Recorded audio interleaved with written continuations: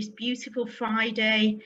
We have an amazing lineup of speakers, and we are so pleased to have you all with us for this 24-hour conference, which is going backwards around the world, visiting at least 12 different countries, and we're being live streamed as well.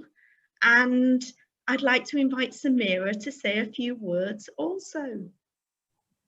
Thank you, Claire. Welcome, everybody. Such a nice experience with all these diverse backgrounds. It's really fun to see how this all came into reality, Claire, right? 2 weeks of intensive work. Let's see how this journey will add up to our experience as coaches. Thank you. So what we're going to do to start with is share the overview of the sessions over the next 24 hours so that you can see what you want to dip into and see which ones really suit you. And here we have the sessions for the first day are as follows. I'm speaking about reflective practice, something that's important for coaches, supervisors, and I'd say every leader. And of course, we're all leaders of our lives, of our families, of our communities. And then we move into Samira's presentation on collective performance. And I know that will be a fabulous interactive session because she always delivers in an engaging style.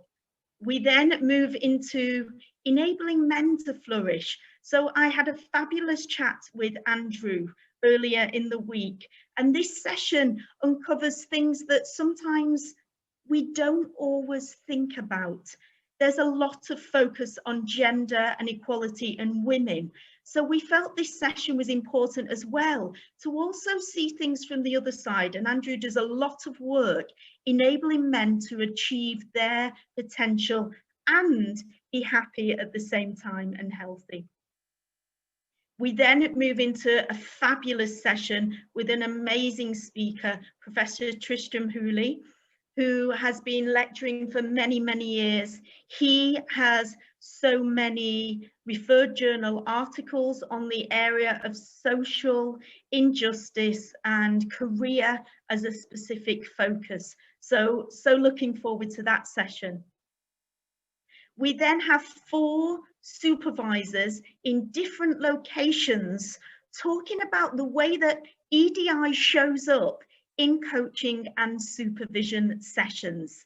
This will also include a reflective journey for yourselves as participants, as well as a live demonstration of supervision that one of us will dip into and the others will supervise an issue or topic around EDI. Then we're moving into an exciting session where VR can be used in coaching and supervision. It can also be used as a fabulous team discovery and learning tool. Now, for this session, do look at the registration information we sent you. You can sit here and observe on Zoom, and if you just go through the 2-minute how to use, you can actually, you don't need a VR, you can actually join in the session live. The link will be shared in the chat and you can take part in the VR session. And then we have the fabulous Sam Collins, OBE, who was from the UK, now lives in the west coast of the US. And she is talking about women and how every woman can create change. Passionate speaker on this particular subject and has devoted her life to enabling and empowering women. So looking forward to that one. Then we have the amazing Will, who is in Saudi Arabia, and he's talking about inclusivity and dialogue and interviews and the ways we can tap into exploring the biases that we have so that we can all be in interviews on either side of the table in a way that really supports the organisation and the individuals. And then as the day goes on, we will have Steve Royston, another amazing, passionate and extremely knowledgeable speaker, who will be talking about a way we can become immune to ageism together. Then we move into respect in the workplace with Kurt, who's in the US, and he'll be sharing with us the way organizations that he's worked with their values, advocate respect for all with the DEI agenda. And then at the end of the day, we have Juan in Mexico. And I'm not the best at pronouncing names, of course, with my English accent. We're talking there about the experiences he's had in organizations. He's a TED speaker. He's worked in some very big companies, and he'll be sharing a lot about the process, things we can do, so we can leave that session with actionable tasks that we can then take into the places where we work to support inclusion. So that is the roundup of day one. I'll just briefly share day two, so you've got the full picture. So on day two, another group of amazing speakers. We start with Lawrence, who's in Pakistan, and he's talking about the curriculum in education and the way equality, diversity, inclusion and belonging can help everyone to thrive. We then move into something close to my heart. Jose, who is doing the live stream, and his fabulous team of volunteers in the disability charity in the Philippines. And we will hear real live stories from people with disabilities. We then move into Jean-François Cusson, and he'll be talking about reinventing the way we are, an artistry, a creative and nourishing environment for us all to flourish. And we have in Bahrain, Mary Justine Todd talking about understanding violence against women and the way it impacts everybody. Such an important topic.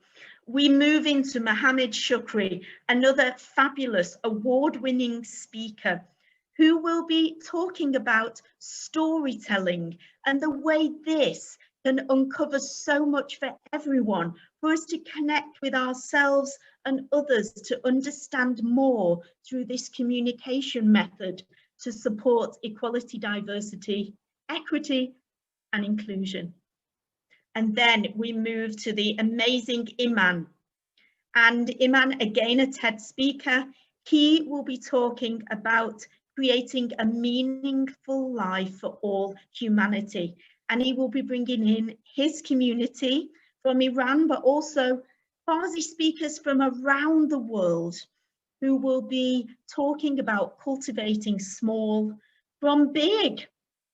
And that takes us 24 hours later, this time tomorrow, myself and my fabulous colleague Samira will be closing the session with, so what have we learned?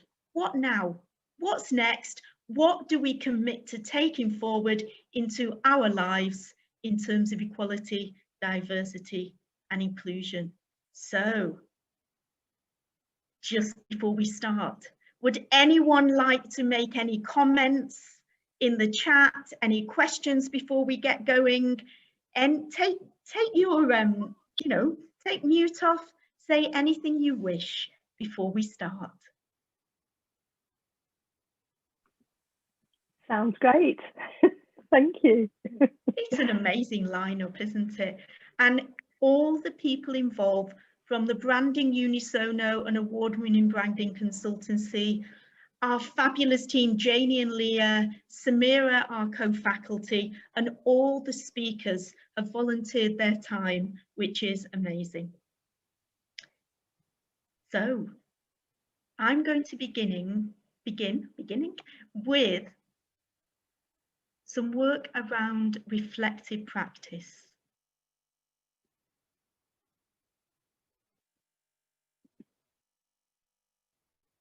And here we go.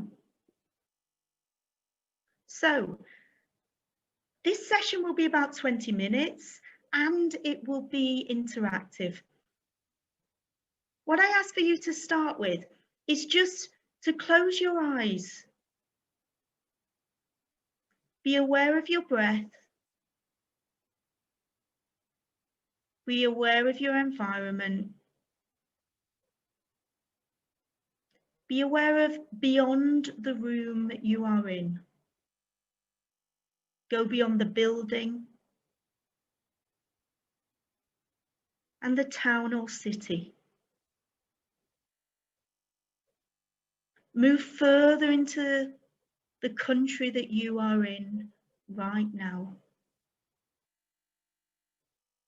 And just connect with the equality that's in place and what more needs to be there. Equity in terms of valuing everyone's contributions, and also in terms of a way of supporting others' needs so we all flourish. Think about the diversity of the country you are in. Think about those who belong. And think about times where you felt that you don't belong in any area of your life. Go further afield into the continent where you are and tap into the energy there. Similarities and differences into the country that you're in compared to other places in that continent. And then zoom out, take a meta view of the world and think of all the people around the globe on this call here who clearly care and want positive, transformational, impactful change in terms of equality, diversity, and inclusion. Zoom out into the universe and see from that perspective our little globe, our world. What comes up for you now? Seeing the world from that perspective. What works, what doesn't in terms of EDI. Be aware somatically what's going on for you in your body when you think of parts of the world and the different energy in terms of EDI in those different locations. Just sit with this for a few seconds.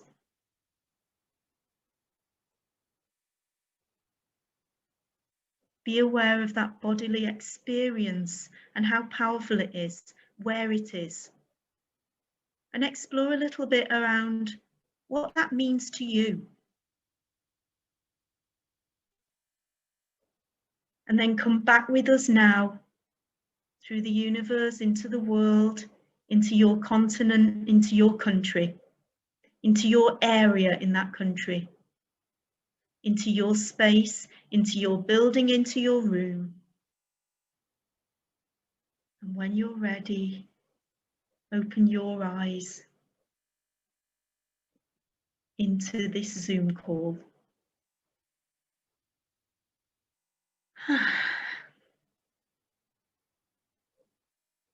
And I invite you to write a few words in the chat box about your thoughts, feelings, experiences of that visualization.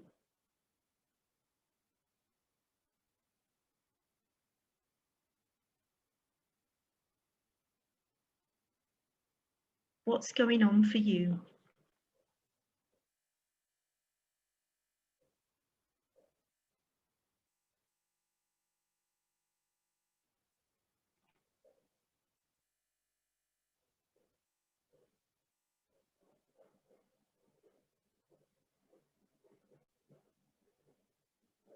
Just read through and be aware of what others are experiencing.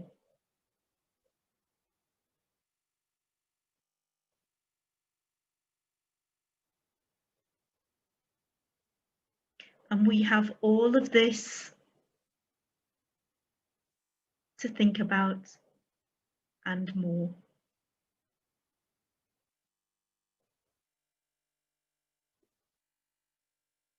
So where I want to take you now is a little inquiry around what is reflective practice. So think of times that you reflect on yourself. How many times in the day do you think about who you are, what you did, what could be better, what you can tweak, how you are with your family and colleagues, where the strategy for your life is going? Reflective practice is such an amazing, powerful tool for professionals and for anyone. If we reflect in the moment and also in retrospect, we can learn so much. So be aware of the best place, time, location, environment for you to really tap into your reflective self at your best. Sometimes it's when driving home from the office. Other times it's making the time to journal. For some people, it's a commitment to a morning ritual of meditation. Do you reflect? How often do you reflect?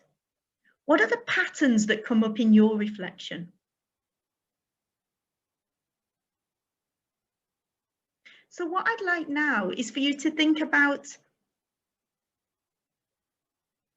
what do you experience when you reflect? So my background was actually a teacher, and reflective practice became even more impactful to me when doing my master's degree, because it was in there as the way we do things around here. It enables us to be so much more conscious of the way we are, how we're showing up, the impact we want to create. And I've taken that then forward into my systemic team coaching and executive coaching work. And personally, I keep a journal. I keep a journal of no names, no context, what was going on for me, where parallels were at play, and also ways that I may act differently or do different things in future sessions with particular clients. And then tying up all those bits and looking at the big picture. What are the habits that are okay and I want to strengthen? And what are the habits that I want to actually shift to create even more impact? Now, what's the link here to EDI? So we all work to try our best. And sometimes for me, things that happen, reactions that I have, are things like conversations around equality, diversity, and inclusion.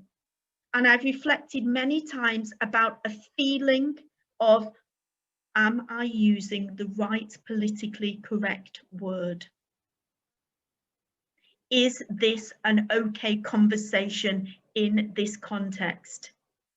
Can I, as a practitioner, go deeper into fierce courage to really enable the person I'm working with to challenge their thoughts, their ideology, and to even tap into unconscious biases?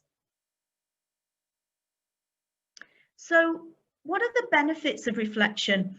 One of the main benefits is the fact that we learn so much about ourselves. We learn about ourselves, and of course, we learn about others. And as leaders, this is so important. Shared leadership, there's so much talk about it now, especially in teams, and especially at this time. And to learn about the team as individuals. What are their strengths and development areas? And what are the strengths and development areas at team level? But even more than that, connecting on a human level. enables people to really work together more effectively. And that's not always nice. Positive disruption and challenge are also extremely beneficial for progress. And this is a curious and interesting slide. So we're going to start at the right. Samira, my colleague, she is the mind mapping queen, always drawing mind maps after programs in terms of ways we can improve, after sessions in terms of reflection on the learning. Mind mapping is a way to not just brainstorm and blurt, but to order thought. It's a fabulous tool for reflection. Other people prefer to write. And write, it can take many forms. It can be in bullets, it can be narrative. You can leave spaces to meta-reflect, reflect on the way that you're writing. And sometimes people say, and I want to reflect, and there's a blank page in front of me. The advice is just start. Even writing, I don't know what to reflect on right now, or I'm going to reflect. That starts the pen moving, and honestly, the cortisol reduces in the brain, and the creative, more positive hormones start to flow, and so do the words. Another way to reflect is by drawing and symbols, or even using physical symbols, and it can be done online so easily as well. Using constellations, the positions of people in a particular situation, and what's the challenge for this person and the pressure points here, and what way are we together working on inclusion, and where is that person facing their focus, and where does the focus need to be, and what way are we diverse, and what more needs to be done in this organization, this charity, or this community to enable diversity to be even more present and not just lip service, so that people really belong. Another way to reflect is together. Reflect individually and then together, and even more juicy thoughts flow. And then another way is to use anything from blue tack to clay, and to just play and be with whatever medium you prefer to work with, and see what comes from that playing with, and talk through the reflection. Of course, we can reflect on our own, and working with a coach or supervisor, or someone who is below you, above you, or beside you in an organization, and sharing the reflection can take things even deeper, as they may challenge you, they may question you. In a supervisory role, they may add to your thoughts to take the thoughts to a whole new level. So have a think now, what way do you reflect? Here's just 4, 5 different ideas. What way have you not tried, and what might you try now to support your reflections even more? There's many different models of reflection. So here's just one from Gribbs in 1988. And we talk about here, what's happening, what's going on? What are we thinking, feeling? I'd add to that, what are we experiencing, which makes it an even more open question. What was good about this experience? What was bad? What sense are you making of the situation? What's apparent from intuition? What conclusions can be made? And then, if this happened again, what would you do the same? What would you do differently? And of course, this isn't linear. You may go backwards and forwards into the different places. And then, this is one model that we use for reflection. So having an absolute blank page, a pure reflection in terms of whatever comes out is absolutely fine and meant to come, is one way. Another way is, what results do I specifically want to gain from this reflection? What skills, knowledge, or behaviours have I experienced during this particular reflection focus and also on the reflection topic? What ways am I reflecting?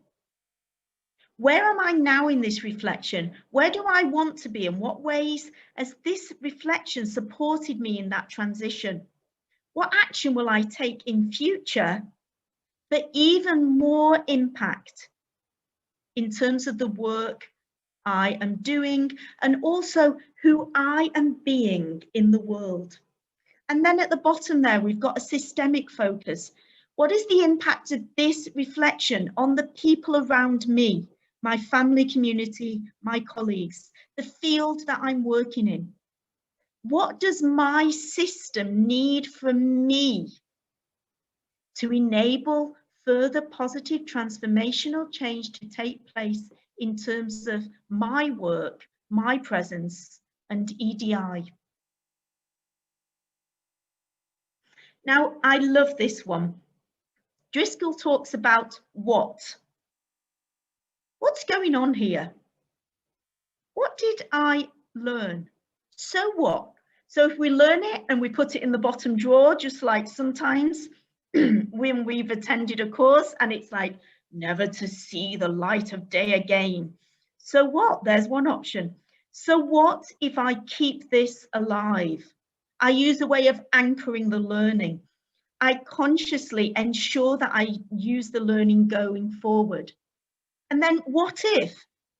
What if I share this reflection with others? What if I ask them about their reflections on the same session, the same situation, the same context? Because other people's reflections are never the same. And then even further, now what? Where am I now compared to when I started this reflection? I love this picture because we see so much, and yet, especially in the last 6 to 9 months, the horizons are getting closer. With this new normal, the future and strategy is nearer. So what is beyond that? The work of the fabulous professors at MIT in terms of theory U, sensing, sifting, focusing and understanding, and what's needed beyond that horizon, and what way can we together collectively impact that? Food for thought. So here is an absolute scatter of different areas of EDI in no particular order. And for some people, gender and disability, culture, sexual orientation and age may be things that for them seem to jump out as the ones they tend to focus on. And it may be religion, identity or race that is not someone's go-to preference in terms of reading around EDI for one and discussing. And then over there, we've got social class, the way people live their life and politics. So just look at this and see which ones stick out to you as the areas that you feel pretty confident about in terms of your skills, knowledge and behaviours. And have a think about the areas that you want to dive deeper into. You need to explore more about. Whether it's conversations, research, reading, or any other ways that we learn, including reflection. And what's behind this? What part of critical incidents or significant others or upbringing has actually impacted the areas that you tend to focus on? It's a curious question. And what's next for you as a specific focus to grow your body of knowledge and learning? So yes, that's a lot. Drawing on the work of Henley Business School with Peter Hawkins, Eve Turner and Jonathan Passmore, who have some amazing reflective questions called the Henley 8. I invite you again to close your eyes and to think of a time where you were in a situation where equality, equity, diversity, inclusion, belonging, or any other word that resonates for you was taking place in real life. You may have been an observer, you may have been right in there in the conversation. It may have shown up in your leadership work or your coaching or your supervisory work. So close your eyes and connect with that moment.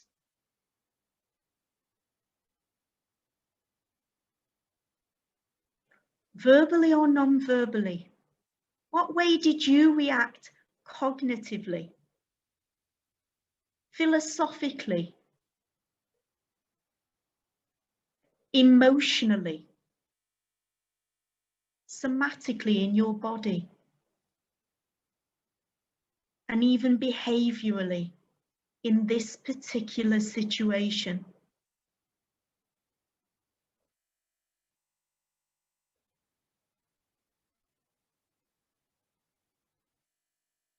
And if you're someone who wishes to reflect by drawing or writing, feel free to do so. And then step back. I encourage you to actually lean back for this. Open up your arms wide and view this from a more meta view. If you were writing the headlines for this, what would the headlines say in short, absolute bullet points? What are the headlines?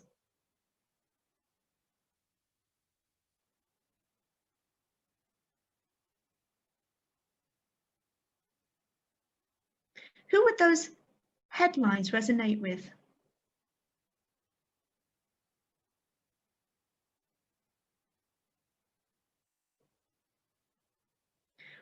What intentions did you consciously have in this engagement or this observation?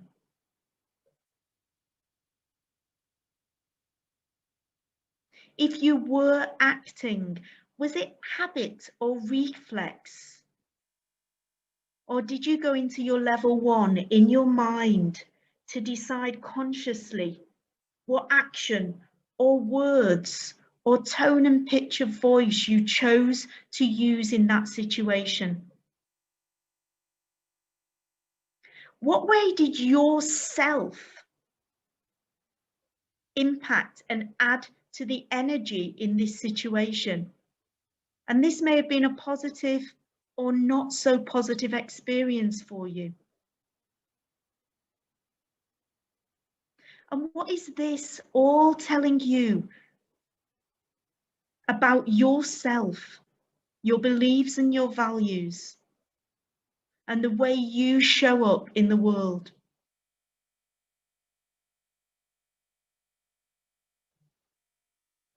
And think about the reflection so far. What's the biggest learning so far in this reflection? And if this experience was a dance or a character in a movie, what are the names of the players? What's the names of the dance? What energy is in between those players? What energy is in the wider system in terms of this topic?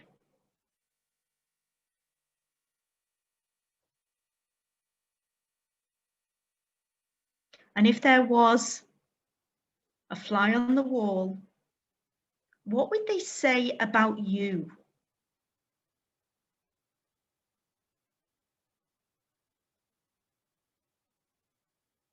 What are your pressure points or personal triggers in terms of this topic?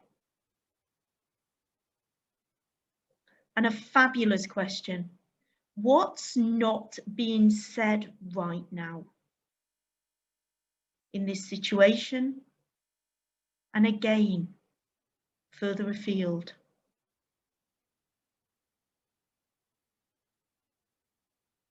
And then finally, what way will this reflection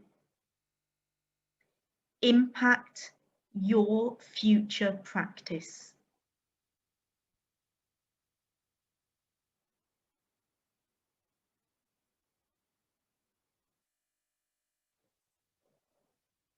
What do you commit to following this reflection right now?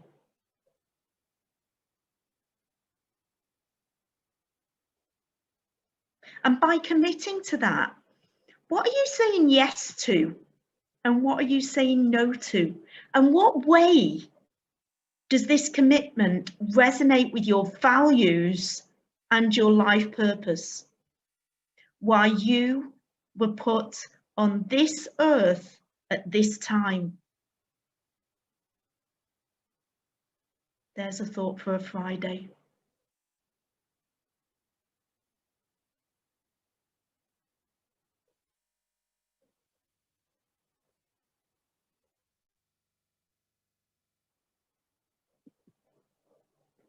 And I'd like to now ask a few people if they would like to share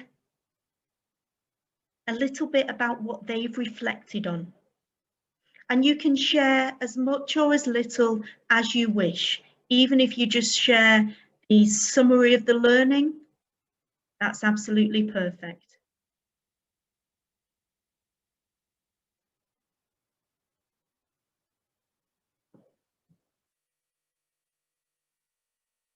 Who would like to share?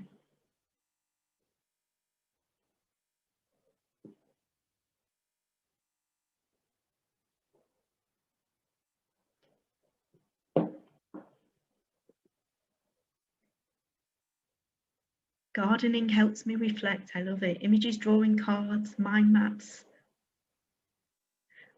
If you want to take your mute off and share to us all, that's absolutely fine as well.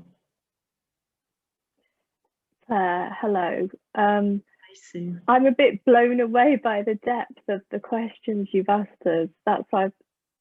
So my learning is just a realization of how deep reflection can go. And I love all those questions drawing us out to take a wider view and then pulling us back in. So that's my reflections on what you've just done. It was very powerful. Thank you. Thank you. And of course, we will share the slides afterwards, so you can dig into those questions even more in your own time. Thank you, Sue. Anyone else like to share?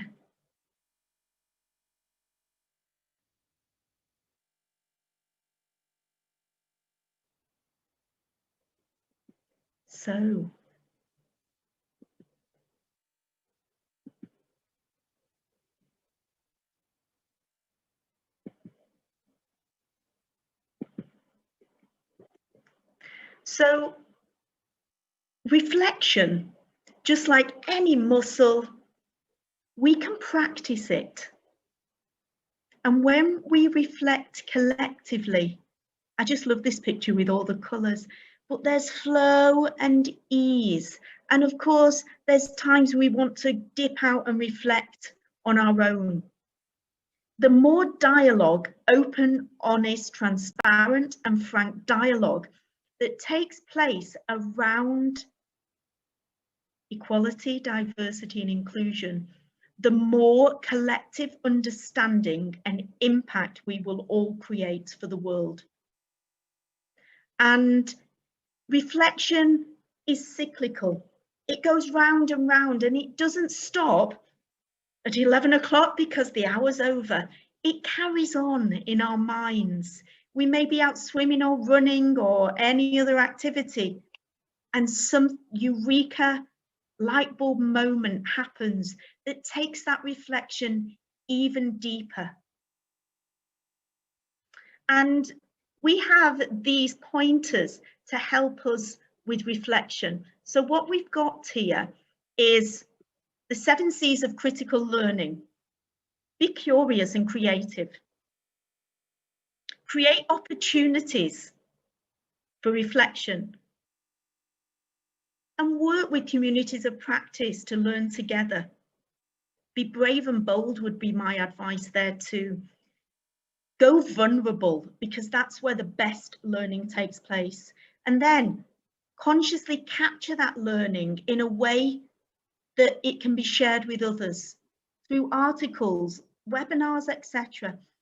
Cultivate that knowledge, keep adding to it, keep it alive, and capitalize on the learning by committing to actions. This one I love. Catapult the learning forward into the future. So a reflection is useful, and when we use it in future practice, that is the beauty, that is the power. And then celebrate on our own and with others, the small steps and the giant leaps. If we keep all, like a ripple effect, work to grow our awareness, that has an impact on those around us too. So, reflecting in retrospect after an event helps us then to realign, to reframe, to react, and then choose to consciously act with the impact and intention we want to create for the future. Our intention creates our reality. And these are the words that I've got for you today.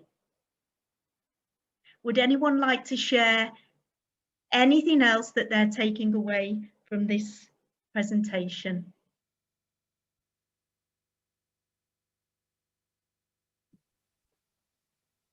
Joseph, and welcome. Thank you, Claire. Thank you for a powerful presentation. It's curiosity and openness that I find are keys to unlocking real learning that then causes behavior change. I mean, it said you learn actually when your behavior changes. It's not when the information gets in your head, but when your behavior changes. So yes, I think it's openness and curiosity, because without real curiosity, it will remain at a particular level. I agree entirely. And taking that even further, it's also about vulnerability. And what if we all gave ourselves and others permission to make mistakes? If I say the wrong thing with compassion, I was trying my best in that situation. And if it came from the right place, we can forgive each other and then act differently because of our new knowledge in future situations. Thank you, Joseph. Anyone else wish to add?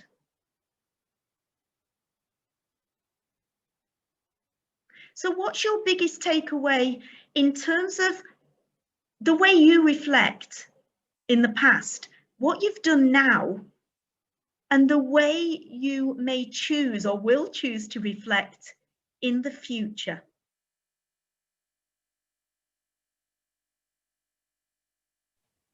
You know, Claire, I always like the idea of reflection. You know, I actually created tools for reflection, which is called I Reflect, right?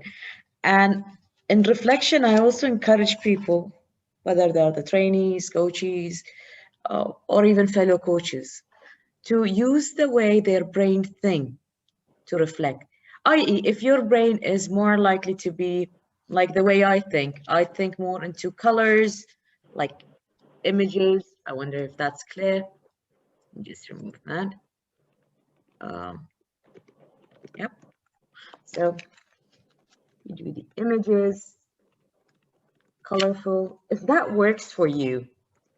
And I've seen people who can reflect using mind maps, so they're more into details. And I've seen people reflect using songs, movies, and that was interesting to see, right? So if I can give credit to anything that brought sanity into my life recently with what happened in the last 7 months, I would say the practice of continuous reflection will be number one, definitely. Thank you. And there's layers and layers. Anyone else like to share? So I encourage you to grab something, whether it is the clay that we all have handy on our desk, the colours, the paper, and to reflect throughout these sessions. Sometimes we just write one word. Sometimes it's a drawing that may not have meaning at that particular point, or shapes or symbols. And go back on this in a day, in a week, in a month, and see what else comes up for you, and see what else has shifted in your thinking and the way you are in the world, especially around equality, diversity, and inclusion. And to end with some fabulous words from an amazing musical, Cats. The moments of happiness, we have the experience, but miss the meaning. How many times are we there? Life's frenetic, things are busy, the experience takes place. I'm thinking also of the amount of times people are videoing and taking pictures on their cameras instead of being in that moment, or getting curious to understand things from another's perspective, which is so important in EDI. So leaving you with the moments of happiness, we had the experience. Let's create the meaning.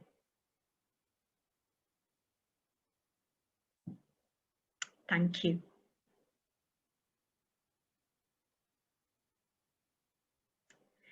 So we now have a 12-minute break before the next session, time to grab a coffee, and we will have Samira sharing her wisdom.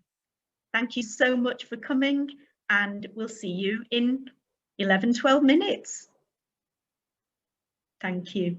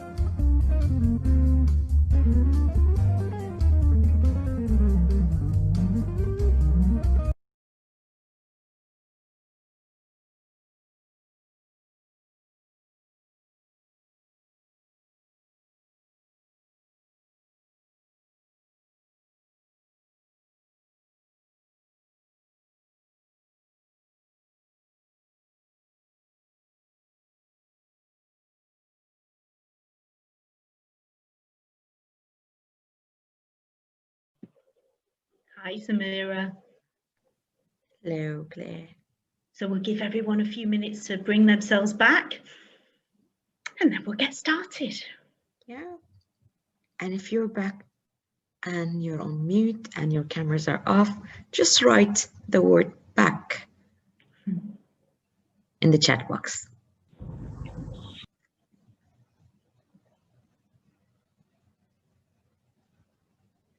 Okay, excellent.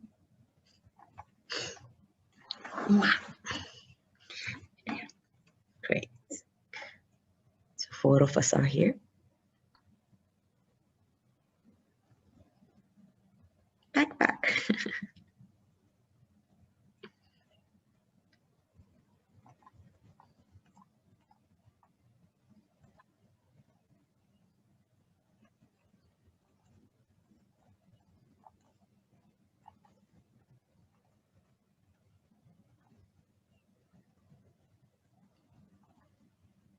Claire, I will ask to use the mirror board. However, whoever wants to just share their inputs from in the chat box, you can stop me anytime you want. Yeah. Sure. And in your recordings, to have my screen and your main screen, you can remove the pin from your video and you can pin my screen.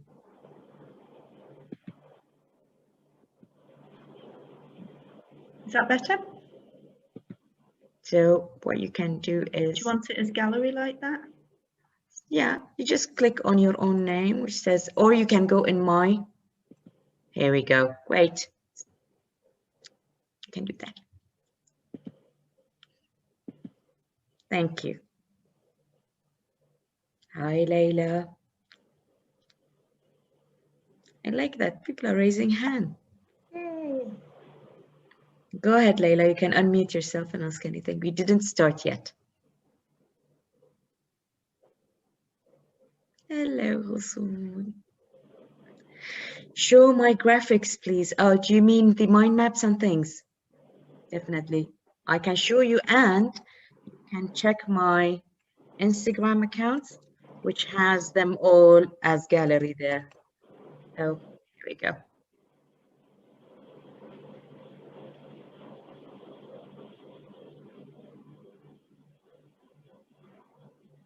Did you have background noise? Would you make me host or co-host? Co-host. I believe you are. Okay. I was super organized. I know.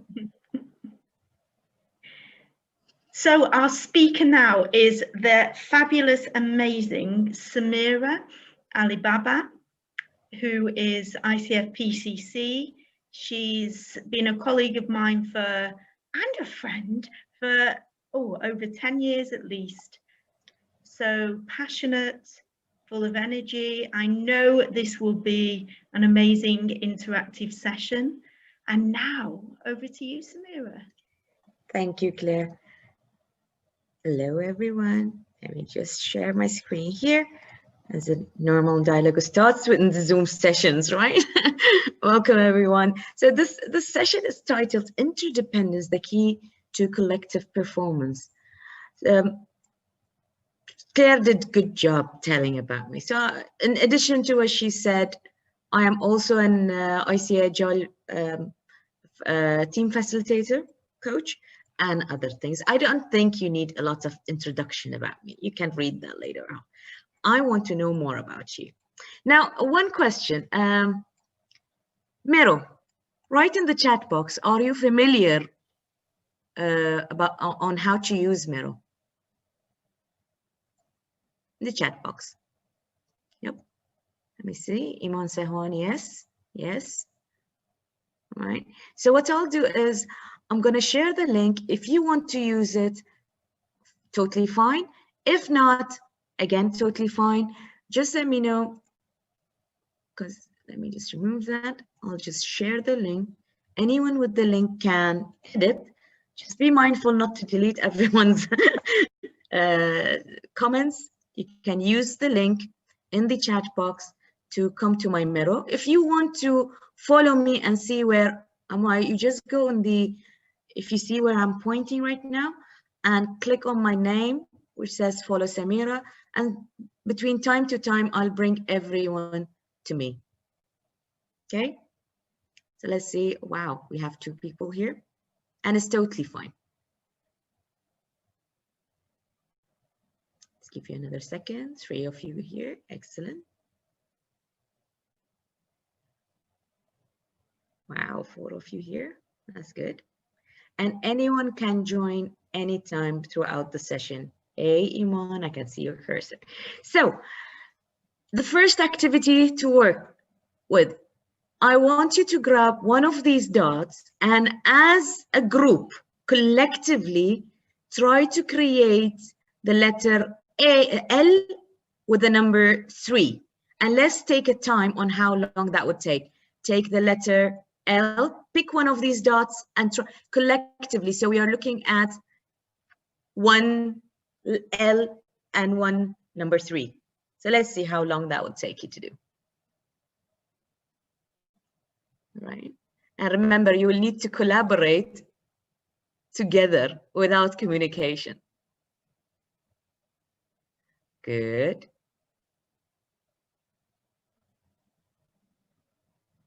Excellent, excellent. Wow. And I can see, oh, somebody's making number 3 and somebody's working on letter L. Excellent. If you right click on the dots, you can duplicate it. Wow. This turned out to be better than I thought. And you have another batch of circles on the left side top. So you can pick from the, okay, excellent. Excellent. So number 3 is almost there. Ooh, so we're waiting for the L. Excellent. So everybody's collaborating. And we have around 43 seconds. Great. Almost. Wow, that's great. And some of you guys are actually trying to perfect and fill the gaps in the middle. Did you notice that? Well done. Excellent job. I mean, this is the best time I've done it and nobody worked in such collaborative way. And remember, guys, you don't even know each other. So one of the things that makes us special as, I like that, the hashtag, thank you. Right? One of the things that makes us special as creatures, human beings, they have the ability, we have the ability to collaborate with huge number of people, extremely large number of groups, without even knowing each other. So that's why the systems of the countries, the religious groups, the thought leaders, the tribes, They all can work together regardless whether they know each other personally or not. So we are taking this as the premises of our discussion today, right? So the next question is, I'll bring you all to me. How do you like to eat your chicken? So pick up one of these sticky notes on the bottom and write for us, how do you like your chicken? Let's see. Just pick up one. I just brought them up. So you're all here. Pick one of these cards and write, how do you like to have your chicken? Samira, from collaboration to chicken. Okay, and it's lunchtime anyway, you're getting hungry. How do you like your chicken? How do you like your chicken, Claire, these days? And if you don't eat chicken, that's totally fine.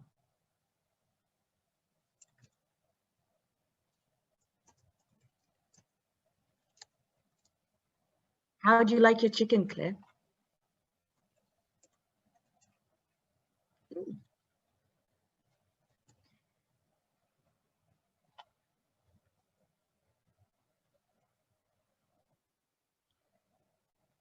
Cooked, I like that very much.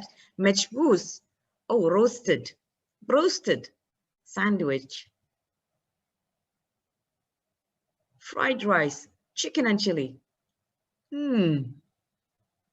Barbecue, love that, love that.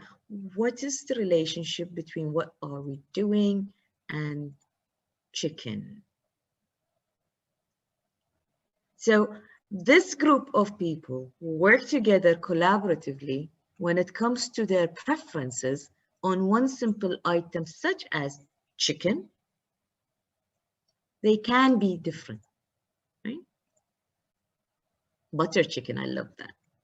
So our today's session, the example and the metaphor I'm going to use is from an experiment done in a chicken farm.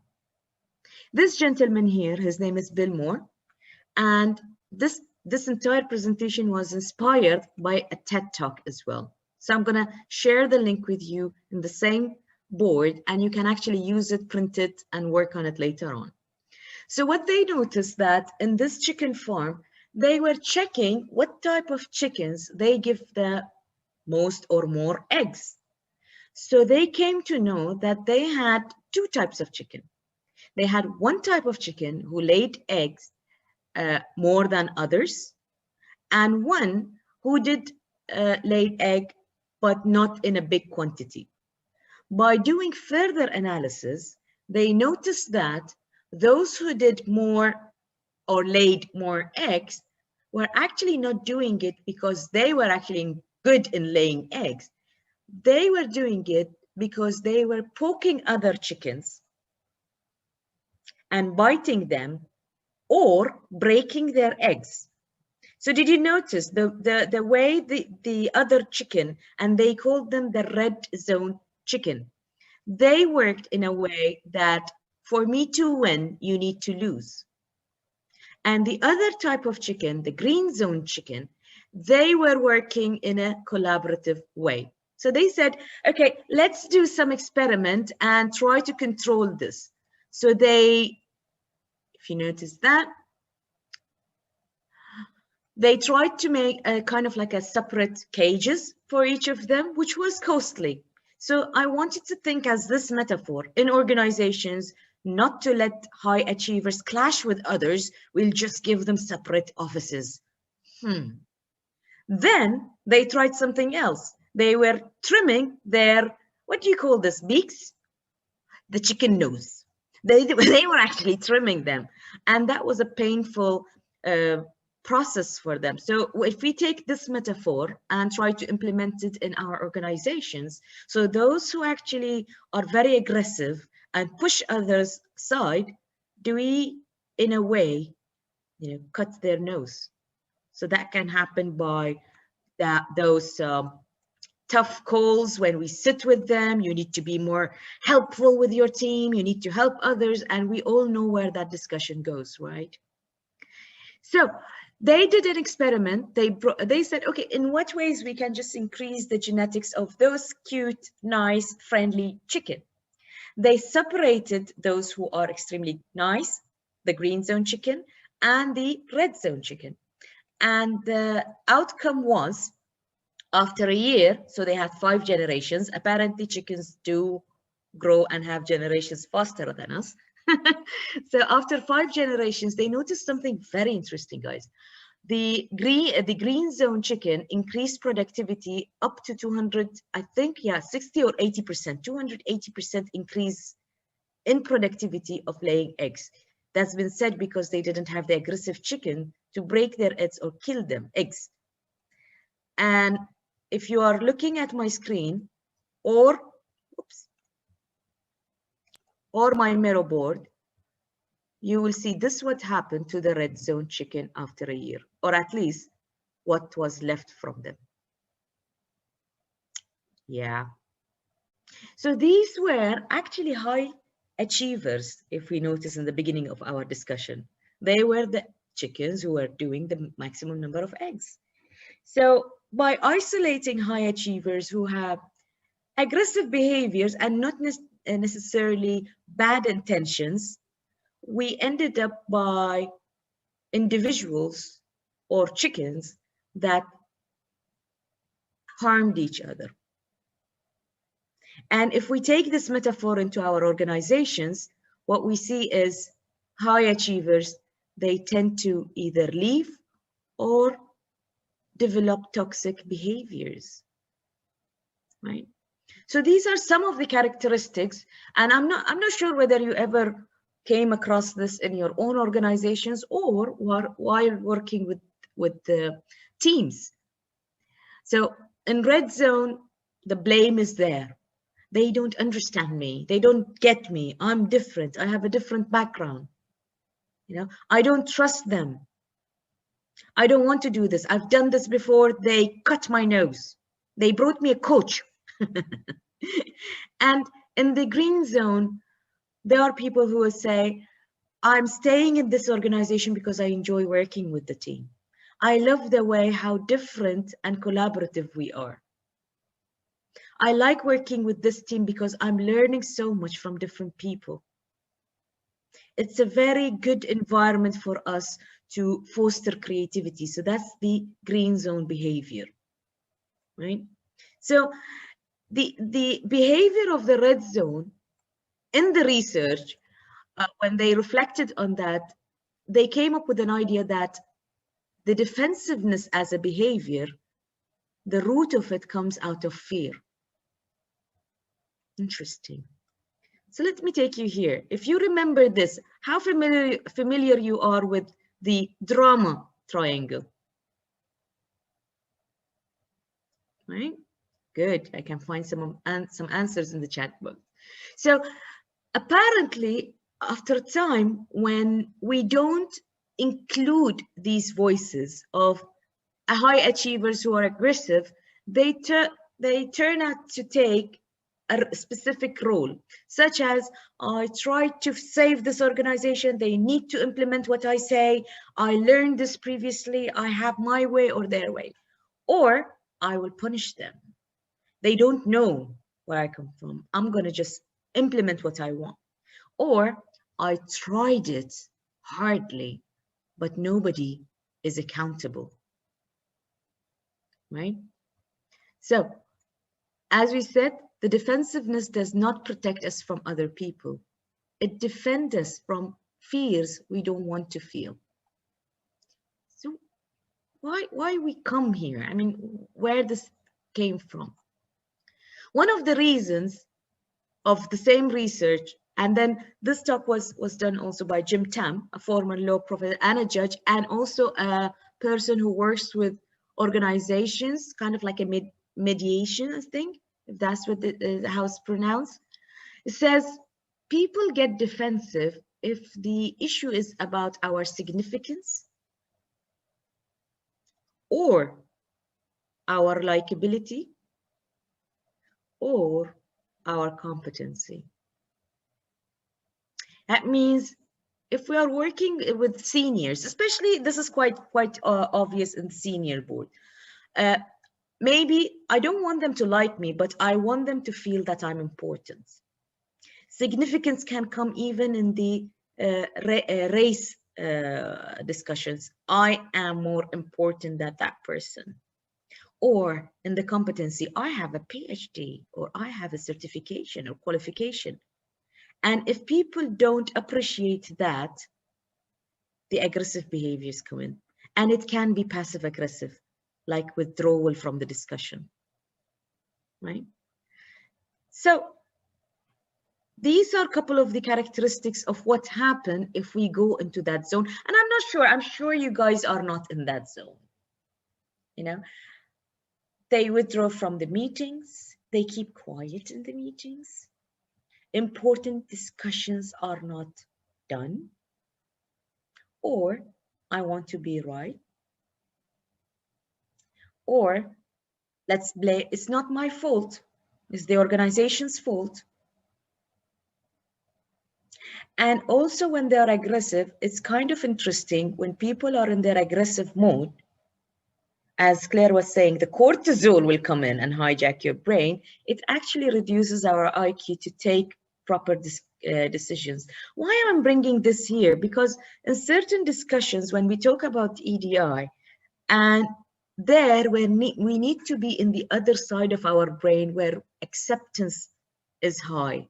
Our thinking abilities, the cognitive thinking is quite strong to accept the differences and appreciate everyone's input. But when we are in the aggressive place, and sometimes the organization does things and apply policies, which by default, the product becomes, the outcome is people are not appreciated for their differences, right?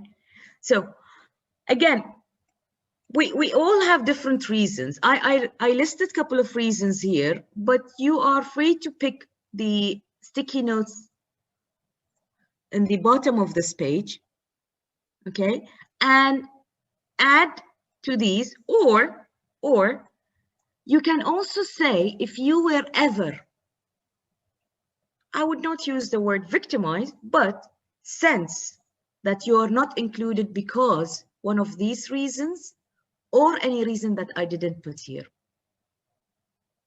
Right, so let me give you a minute to reflect on this. Let's say, for example, if different identity was one of the things, so you just click on that and bring it here and say, I can relate to this. I'll just put it in front. Bring it front. And to be honest, that's actually quite straightforward. I was faced because of that, the identity and also the gender. So in my work as a coach, sometimes organizations would say, well, that's nice, we want to have a coach. However, Samira, these are board members, these are executives, and we prefer to have a man to coach them. And do you see where my brain went, right? Me talking about reflection, about cognitive availability and acceptance, and I wasn't in my full mental acceptance place because it really triggered a value inside my system, right? Or age. I'm sure, Claire, you came across this in the beginnings of the rise of coaching in this part of the world, where I said, I am 50, 60 years old. And who are you, 30, 25, or 35 years old coach who want to coach me? Totally, absolutely. And also the thing around title. So I am CEO. What could someone else teach me? Right. This brings us a lot to the to an area. Maybe Claire, what do they really know about coaching? This was one of my questions. What do you really know? Do we have enough awareness here? And is it we're gonna coach the team leaders, but not their team members. So we are talking about inclusion here, right? Every voice matters when it comes to team coaching and delivering collaborative, collective results. And there is a lot of knowledge and wisdom in all team members, right? So coping style, different personalities, different abilities, disabilities, age, different ways of work. All these are the ways where we are missing out a lot of talent and input for no real reason, right? And of course, it comes the ethnic group and race and so on. So let me take you somewhere else now. Where do we stand? Now, when you work, when I work with a team or board or you know, a team that is working on a product, not necessarily an executive team, a product team or a project team, I need to start my place where I need to diagnose the situation for them, not for me just to understand, for them to know where do they stand. What are the behaviors that are working for us? What is lying between the lines? And I came across requests such as, oh, no, Samira, we know what's going on. Just these are the 7 people. Start coaching next week, 2 sessions per person. That's it, 14 sessions to go, and so on. And I tell them it's not like that, because if we didn't deal with what's between the lines, it will come as a barrier as we move forward. Right? So there are different ways, of course. We can always start with team assessments, and that's a good place. We do have our own team assessment. However, if you are feeling that I can work creatively with them, sometimes in the very beginning of an engagement, they don't even trust the assessments. They don't want a link to be sent to them. Who is this person who will know everything about us? I'm not going to answer. They try to trick the assessment sometimes. So I start with them with a soft launch of a kind of like bringing awareness to them.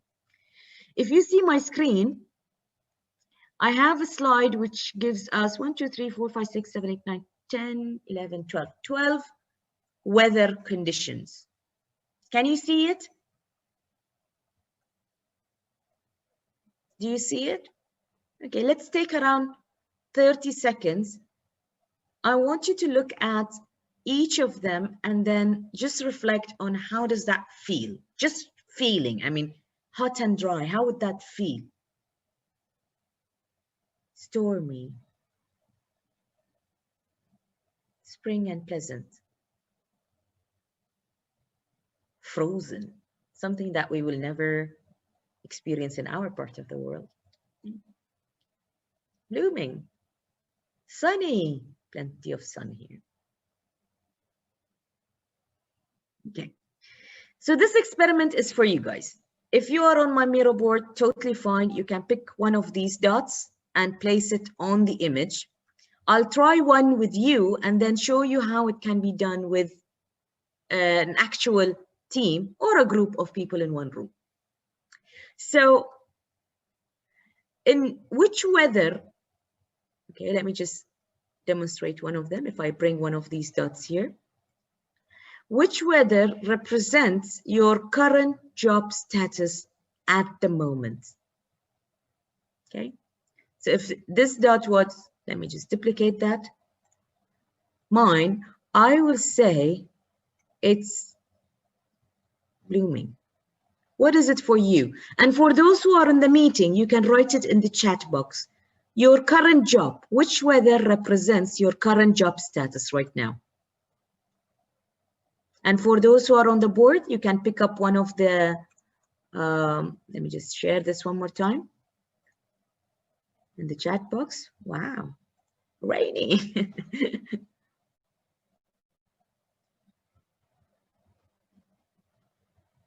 Oh, yep, nice and interesting.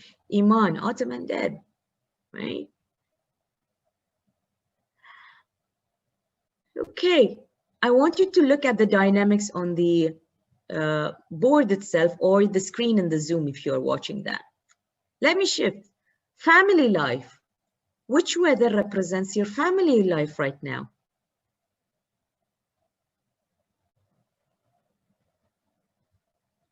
And of course, you can write it in your chat box. Well done. Excellent. Excellent. One step further, your self-development. Which weather represents your self-development right now? The status, how much you're, you know what happened in the last 7 months? There are crazy amount of free available workshops, webinars. I think it increased over 10,000 times. Right? Your health status. Wow, that's a big question, Samira. Your health status. We had a lot of stormy in the chat box, and now we've got lots of blooming and sunny. Isn't it? Isn't it? You know what happens, Claire, sometimes? This conversation takes us, when we are done, into what areas of your life that is blooming and promising that can help you to improve areas that are not as you want. I love that. And also drawing on strengths. So we're good at this. And what if there's even more of that in our lives? I think it's also really important to also go deeper in terms of, so frozen, what's frozen to you? Exactly. Because it can mean different things to different people, bringing in inclusivity. True. That's actually, thank you for bringing that up. Actually, that's our conversation over what frozen means, because frozen is actually a good weather for some of us. They love it. They love to see ice or snow, right? Fruitful relationship, financial stability. Let me try it with this last one, financial stability. Where are you right now in terms of financial stability?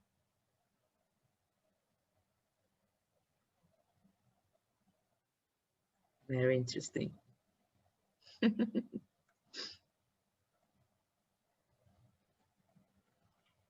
Great. Yeah. It's not working well, Samira. It's not working well. Please stop doing this. So I use sometimes metaphor to start the conversation in a team, and especially if it's a diverse team, right? I like you guys are annotating on the screen. That's totally fine. You can do that as well. So I do the same with the team, bringing it to their context. And I ask them question, where are we in terms of the way we communicate with each other? The leadership style in this team. And they start placing their cards or the dots.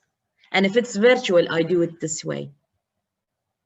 Your role, the level of collaboration we have in this team, the ability to deliver results, the way we resolve our conflicts within this team, the quality of our output. We might deliver results, but that not on the level of quality required. How much opportunity to grow we have, and this is a big question, because that the EDI conversations can come in this one. Things like, it's not for everyone, Samira. They don't send us for training. It's only for the local nationals. Or it's only for the young generation. It's only for managers. Or sometimes they don't invite us in the conversation, Samira, because they think we are too technical for that. So look at the conversations related to EDI here. Job satisfaction and creativity, right? So this can be one of the things that I use with the team members. I keep the dots in the bottom and I'll ask them, and they start plotting it. And I keep it anonymous intentionally, because it's not about a person, it's about the entire team collectively to look at where they stand. Another method I use, I call it the color grid, energy and pleasantness, where I ask people to pick one of the dots and tell them, where are you when you attend your work and on Sunday morning, if that's applicable, on Monday mornings for them, right? Highly pleasant, highly energetic, so they place their dot here. Let me ask you that actually. Yellow means my level of happiness and pleasantness is high, my energy is high. Red means my energy is high, but I'm not happy. I'm the red zone chicken, right? Blue means my energy is low and I'm not happy at that moment. Green means I'm quite relaxed and happy, but I don't have much energy. So let me ask you this question. Where are you in which zone when you attend your staff meetings nowadays?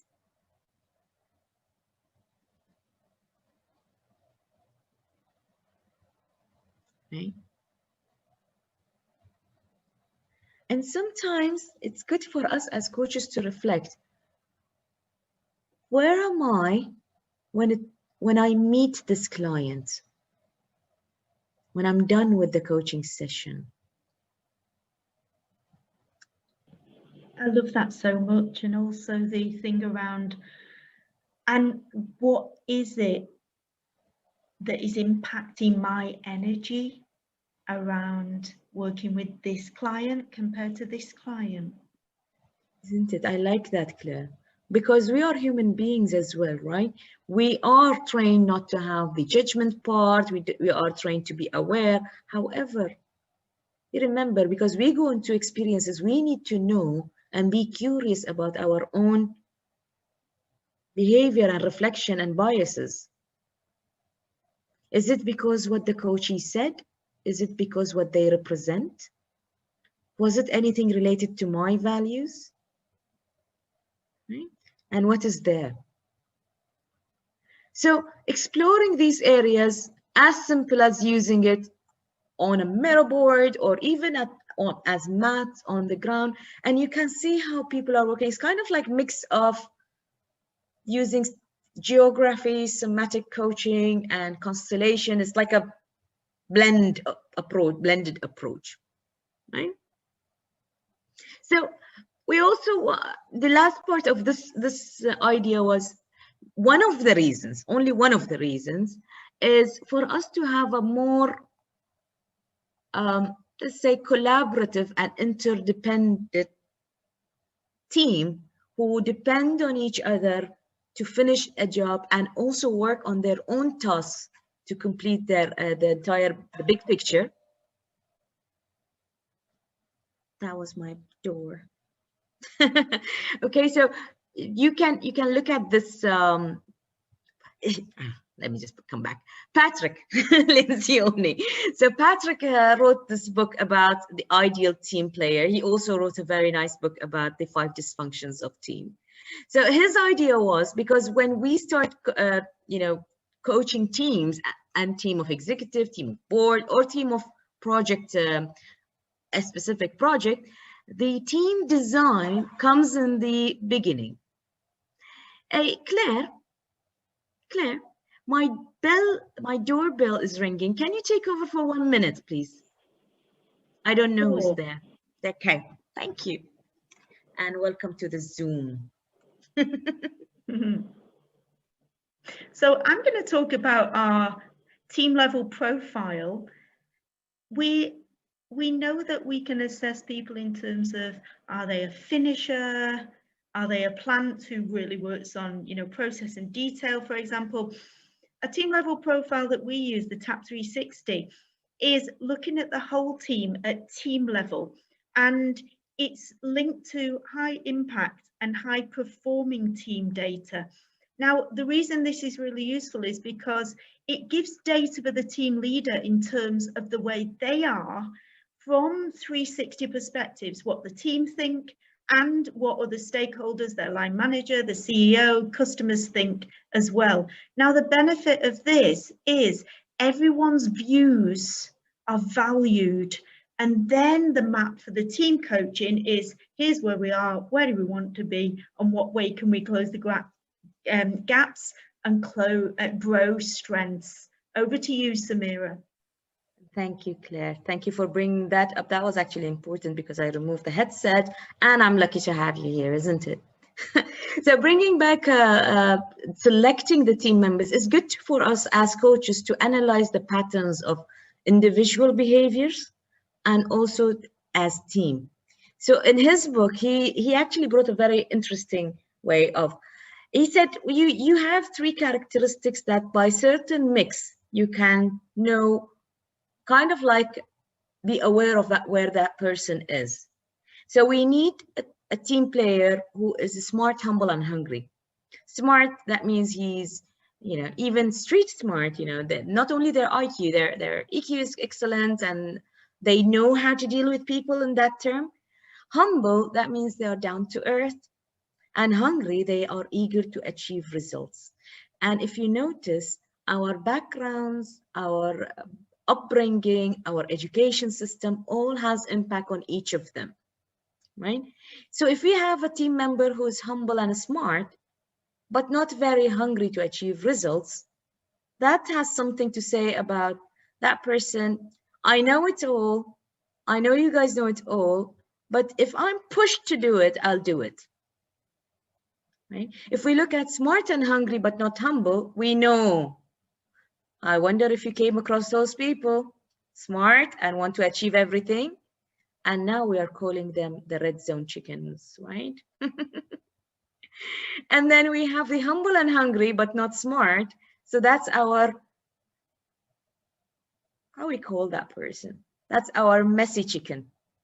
They want to do a lot of stuff, but they are always in some kind of mistakes, right? So when we look at that, what we can do about the Samira? I mean, why are you bringing this? My point is, each of us are in different mix of these in different aspects. Sometimes if we talk about these teams when they are on task and what is in it for them and what are they bringing to the table. Okay, so some of the ideas are, we need to acknowledge the differences and the behavior. Sometimes if we notice a lot of conflicts or silent moments are happening, we as coaches can impact on the team, asking them to slow down and reflect. What's going on? What's not been said? What are we avoiding? Right?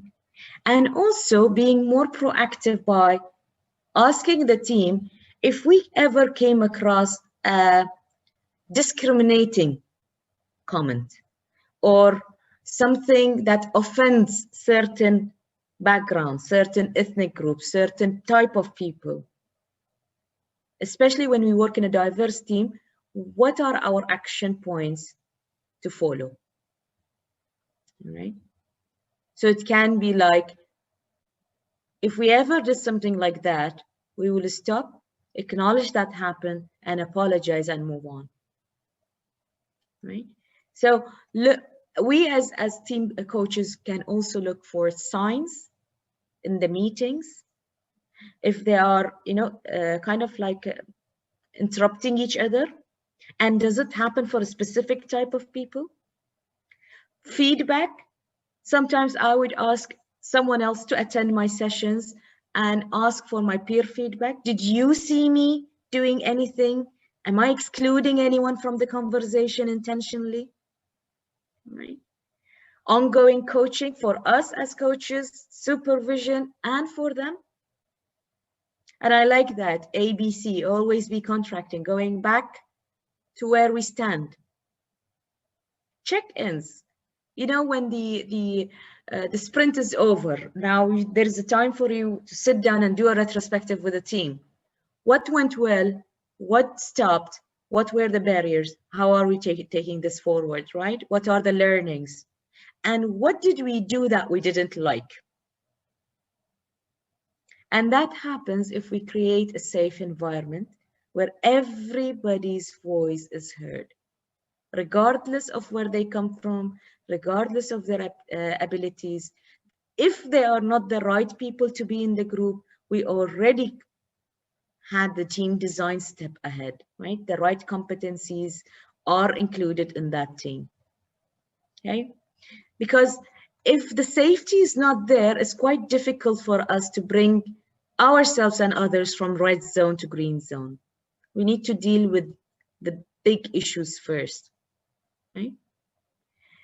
So I'm bringing you here. So let me just take that, bring you all to me, bring everyone to me.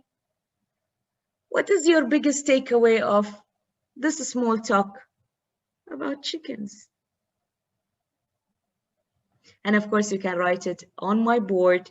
You have some sticky notes here. Let me just bring them up. Or you can write it in the chat box.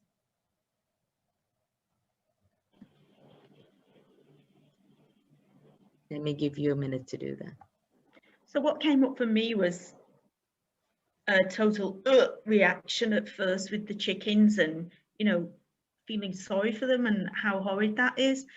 And yet it's fact that some people in organizations actually feel like that themselves, and that thing of when you're a team coach or a leader, staying with the yuck and the mess is so important. If we avoid it and try and skirt over it, then it will never be addressed, but it will keep popping up. True. True. And it's very easy, Claire. Let me just stop sharing here and I'll look at the board results in a bit. It's quite easy, Claire, for us to go into that zone where we don't see and appreciate others' differences because we went into our aggressive mindset. Right? So it's as easy as, let me just do an experiment with you guys. Do you have a piece of paper, Claire, in front of you? And maybe I can encourage the rest to do that. Do you have like a piece of paper? Right? That you have one. And the rest, you are also invited if you want to do that. Take piece of paper, okay, look at it, try to connect with it, try to touch it. Try to imagine writing your name on it. Okay. Imagine you're writing your main goals on this piece of paper.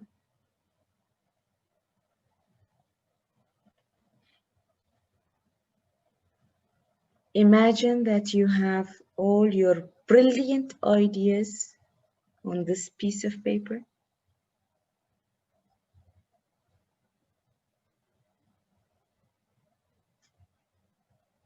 Okay. Try hugging the piece of paper. Did you hug your piece of paper, Claire? All right.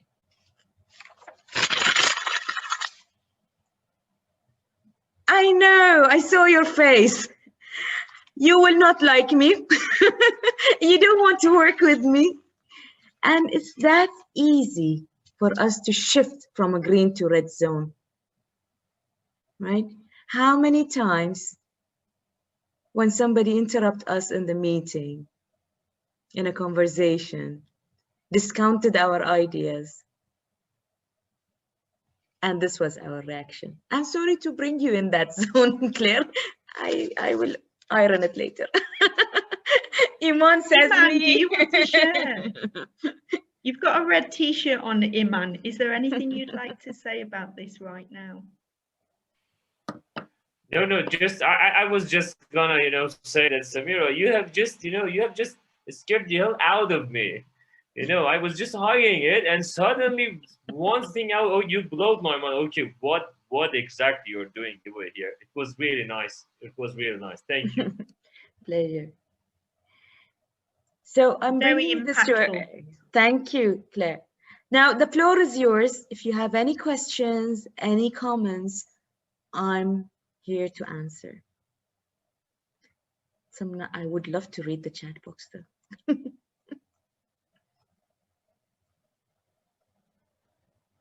True. It's okay, Dr. Muhammad. We have it we will have it recorded, inshallah, and we'll put it on our channel.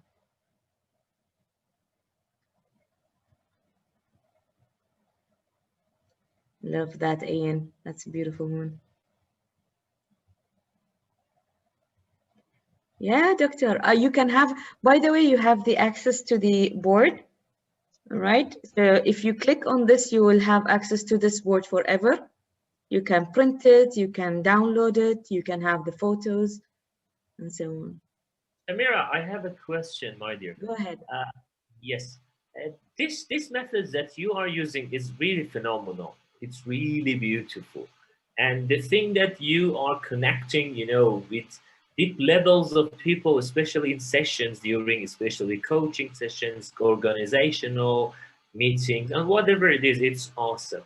I would like you to share some of your, you know, experiences of, you know, your actual experiences. No need to name any company or something like this. To have the aha moments inside that company after this experiment, after this, you know, this journey that you have take us all through that. Yeah. So Iman, there are plenty. I use the same methods and on top of it, other methods as well. So in Coach Me, we are trained to use lots of metaphoric and playfulness in our sessions, right?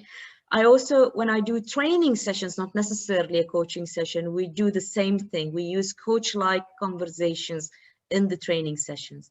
So I can bring a couple of examples, and there are many, where in one of the organizations we worked with, we had around 55 seniors, middle management actually, but they are about to retire, okay, about to retire. And then we have entire new assistant or the acting supervisors who will replace them. So what happened is quite interesting. A lot of EDI context was in that conversation.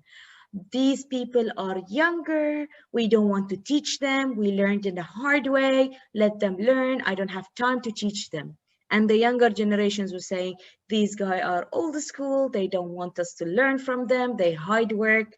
And some of them were from different ethnic groups. The country which I was working was quite big and diverse. So they had this thing that this guy is from North, I don't like him, this guy is South, this guy is not pure our nationality. So you see how difficult conversations we had to tackle in that. Now, after 1.5 years, coaching is one of the methods they are using. They embedded a coaching culture. They have coaching center. We are still supervising some of them. And I'm not saying it's 100%. You know, even the medical is the medicine is not 100% nowadays, if you notice. But it was one of the approaches we've done. And of course, I have a lot of other stories quite relevant to the same idea. Okay. Thanks a lot. You were playing with Fireball, I suppose, over there. Yeah, and that was an interesting, because I was also pictured as a female 151 centimeter tall lady coming to coach 55 managers from a plant and industrial oriented background. So that was a different battle I was working with, but yes, it worked. Yes, congrats. Thank you. Thank you, sir. Thank you. So Claire, over to you. Thank you, everyone. Thank you so much for your generosity and interactiveness. I'm grateful. Thank you. There's a lot of thank yous and appreciation in the chat box, Samira. Thank you for always giving us amazing insight and interactive sessions, and your way of delivering with such energy really compels people to stay and listen. So I really appreciate that. We now have about an 8-minute break before the next session. What I love about the next session, there is so much talk about gender in terms of women, the female agenda. More women on boards are needed, of course, absolutely. And our next session is actually looking at the needs of men as well. We've put this in the programme specifically because it is such an important topic, enabling men to thrive, achieve their potential and have the impact they want to create in the world.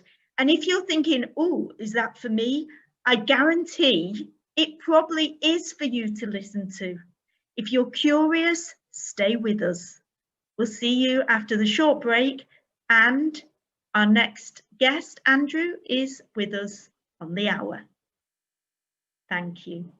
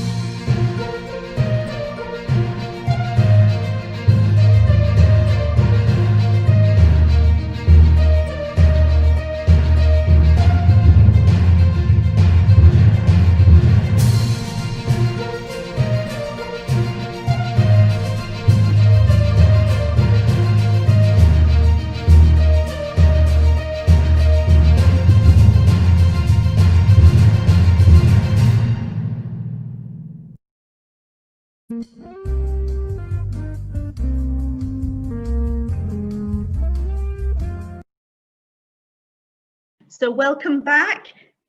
Fabulous session there, extremely interactive from Samira. And our next speaker, who I'm just going to pin so we can stay together, there we go, is Andrew. Now, I'm going to actually say a few things, and then I'm going to ask Andrew to introduce himself. So Andrew's going to be speaking to us about men. And the reason I really felt that this topic was important in this conference is in my master's, in my PhD, in many other areas, I've read, I've experienced, I've watched webinars, I've researched so much about women and gender, equality, diversity, and inclusion. And yes, there are research areas out there about men. And personally, I don't think there's enough. I'd love to know Andrew's view on that. And the work Andrew does is enabling and supporting men to be at their best, to thrive, and to achieve their potential. Andrew, say a few words about yourself in terms of who you are and what you do. Well, thank you, Claire. My name is Andrew, and I'm here in the UK, and predominantly I'm a coach for men, although since I declared that as a specialty, more and more women have reached out to me, so go and figure that one out. But yes, as Claire says, I work with men to enable them to be the best version of themselves, to flourish in whatever it is they've chosen to do. I've got a longish career in doing other things besides that, so predominantly working in the pharmaceutical and life sciences industry. But the whole time I was there, I was far more interested in the people side of what I did than the work itself. And now, like Claire, I'm a coach too. Thank you. So, Andrew, should we get started with a few wacky, crazy, unusual questions? How's that? Goodness me. All right. So yes, hit me with some wacky questions. Go on. So it's, what time is it in the UK now? We're 11 o'clock. 11 o'clock UK. Okay. So mid-morning on a Friday in the UK. What's the weather like for you? There's an easy one. Well, I got caught out with how warm it is this morning. It's dull and windy, but I took my dog out and I had a coat on, and it was one of those where you get back and you're like, yeah. So clothing errors happen in the autumn here quite a bit. You just can't get it right. Changing so many times a day in the UK, absolutely. And for us here, I'm in Qatar. There's gorgeous blue sky. There's a really giant green tree out the window, so the colours are amazing, and a slight breeze. So in terms of your work, Andrew, what's a metaphor for the impact you want to create in the world? That's a great question. I would say unboxing men.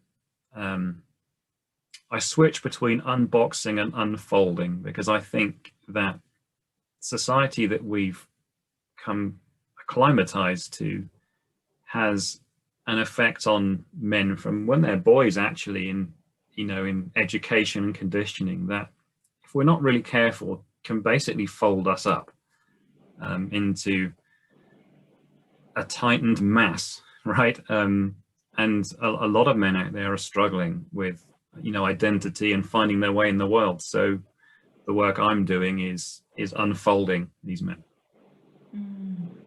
I love it. I love it. It sounds so much about, pre-framing, reframing, deframing, discovery.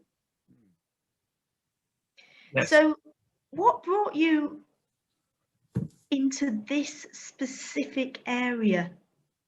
And I did a bit of research. There are not many coaches focusing on this niche. No, there aren't. And more's the pity, actually, because there are coaches for so many different niches. But I think men as a group get a little bit neglected here because it's not particularly cool or fashionable to be helping men with things. I would say that the niche chose me. Not really sure why that's happened, but I just found that for the most part, it was men in their midlife that were reaching out to me. And to start with, in my coaching practice, these were men that I'd had some interaction with over my working career of 20 odd years. You know, we might have been colleagues briefly or worked on the same projects. And, you know, they remembered how we were together and how I made them feel in the moment of just passing the time of day. So that's how the niche came about, really. And what challenges, especially recently in terms of COVID, are men facing? That's another great question. I would say the COVID situation, the pandemic, has been a massive amplifier for a lot of stuff. So, you know, we've all found ourselves at home more. We've all found ourselves around our loved ones more. And we've come to appreciate different ways of working. And we've got different perspective on what that work is. So the challenge is actually acknowledging that, you know, how do I feel about the life I had before all this kicked off? What do I think about it now? And the challenge for a lot of men is acknowledging that it's different and that something has to change. Knowing deep inside that it's already changed. So it's almost that the major challenge is looking that in the eye and acknowledging that there's a change. I think there's a fabulous coaching theme around that is generic as well, in terms of recognizing, admitting almost, and then naming. And once we can connect with it, that allows us to move forward into behavior shifts and opening up of possibilities. Yes, exactly. So with the pressures on men, I absolutely loved watching your video in terms of the responsibilities on a man's shoulders. And of course, none of this is ever saying that women don't have these responsibilities.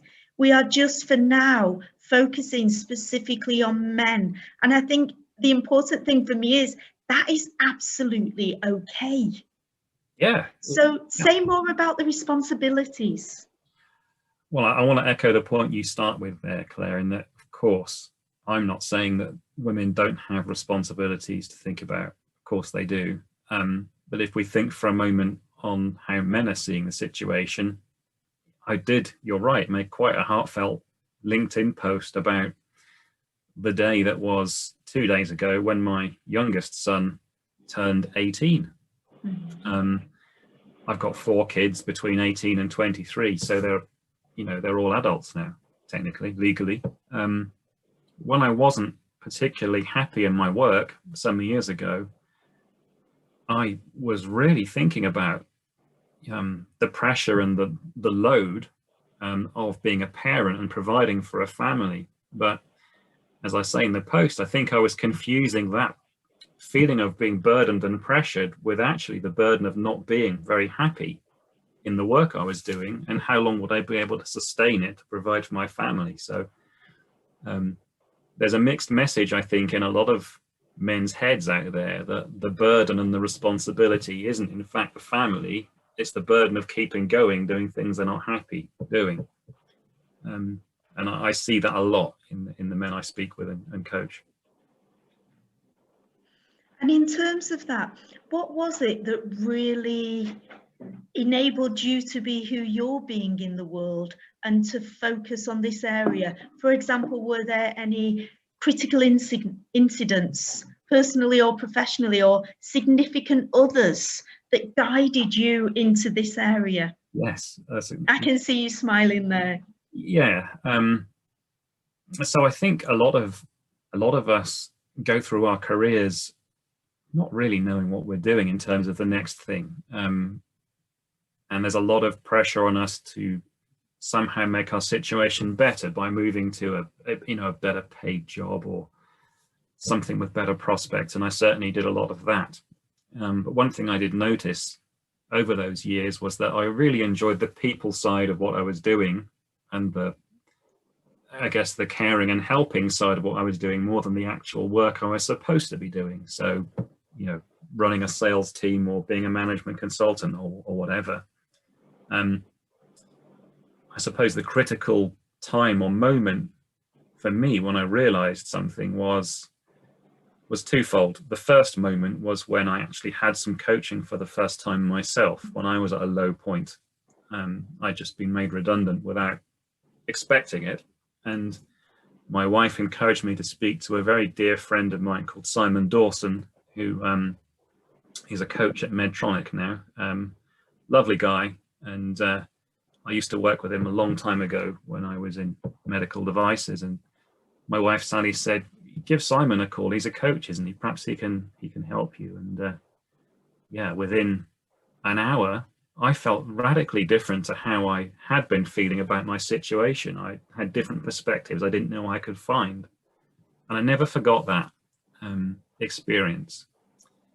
So when a later employer asked me, Andrew, would you like some professional development, you know, in the way HR tends to do, you know, offering courses and things? I said, yeah, I'd love to learn more about coaching, actually.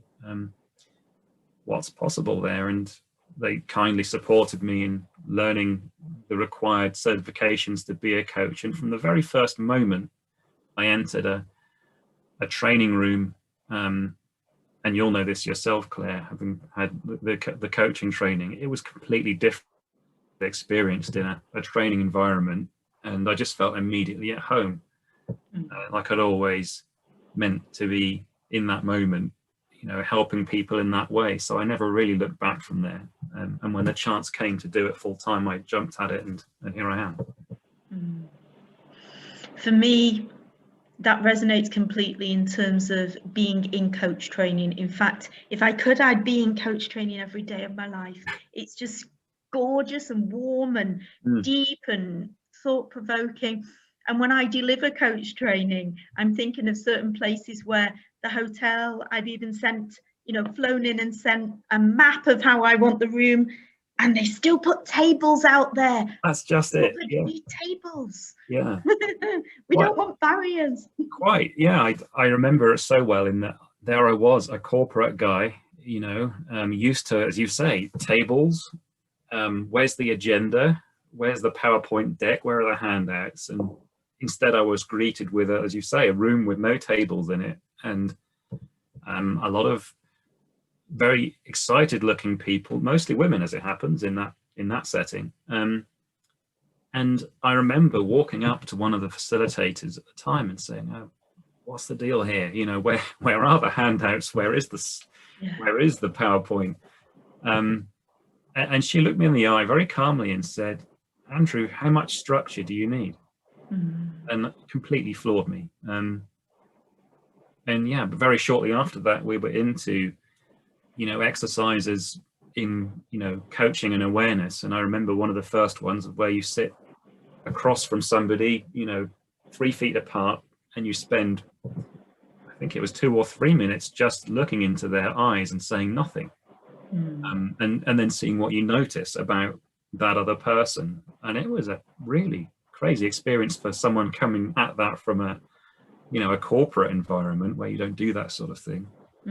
Absolutely. In that 3 minutes, you don't know somebody at all, but you know them completely. It's a very strange thing.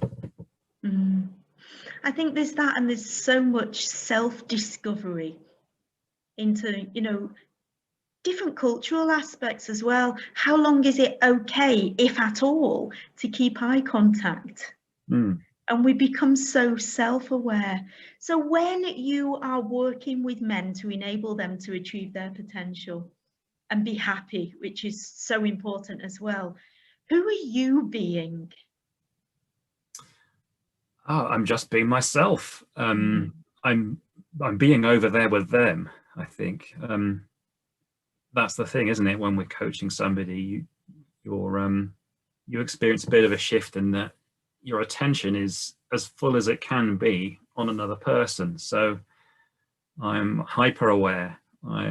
Every single sense in me is on fire, and I'm noticing everything I can in service of helping that person move forward. So whether it's what they've just said, how they've said it, what they haven't said, minor changes of facial expression, it's all one big, you know, feast of information that I can replay and help that person with. So yeah, most of all, I'm being excited, Claire. And I know you love your work. It just oozes out of, you know, your posts and you here right now. And you talk about being yourself, and what I love about that is it brings in Gestalt. When we be more of ourselves, I totally believe we are happier human beings. What's your take on that? Yes, I think there's a lot of energy that gets consumed when we try and run in emulation mode, I call it. I don't know if any of the audience remembers in the early days when you used to be able to get a Macintosh to run Windows. It never worked all that well. It's a bit like that for us if we're trying very hard to put energy into something that we're not comfortable doing. It, you know, it's not a happy situation to be in. So that's a neat metaphor. So when working with the men that you have, are you able to share with us some success stories? Goodness, and of course, success is such an exciting word in itself. Yeah. So I think the most amazing ones really are where someone publicly says, this is the first time in my life I felt comfortable in my own skin. So when we think of success, we think of attainment of a goal, don't we? You know, I got the job, or, you know, I relocated to a new country. And yes, of course, I'm coaching men through those sorts of things, and they go on and achieve wonderful career changes and what have you. But the one that sticks with me, or the ones that stick with me, are where somebody has finally decided that they're okay with themselves and they don't have to compete anymore. They don't have to try and control the sea of the life that they live in, and they can instead surf it happily, just being in their own skin with a smile on their face. And I don't think you can put a price on that. Totally. Yeah. I'm thinking just then as you were speaking, I was coaching someone and it was for supporting an ICF chapter. And this session, I knew the person I was coaching very well because we'd been on a CTI leadership program together. And a lot of it was about the end. People were commenting, well, that's an easy answer. When actually for this person to ask for help was not an easy answer. It just looked for some of the observers like, obviously that's a solution and we could have thought of that without all this coaching stuff. And yet it was this stuff underneath the iceberg, which is the amazing discoveries when we get to know ourselves even more. Yeah, I think that's true. It's easy to focus on the tangible, right? You know, the achievement of a promotion or a career change, or, you know, something you can stick a flag in, as I call it. But beyond the, you know, the attainment of a personal goal, the broader stuff lasts longer. So, you know, if you're finally comfortable in your own skin, if you're finally able to take a decision and be okay with it, if you finally know what your strengths are. That's a really interesting point, actually. A lot of people wonder, what is my strength? Where is my mastery? Where is my passion out there somewhere? And, you know, when people realize that there's a passion that was inside all along, or when they realize that their their mastery is the fact that they've got enormous range and they can do a ton of different things quite well, and that's their own version of mastery. Mm. To see that, you know, to see that being realized is really special. Mm. So from your experience of working with men, say something about permission to fail. Oh yes, wow, permission to fail. We don't do ourselves any favors with that in our educational systems, I'd say. It's seen as a bad thing and not useful in learning and moving forward. So when that permission arrives, you know, life looks very different, doesn't it? Because sure, the failures happen, but it's rather like the surfing metaphor I used earlier on. It's a lot of fun because, you know, there you are on the surfboard doing whatever it is you're doing, and the failure is falling off and refining your technique and learning it a little bit better. So, you know, if we can just adopt a surfing mentality towards failure, I think that's a huge step forward, rather than, you know, trying to control the sea and swim against the current. Yeah, in flow. So what's coming up for me now is also resilience, that resilience to get back on the board, try again, try different ways to see what lands. Yeah, and, you know, it's a beautiful metaphor actually, because you know that life is going to have its peaks and its troughs and its stormy bits and its flat calm bits. So when you're in the worst of it, you know that eventually the conditions will change, and you've got a choice about how you respond, how you look at it. So let's stay with this theme, and I'm thinking here about riding the waves. If there was 3 top tips that you'd give to senior men, well, any men at the moment, what would be the 3 top tips for them to be able to confidently and resiliently ride those waves? First, I think is a letting go of something, letting go of the need to control the sea that they're in. That's where energy is lost, right? So having all of your bodily effort involved in trying to control your environment for the betterment of what you're trying to do is extremely tiring and actually never ends well. So if you can turn your attention to, even if you're just body surfing to start with and you haven't got a board, that's something, right? Rather than, you know, swimming against the current. So letting go of the idea that you can control everything is what I'm saying there. Appreciating the humor in a situation is also extremely beneficial. It's a dark time we're in at the moment around the pandemic. So trying where you can, in the limited social interactions we get, to see the funny side of things and see the lighter side of things is enormously helpful and life-giving. And the final thing I'd say is it's very easy for us all, men and women, to get wrapped up in our own situation, our own thoughts, our own consternation. If we can put ourselves over there with somebody else for some time, whether it's your family, your kids, or your work colleagues, there's a wonderfully lightening effect from doing that. Just taking the attention off your own predicament for a few moments and being over there with somebody else opens things up. You know, we coaches are lucky that we get to do that so often. Beautiful, beautiful. So, shall we see if there's any questions from the audience? Would you like to take your mics off? If you don't want to unmute yourselves, then put your questions in the chat and I will ask Andrew for you. I'll do my best.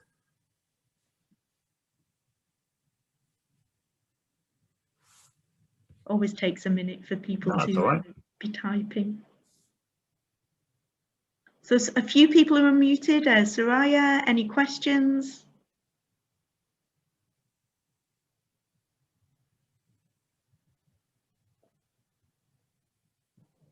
So I've got loads of questions, Andrew.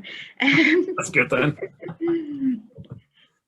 If there was one dream for you for the work you're doing, what would be the biggest impact you want to create in, let's say, the next 10, 15 years? Great question. Where do you get these questions from, Claire? Well, I'm a coach. yes. Never get interviewed by a coach, everybody, because they'll get you. Well, I think the biggest impact I can ask for is if I can get the men that I reach and the men that I touch through the work I'm doing to have anything like the same levels of self-awareness that I see in most of the women I coach, then that's a massive win. Right? You know, the whole folded up thing that I talked about at the start, you know, men aren't so good at this stuff, this introspection, this noticing things about themselves. Women seem to be able to do it. And I don't want to make this a gender thing particularly, but it's just true. Women seem to be able to communicate better, you know, verbalize things, externalize things better, because I suppose they haven't had the same conditioning that it's not good or cool or okay to do that, right? So the more I can encourage men to do that work and, you know, in still a very masculine way, notice things that are going on about themselves and then act upon it, then that's a massive win and all I could ask for. Beautiful. And it is work and it is a journey and it is ongoing. I feel that things, you know, to support that, we did a session first thing today about reflective practice, and I can't underestimate the value of journaling and then to look back at journals over time. And all the top business schools totally advocate using journaling as reflective practice. We tend to give our clients a reflective journal for their coaching journey as well. There's one other question in the chat box here from Dr. Mohammed. What is the difference between men and women coaching? So I want to clarify that. Dr. Mohammed, do you mean men and women as coaches or as it relates to coaching men versus coaching women? Perhaps you can clarify. Let's see what he says. Okay, as coaches. I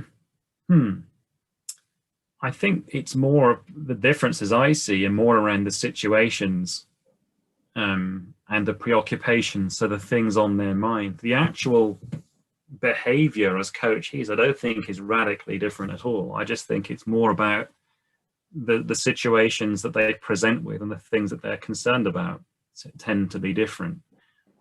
I think that women, when I'm coaching them, they're tending to come to me with much more personal things related to their own innate self rather than how they feel about a situation in their life. So men will turn up and it's a major concern about career or the direction they are or where they think they should be at this stage in life. Doesn't tend to be the case with women. It's much more about personal qualities and their impact on others and everything else. So that's what I've noticed. I'm interested to hear what you say, Claire, too, obviously, as you coach men and women too. Yeah, so I'm really curious about my own thinking around this, and I think there's so many other variables. Age, the position people are sometimes in an organization, or the stage of their life. So not so much maturity in terms of age, but maturity and awareness. And then also social class is a massive one to me. I find that area fascinating. And then also religion can play such a part in coaching, especially with the work I've done across the Middle East. And there's cultures within cultures. And the way that men and women, for example, say a few words from the Quran in Arabic and then translate so I can understand. And that's part of the coaching session, which is beautiful. I think I agree with you, whether it's whether it's true or not, I'll explain what I mean. I agree with you that on the whole, women appear to be more self-aware. And the reason I say it like that is because there can also be a parallel process. And I remember the first time that I was working with 3 senior CEOs in a country in the Middle East, and I was flying in to work with them, and one is the CEO of the stock exchange. And this is about 8 years ago, and I remember that flying in and the feelings that I was going through. Gosh, this will be an interesting 3 days, and they're all in finance and all the things we make up. And it was 3 men. And when I got into the room and we started, these 3 men had gone to school together. Were really good friends. And just by saying that, and you laughed, so you know that the layers that I didn't know also impacted that coaching. And it was a beautiful, deep, amazing discovery 3 days. It was really quite humbling and fascinating, and all that thing around ditch the assumptions. And also, I'm sure you'll agree, Andrew, coach the person and not the issue. And I feel, on the whole, that when I'm coaching women, they go more to the person easily, whereas men tend to look initially more at the issue. What's your take on that? Yes, I totally agree with you there. Yeah, so there's a change of mindset sometimes required when men are coming for coaching, in that they're very quickly looking for solutions to feel better about life. And what's the solution going to be to that? So in my intake discussions that I'm having before I work with somebody, I've got to make some distinctions there and say, actually, look, I'm not going to give you advice. I'm not going to solve this for you. I'm going to help you see things you can't currently see about yourself so that you can come up with some solutions. Not everybody gets that. So yeah, it's a very good point you make. And then the other thing I'm thinking about, in terms of contracting, have you noticed any specific nuances or differences in the initial contracting and also the ongoing contracting that takes place with men or women?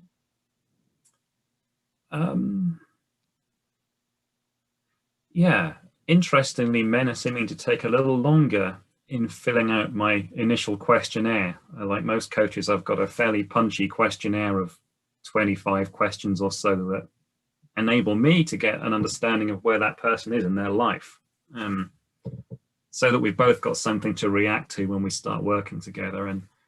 And I think most of the men are taken by surprise somewhat about the questions that are being asked, and it takes them a while to come up with the answers that they want to share with me. So the women I've worked with seem to be able to do it much more quickly without such an effort. And in terms of the way we are as, for example, parents and teachers and HR, OD, L&D, all these areas, in terms of the way we are with men, what more can be done to support men? Yeah. That's a big question. A chunky one. I've got to think about that. Well, let me draw on some experience I've got of running group coaching for men. So I run groups for men where 8 men who don't know each other spend a series of meetings together over a course of 10 weeks, rather like we are now, only there are just 8 men there. And we're working through various topics, right? But yesterday I coached a group of men around a topic of women, ironically. So you can imagine that 8 men who don't know each other that well have got interesting things to say about the questions that arrive with them around women. And one question I always ask is, What is it that you want women who don't know you that well to know about you? And almost universally in every group I've ever coached in this topic and that question, the men say, I'm safe, I wish you no harm, and I wish you well. That's the thing that a lot of men want women to know. Wow. So what I'm really saying here is assumptions about men are all over the place. Men's assumptions about themselves and other men are all over the place, and it's really not helpful to make these assumptions. So yes, there are men out there that behave inappropriately, and it's disgraceful, and equally there's a vast majority of men out there who don't. So there's work to be done in getting rid of assumptions across the board, across genders, across borders, across races, across religions. Absolutely. Breaking down the barriers, uncovering the truth. Yeah. Breaking cycles. Brilliant. So curious about the group coaching you've mentioned. I remember I was group coaching a few years back, a group of female Saudi entrepreneurs, and the learning for us all was just absolutely beautiful. That thing of, I'm being paid to do this work and I get so much learning out of it. It's, what a fabulous career we're in. So there's that, and also the way that one topic that one person brings forward and the others learn different perspectives, and it's going on here whilst also being being spoken about as well. Are you able to share any of the other topics that come up in terms of group coaching with men? Yeah. So the way that I've set this up is that the men don't know each other at all. They're invited to be part of a crew, essentially. And I'll let you into the secret as to why it's a crew. A rowing crew has 8 people in it. And on Zoom, like we are now, if you're in gallery view, it works brilliantly because you've got a 3x3 area and you can see everybody at once. So I stuck with 8. It's a nice number. But the men don't know each other. And I have a charter, really, which is like a set of ground rules for this container of the group coaching, in that you are a man, you are different to a woman, but you're a man. You have in this crew, this setting, no status, no role, no title, no career behind you. You're just a man. And you come here prepared to share about your life, your perspectives and your experience across a number of topics, and to learn from your fellow man here. And with that no judgment container set up, men speak freely about what they think on different topics. So we start with career usually, because most men can talk about that without too much of a problem. But we do it with the caveat that it's not, oh, I had this job and I worked in this place and I got this title. It's, well, how did you feel about it? What was it really like for you? What have you noticed in doing that work? So those sorts of questions, and it's good training, that first topic, for maybe some more challenging topics like family, relationships, health, finances, all these different other topics, things that are on the minds of men all the time, and we dig into them as a group. And just like you're doing with your questions, Claire, I pride myself on asking some pretty spicy questions to get people really thinking about the topic in a different way. And what I love for that is when people actually realize that there's patterns that show up in other areas of their life on behaviors they may want to shift or change. Yes, that's very true. And it's actually really heartwarming as well, the camaraderie that happens when you've got guys that get together that first week. They don't ever meet, of course, in real life. They don't know each other at all, but over the course of 10 weeks and having a group on WhatsApp, there's a lot of sharing that goes on.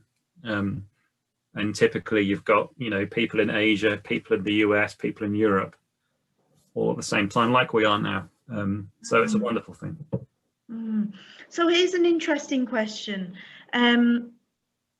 So ICF's new core competencies that are out there, and we work with them from January 2021, they've removed the word intimacy. One reason, because of the translation into different languages and misinterpretation of intimacy. So what way does intimacy show up in these group sessions? Well, that's In what way would you define intimacy?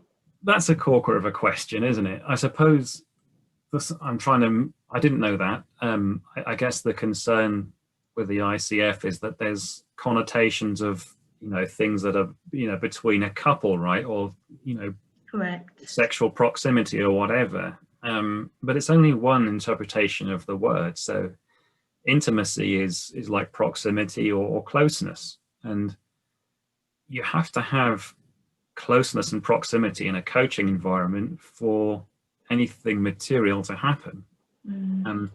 So, maybe if you want to rename it as connectedness, it might be an easier way of digesting it across cultures and everything else. But without that connection, it's very difficult to be either a coach or be coached, I would say.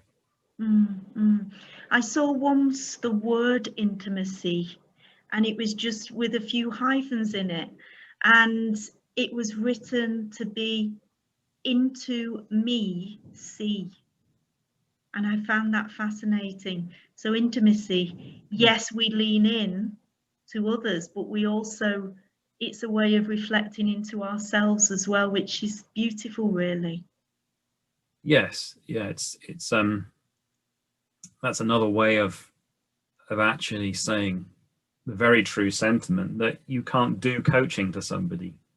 You have to be open as a person for that coaching thing to happen, right? So yeah, you've hit on something there, Claire, in that it has to be a two-way thing, or even in a group setting, right? You have to have presence and connection with whoever it is that you're working with.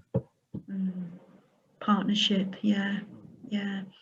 So let's see if there's any questions from the group. Any questions, please do unmute yourself or put your questions in the chat box. I have a question, Claire. Rom, hi, how are you? I'm fine, Claire. Thank you for asking. Andrew, how do you define an ideal man? Wow, what a question. I don't know if I do. I don't know if I do, Rom. I can't think of an ideal man, because I'm not sure such a thing exists, and if he did exist, whether I would want to meet him. I can't help feeling we'd all be somewhat inferior to him, wouldn't we? Why do you ask that question? I'm intrigued. Well, how would you know if a man has reached his full potential? Basically, maybe that's what I know. That's a great question. Well, I guess the clue is in how he is with you and how he made you feel when you spent time with him. Is it possible to reach your full potential? Probably not, right? Because we've got so much untapped reserves of ability, capacity to do things, to feel things, that all we ever do is taste different areas of that and show up with what we've learned. So I think there's nobody out there that's ever reached their full potential. But we set the intention to explore as much of it as we can. So yeah, that's how I look at it. Thank you. How much do you need the support of your wife? Me personally, a lot. Yes. A lot, yeah. I got married when I was a very young man, so yeah, I was 19 years old when I got married, which is unusual in the UK these days. But yeah, we are very codependent on each other for a lot of things. As the marriage has stood the test of time, if you like, because we're still very happy together after nearly 30 years. So yeah, it's a partnership. How do you how do you coach, or what do you say to men who couldn't win the support of their wives? Couldn't win the support of their wives. Well, I would start by asking them how they see the relationship. You know, obviously the wife in the picture isn't in the coaching relationship. I'm only coaching the man here, but I would ask him to look very much into his perspectives on it, and start there. I think that's a really important thing you've pointed out there, Andrew, as well. If it's any coaching around relationships, it needs the 2 or more people actually present in the coaching. And we have another question in the chat box from Valeria. In terms of the group coaching sessions, do all the 10 sessions have predefined topics? They do, just to give the guys a chance to think about it in advance, right? Although no 2 sort of iterations of that topic are ever the same, because of, you know, you've got 8 different men every time we do one of these crews, so how they look at the topics vary wildly. My favorite question out of all the ones I ask is actually in the topic of women, because I get some wonderful answers to this question across cultures and across age groups and everything else. And the question goes something like, you've survived a plane crash as a man and the only other survivor is a woman. What assumptions are you already making about your role here? You should hear some of the responses. That's an awesome question. Yeah, I don't know how I came up with it, but it definitely gets them going, right? And it, you know, they get quite animated. And what's surprising is, you know, you might think the majority of men will be coming up with, oh, I want to be the sort of protector and make sure everyone's okay and all the rest of it. And quite often it's, oh, I really hope that she's a Bear Grylls in disguise and she can look after me because I'd be scared, you know. So men have the capacity to be very surprising in how they think of things, and I think that's something to be celebrated. So there's also an element, I imagine, from you in terms of self-managing as a coaching competence. Yeah, absolutely. Yeah. And ditching those assumptions ourselves about the people we're working with. You're right. And it can be very difficult to get rid of those, because assumptions can get clouded by judgments, which themselves can get clouded by, you know, intuitive feelings that you might have about a situation. They all sort of bleed together. So you have to be quite careful, I think, sometimes. Yeah, absolutely. Any more questions before we have our short break before the next session? I wouldn't mind another question if you have time. You're very welcome. Go for it. I have an opportunity to do some group coaching with a group of school administrators. And I'm wondering if you'd have any advice, because it's around the topic of inclusion, diversity, and equity. And just in terms of how to start with that group, since I'm not familiar with them, we haven't built any intimacy or connection. I'm walking into it cold, really. Okay. You could ask them a bunch of questions where it levels the group playing field a bit. So it doesn't matter really what that individual school administrator's background is, he or she would feel able to contribute to a discussion. So having the first meeting really be off topic, and perhaps about how they've been thinking about, you know, joining this group, what they hope to get out of it, what assumptions they might be making about everyone else in the group, all things that help them, you know, become a bit more relaxed about the prospect of being with you in that space for a period of time. Thank you so much.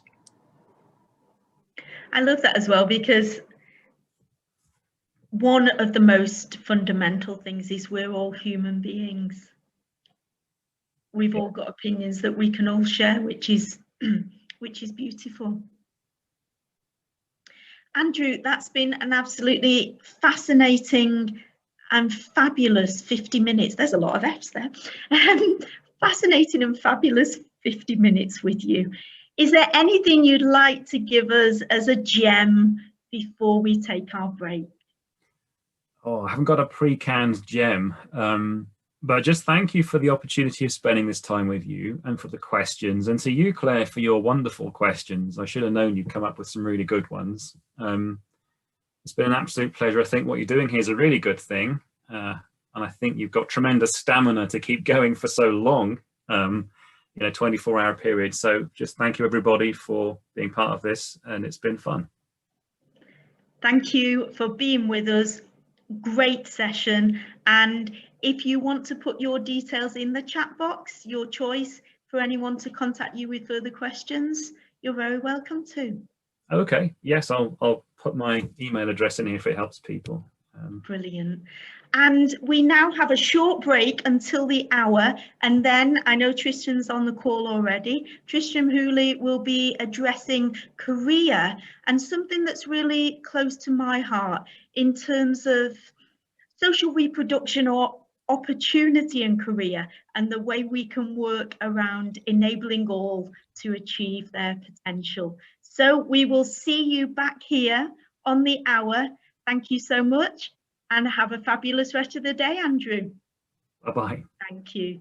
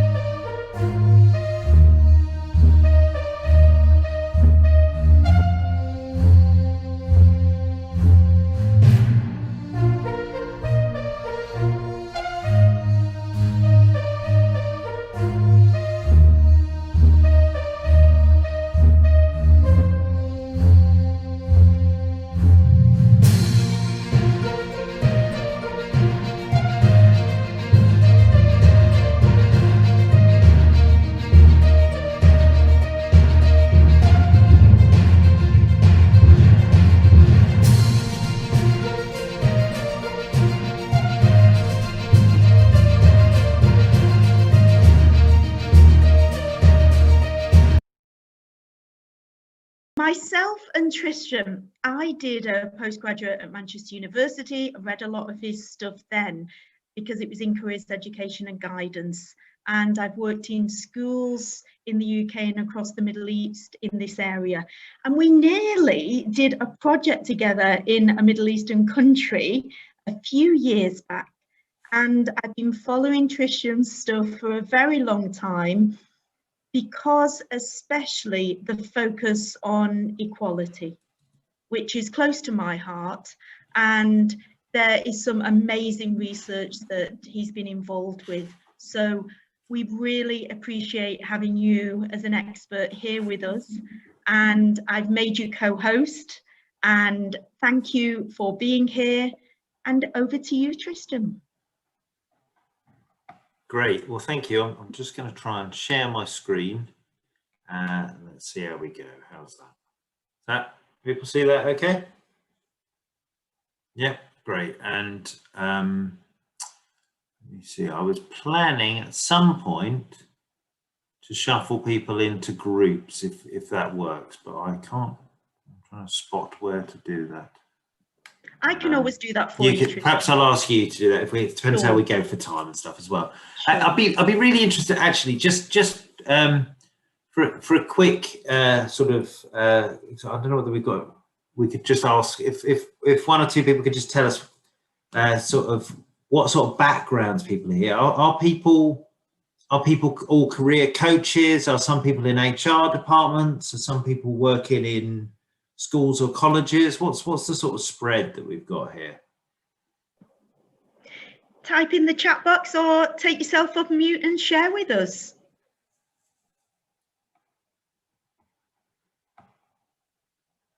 So, I mean, hopefully some of what I'm going to be saying will be of interest to people sort of regardless of what kind of background they come from. But it's always interesting to know, because I think some of our opportunities to work with clients and to deal with some of the challenges that they experience, are very contextual. And I suppose one of the arguments that I'm going to sort of make today is that we're in a very, is that we need to be mindful of the context that we're working in. So it sounds like we've got a mixture of people here who are coaches, academics, mentors, some working in organizations, some outside of organizations, and all of this I think is going to make a difference to what sort of opportunities you have to work with people and to think about social justice. But I'm going to give you a bit of time to think about that as we go on.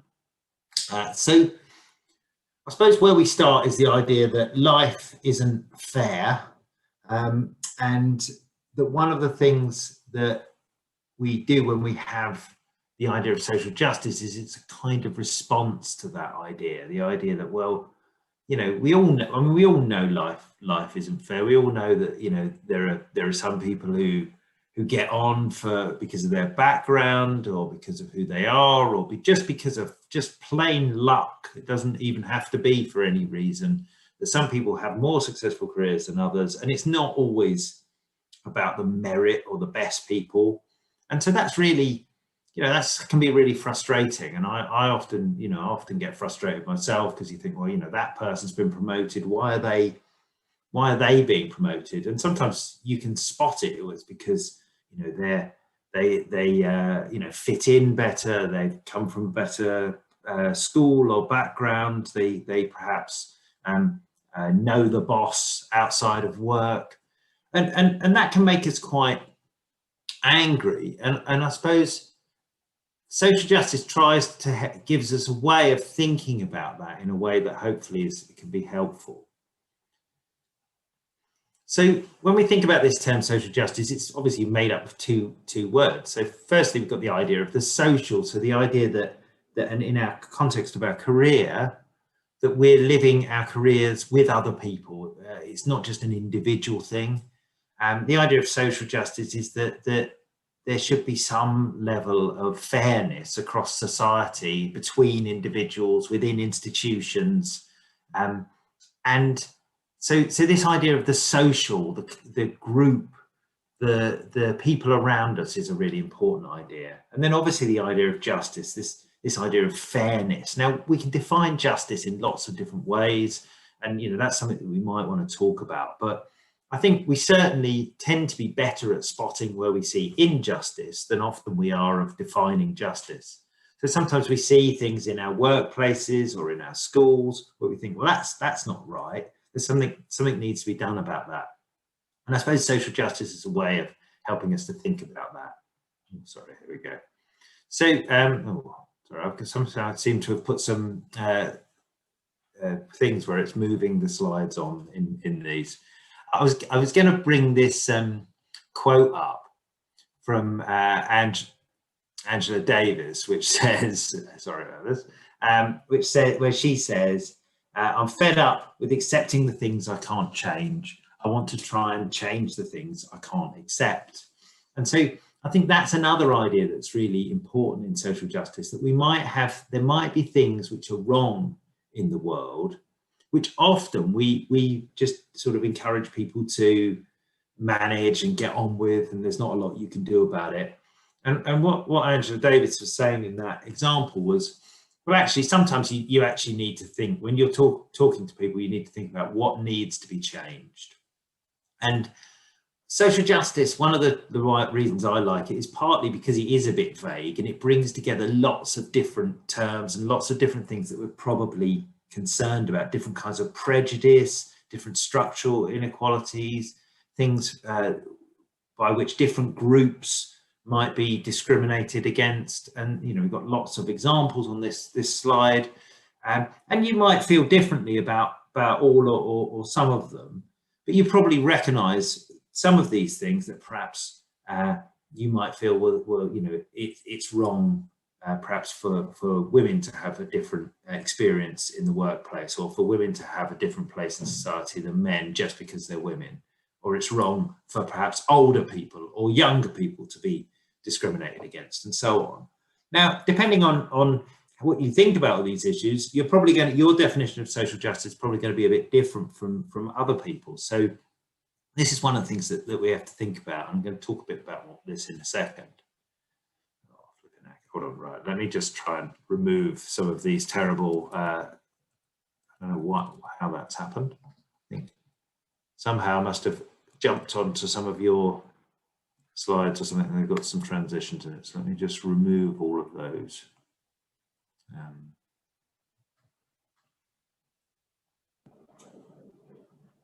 If anyone's got any thoughts so far in the presentation, put your comments in the chat box. It's certainly making me think about when I was told that you won't go any further up the ladder in this school because of your accent.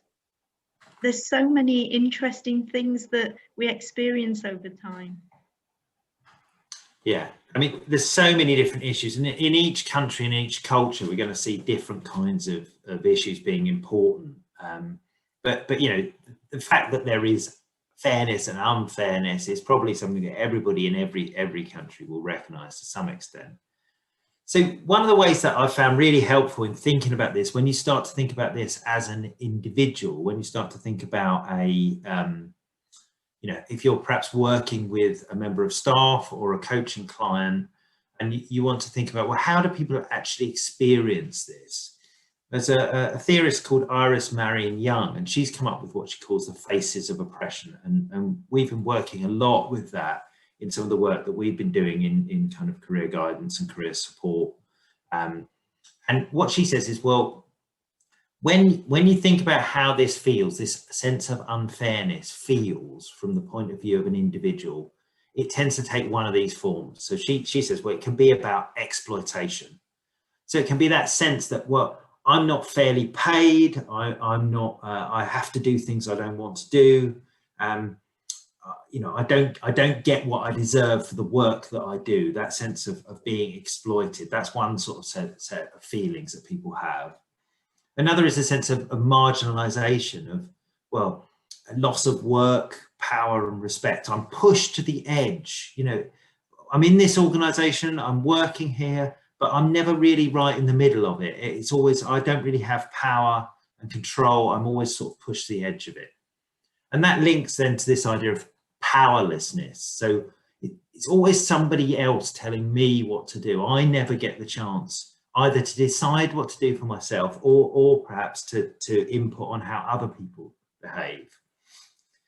And then she talks about the idea of cultural imperialism, which is a bit tricky, but I'll try and unpack it, which is basically the idea that somebody else tells you not just what to do at work, but also who to be and how to be. So Claire's example of the accent is a really good example where somebody perhaps is saying, well, you know, it's not really I've got a problem with how you're doing your job, but I just wish you were a bit more like me. I wish you just spoke a bit more like me, or you dressed a bit more like me, or whatever.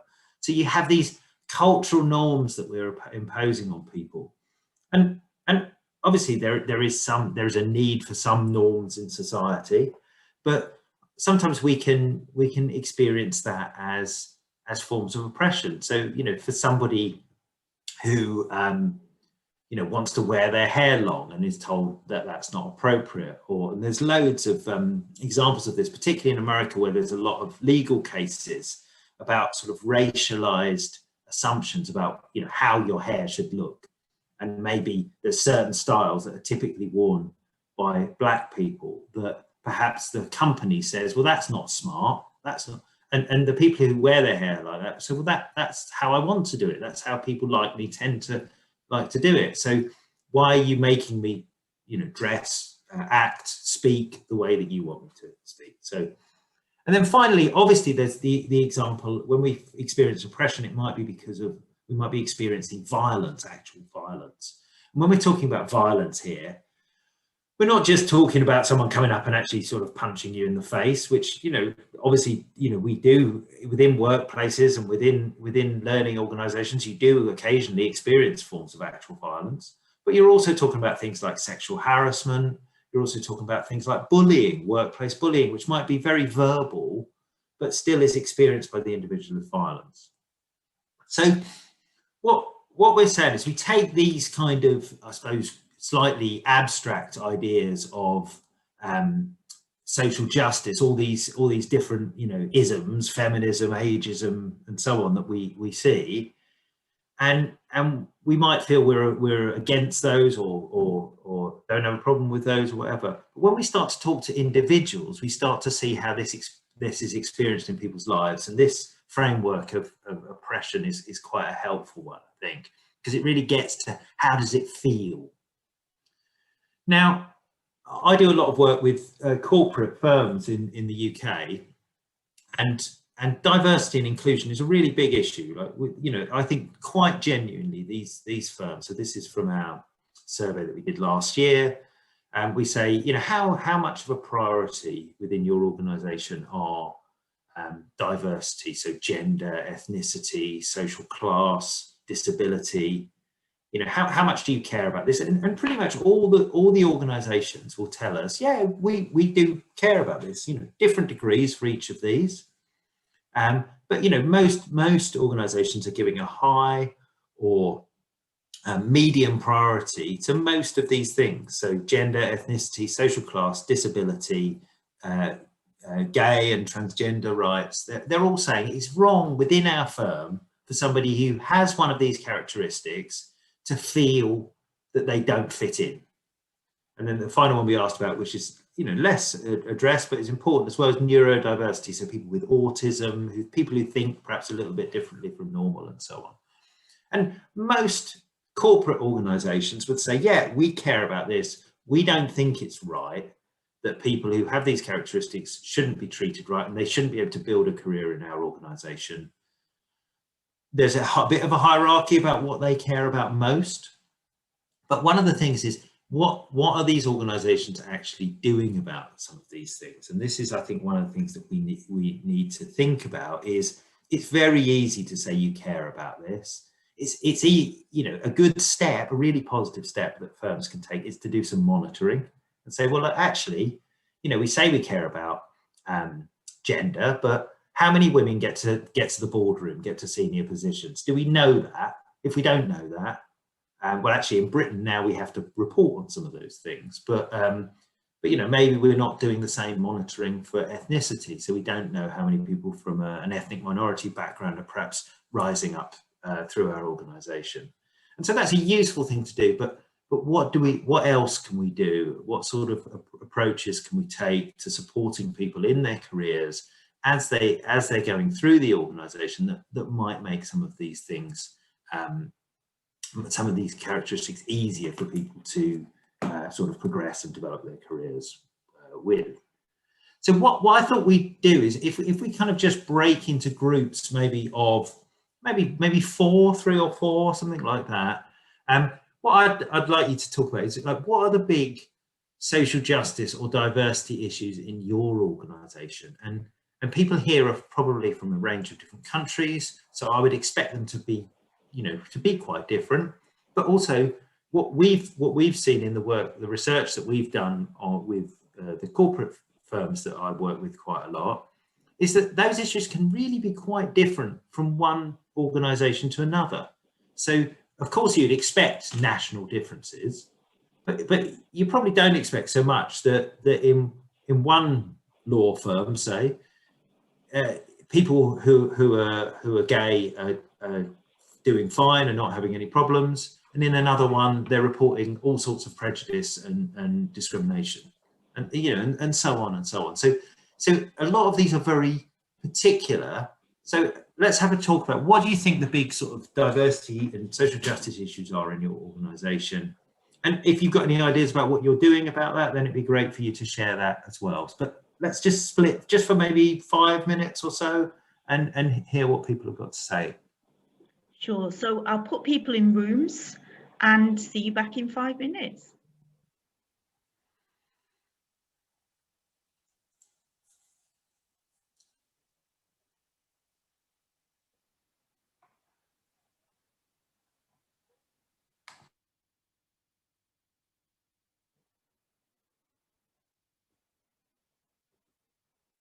And people are popping away.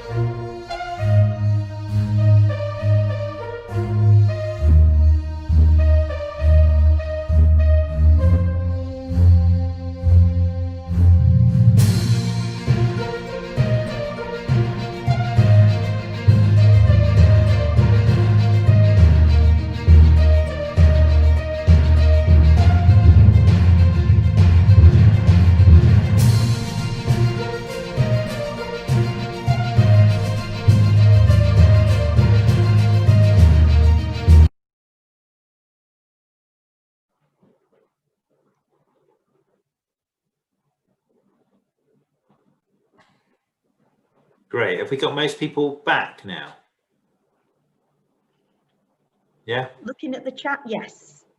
Great. Okay. So, I mean, some really interesting stuff in the group that I was just in, where people are talking about all sorts of different issues. So people were talking about how discrimination and sort of inequalities, injustices are working in their organisations on the grounds of religion, on gender, on race, on marital status, on whether you have children or not. And then also noticed in the chat, someone was talking about the digital divide. So that there's actually, you know, it's a new thing, perhaps not so important in the workplace, but really important in education, is this idea that, well, some people have access to, you know, high quality broadband, good IT equipment, and other people don't. And in a world which is so digital, it's really difficult for us, for some of those people to manage. And so that's a kind of another big diversity or social justice issue. People are highlighting ageism. And one of the things that I think is interesting is that in some of these issues, you find that there are people from both sides of the question. So a lot of young people will say, well, I don't feel we're treated fairly because we're young. And then older workers will also say, well, I don't feel we're treated fairly because we're older. And a lot of it is about people making assumptions about certain people and what they can do and how they can behave and so on. So one of the things that is challenging about this is that there are so many of these different issues that we end up in a position where it can often be seen as, well, we have to play off the interests of one group against another. And that can be sometimes that can be in quite an aggressive way. You see, perhaps, I mean, people would say perhaps in America at the moment, you see some of that playing out in the election. So you see perhaps white working class people who feel that they've not got enough opportunities, that their standard of living has been declining.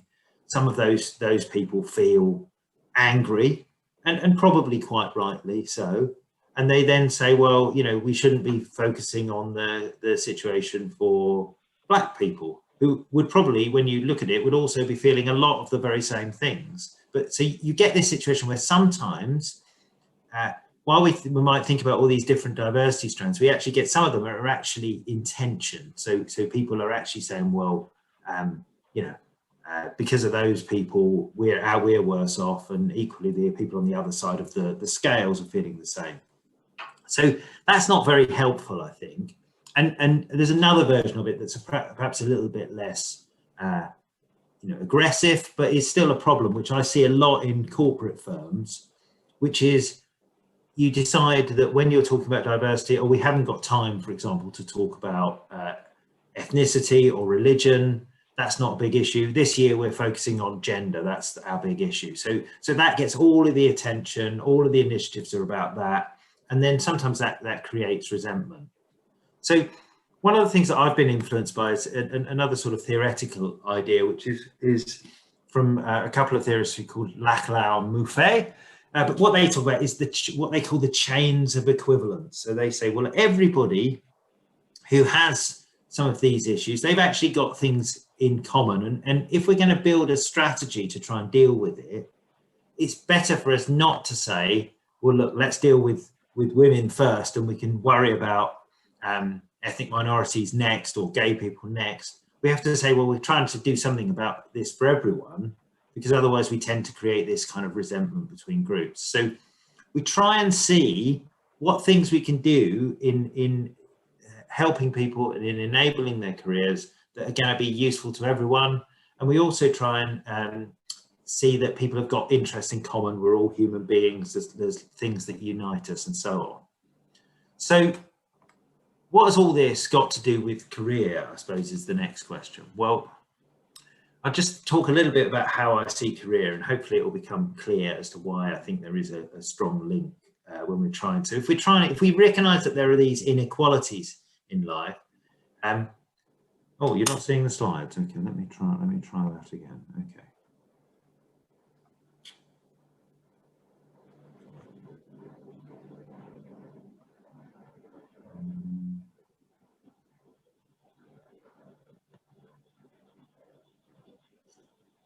we go. Right. Okay. Yes. So when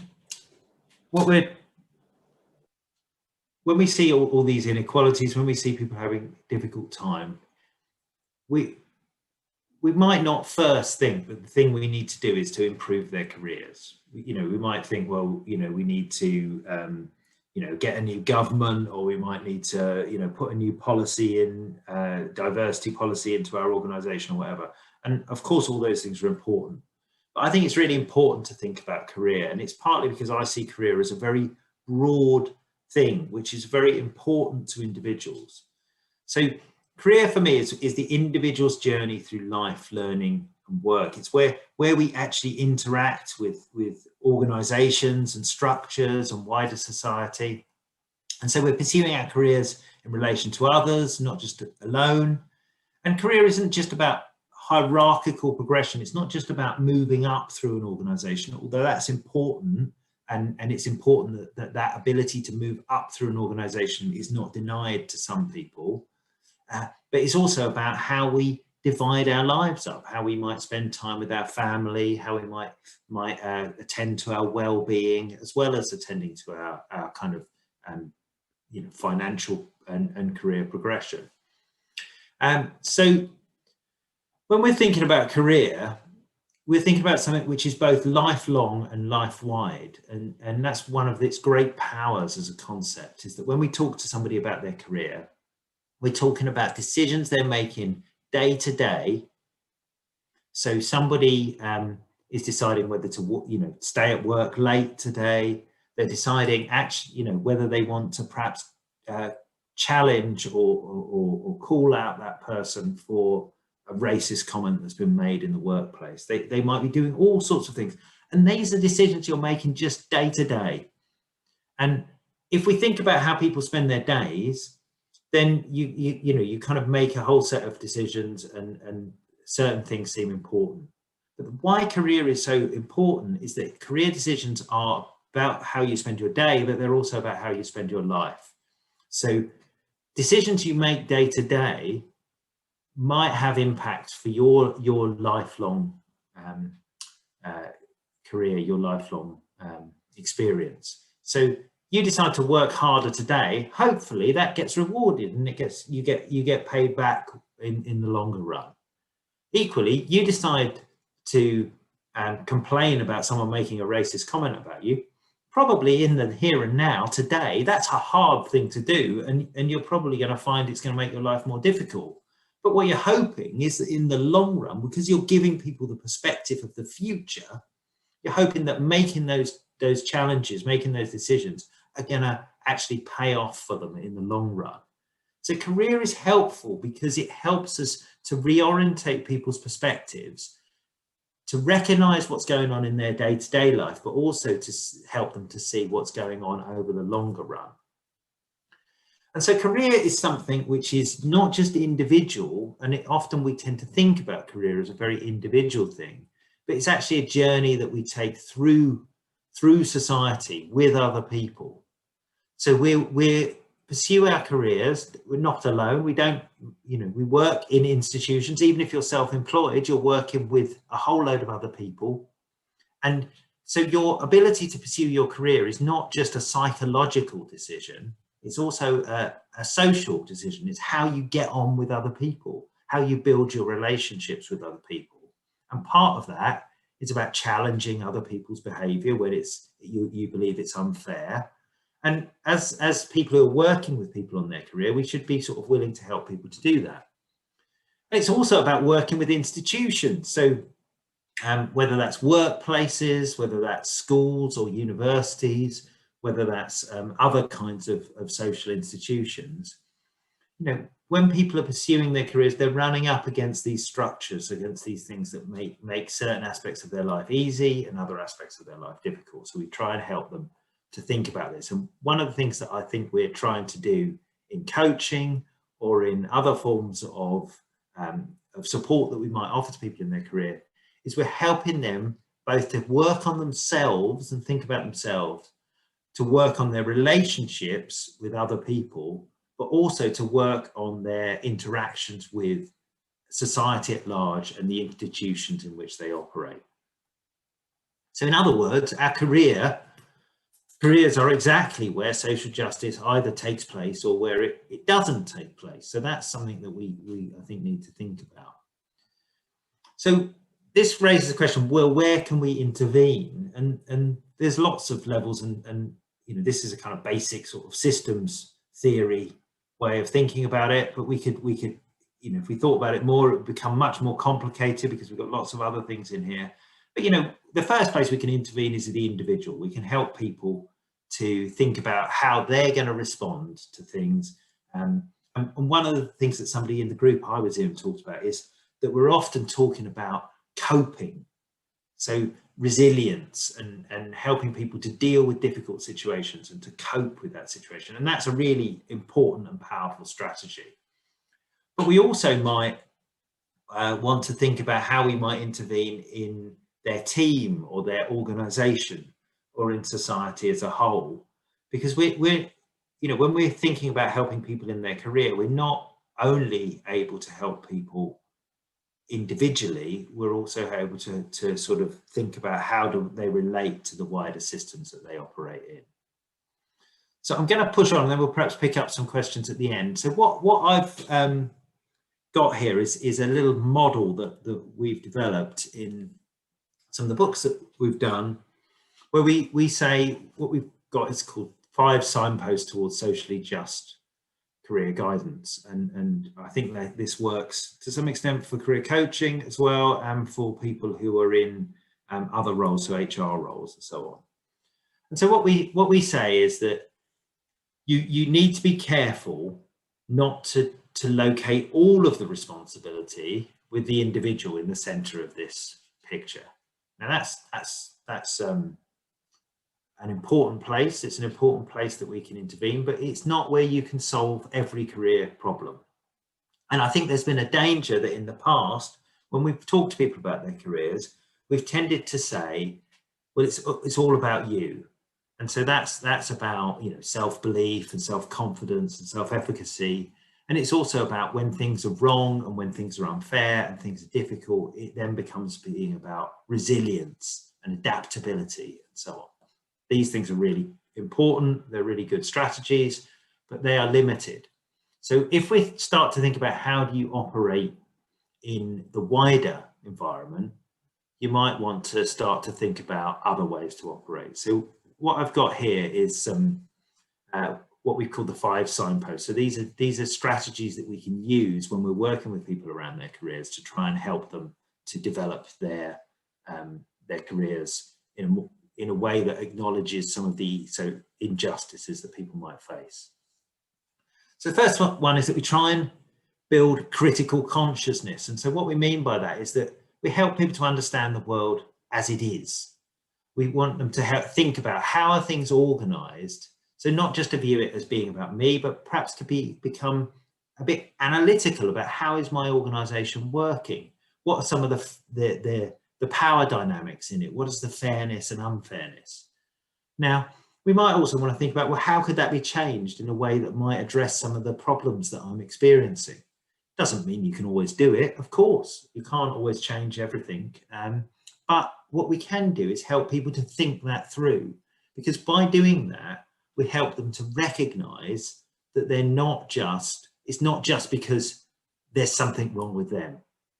You know, there might be something going on that is structural in the way the organization works. And that might be something that they think about changing. It might be something where they think about leaving the organization. But at the very least, it's about understanding how things are working. Our second thing is the thing about naming oppression. And that's what we were starting to do when we broke into groups is, and then a really good example of this was the Me Too movement that we saw was, you know, women have experienced all sorts of different harassment and prejudice for many, many years. But when groups of women got together and they came out and they said, actually, I've experienced this and this is an example of what I've experienced. So they named the thing that had happened to them. It really raised the attention to that. It really made organizations concerned about that, to think about how do we do something about that. And it doesn't mean that everything is always you know, that everything's been solved. And the same is true at the moment. We're seeing, certainly in my country and in America as well, we're seeing a similar thing with the Black Lives Matter movement, where people are saying, look, no, actually, there is still racism. You can't just tell us it doesn't exist. It is still there. There's something that we need to talk about. So that process of naming oppression, when you see it, is a really powerful one. And again, it helps the individual to recognize that some of the things that they might not like or that might not be going well in their career are not just their fault. They might also be for other reasons. And so if somebody's talking to you in a career coaching session, for example, you might want to suggest, you know, that sounds an awful lot like sexism. Do you think that was sexism? And you know, ultimately the individual needs to make their own mind up about that. But you know, we can introduce that to them. We can help them to give a name to some of the things that they're experiencing. Then I talked about that idea of cultural imperialism. And the sort of response to it really is that we should question what's normal. Again, I think our role is to challenge individuals, to help them to think about what's normal, what do they assume, what might be the things that have come from their family or from the society around them or from their organization, and is that really what they want, and is that really what they believe? So, you know, I mean, a classic example of this is where, you know, if someone comes to you and says, look, I think you're a clever lad, you could really go far in this company, you could be you know, in a partner in 5 or 10 years. All of the assumptions are that is exactly what you would want to do. And you've got this sort of cultural assumptions being pushed on you that climbing the ladder, earning more money, being more powerful, achieving a sort of partnership role is what you should want to achieve. But maybe that individual doesn't want that. Maybe that's not what they're looking for from work. And so I think one of the things that we can be doing when we're working with people around their careers is helping them to challenge some of the things that's normal, to help them to think through some of the things that are normal.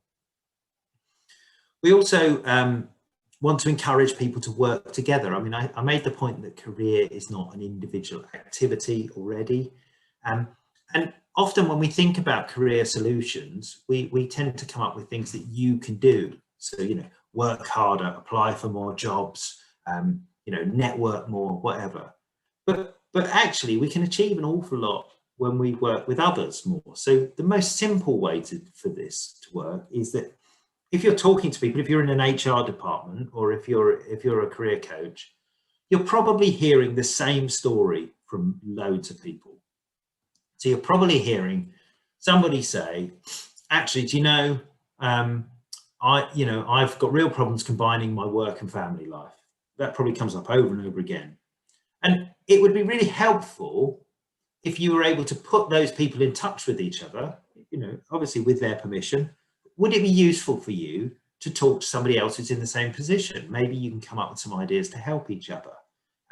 So we start to try and link people up. We start to try and move people away from being individuals. And we start to link them up, and both to help them, you know, just have someone to talk to, someone to share ideas with, but also to come up with collective solutions. So maybe sometimes there are ideas that they can come up with that together they might be able to solve this in a way that they can't individually. So we can cooperate. And finally, I think, because I mean, I showed you that little diagram, our careers are taking place at lots of different levels.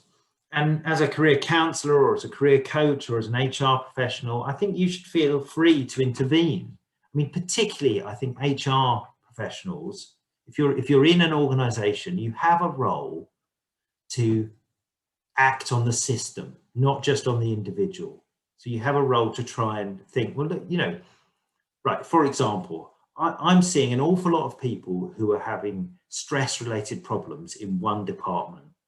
Maybe I should go and have a look at what's going on in that department and try and figure out, is it a bad manager? Is it that department has got too much work? Is it under-resourced? What's happening here in the system that I might want to intervene in and change? So sometimes people will be best helped by individual support, you know, a shoulder to cry on, someone to talk to, someone to give them some ideas. But other times it might be about changing and acting on the systems in which they operate. So some contact details for me. My blog is called Adventures in Career Development if you're interested in this stuff. But what I've been trying to really argue in this session, we've got a bit of time for discussion and questions, I think, here, is that career is where we make our lives in dialogue with others and with institutions and with society. And because of that, it's where we seek justice, we seek to advance our interests and get what we believe is fair for us, but also where we run into obstacles and we find injustice. So when we're supporting people to develop their careers, it's inevitably a process of engaging with social justice.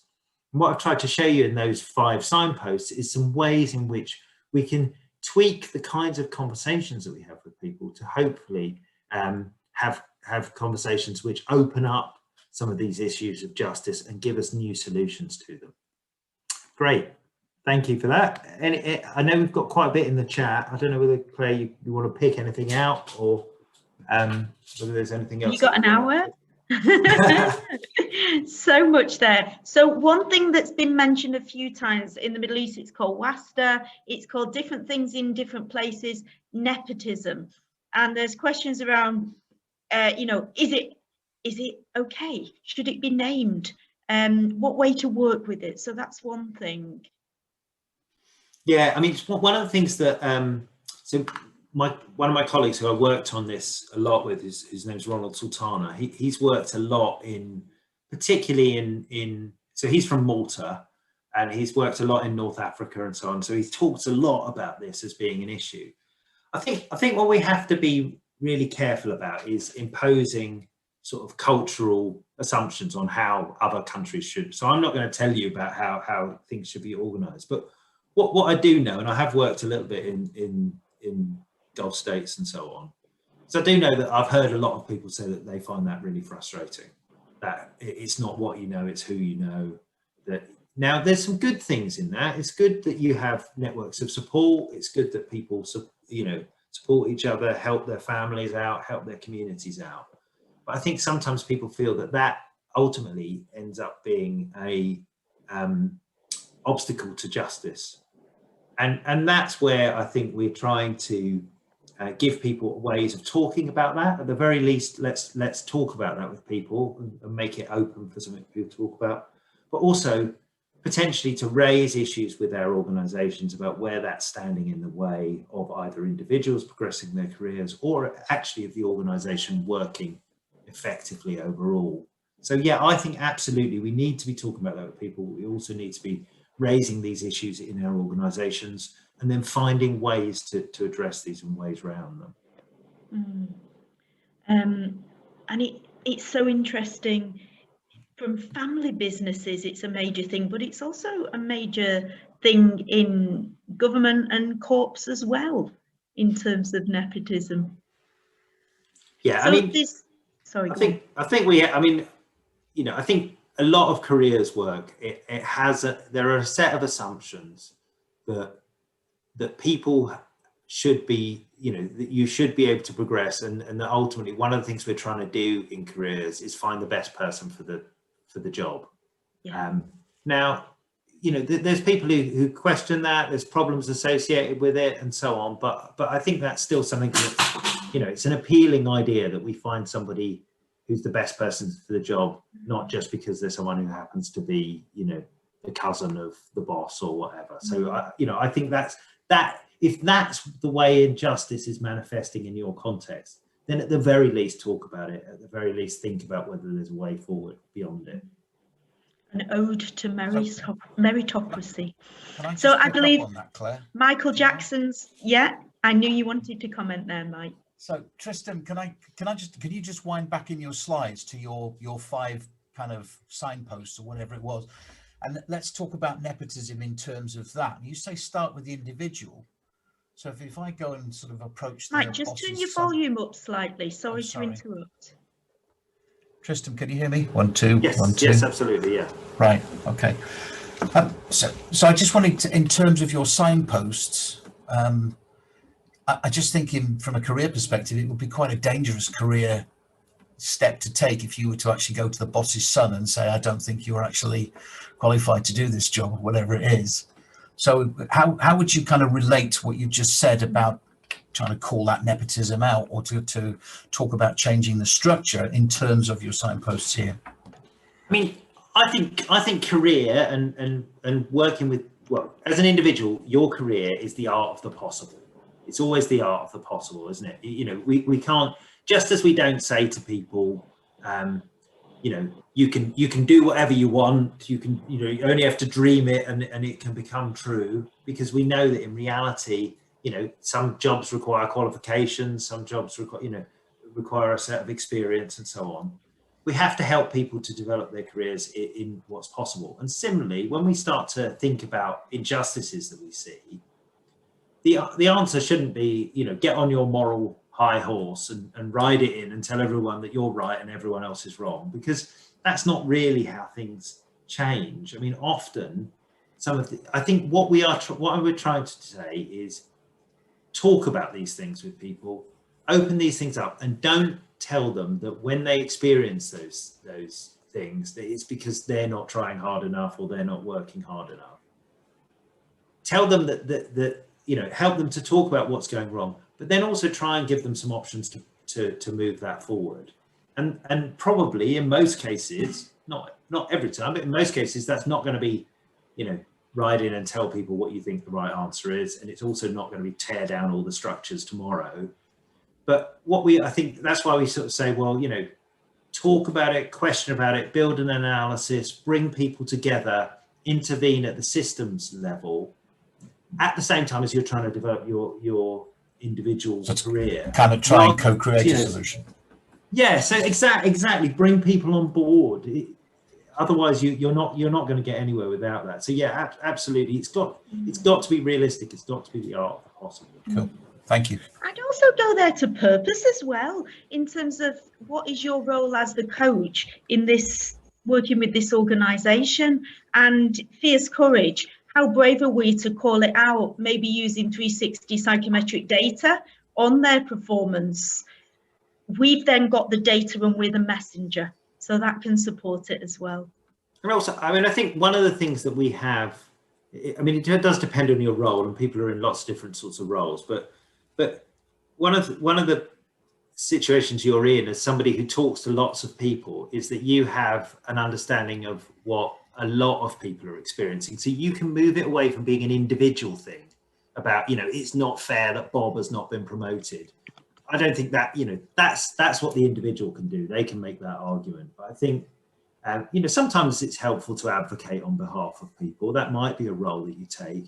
I think one of the things you can do is you can look at the whole system and you can say to somebody, do you know what, we're getting the same problem from the same department in the organization over and over again.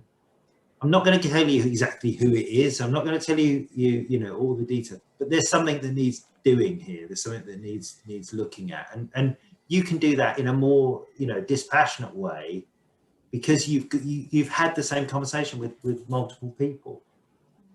Like I say, if you've got data, even better. You know, if you can give them statistics or whatever, then, you know, businesses love that. But I think even without that, you're collecting data from people when you're doing career coaching with them.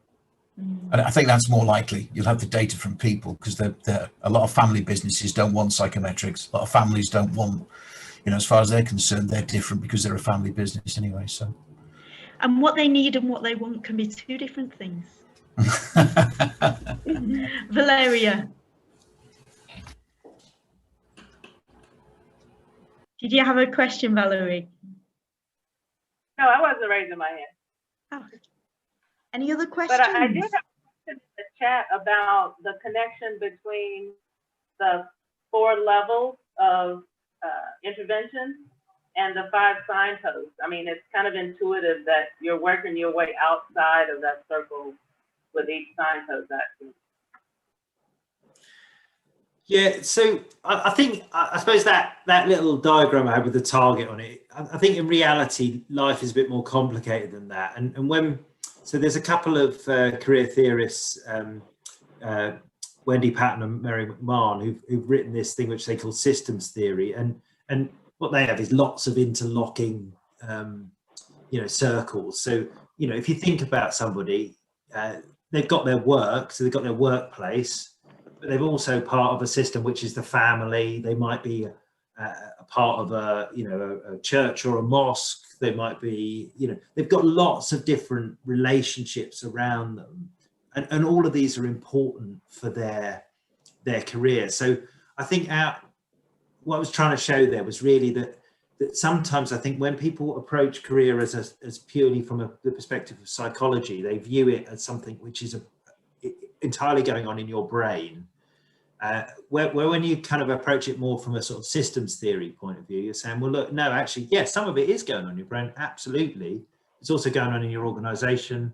I mean, we were talking in the group we were in about how, somebody who's got children and a husband might have a different experience of their career from somebody who's single. And that's about all of these interlocking systems. And I think our role as when we're helping people with their career has got to be mindful of all these systems, but also where it's appropriate, potentially to advocate and intervene in systems other than just the individual. So perhaps to have a conversation with their parents if you're dealing with a young person, perhaps to have a conversation with the organization if you're dealing with a working person, that kind of thing. It's really interesting. What do the different stakeholders need? That systems question is really interesting. Any other questions before we close? Well, sorry, I don't want to sound like hog here, but if nobody else wants to ask a question, I'd just like to ask Tristan about individualism, because it's kind of one of the things that we all do is we want to be individuals. We want to be different to everybody else. But what you're almost supporting here is that we shouldn't entertain any thoughts of oppressionism. So it's kind of, how do you make the distinction between somebody wanting to be a member of a group that helps them maintain their individuality, but at the same time you've got to then avoid any context of that sort of being oppressive in nature to anybody else? Yeah, well, it's like the sort of principal problem of politics and philosophy, isn't it? So I'm not sure, but I mean, I think what we're trying to say, I suppose, is, I mean, one of the things is I don't think there's a perfect solution. I don't think you ever. I think social justice is never achieved. It's always struggled towards. So if you set everything up perfectly, let's imagine a situation and we say, well, we've got this, organization and it's really racist and we really deal with that and we get all of the racism addressed and dealt with. It doesn't mean that there won't ever be any problems again. Even those ones might come back, but you might find that it's actually something else is happening. So I think one of the things is that we're always moving towards, and we're being mindful, and we're trying to, and that's why I think this idea of like critical consciousness is that we're trying to create in ourselves and in individuals, people who are paying attention to what's happening in the world, of how power and inequality is operating, and where that is preventing individuals from achieving what they want to and what their potential is. And we try and balance that. And of course, there's always a balance between, equality and individualism. And somehow we're trying to kind of balance those things. So I know that's not a very satisfying answer, because I can't say, it's 42. But I think it is the idea that we recognize that there are tensions in justice.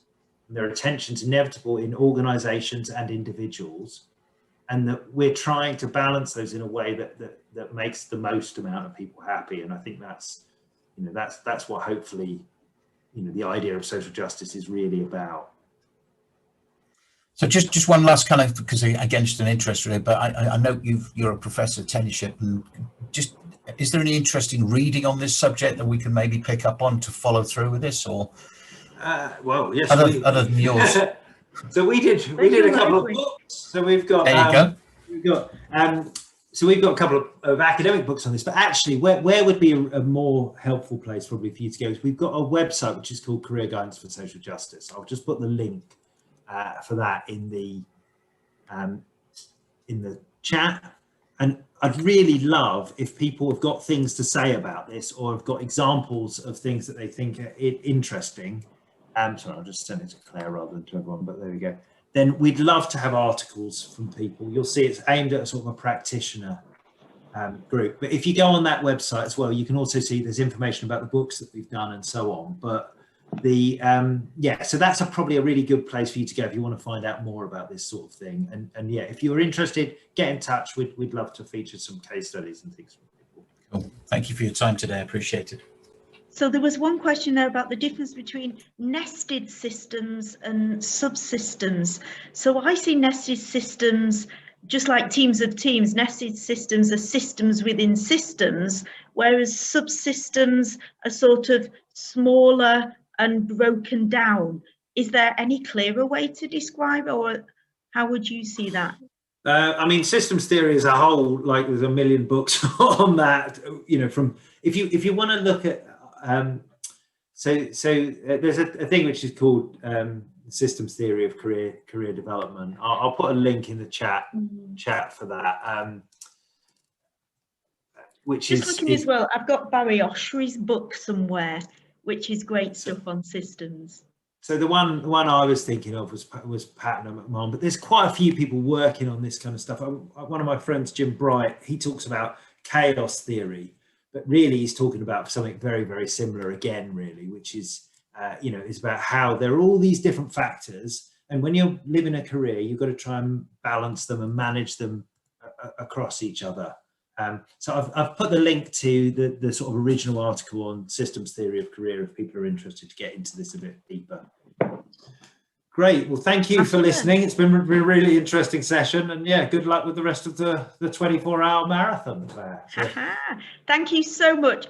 That went so far wide, deep, really interesting session. Really appreciate your time, Tristan. Thank you for all the engagement with the questions, everyone. We are back in an hour. Let's get out there and have a stretch and some food, and then we'll see you in an hour where we've got 4 coach supervisors talking about things that we assume. There's also a sample supervision session there and some other fun. So we'll see you in an hour. Bye-bye.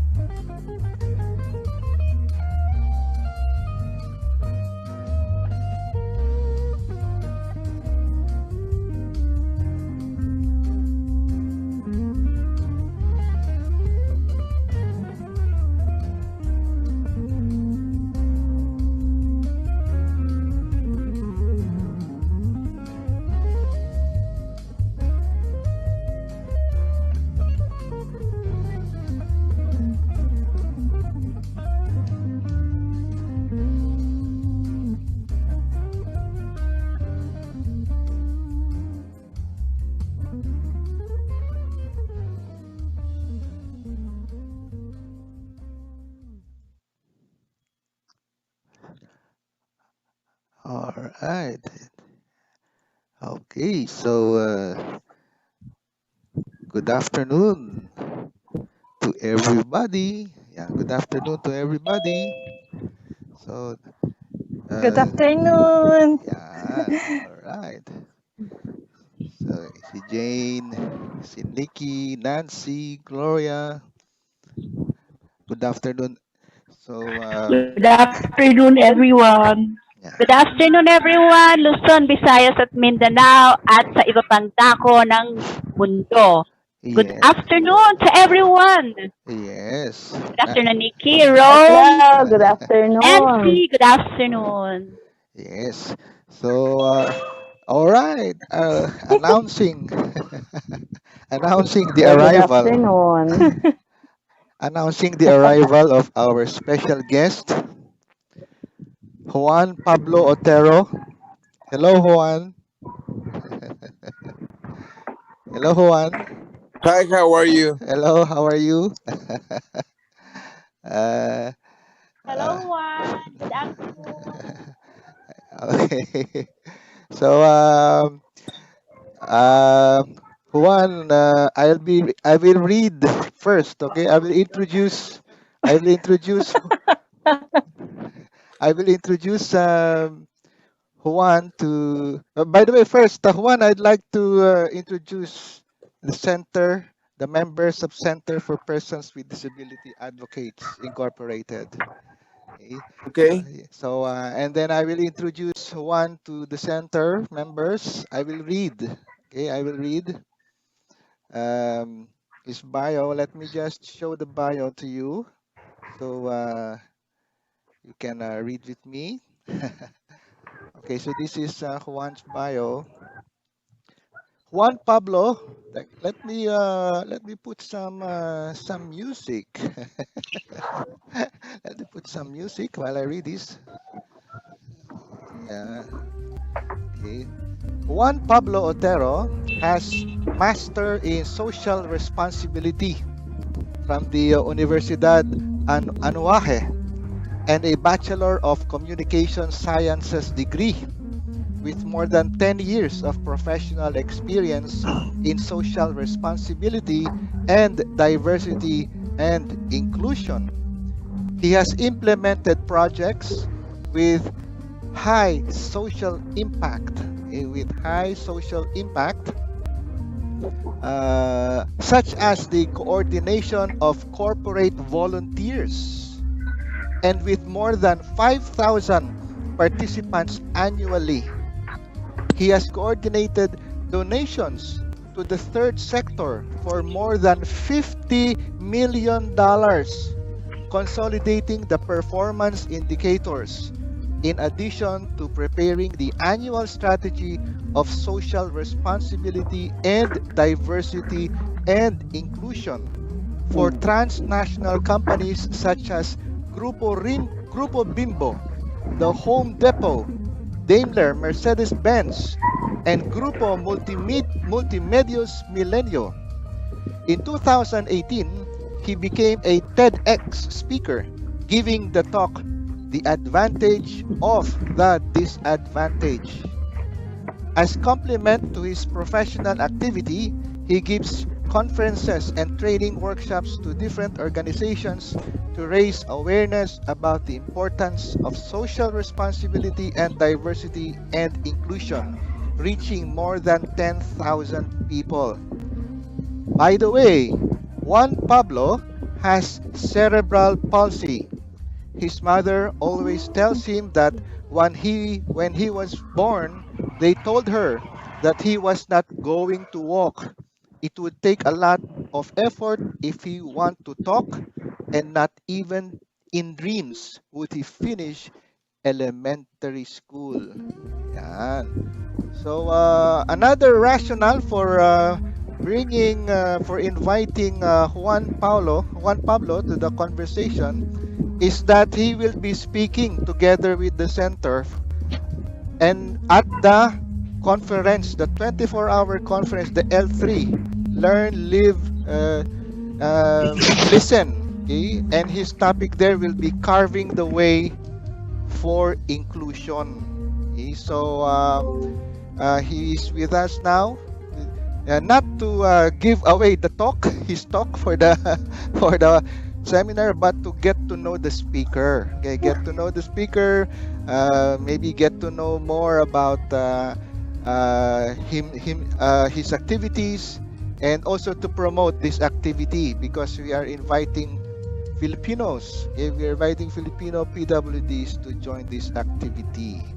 So let me now give the floor to our special guest, Mr. Juan Pablo Otero. Juan Pablo Otero, welcome to our TV show, PW Advocates TV. Yeah, well, nice to meet you all. So, I don't know if you can see me. Yes, we can see you. Yeah, we can see you. We can see you. Yeah. So, first of all, thank to you for the invitation. And first of all, I want to say that I'll be glad to see you there on Friday. So, I know that it will be in a not common hour for you, because we have a lot of different hour of use of hour. So well, I can share with you something that you want to question, or you have some inquiries about the conversation we will have on the event. So yes, Paulo. Paulo, maybe to get the ball rolling, aside from the bio that I read about you, is there anything you would like to add? well, I think that it sounds better than it is on the on the real life. So I don't think that I have anything to add. So the bio is better than I beg to disagree, Paulo. I beg to disagree because now that I see you, I disagree that the bio on paper is better than real life. We have met only for a few minutes, and I am certain that the real person is much better than the one you have written. So given that, so I would like now to maybe without giving away too much, Paulo, about the topic that you will be speaking about in the 24-hour conference that will be attended, without giving too much, would you like to share a bit? Why did you choose that topic, maybe in the first place? it's because I think that diversity and inclusion is not about just people with disability or people with some problem. It's because everybody in some time will be on a position of vulnerability. So sometime in your life you need to be included, and you will be different. So I have been in that position all my life, and I have some expertise after more than 30 years being the different. So that's why I'm going to talk about in the event, because sometimes the people, it's not that they want to be bad or something, but it's because they don't know, and they don't know how to ask. So when I'm talking about inclusion, the first thing I do is, if you don't know, you have to ask.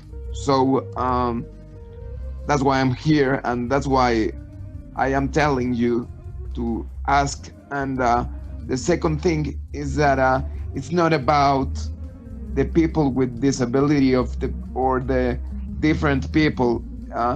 Everyone needs a good environment to success on whatever the person is doing or the person wants to achieve. So for doing this, you have to follow several steps, and that's what I'm going to talk in the event.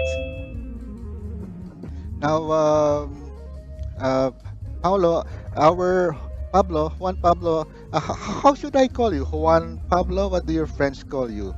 How do your friends call you? Well,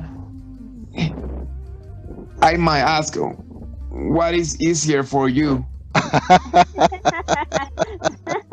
uh, what is he? Juan Pablo is easy. Paulo, I often confuse Paulo and Pablo. Okay. There's no problem if I confuse Paulo and Pablo. No, it's no problem. No problem. Yes. So Pablo, Juan Pablo. You know, Filipinos, we have. Would you know the history of your name? Why you were called Juan Pablo?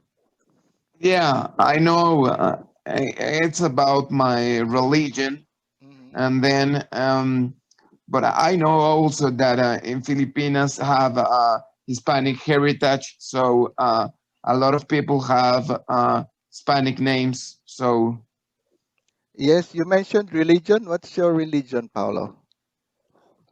Catholic. Catholic, yes. And what is the Catholicness of Juan Pablo? It's about the saints, and I don't know how to talk how to tell the 12 men that worked with Jesus. One of them was called Juan, and the other one was called Pablo, that is John, and Paul. So it's not too hard to find out the combination. So You know, I'm very curious because my son, I named my only son, my first son, John Paul. Same. it might be for the Pope, or Yes. I don't know. Yes, exactly. So John Paul is Juan Pablo, right? John Paul is Yeah. Juan Pablo, and I named him after Pope John Paul the second. Pope John Paul the second, and I think it's the first. Now I'm confused. Pope John Paul the first. Okay, but he's the Pope who became. I'm not sure now if he's the saint. Is he a saint now, or Yeah. he's a saint right now? Okay, he's the Pope now, the most recent Pope who became a saint. Saint John Paul, Pope John Paul. Polish. He's a Polish Pope, and the first Pope who became very, very active in the work of inclusion, the inclusion of workers, inclusion of workers in. And anyway, I just very happy that you who chose your name for you? I think that my parents did. Your father or your Well, mother? More of your father, more of your father, or your mother? I think my father, but I don't have any like wonder about that. So Yes. So JP, can I call it JP? yeah, when I used to work with English speakers, always call me JP, so JP. it's okay. Yes. So JP, you mentioned there that you almost have not uh, become who you are today had not your mom disagreed with what her friends told her about you, that you had no hope, no nothing, you had no chance, you had nothing. Since that time, What does your mother tell you about now? What stories do you hear more about your mom? Well, it's in 2018. I did a TED talk, uh, a TED talk that is this platform where people give short talks about something, Mm, and it's called the advantage of disadvantage. And the first advantage of disadvantage is that nobody will wait something uh, if you are in a disadvantage. So if nobody waits for something, if you do something little, they think that it's very big because they were waiting for nothing. So that was the way I raised up because and it was easier for me because if nobody waits for something, uh, I can develop better because I have no pressure. So mm. everything is winning when you don't have any expectation. So Yeah, that's another way to put it. Yes, when no one is expecting, then you have everything to. It's like saying there's no way but up. Right? yeah, When you're down there, there's no way but up. Wow, thank you so much for sharing that insight into your journey being somebody with cerebral palsy. Um, what about cerebral palsy that you have really struggled with?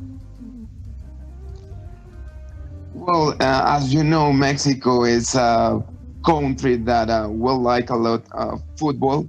So um, I like football a lot, and certainly I can play it, but I cannot play it well. So it's kind of the things I feel bad with. But at the end, 99% of the kids want to be football players, and they don't get there. So it's not too bad at the end. So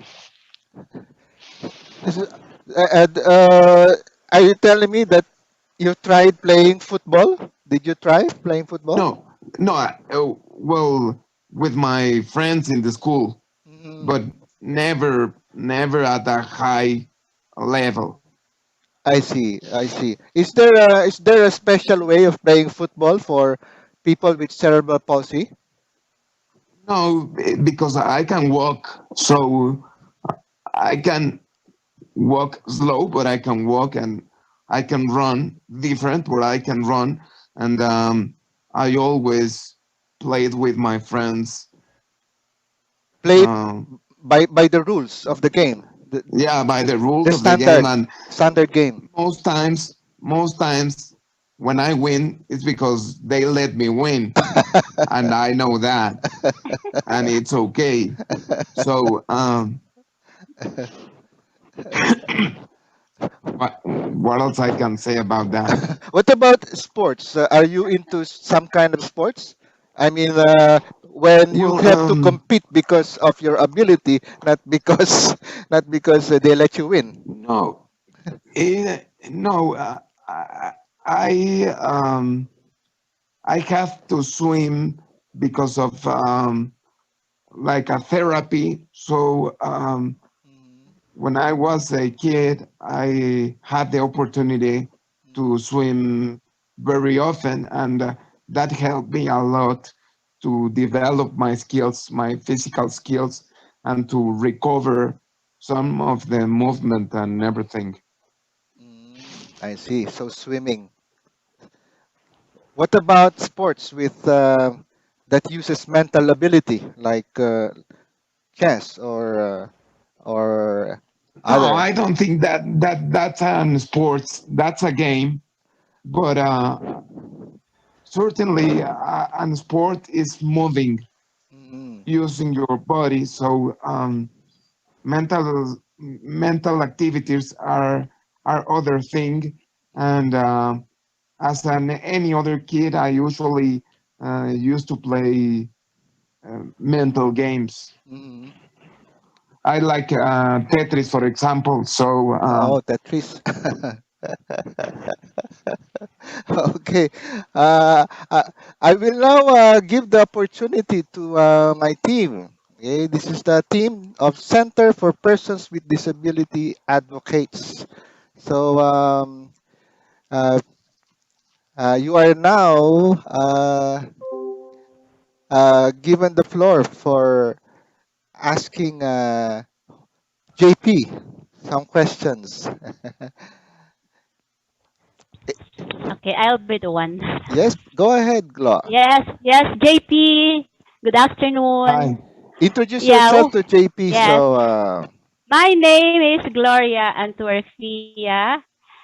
I am also a orthopedic polio since I was 5 years old. And okay. I am a co-founder of Rome Kumagun of the center. I am the admins and president of Board of Trustees. And we work together with the persons with disabilities in our areas. So my question is, when did your mother discover that you had a cerebral palsy? I was too small when that happened, so I don't know real. But no, that's just a joke. Well, because I was born with a pregnancy of 6 months, so I was real small, and they discover real early when I had. I don't know if they knew that it was cerebral palsy, but they knew that there was something wrong, and after a certain time, they figured it out that it was cerebral palsy. So, but with this kind of conditions, you figure it out in the first days because you know that there's something without out of the place, and especially when you already have other kids and you know that your new baby is different. And I also believe that the parents have a sixth sense, so they know when something is not okay. Okay, so another follow-up question.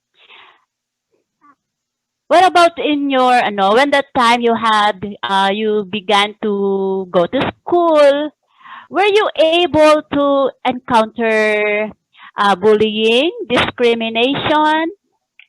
And how did you go to school with a PA, with a assistant, or you go by yourself? No, I go by myself because my father said that the better school is the one that is near your home. So I used to go to the kindergarten when where my brother goes. So in the TED talk, I also said that when you have a disadvantage, it gives you to the obligation to be a good people, because being a disability people with disability, you don't have the opportunity to be mean or to be bad people or to be like I don't know, with no nice with other people. So because you know that the first thing they will do is to bully you. So I had to learn since the beginning to be a nice guy with the other guys, because I know that if I wasn't that way, I will get in problem. So when I was in kindergarten or elementary, I didn't have bully. There was until university, or when I was older, when I found kind of bully, or when people thought that I was there for other reasons, more than my competences or my knowledge. So I have to demonstrate them that I was there because I deserve to be there, not because of they were giving me something for free.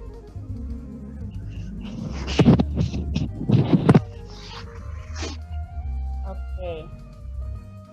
But I think that yeah. I think that the same thing happens with a human, or with a different kind of people that is in some place that other people wanted to be. They always think that the person is there because they did something that it's not always okay. You are there because you give money. You are there because you are son of. You are there because, you know. So you have to demonstrate that you deserve to be there, giving and doing effort day by day. So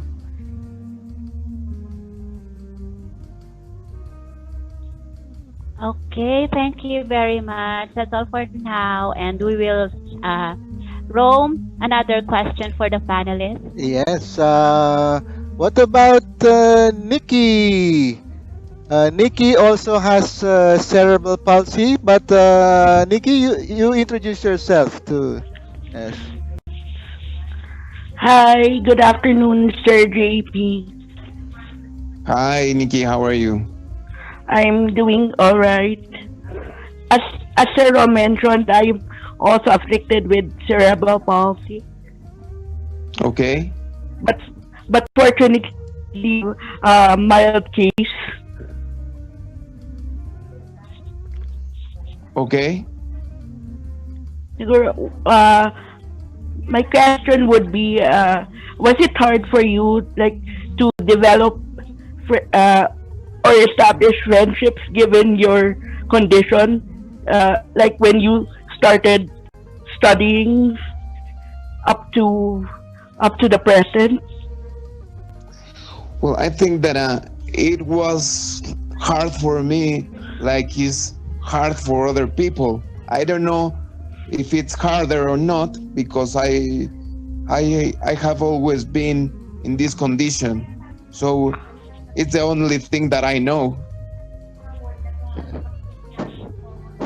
So I don't know if for you is harder or for you it's easier, because I don't know. I don't have your perspective. So I think that everyone has their own goals to achieve, and you have to find the way to achieve it with what you have.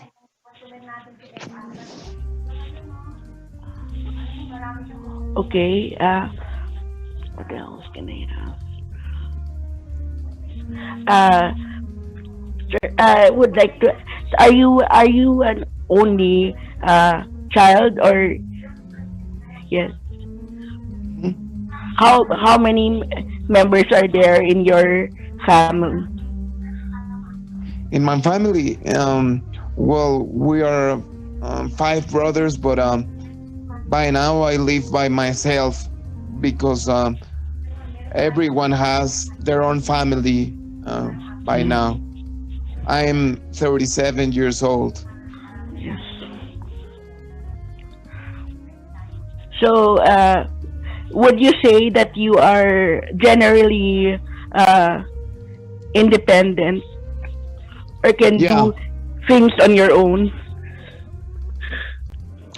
almost, almost everything. But I, fortunately, I can do almost everything what I need to live alone. So I think that by now I have done it well. So, I believe you have developed strategies of coping effectively. Yeah, yeah. I think that that's the success of people with some disability, that you always figure it out how to do the things that other people makes it the normal way. You have to find your own way to do it. Okay, thank you very much. That would be all for now. No, you're welcome. Nice to meet you. Yes. Thank you, Nikki. Jane. Hello, Jane. Would you like to ask a question? Jane had meningitis before. Jane, Okay. if you like to speak in Filipino, I will translate. Jane, if you like, I will translate. I will If she doesn't want, she doesn't have to. So it's okay for me. Okay. Okay, going.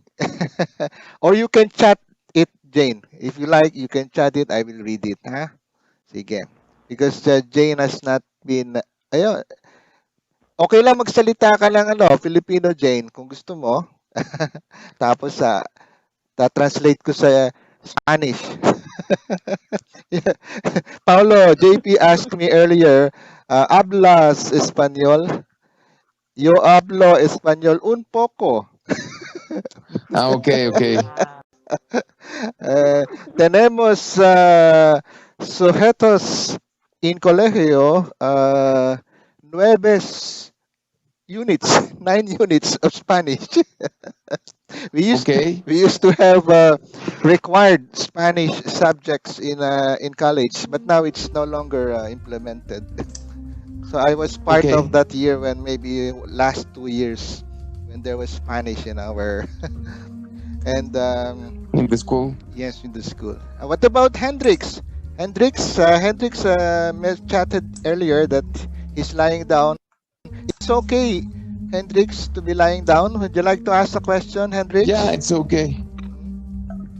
Yes, good afternoon. Can we see you? Can we see you, How do I get Hendrix? my things on my background the right way around? Yeah, that's Hendrix. So yours look Introduce yourself, Hendrix. So you can see them as Sir GP. Listen, Learn, Love written. We're both not hands up. Yeah. We're that's fine hands then. up. So That's fine. I see it in your image. Are you still single? Yes, You're silent, Francois. Francois, yours looks a little bit unusual. I mean, it looks amazing, but how to describe it? You're on silent, Francois. Autistic. Yeah. Autistic in a way. But you know the Claire. Francois, you're I still don't muted.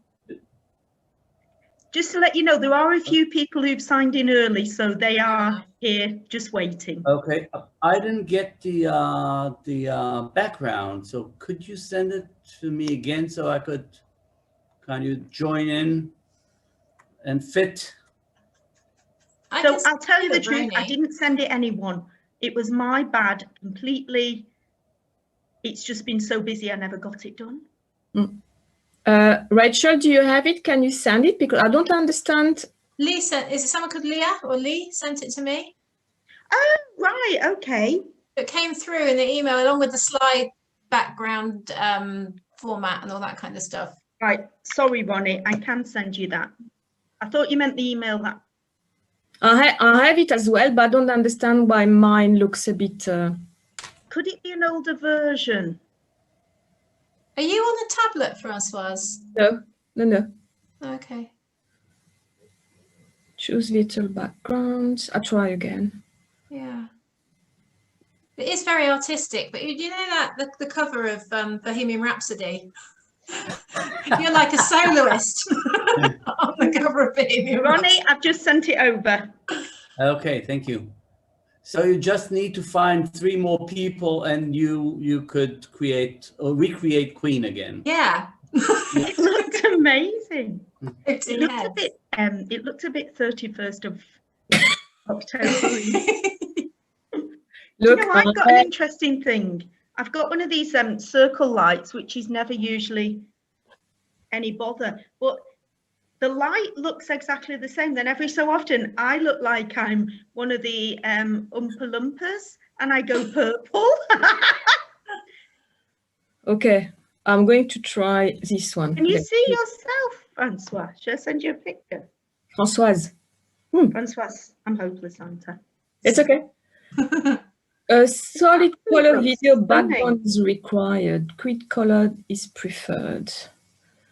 Okay, how about this one? So what? I have a green screen. No, I don't have a green screen. I don't see a You need to tell it if you don't have a green screen, because it. Did the email come to you? Yeah. Yeah, but it's Ronnie. the email saying, you know, thank you for registration. I've just sent one just now from, so that'll be Claire at.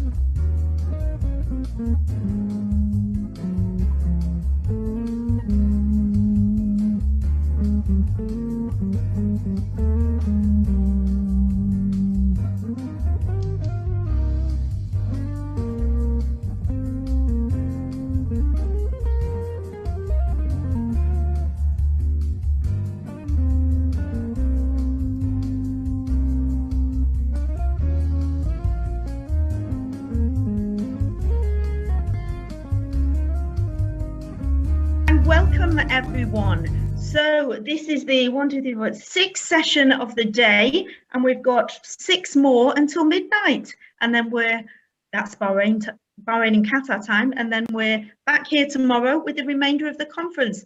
24 speakers over 24 hours addressing coaching, supervision, leadership, equality, diversity, equity, inclusion, and belonging. And for this session, we have Ronnie, who's in Israel, Rachel and Francois, both in the UK and myself, who's in Qatar. And what we're going to do in the next hour and 10 minutes is, I'll leave the start as a surprise. Then we're sharing with you what is supervision. We're moving then into discussions around the way equality, diversity and inclusion shows up in our work. And then finally, we will do a demonstration of a supervision session, followed by a visualization by one of our experts here. So thank you all for joining. Really appreciate your time for this fabulous cause. Thank you. And who would like to go first with their introduction? Ladies? Oh, it'll be just so polite. Shall I go first? Not polite. So there's one of my facts about me. I'm not overly polite. I'm quite blunt for a Brit. So my name is Rachel Woods. I am a coach, but that is as obvious for being here, and a supervisor. I'm married. You wouldn't know that by looking at me. I'm British. I'm agnostic. I live in the countryside and I have no children. Thank you, Rachel. Who's next?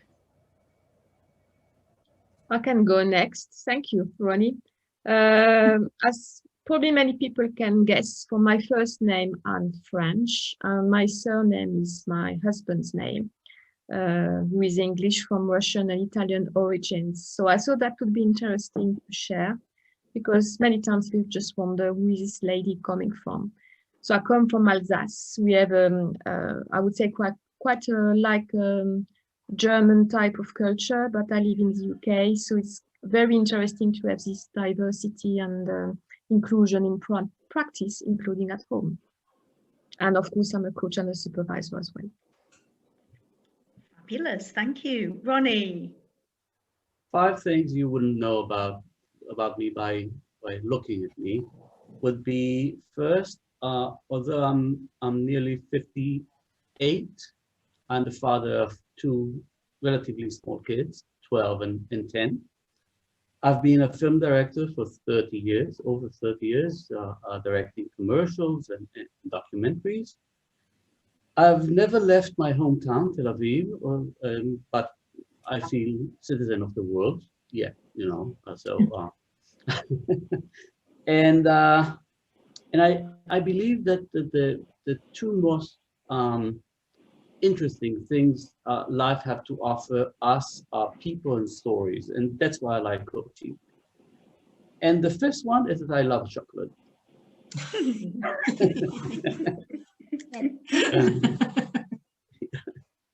And then my question is it chocolate, any chocolate, or the really good quality 80% cocoa solid chocolate?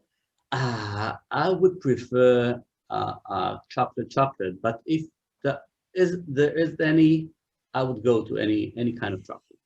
So, brilliant. As I had, you know, I've been working in this suite, this editing suite, and there was a sign there.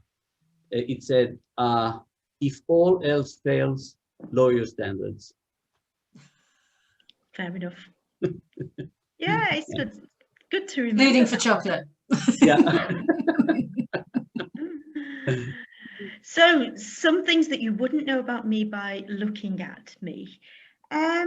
So I play the drums, played at my friend's wedding.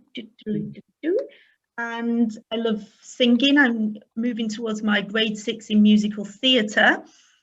I love that. And I love swimming. And I've worked on the ground in 8 different countries across the Middle East with senior executives, and some people sometimes sort of like, oh, are you the coach? Interesting. And also I'm a passionate learner, and I realized through coaching that I received myself a few years ago, that I gave myself full permission. It is okay that learning is your hobby. So that's something about me. There we go. So where we're moving to now is, what is the difference between coaching, supervision, mentor coaching, consulting, and all the other developmental things out there. So who'd like to start with a synopsis of what is coaching, just in case there's anyone on the session who is not familiar with it?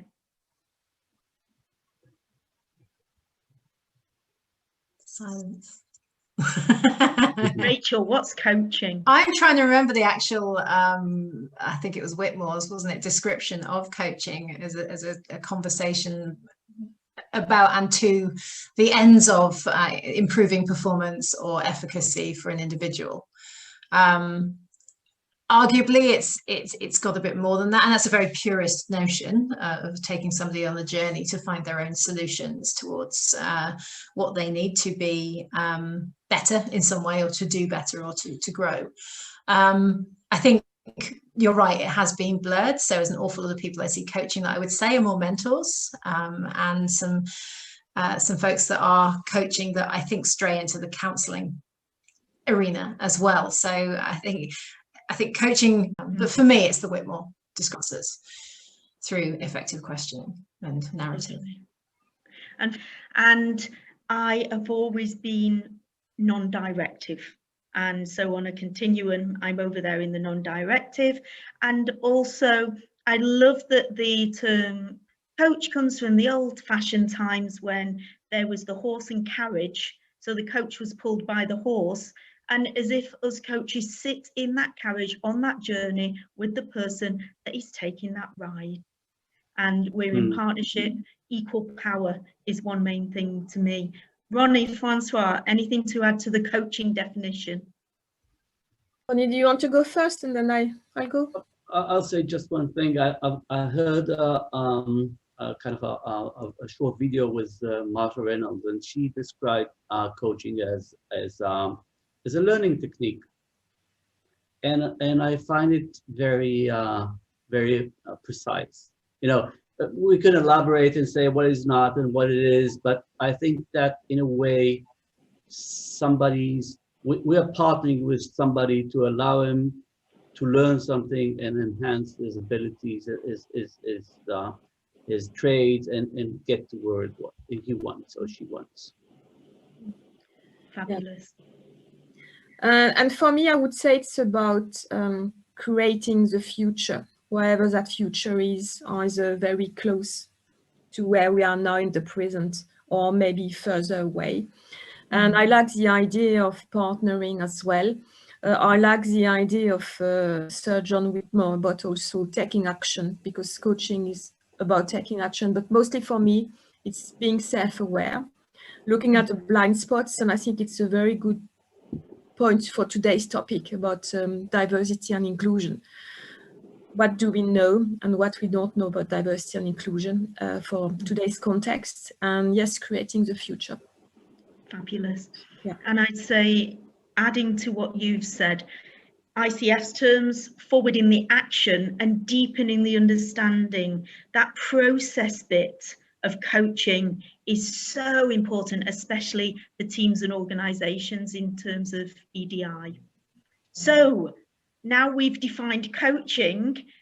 In a nutshell, mentor coaching is enabling a person who's training as a coach to become even more competent at clear competencies related to coaching, such as powerful questioning, active listening, being fully present with the person, evoking transformational change with them, and enabling them to design action with accountability.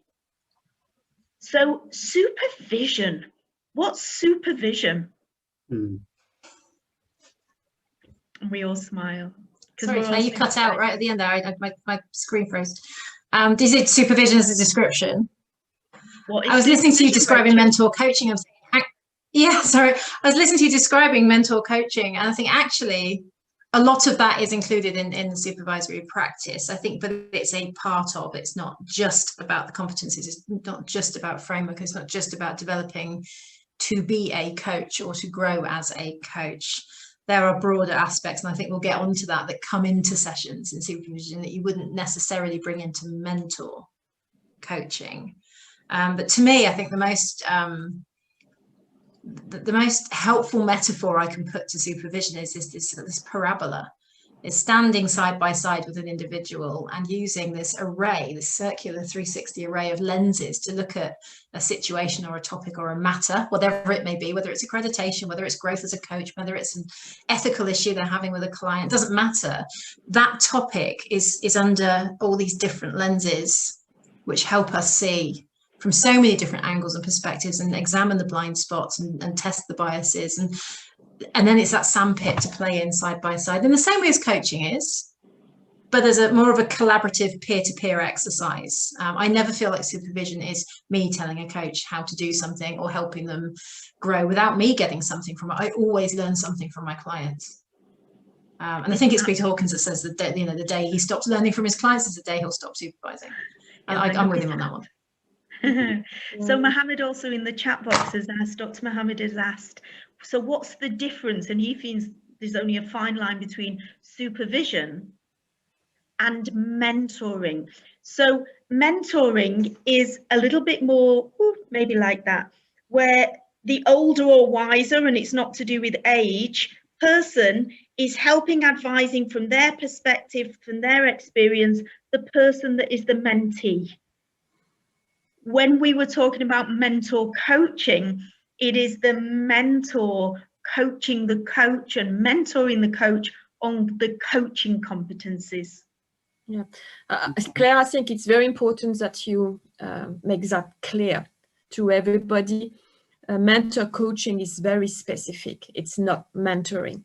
It's in the context of the ICF framework to become a professional coach and master coach.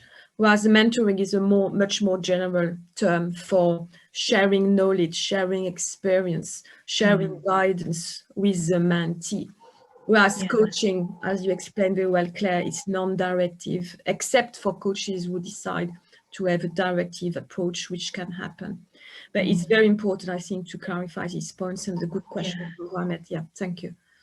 And I'm thinking back to, when I first had little children, gosh, about 15 years ago, and mentoring took place at baby groups where we all went in the morning with the children, quite often quite tired after sleepless nights and so forth. And you might be asking another mother there, oh gosh, this one won't go to sleep. Have you got any tips? And that's informal friend-to-friend mentoring. And of course, you can have more formal mentoring about opening a business or in organizations, people who've done that role before you. So then in terms of supervision, what else is there for you, Ronnie? I like the definition of supervision as a safe place for a reflective view on development access. I like this tool of development access. So you can define where you want to go. You kind of see the picture, and to do that you use dilemmas, which is the engine behind this process. If to use your metaphor, I think that the difference between coaching and supervision is that these two people are now leaving the safe place of the coach and moving forward and riding the horse together. So this is, I think that's the next level. So you're not being in this coach-like ride, but you kind of more involved, more more the business. You are a professional, and you want to get improve yourself and get better at what you do as a professional. It's a different space. Yeah. Just been reminded there, Claire, of the learning edge, and I think that's Ronnie's very well described, that being at the learning edge, which you may not be in a coaching scenario, but in a supervision scenario. Isn't that the holy grail? That's what you aim for. Yeah, absolutely. And Dr. Mohammed there in the chat box has said about teaching teachers. So interestingly, there'll be times when, if you're training or teaching teachers, there'll be times when you may mentor. I'm thinking of experientially trying to work on classroom dynamics with children, potentially with behavioural difficulties. To throw someone into that is tricky. To lecture on it just doesn't quite make sense. To share real life examples when I was in a similar situation, that mentoring in that way can be quite helpful there. Personally, as an ex-teacher trainer who then went into coaching, I honestly feel that all curriculum for trainee teachers should include coaching so they can use it as a way of being with the students in the classroom. Francois, moving back to supervision. Yes, and just one comment, Claire, if I may, about teacher training. I lectured at university for quite a while, for 20 years. And for me, what you explained at the beginning, Claire, about this continuum of coaching, mentoring, and to answer your question, Mohammed, I think as a teacher and a teacher training, it's important that we role model to new teachers or students what teaching is, what coaching is, what mentoring is, so they can really experience what's happening, because supervision is also about experiencing. And it's also, I would say, about helping the coachee sometimes to just get resourceful again, because being a coach can be demanding, stressful, and the supervisor is also there to help the supervisee just go through what happened with their clients and talk to them about what self-esteem is and help them with this type of discussions. It's about resourcefulness as well. I love it, absolutely. The bit that I love the most for myself when I'm being supervised or having supervision on my supervision that I've delivered, the bit that I love is also as well as the restorative, the benchmarking. So I've lived in the Middle East for many years. I have done courses outside the Middle East, and I'm always curious what I don't know that I don't know. And I find having supervision with different supervisors in different contexts around the world really helps me to ensure that I'm staying with the benchmark and staying ahead of the game, really. So that's one thing that I really goes with my theme of loving learning. Anyone, anything else to add about what is supervision? Hello, hi, Patty here. Hello, Claire. Hello, everybody. Yeah, I've been supervising for many, many years now, and when I do a lot of supervision at Oxford Brookes University over here in the UK. And when we were designing a supervision course, the first one way back in 2005, we came up with a definition that Tatiana Bakirova, Pauline Willis and myself. Shall I just quickly, it's quite a brief one, but I think it really, for me, encapsulates, you know, what sort of supervision is. Shall I just quickly read it to you? Please do, absolutely. Okay, yeah, coaching and mentoring supervision, because mentors, I think, absolutely benefit from supervision, as well as many others in organisational life. So coaching and mentoring supervision is a formal process of professional support which ensures continuing development of the coach and effectiveness of their coaching practice through interactive reflection, interpretative evaluation, and the sharing of expertise. And as I say, that was a definition that we came up with for the course that we were designing. That was back in 2005. And I think in the ensuing 15 years, you know, there's been some fantastic evolution of supervision. So that's why I'm joining today's call, just to, you know, just to meet you really and be part of it. So thank you. Thank you. And I love the definition. If you'll email that to me when we send around the slides from the other sessions, because we're not using sessions on this slide, very happy to send that to everyone as well.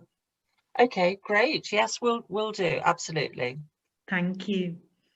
So what we thought we'd do now is explore the way equality, diversity and inclusion has shown up in our specific work, coaching and supervising. Who would like to start?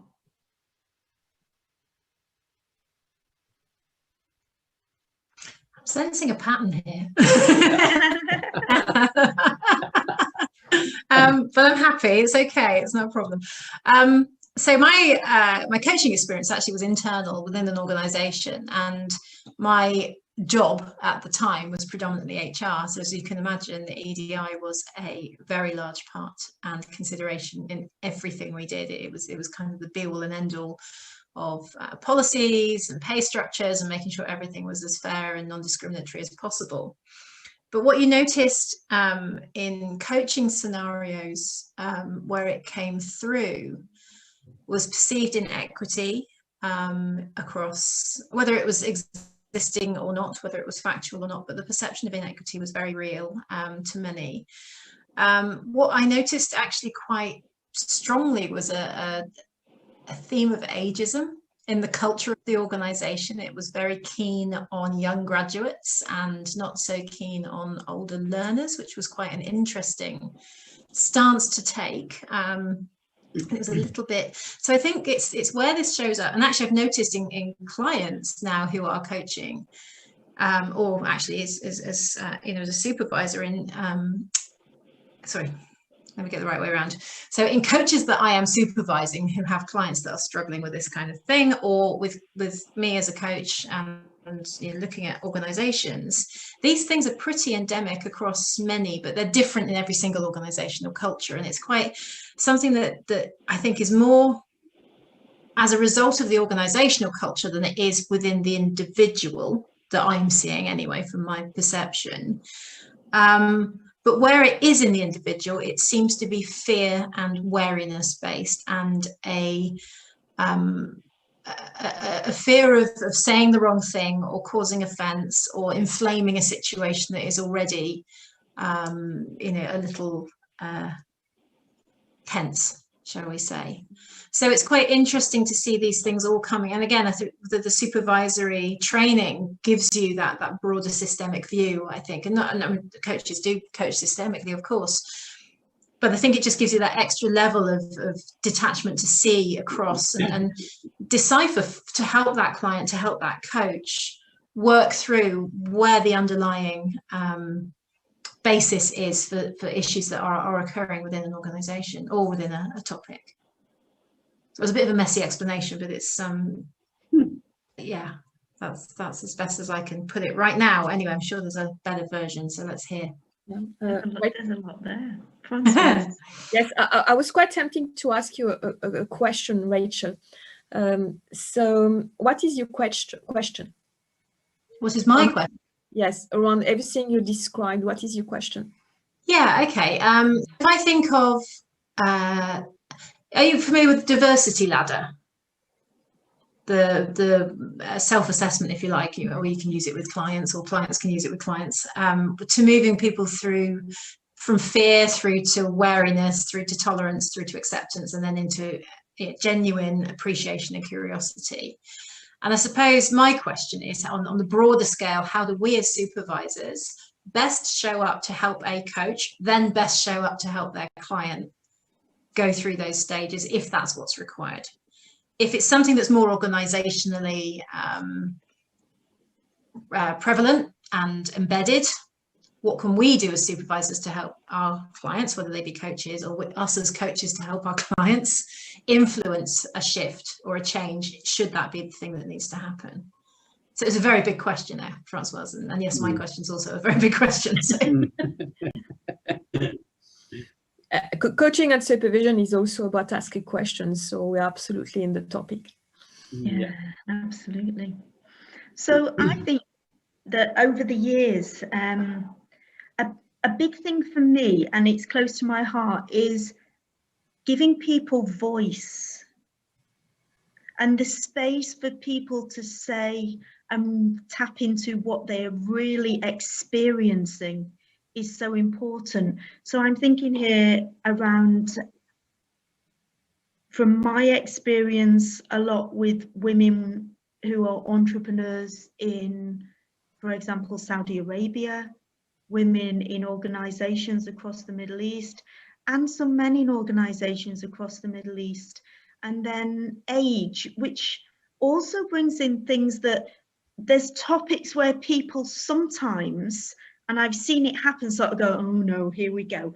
Things like menopause and the things around that, and then, you know, maternity and paternity, and then also career. We've had a session with Tristram Hooley today, career and social class, and then also things around tapping into teams trying to work out their unconscious biases, as well as the, you know, the choices that are available and the ones that people are brave enough to choose for what their systems need. So there's a few ways that it's come up in my work. Anyone else wish to add?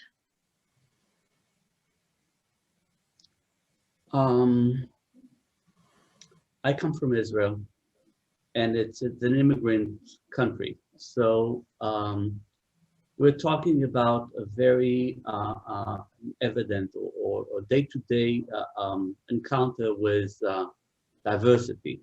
We have 20% Israeli Arabs, we have 20% Orthodox Jews, we have 50% women, we have, you know, diversity looks at you. Yet, I don't think that it's a matter of if, it's a matter of what.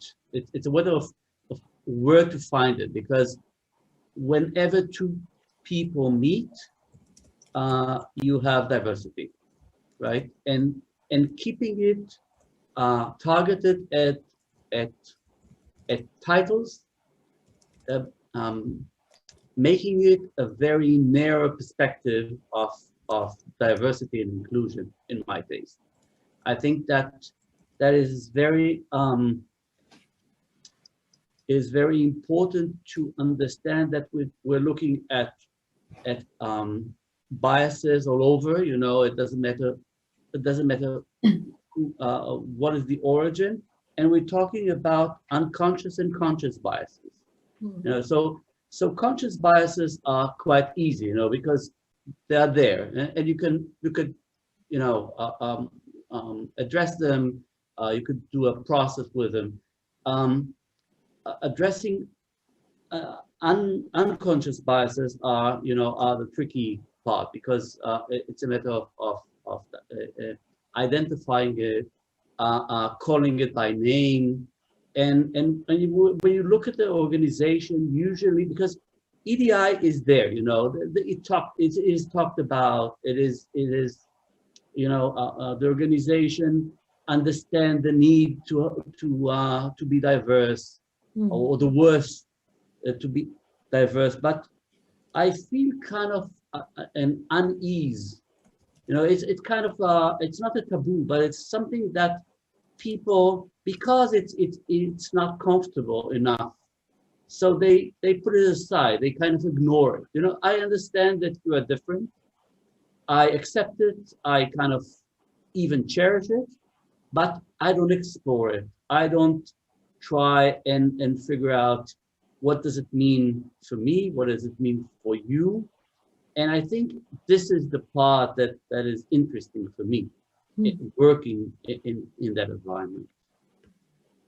Yeah, thank you. Yes, thank you, Ronnie, for saying that. For me, I also come from a region, Alsace, which goes in the middle of Europe before the EU expanded to the east side of the EU. And to go back to what we were saying earlier, one of, I would say, the differences between coaching and supervision is, in supervision, we really look at the broader picture. Rachel used the word systemic, and we try really to take into account everything that's happening. And when we consider diversity, it's also seeing from the people living in another country, from a different background. So it's having this collective view of what diversity is. and then hopefully having some inclusion of people who are different to us. I love it. So I'm thinking of a question that Peter Hawkins has asked, and obviously it doesn't apply to everyone. What do your children's children need you to be supervised on today? It's just fabulous. And I think for me, supervision is something that would be amazing for every leader in governments, in countries, in organizations to have, obviously, as well as potentially mentoring and of course coaching, because there's so much that can be unraveled, and the amount of learning about ourselves that takes place and who we want to be in the world. Anything else to add? Yeah, I absolutely agree with you there about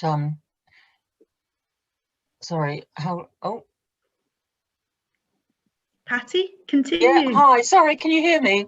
We can. Oh, great. Yeah, I absolutely agree with you. Absolutely agree with you about how supervision is evolving now into the wider organizational system, because of course, thank heavens, it's become embedded in coaching, coaching practice, which is great.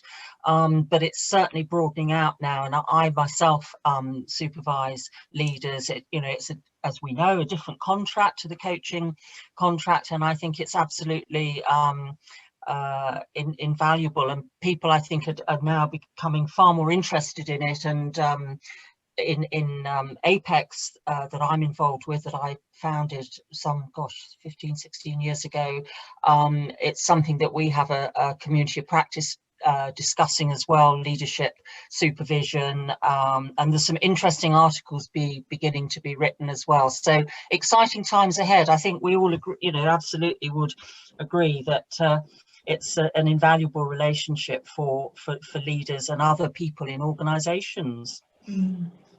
And I think even more so considering what the world's been going through this last 8-9 months. Yeah. I've got to say, to add on to what Patty said just then around leadership supervision, and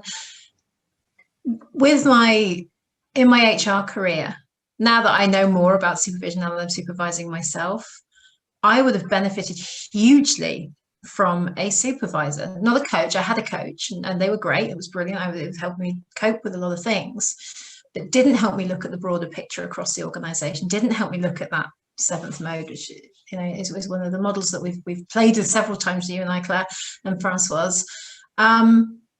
It wasn't there. So actually, I think that would have been actually an immensely powerful thing for me as a professional versus me as a coach. And it's not something that's common. I don't know how many HRDs have supervision. There is no supervision for HR that I know of. I think they have coaches and business coaches. So it's a really interesting to actually broaden supervision outside of coaching. And I think in all of the, yes, go Patty. Yes, sorry, I was just going to say, Rachel, in response there, I'm aware of a group now of HRDs who actually are receiving supervision, and they've gone for it. And so it's, as you say, I think it's beginning to happen and is recognised as a really professional benefit. Yeah. Thank you. And the bit in there in terms of naive questioning, where the supervisor is not knowing, and it's okay to bravely be curious and vulnerable about things we don't know, and things that the person we're supervising may not know it's in their emerging future in terms of what's around the corner. There's so much amazing, fabulous stuff around supervision. So shall we move into a demo? This has not been rehearsed at all. We are just totally, Patty, honestly, if you want to join in with us, then you're very welcome, because you're an experienced supervisor. So Rachel. Yes. Just briefly, in terms of contracting, this is not a confidential session because it's being live streamed, as you're aware. Yes. So that's the first important thing. And we are here with you, with your clients who are not present on this call, and yet they are part of the supervision. And let's discover together ways that you can impact your systems even more. Anyone else want to add anything around the always be contracting? Just Claire, how long have we got for the session? So we've got about 20 minutes, 15, 20 minutes. Right. Anything in terms of contracting that you would like to share with us, Rachel? No, I think for the purposes of this session, I think logistics, timing, confidentiality, we've covered all of those things, which is lovely. I know you, so it's I think we can bypass introductions on that front. So now I'm happy to forge ahead. And as a supervisor, you're clear what supervision is as well. I am, yes. Yeah. So what topic would you like to bring to supervision today? Yeah, so I was thinking about this, considering the topic that we're covering today, and I'm happy to be a little bit creative in that this is a past client, actually, so this work has finished, but it'd be interesting to examine for myself what could have been different had I taken this one to supervision. So just to preempt almost my contracting, if you like, back to you. I, as a coach, had a client who was seeking career progression in an organization. So we started with the premise of career coaching. She was looking at her options and possibilities. I quite quickly noticed there was an awful lot of limiting beliefs that she was putting upon herself. She was putting barriers up relating to her age. And I say self because when we explored it further, there didn't seem to be any huge amounts of evidence or even anecdotal examples of where individuals within her organization hadn't managed to move forward at her age. And she was 48, so you know, in my worldview, that to me that doesn't seem particularly old. She was only 2 or 3 years older than me. So this was a really interesting exploration with her about these views of being seen to be, or thinking that she was being seen to be, over the hill, if you like. And that was her exact words. I feel like I'm over the hill, even though I'm only she's literally just approaching 50. So it was quite an interesting exploration, I suppose, of a lot of possibilities, a lot of different roles. She came with this whole list of roles that she was quite interested in, and it seemed actually quite scattergun and quite a broad range of roles. She had some very transferable skills, so I think she probably could have. It looked on the face of it, she could have done at least half of those really well, and some would have been stretching, but still within her realm of capability, but might have been a little bit on the borderline of whether she would be accepted on the basis of her qualifications and her experience, not anything to do with her age. So I struggled a little bit for a while. I did, around this perception that it was her age holding her back. Mm. She was hanging on to that, really, really clinging on to this perception. It was her age that was giving her these knockbacks. It wasn't anything other than the fact that she was 48. So in terms of what you'd like to leave with in the next 15 minutes, what would be beneficial to you and your future clients around this? I think it took us a very long time to get to the bottom of what was really driving this fear, or almost excuse making, if you like, almost self-soothing.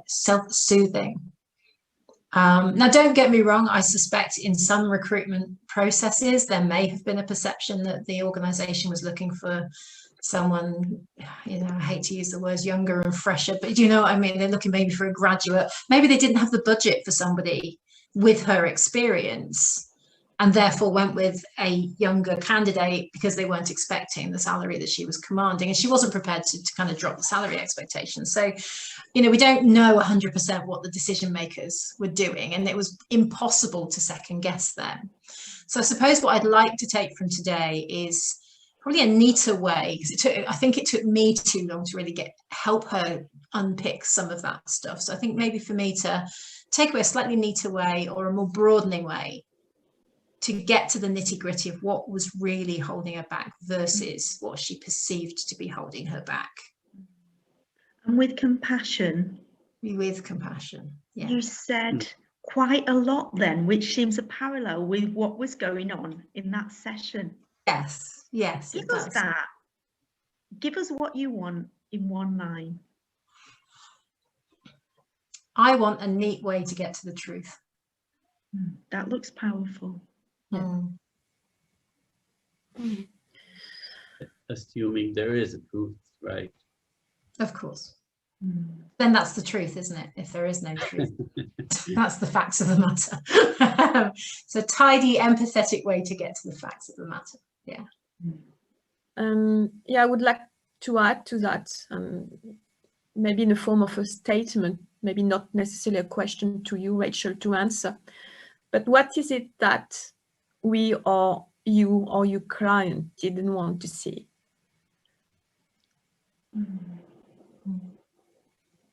Talking about blind spots as a supervisor and a coach, you know what blind spots are. Yeah.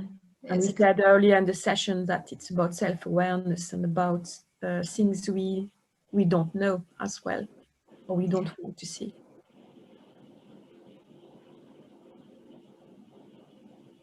So basically, you kind of, if I understand you correctly, you say that ageism is kind of an excuse.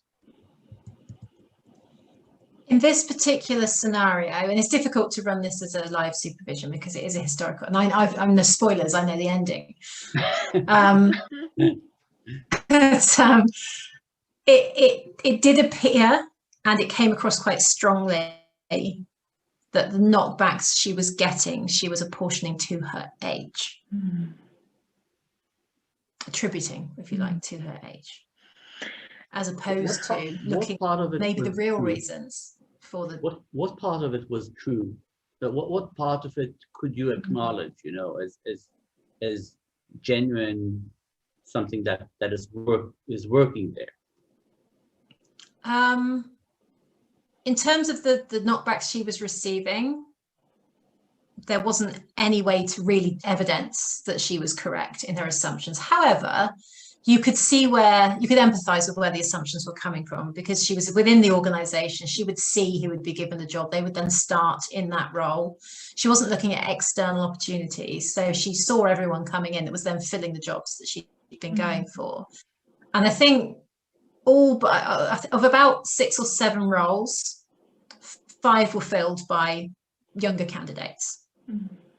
Younger candidates. Now, the reasons for that, we will never actually know. We can't go and ask those recruiting managers what their decision-making process was. It was challenging for me to step away, because I knew the organization very, very well. And I did have an awareness that the massive budgetary restraints and what they could do. So it was arguably, it was much cheaper commercially for them to bring in younger, quite fresh graduates versus having somebody of her experience. However, the 2 that were successful, that were either of her age or older, I wouldn't know their exact age at all, nor did she. That was the feedback she got, was actually quite broad. It was very specific in terms of the areas where she needed to improve in order to get roles like that. And those weren't her focus. Her focus all went to these graduate placements, if you like, or new hires that were pretty fresh, sub 30. So the only safe measure she could give really was that they were definitely sub 30. But yeah, so not a huge amount of evidence. You can see the perception. You could kind of understand and empathize with it. So take yourself back to that session and connect with it. And connect with the relationship between you and her relationship with the system she's working in. In retrospect, what are you most curious about?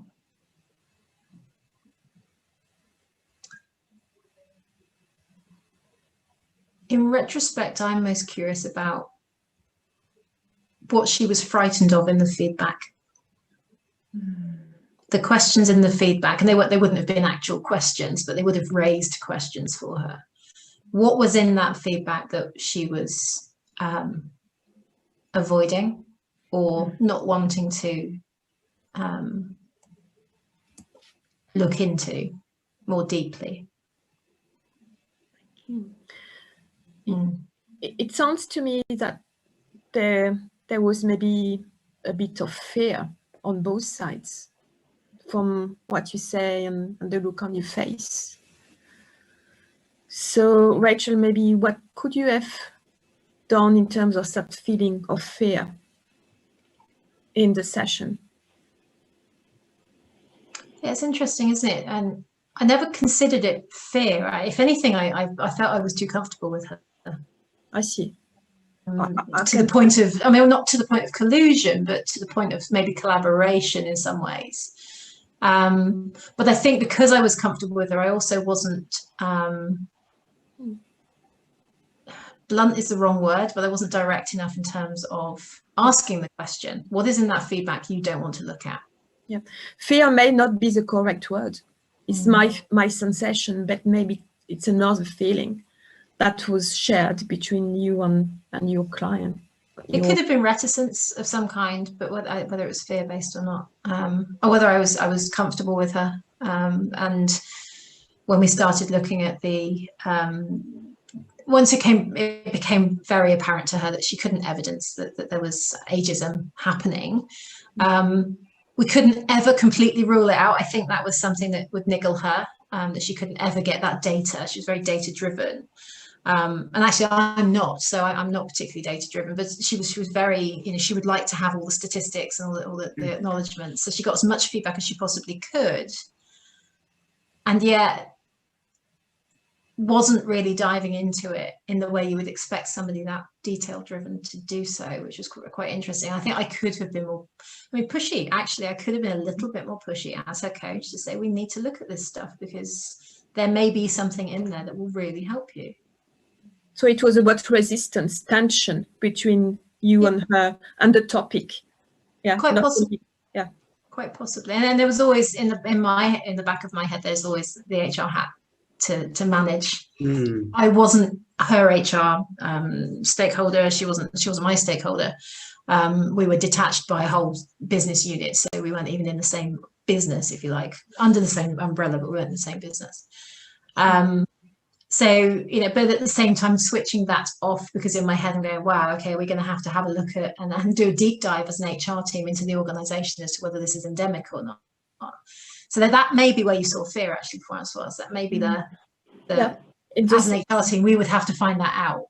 But that's not about the coaching scenario. That's not about this topic. Yeah, you could be right. Yeah, I think it's a good point, because we were talking about earlier about what we call the system in supervision. So what's happening and what was happening in the industry in that time, in terms maybe of difficult economic conditions. And so the fear may be in the system, but resistance. I'm just trying to give different words to what you were saying, to just build on the discussion. Yeah, I know. I think you've summarised that very well. It wasn't fear of the scenario right there and then with this particular coachee.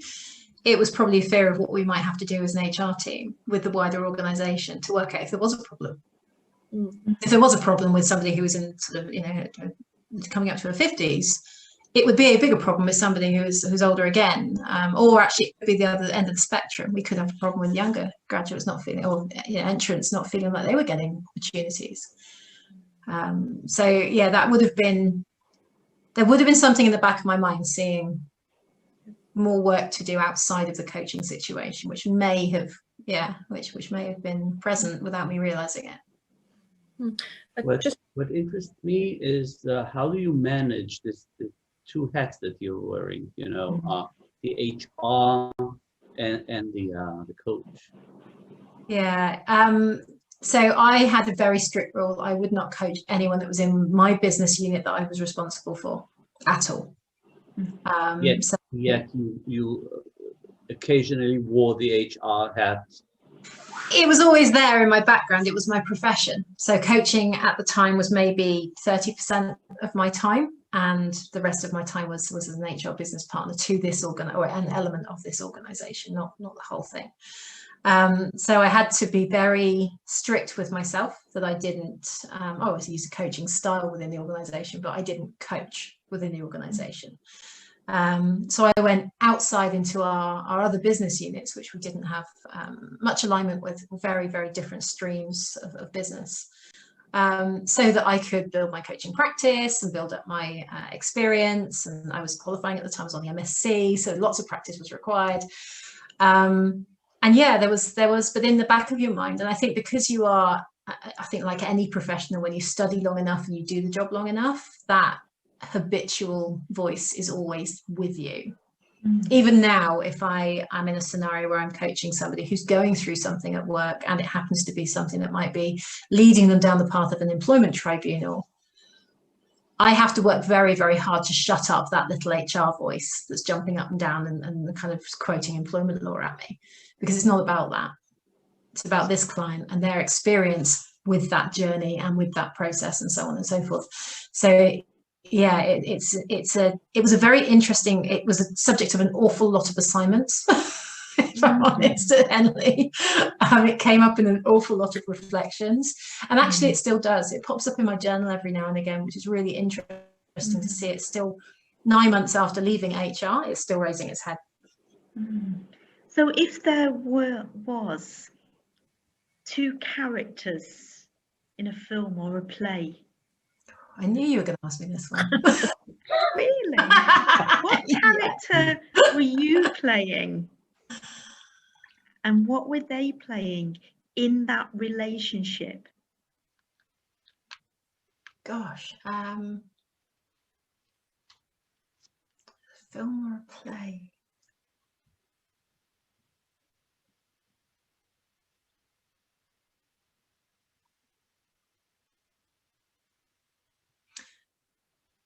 That's really hard.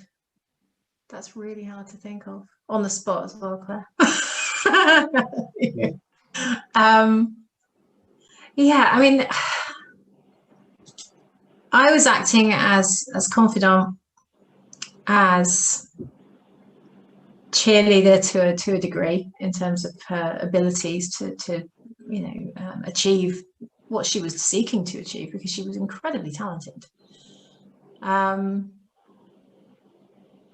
But at the same time, I always felt like I was shining a light on the things that she wasn't willing to look at. I didn't do it quickly enough, but when we did get to that, when I did get around to doing it more directly, it was really effective. So I'm just trying to think of a film where someone's helping someone by shining a light on what they're not seeing. It's funny, I can see like a cinematic image of like searchlights and things. But it's not any particular film or any particular character. It's just like a 1920s movie somehow. Yeah, there's very film noir kind of searchlights, like the Batman light, but without Batman. You don't need his symbol. Just seeking something, you know, shining down to kind of put it in the spotlight. And in terms of what you know now, if that light was shining on you as the coach, who would you be? Who would I be? I don't know. I mean, in reflection, and a lot of my reflections was that need to be braver and to step forward and to step into that light.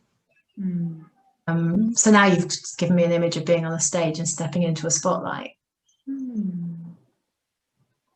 But not because I was the focus, but because it was on me to help and do something and perform It was on me to perform as my role as a coach, to provide my audience, as she was maybe, with what she needed, what she paid for, effectively, what she'd been expecting.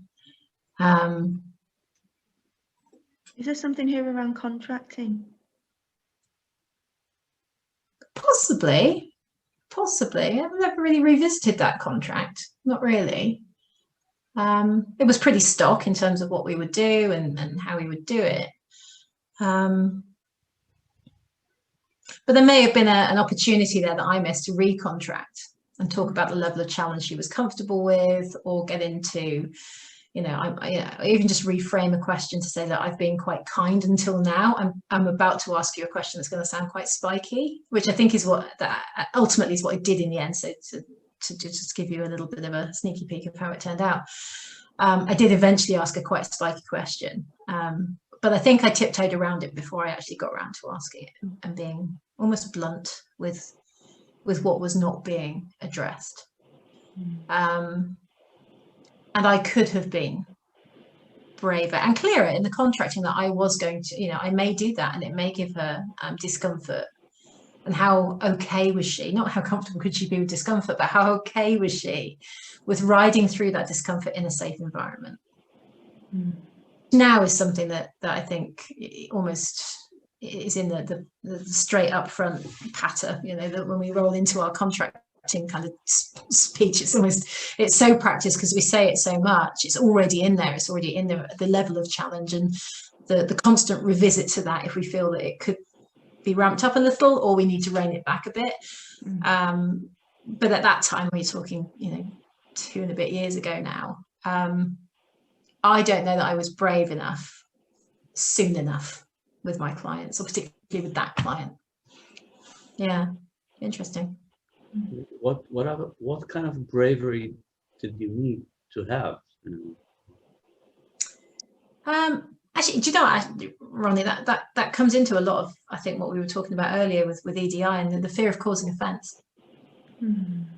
I'm terribly English. I've been brought up to not upset anyone by any rules at all whatsoever, if you can help it, so to beat around the bush and sugar the pill and deliver a message gently and softly. And I think HR fed into that, because actually an awful lot of we had to do was about gentle communications, very engaging communications, not being particularly spiky, and working through that was really important to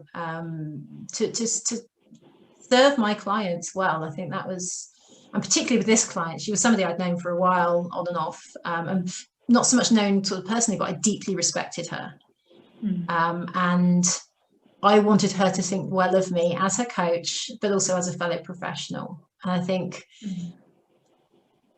it was that learning curve. And I think we talked about being on the learning edge. Was it Peter or was it Gil? I can't remember who referenced that one, but I think it might have been Peter Hawkins talks about the learning edge. And being on that space that was uncomfortable and you felt like you were going to tip over at any moment. But if you stayed your ground, if you stayed your course and you held it and you balanced it well, my God, it was worthwhile. So I finally got to that point where I asked her quite, I can't remember the specific question now. I think it was what don't you want me to ask you about? It was as simple as that, and it was just the most simple question, but for some reason I was avoiding asking it until it got to a point. I said, but what don't you want me to ask you? It seemed like we're going around in circles. Thank you. It's because you had an assumption about age as well. Quite possibly. Yeah, maybe.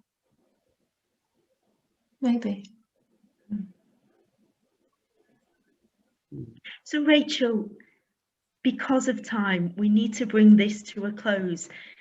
I invite you to stand up, shake that off, whatever way you want to.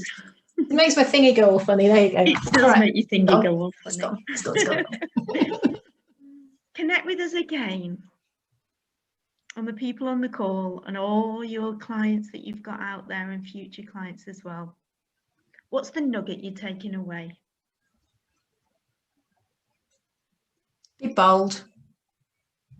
be open that you're going to be bold, and encourage your clients to be bold with you, because you are creating a safe container for them.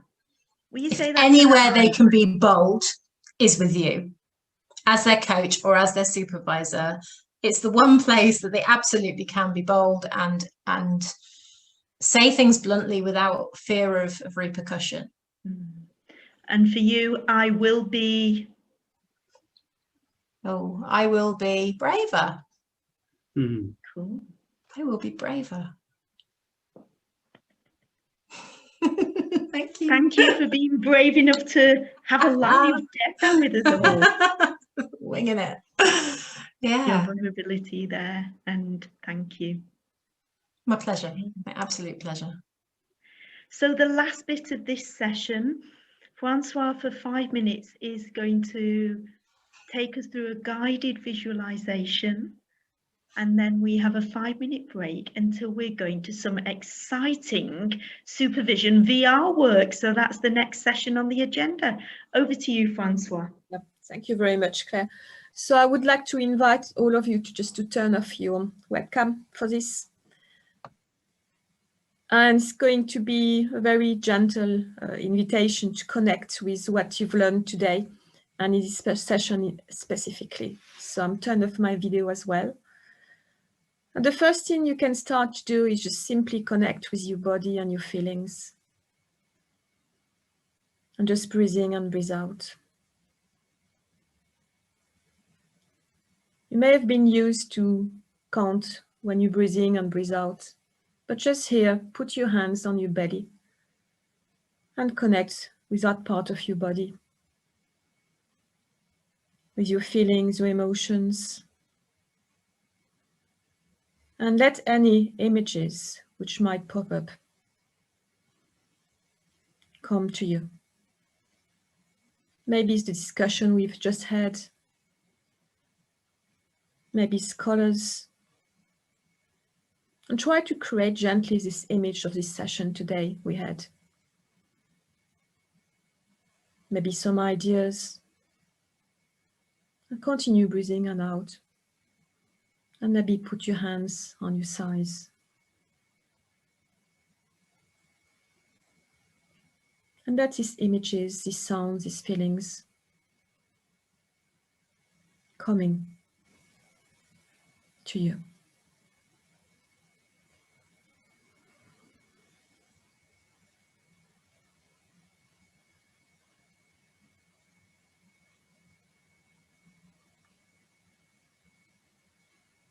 And allow the silence to bring more images, sounds, feelings, words.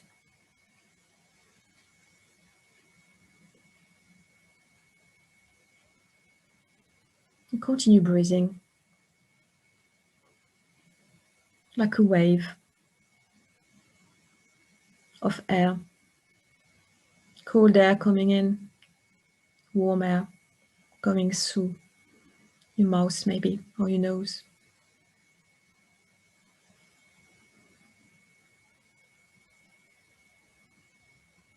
Then gently try to add a few things that you learned today about the session, like words, being bold, like resistance.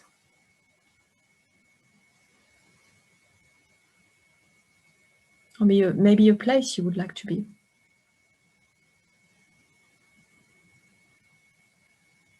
And see how this image that you are creating is evolving. The colors that you bring, the sounds, the movements. Maybe it's not an image, maybe it's a short video.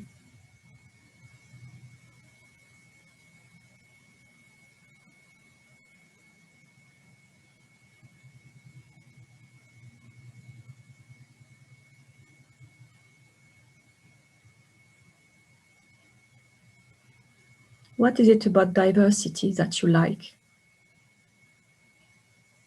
What is it about diversity that you don't like? How would you like to be more inclusive? How would you like to show up? Add all this to your image, to your video, to your movie.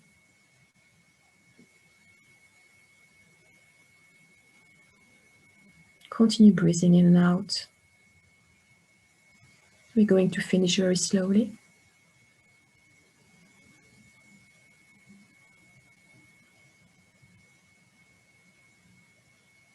With a few breaths in and out. Leaving you with this image that you created. These feelings, these thoughts. And maybe some actions. Maybe after that you just want to write down a few notes, maybe not. That's fine. Continue to breathe in and out, your own rhythm.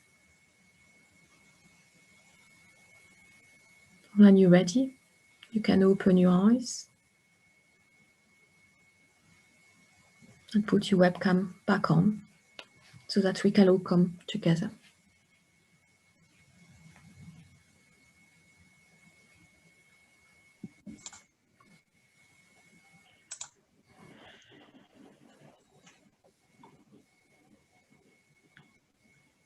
Thank you, Francois. Thank you. Thanks, Ronnie. Thanks, Rachel. Thank you. Great session. Yep. Thank you, Rachel. Thank you. Feels so calm. Ready for a short 5-minute break before David and Mikhail will be giving us an amazing demo of a landscape, and you can take part in it.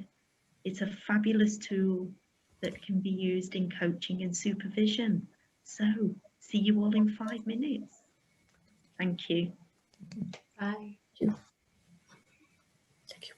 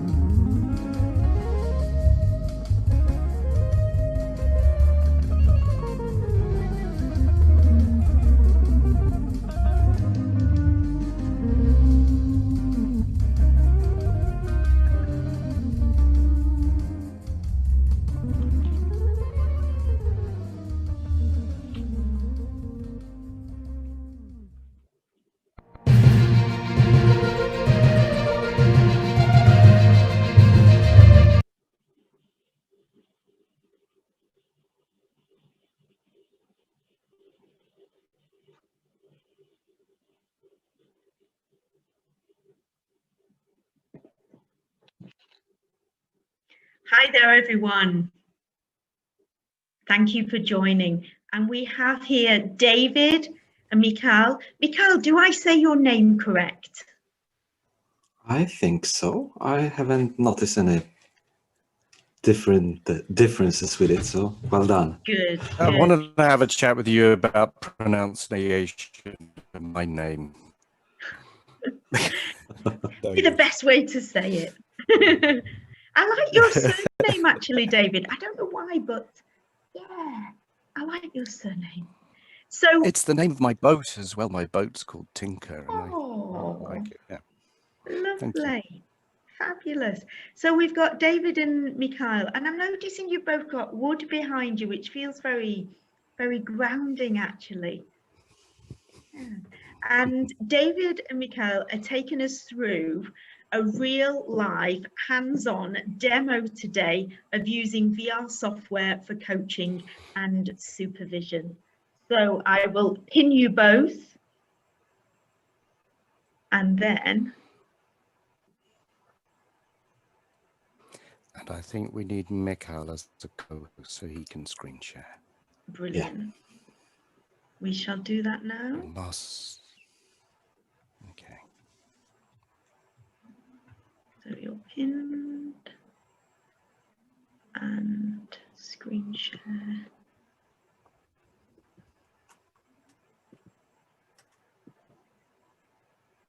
Carl, you are now co-host.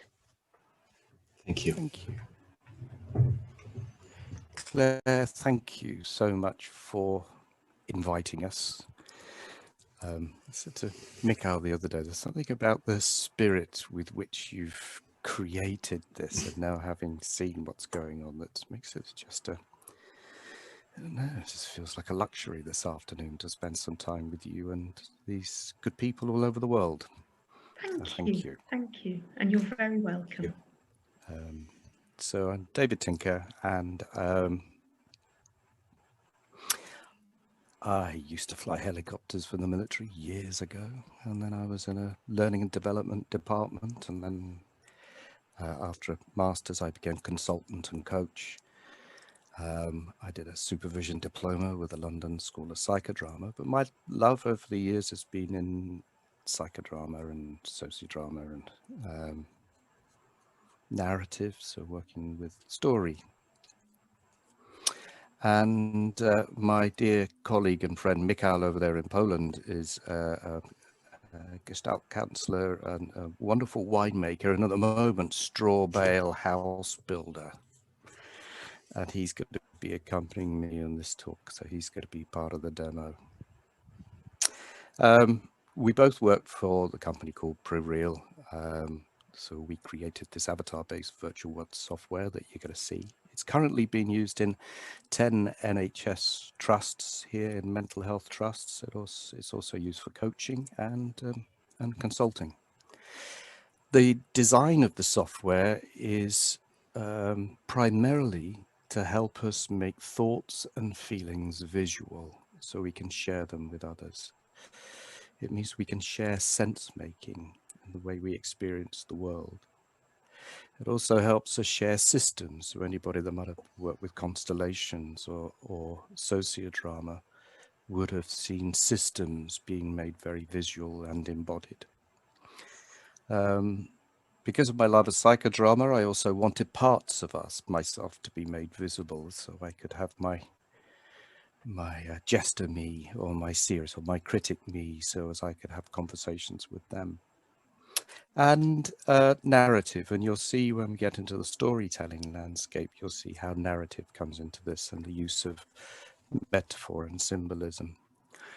And the principle of the software is that the reality is in the mind of the user.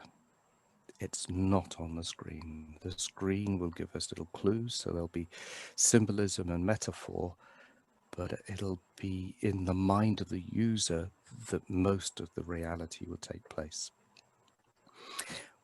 Evidence, we've got third-party research papers published, and you can see them through our website. Most of the evidence points to an increase in self-awareness, and an increase in empathy. And the empathy, if anybody's seen the film Avatar, you have this thing about I see you, and because I now understand how you make sense of the world, we can build empathy, and of course out of that comes trust. With coaching as well as with counseling, there's something about that relationship is accelerated in terms of trust. The other thing that's come out of the evidence is insight. You'll see when we get to do the demo that because we can take different perspectives on something or on a situation, we get those aha moments, which all it is the brain's just made sense of something from a different angle. And because of the use of the cameras in the software, we'll be accessing some insight. And it was that shared sense-making theme here when we talk about noticing differences, and instead of being fearful of them, being able to share and acknowledge differences in the way in which we make sense of the world. So for those of you who might have seen the work of Trompenaars or Hofstede, you'll know that we all make sense of time and relationships, authority, all these various things in very unique ways, depending on our peoples, our families, our education, our culture. And if we have some small way to connect with how another makes sense of the world, we can strengthen that interpersonal bridge. We can start crossing that bridge into, that's how you make sense of the world. So the software is used for coaching, consulting, and mental health. But today, what we're going to do is use it for just a little self-reflective exercise. Now, you would have already been sent a URL, some of you, so you might have had a chance to practice before now, but don't worry if you haven't, I'll talk you through it. So for those of you who want to do something and have the experience, Mikhail's about to put the URL that you can use on chat. This URL will take you into ProReal. There's no saving, not on this version of the software, so there's no data saved, so there's no risk of any data. It does mean at the end of the session, when you click to come out of it, you will lose everything that you've put into it.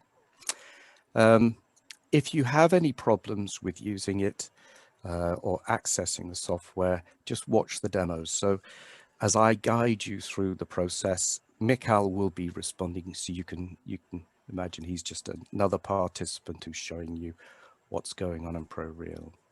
And if you're using the software, I'm going to talk you through the exercise. So just follow my cues, and if you want to go off piste and do your own thing, you can do that. I'm fine with that as well. You don't have to stick to the way I'm guiding you. If you're watching the demo, just a little bit of contracting.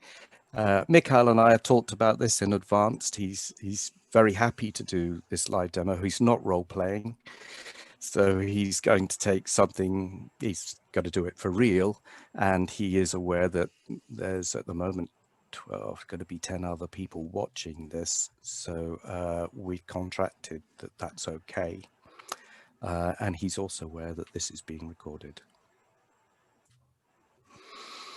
Can I add, David, something to this as well? That the link there you will be able to use it on the desktop or laptop through the browser, and it will not work on the mobile devices if you're joining and watching it through the mobile devices. Not the Internet Explorer. This one will not work. And when you click the link there, you will be able to find this kind of the MySpace icon over there with the image. Just click on it and press start. It will start the virtual landscape. And now David will be able to guide you. Okay, and we're going to do about 20 minutes in the world. And I'd like you to keep your microphone on mute, please. Save questions to the end. I'm going to be leaving 10-15 minutes at the end for you for any questions. And the theme of this is what it's like to be me. So the theme we're going to work with today is using this software to show what it's like to be me. Now, at the end of this, we're going to talk you through a way of capturing the image and maybe sharing it with others, but also you can keep it to yourself and not share it with anyone and just keep it totally confidential. So this could be just for you as a reflective practice. Should you choose to share afterwards, that's your choice. That's totally up to you. So when you click in the URL, you'll see that you've got two worlds there. One's an empty world, the other one's a storytelling landscape. I'd like to click on the storytelling landscape. It may take just a couple of moments to load, and then you click start. And once you've clicked start, you should now arrive in the storytelling world. Now this is a storytelling world with lots of features that I'll talk you through now. Now you can move your camera by using the keys in the bottom right hand corner of your keypad. So you can go left and right, forwards and backwards.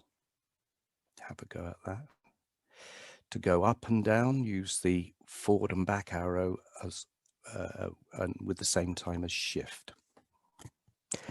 So use the shift with forward and back. Now if you want to tilt it, press Control, and the forward and back arrows will tilt the camera up and down. If you're on a Mac, you need to use Command. So have a look around this landscape and you'll see a bit like life. There's paths. Sometimes we feel like we're on a path. The North American or the North American Indians might say a yantaho. There's woods. Sometimes it feels like I'm in the woods and can't see out. There's a crossroads there.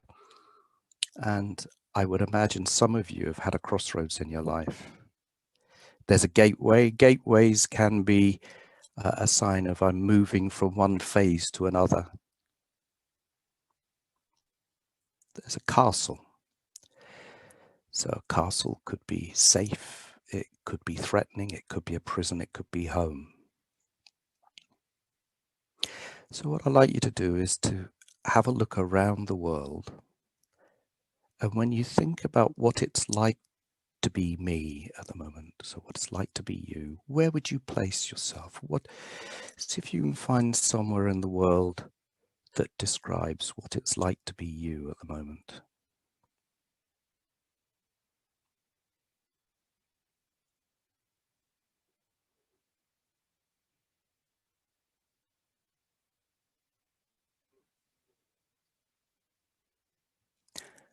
And when you've found a place that seems like it's right for you, and you can always change this, just on the right hand side you'll see some tabs, and there's one called Add. Click on that Add tab.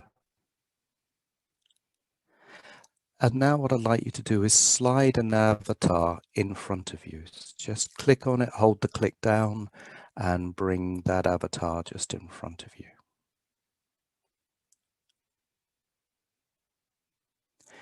Now you'll see on the right hand side there's what we call the edit panel. So you're going to give this avatar your name.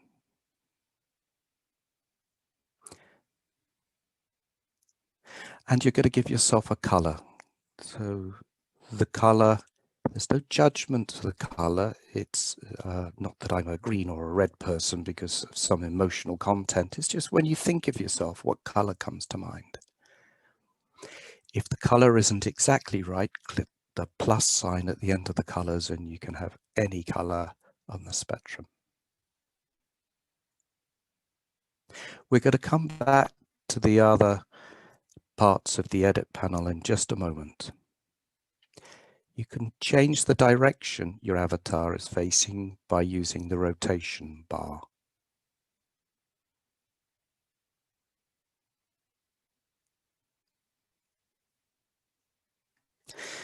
Now I'd like you to think of when you're looking around in this space that you found for yourself, what or who is on your mind? What's taking your attention, and to what might you be giving your attention? Maybe family, it may be COVID, maybe something going on in your country, it may be work. And then what I'd like you to do is to add an avatar to represent that. So click Add again.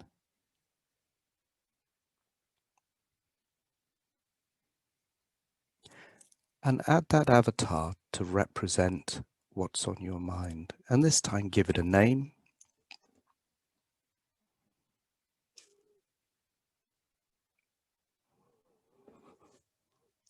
Give it a color.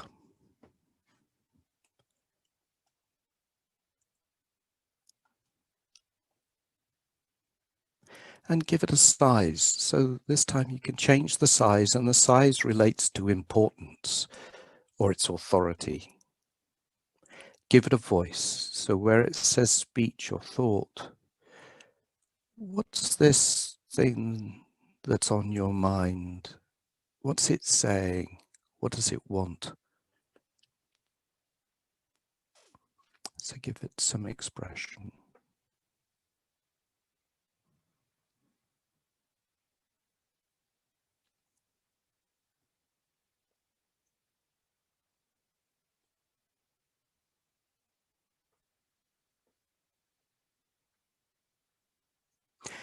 Give it an emoticon.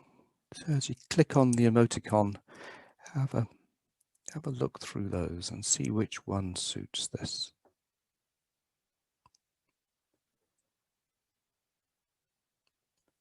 And give it a posture. So when you click on the postures, you'll see them previewed. So have a scroll through the postures and see which one suits this avatar that you've just put in the world.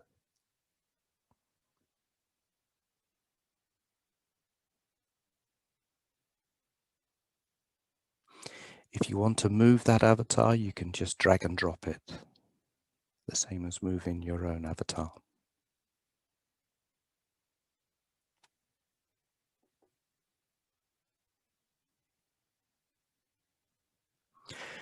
So what I'd like you to do is to repeat the process with other things. So see if you can add another couple of things that are on your mind.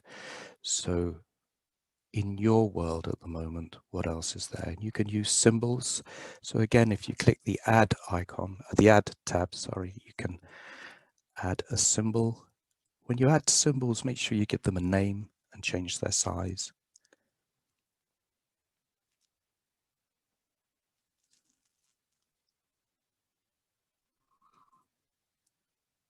And if you don't like anything you've done, you can just delete it. So you can be as playful as you like.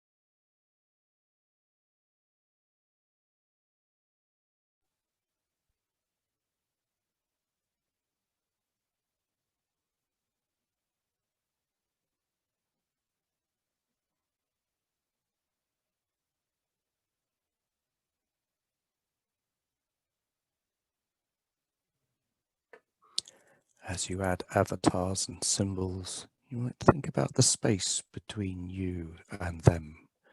Are they for some closer than others? Are some in front of you or some behind you?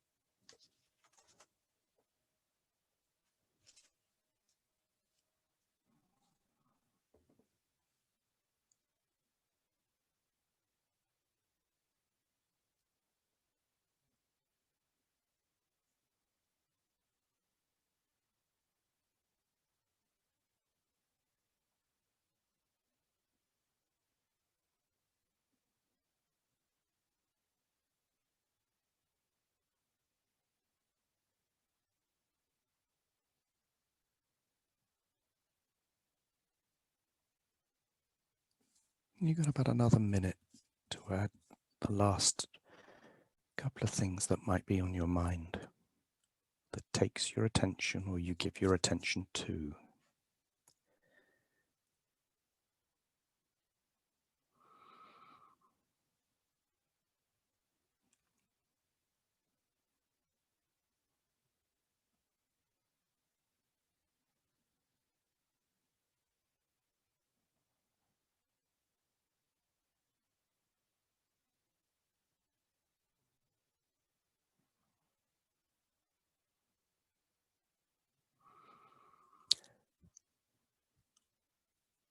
Now what I'd like you to do is just to, if you hover your mouse just over your head, so the head of your avatar, you'll see a little eye icon appear. Click that and you'll view from you.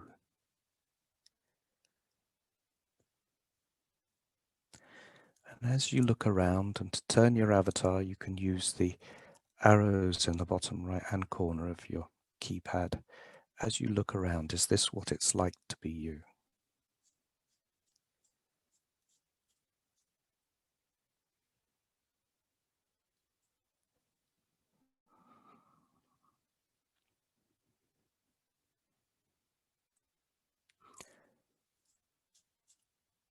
Now I'd like you to double click on your avatar so as you open the edit panel. And add something in the speech and thought caption, something about how you feel or what you think in this situation.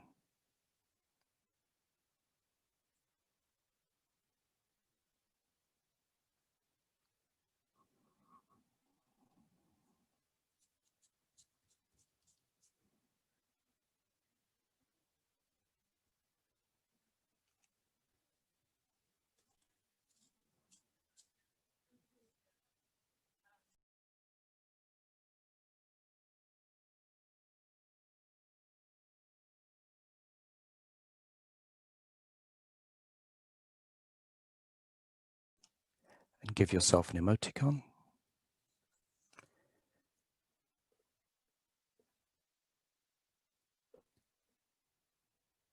And click on the postures.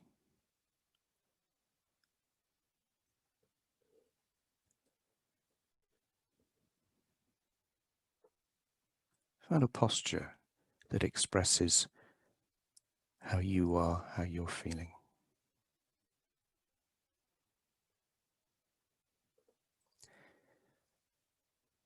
And if you want to get a little bit advanced, if you notice that you are stuck with choosing between one posture and another, just add another avatar if there's another part of you that you can identify with. Maybe there's a part of you that's quite stressed, another part of you that's quite calm. You can add as many parts of you as you like.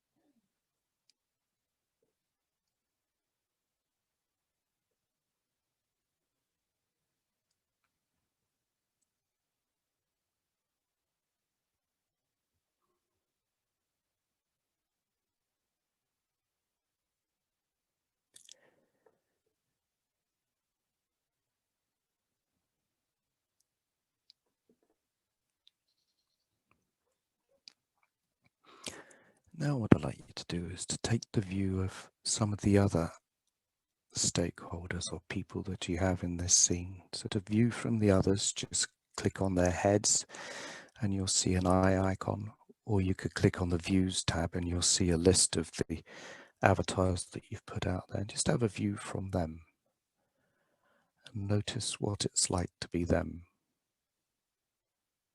What do they see?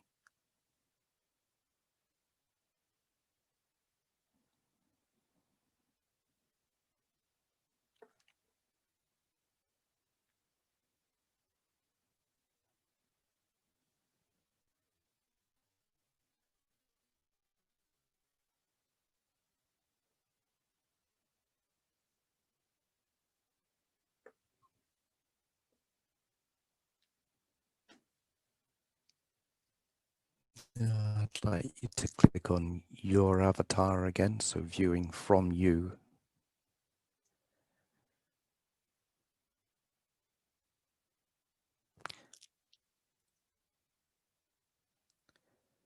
And double click on your avatar to open the edit panel.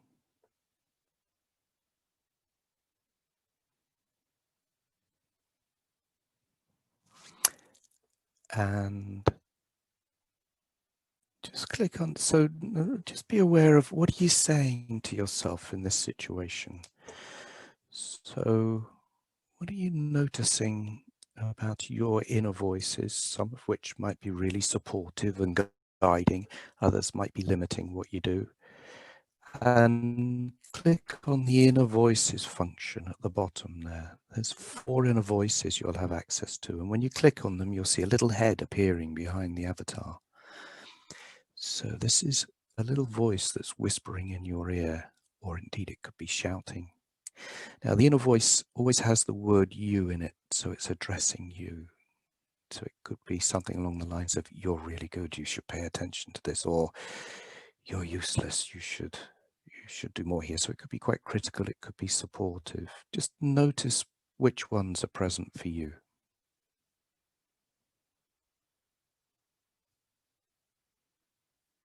And if none of them come to your awareness, it doesn't matter, just let it go.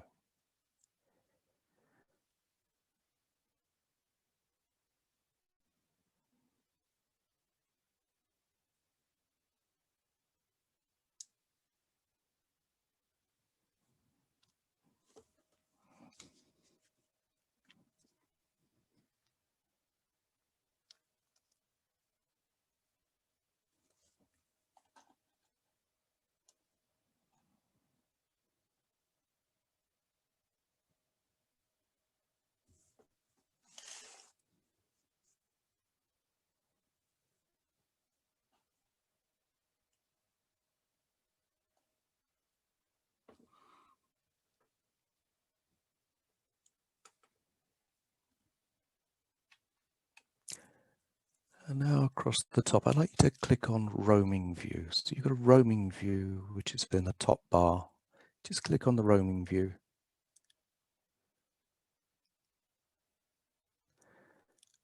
And use the forward arrow and the shift just to bring your camera up a bit. So you're viewing from a slightly higher location. Come up.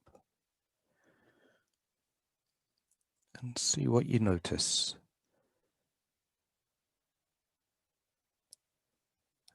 That's your story down there. That's you and your world.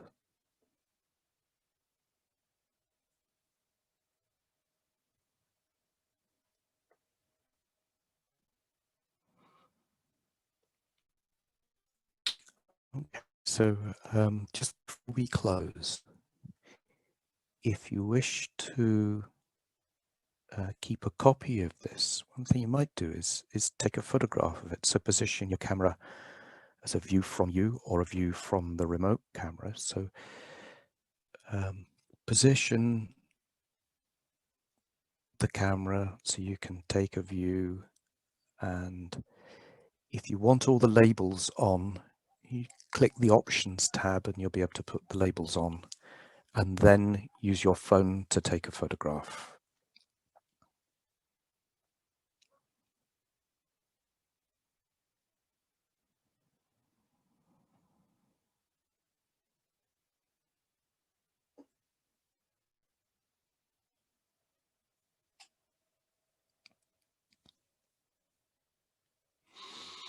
And when you come out of the world, when you close this, it will, this image will be lost, nothing is saved. So what I'd like you to do is to click the top left-hand corner, you'll see an icon that says close.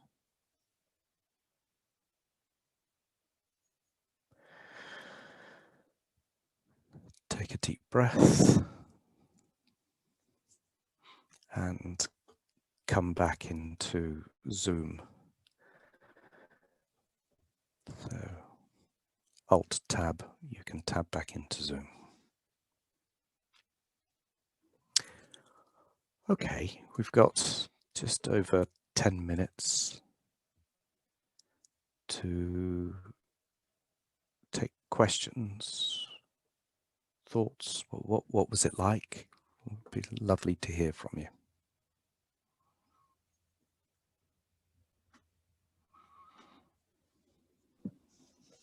There was something that I found extremely powerful, and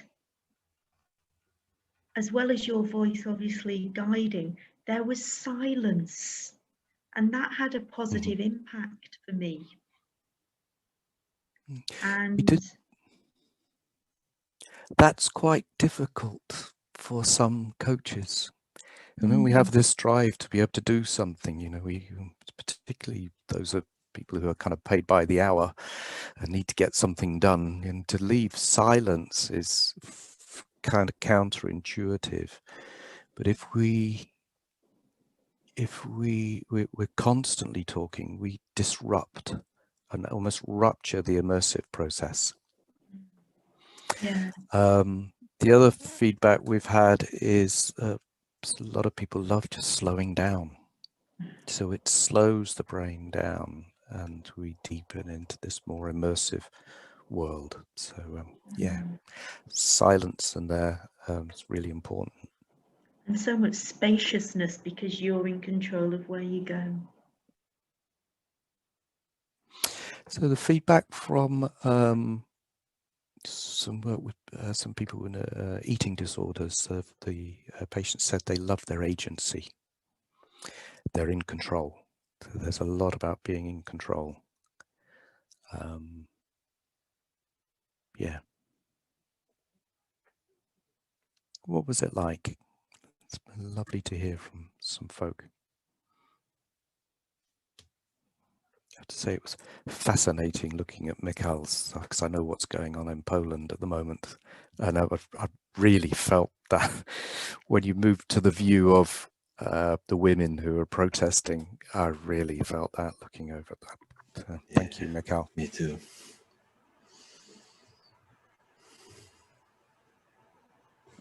I think as well at the end, the zooming out and seeing the meta view and seeing yourself in there, that's so I've done a lot of constellation work. This felt more real. Yeah, I think it's quite fascinating. If you think of a lot of movies, they kind of we'll start off in the clouds and we go down in through the clouds to the country, the city, the house, the person we're in, and then at the end of the movie we end up coming back out for this bigger scene. So I think it's a bit of an old trick I use there, but yeah, you're right. There is something about, I find, here's the story I make up about myself, because we can also, you know, present that. So that's what it's like. Is that's my reality, my narrative, or my story.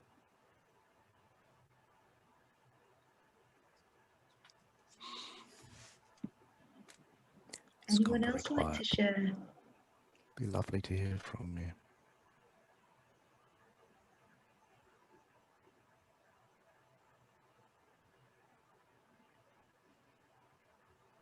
It does actually feel extremely calm on the call right now. Maybe that's my level 1.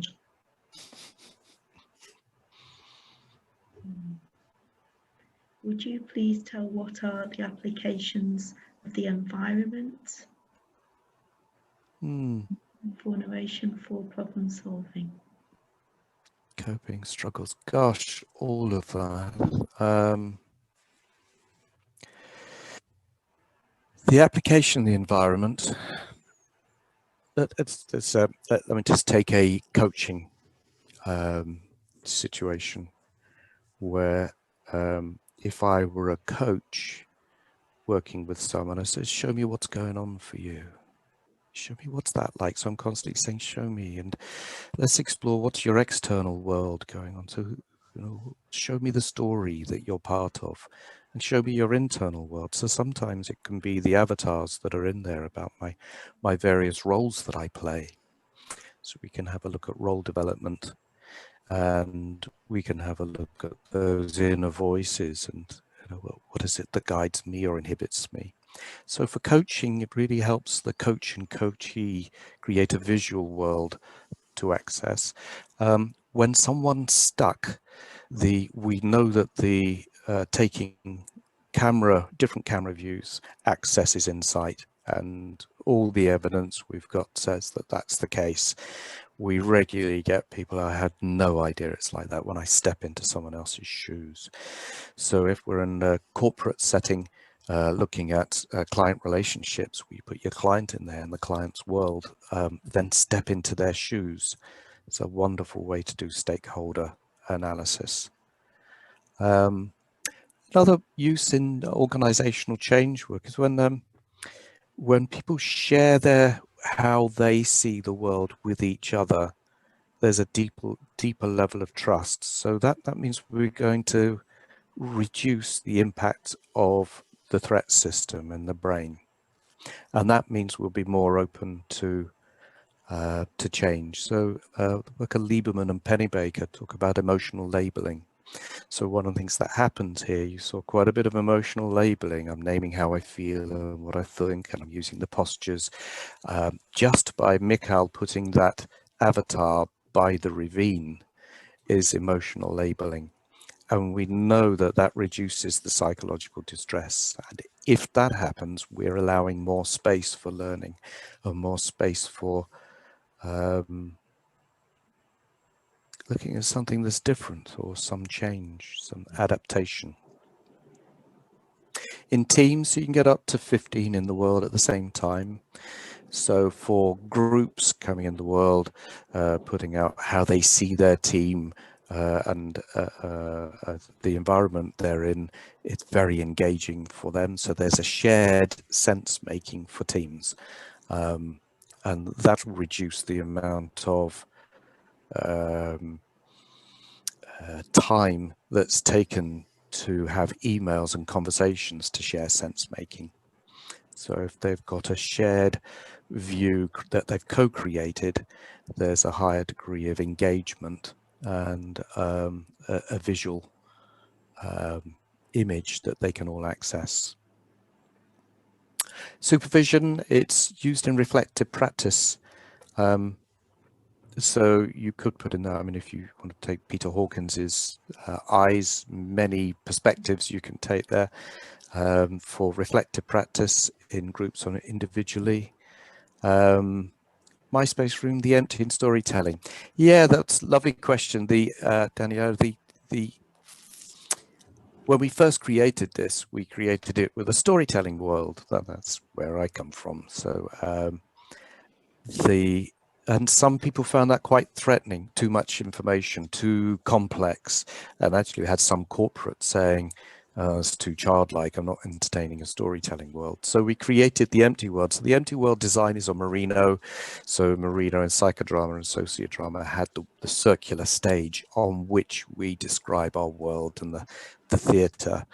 So we have the empty world. I think the empty world's actually almost more challenging. It can be more confronting because you got nowhere to hide, which was the lovely thing about Merino's world.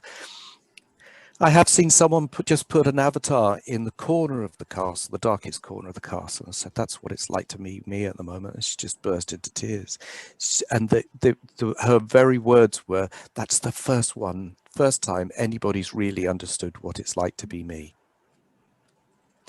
So that metaphor for some is incredibly powerful, but for others, it just doesn't work. So we have to respect that. And using the systemic lens, yes, definitely using either of the worlds, the empty world or the storytelling world, putting out the avatars as different parts of the system and then saying, where do we intervene? And of course, if you're putting an intervention somewhere in the system, it's going to have an effect in other parts of the system, and you can see visually where that impact's going to happen. So putting out avatars and asking the question, from this position, what do I want? Or what do I fear most? What's in it for me? So as to really change the way in which we see systems or working systemically when we step into another's shoes and immerse. So immersion, worth talking about that. I think after a very short space of time, people can become immersed. So we notice breathing changes, a lot more silence, and they become part of the world. So something John Sula talks about, solipsistic intervention. We become at one with something, and we notice with clients they become immersed and at one, and that changes the way in which we might coach or work with them. Fabulous stuff. Anything else? Any more questions? Any questions I missed? I've been watching the chat box. I think you've done fabulous answering them all. Yeah. We're there. So David, most of this. David, Mikhail, that was so different, invigorating. And what I take away as the biggest thing is there are amazing ways to use coaching competencies in all of this work. And obviously the supervisory lens there and the systemic focus.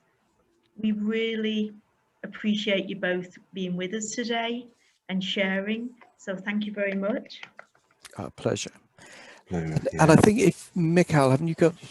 You've set something up so people can share. Yeah, I was thinking if you would be able to share the picture you just taking through Twitter, for instance, and to tweet it together with the hashtag sharing realities. I just put it on chat as well. It would be lovely to see what your world look like at this moment. Brilliant. I will do the same with my image. That sounds fabulous. Put the hashtag L3 as well, so we can get the conference out to others for tomorrow too. Super. Brilliant. Thank you so Thanks much. again. Volunteering your time, it's brilliant. And we now have a 3-minute break before we move to Sam Collins, who's in the States, and she's going to be speaking to us about women and empowerment. She's an amazing speaker, extremely passionate about this subject, and we look forward to seeing you in a few minutes. Thank you.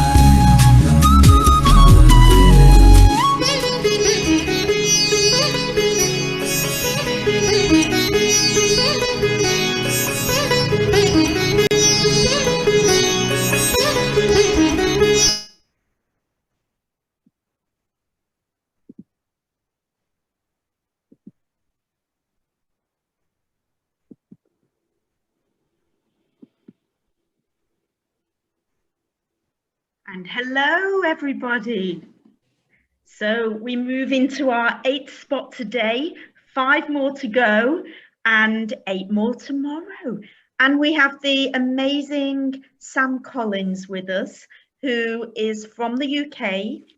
She now lives in the States, And I first met Sam through her work when I attended a workshop delivered in a coaching style about networking in Bahrain.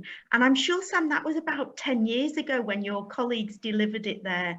And honestly, it was one of the things that really stayed with me and encouraged me actually to move into coaching. So thank you for totally changing my life completely and my pleasure. Helping turn me into a coach. How are you today? I didn't even know that. Oh, I'm good. I mean, it's 9 o'clock in the morning for me here, coming to you from my home in LA. And as many of us right now, men and women, been running around, you know, the kids have breakfast, the Halloween decorations are up, everybody's dressed and just about ready for homeschooling. So goodness knows what's happening sort of behind the walls, but I think all is well, like fingers are crossed. But well done for what you're doing. And I really applaud that you put this together. Not an easy thing to do. I know that from experience, and not an easy thing to do during this time. So congratulations. And yeah, thank you for inviting me to speak. Hope it's useful. Thank you. Well, I chose you specifically because of the way you have continued to be passionate about women and women achieving their potential. So that was, you know, that was my intention, to get that energy into one of the sessions here. Just as a recap, what we've covered so far, we've had reflective practice and working on collective performance, a session on men flourishing and the ways to support men, social justice and career, which is close to my heart as well, and then a supervision session around equality, diversity and inclusion. You saw there, I believe, the end of the virtual reality session. And now I'm curious, what made you say yes to this conference at this time? Probably you. I was thinking about that. Why did I say yes? I like to say yes. I know there's a whole thing out there, like you have to say no, and there's always lots of really good reasons for saying no.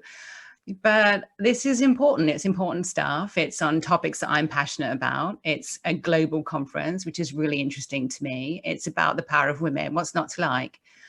You're doing it. You asked me. Yeah, I'm always saying yes. Someone said to me yesterday, they said, really interesting, I was interviewed and they said, do you think that having 3 kids has like held your career back? And I was like, no, I don't know. Not, I was quite defensive about it, actually. I was like, no, not of course. You know, I've just sort of had to learn to move a lot faster. And I was thinking about that this morning as I was sort of like scrambling to get all the kids and thinking I'm actually going to put some makeup on today, which I haven't done in months because we're still in lockdown here because of COVID. I'm sort of trying to manage everything time-wise, but I think it's important to say yes. I think it's important to do the right thing. It's important to get your voice out there. It's important to raise these issues. It's important to learn. I was listening to the previous speakers a little bit there and trying to understand what they're doing. I'm always wanting to learn new things, and I think lots of people are the same way right now. So having opportunities like this when we can't do everything face to face is brilliant. So yeah, I'm always going to say yes to you, Claire. Oh, yes, thank you. So what has driven your life's work to be around women? My life's work sounds so grand. I do feel like it's my life. I mean, I haven't really done anything else. So people say to me, you know, where did you work before? And I'm always like, yeah, nowhere really. I started Aspire when I was 29. And at the time I thought I was getting really old. I was about to turn 30 and I probably should do something other than the sort of quite random things I had been doing previously. And now I'm about to turn 50. So 20 years later. But, you know, I've always been very passionate, even as a child. And I think many of us really need to look to our childhood for where we were passionate about the things that we were passionate about. And I always had a very strong sense of fairness. I was always, I think, quite an annoying child, and probably am quite an annoying adult about what is fair and what isn't fair. And, you know, I'm quite black and white on a lot of things in that respect, sort of one way or another. And also, you know, I had a very equal opportunities dad. my dad was someone who was always, well, why can't you do meta work at school when no girls were? And I was sort of like, because I don't really want to do meta work, Dad, but he was like, well, you're going to do it anyway. Like, you can do the cooking stuff at home. You're going to go into meta work. So I did, I did all this kind of stuff at school through him. And I'm really glad I did. I was the only girl in the class doing metal work and woodwork and all those things. And yes, that comes in handy as an adult. And also when I was in England, I did my degree. I did my first degree, my business degree at Liverpool University, at University of Liverpool. And my mum died very suddenly.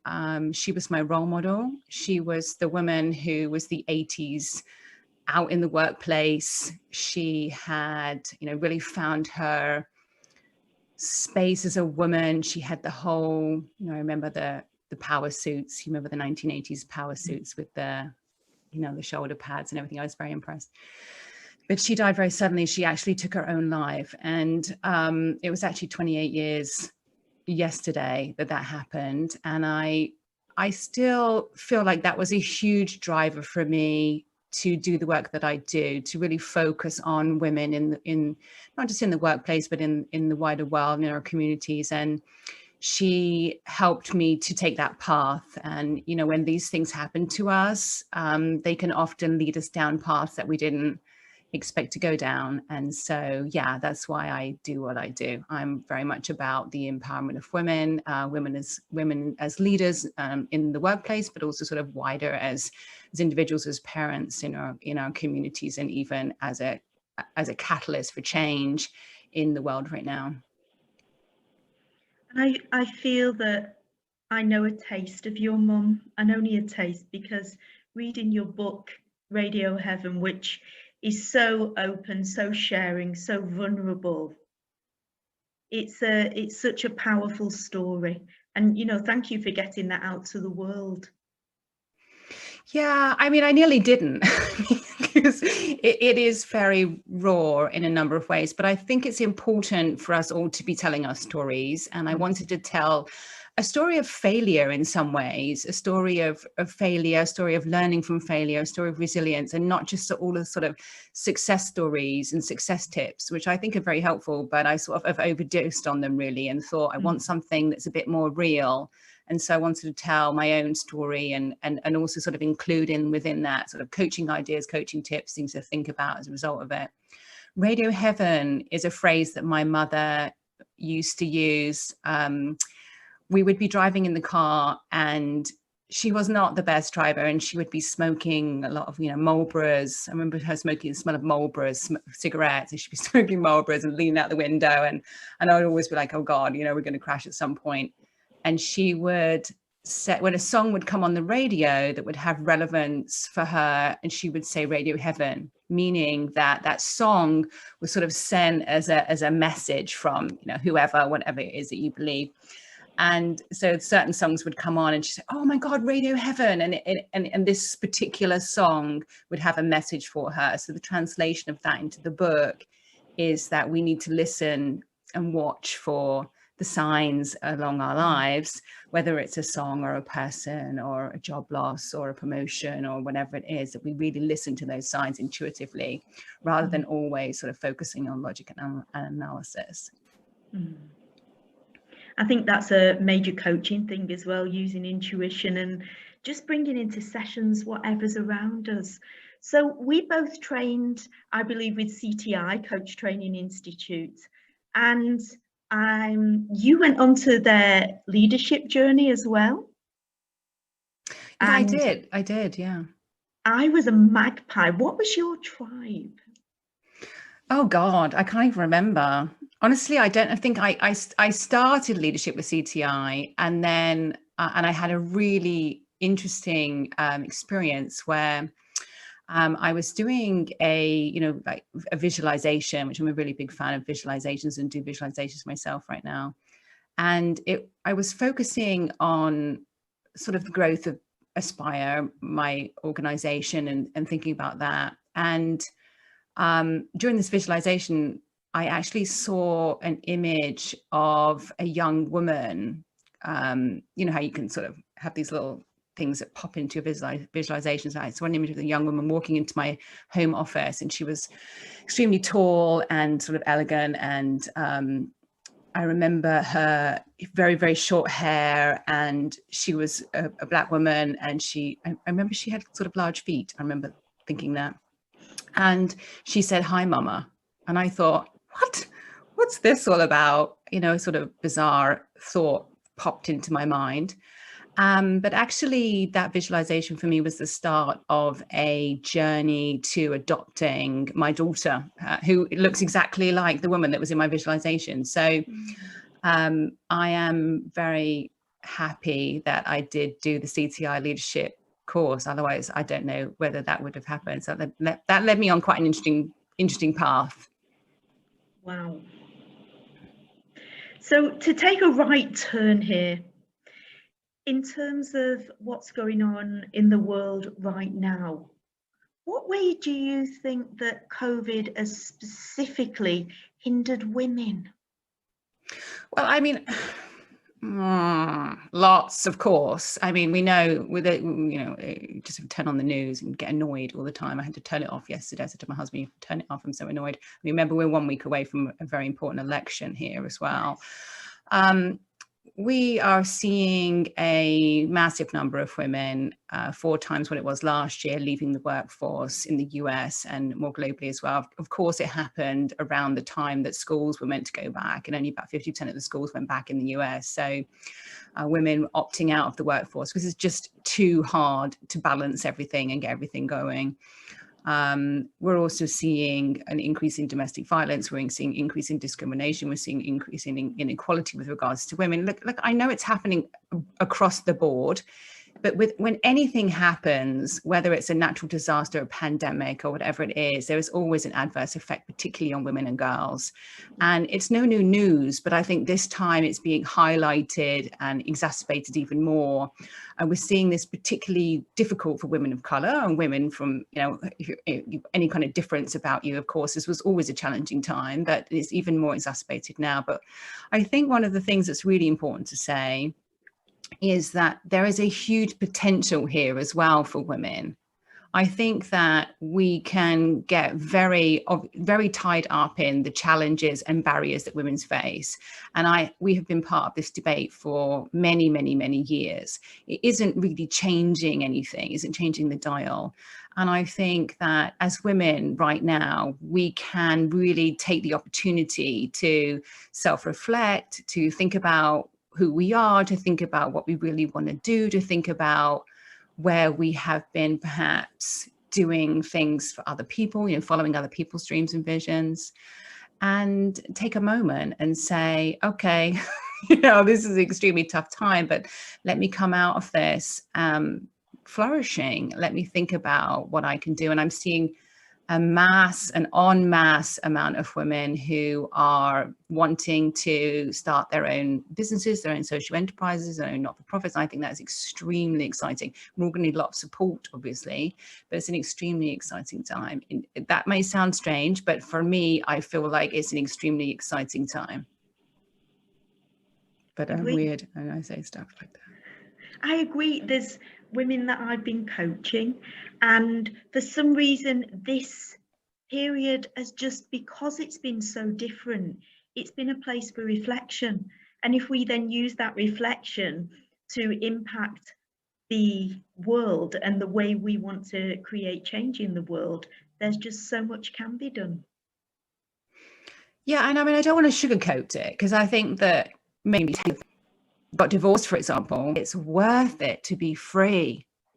You know, it's worth it to be free and have that liberty and that social justice to be able to do the right thing. And I believe that when women do this en masse and men or all genders are surrounding us to support us, that this will be the true change.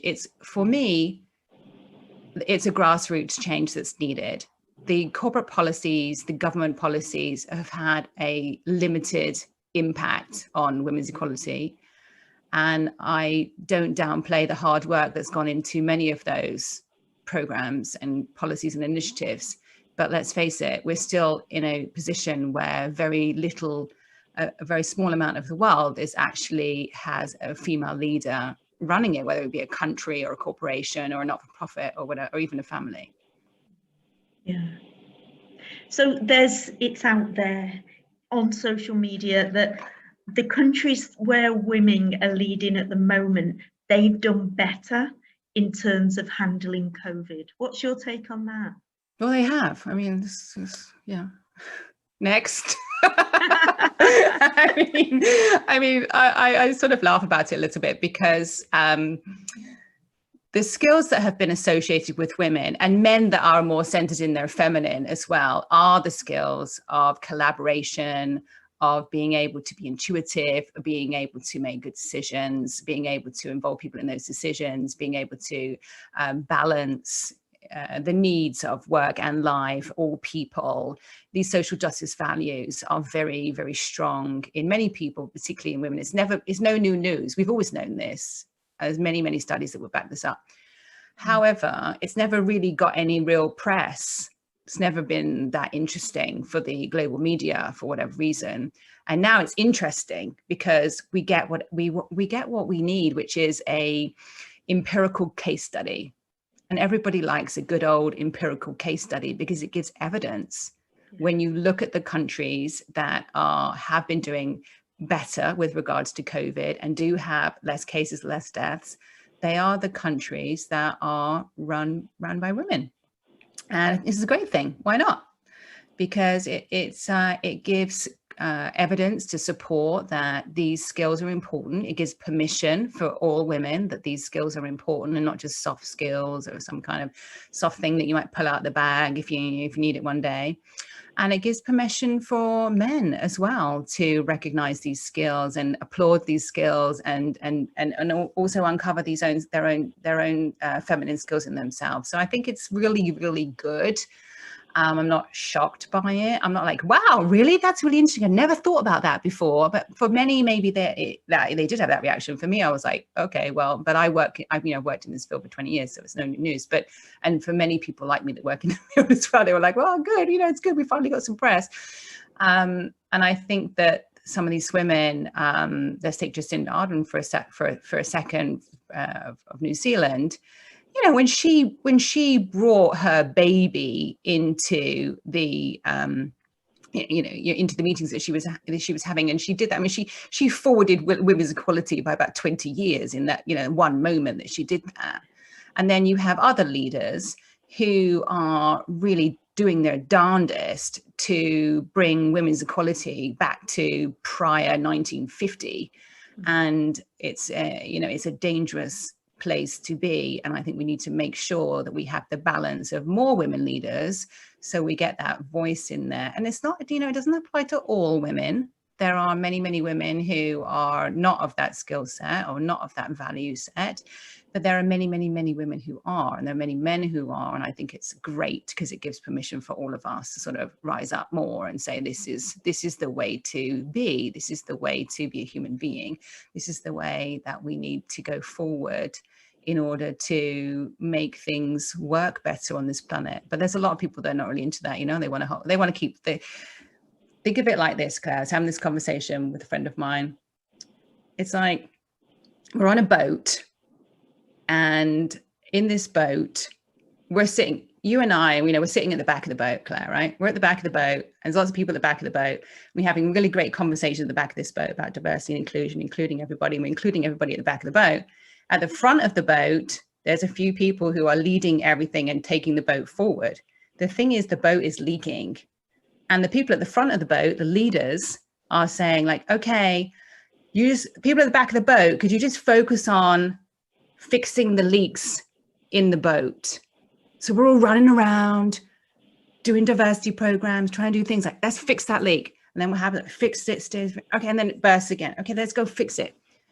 But you see, what we really need to do is jump off the boat.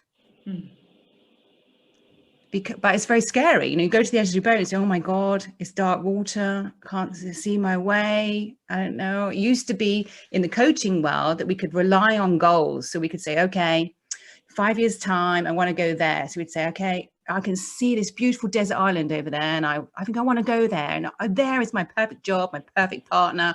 I'm healthy. Everything's perfect there. I'm going to be heading to there. But that doesn't work right now because we're in the middle of the greatest disaster of our lifetimes. And so there's no beautiful desert island over there that we can currently see. So we have to start taking risks and jumping off the boat without really knowing where we're going. And it's about taking leaps. And the only way to do it is, you know, I hold your hand, you hold my hand. We have a few other people and we all jump together. And, you know, we are there together and we will swim together. And I think, I hope that's a sort of useful analogy, but this is the important thing because I think a lot of boats are sinking.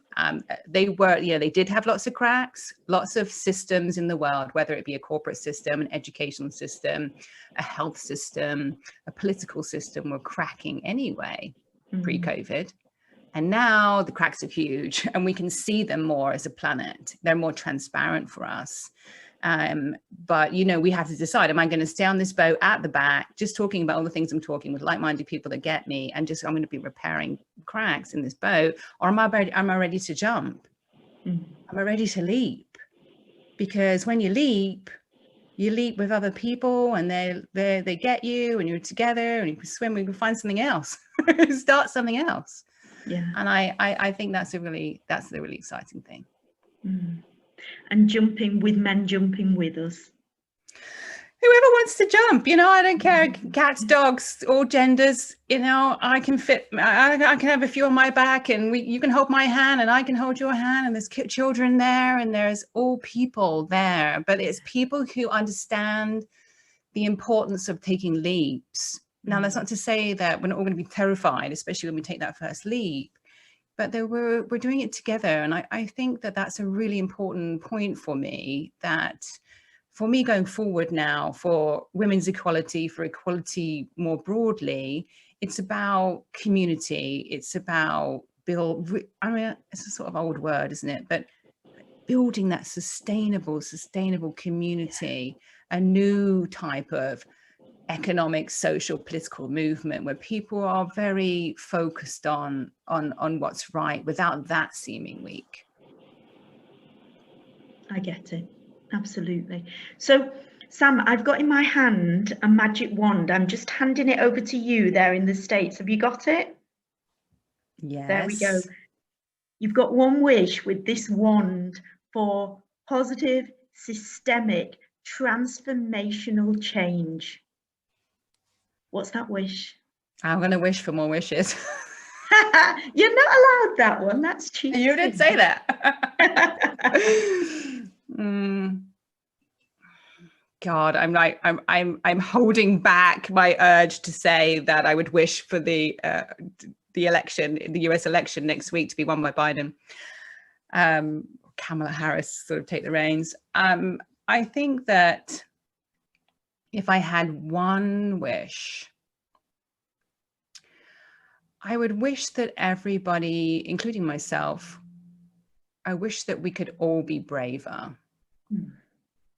I really do. I think we hold ourselves back in so many ways. We don't even really realize it. But if we could all be much, much braver and not be so concerned about what will people think? Will I be able to earn money? Is it going to work? Will people like me? Or all of these things that we have going around our heads.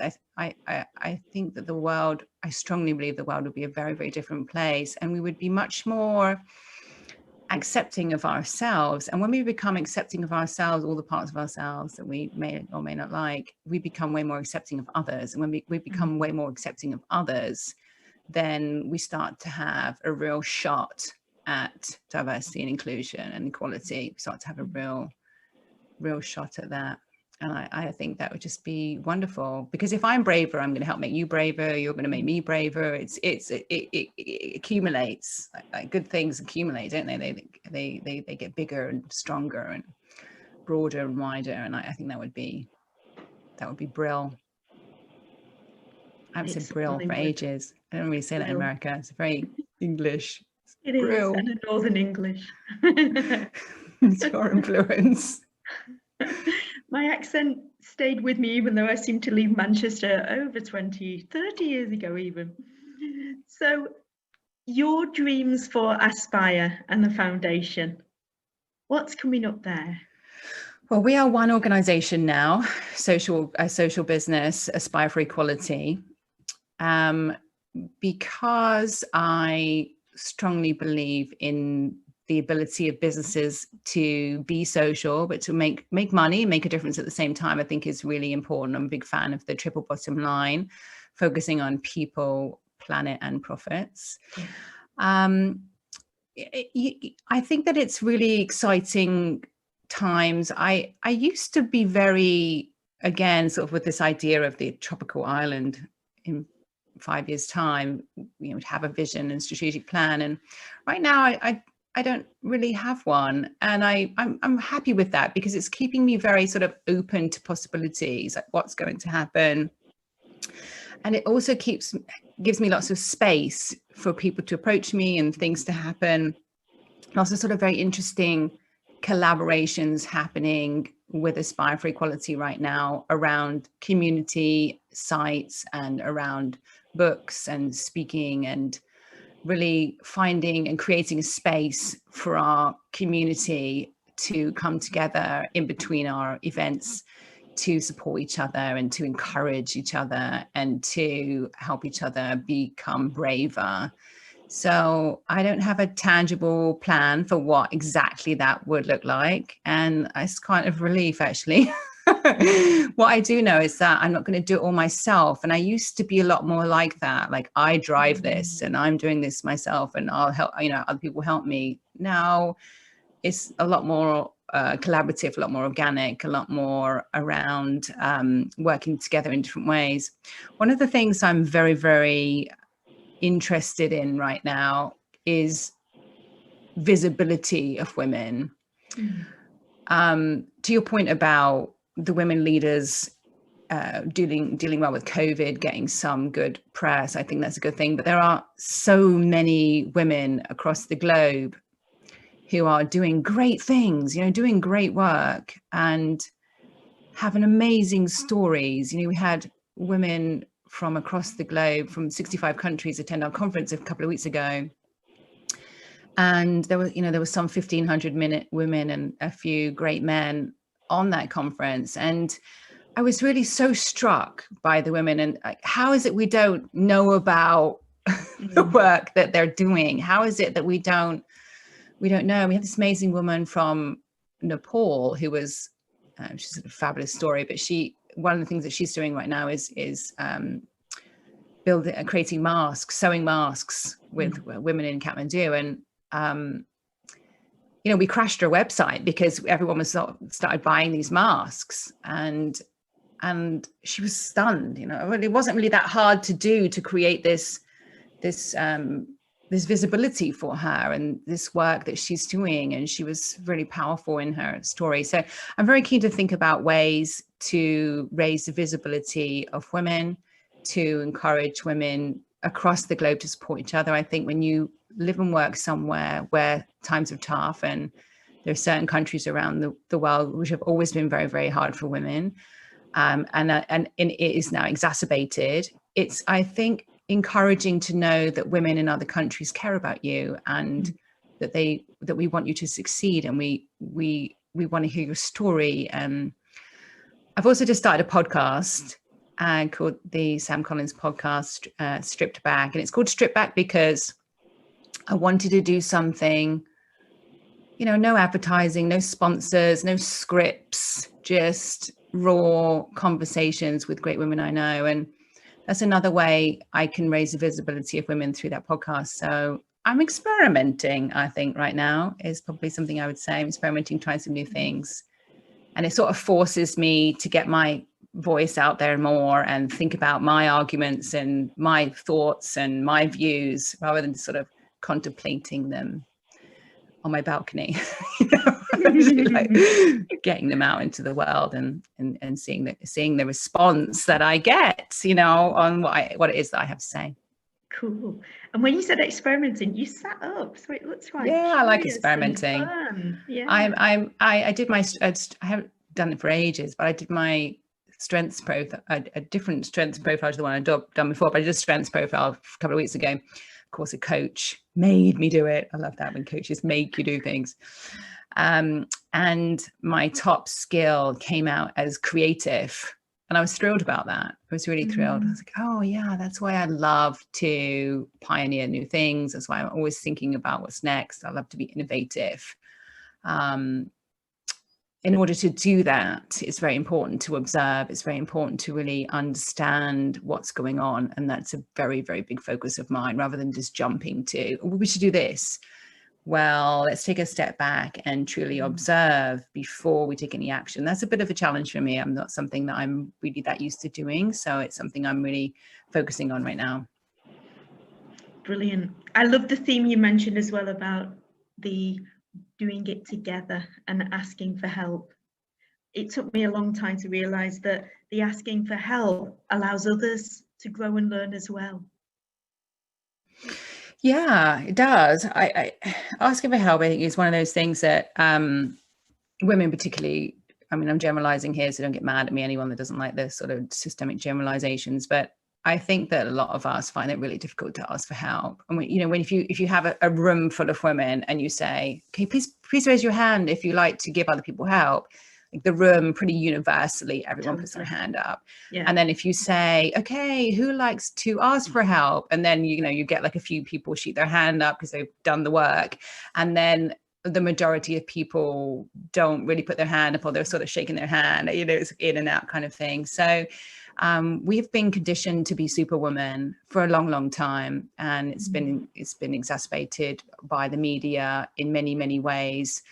That we have to have it all down, that we have to be perfect, that if we ask for help is a sign of weakness. And that is starting to change. I mean, not only does it help other people and it feels good and it's collaborative, but my top tip around asking for help is that it's time saving.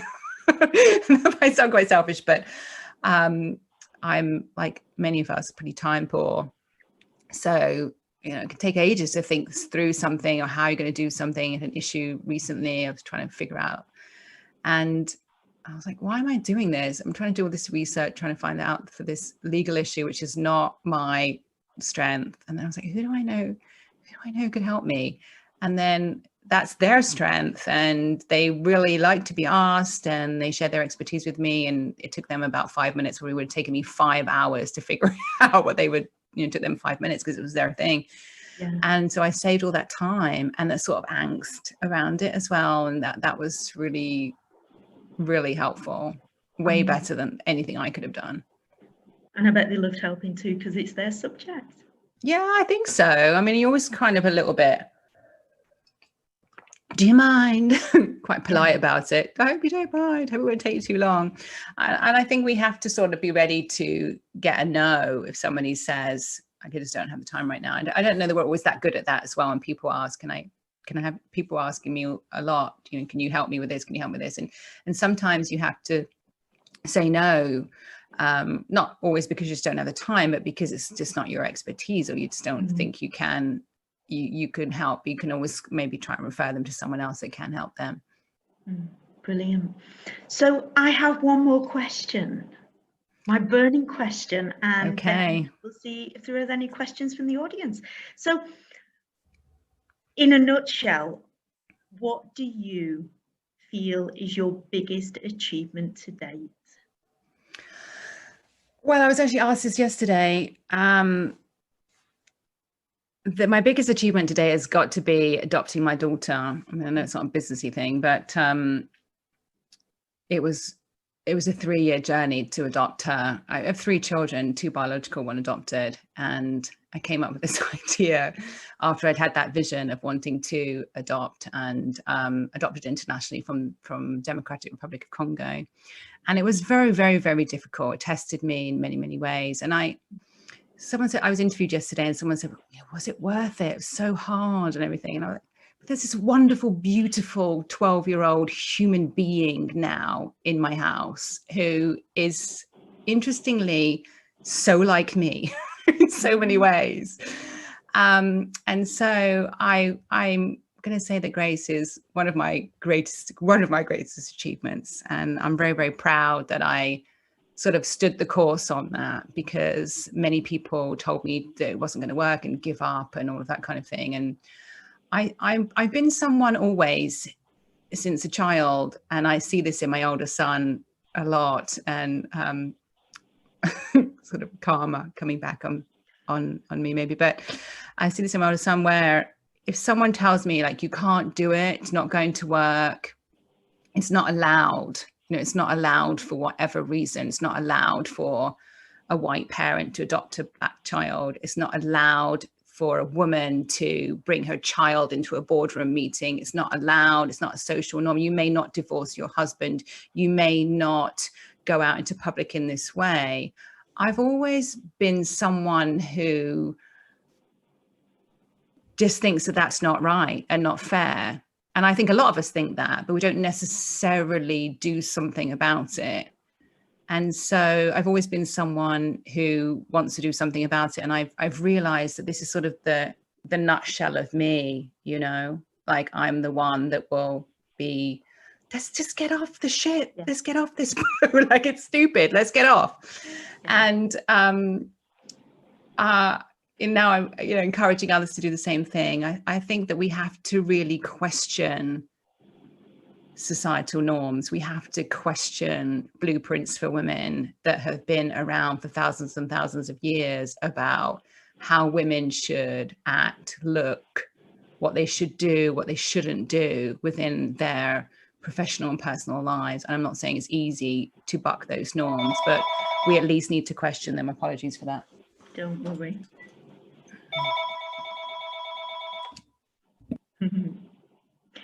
I think what's really powerful there in what you've said is the resonance between your thoughts and then your actions.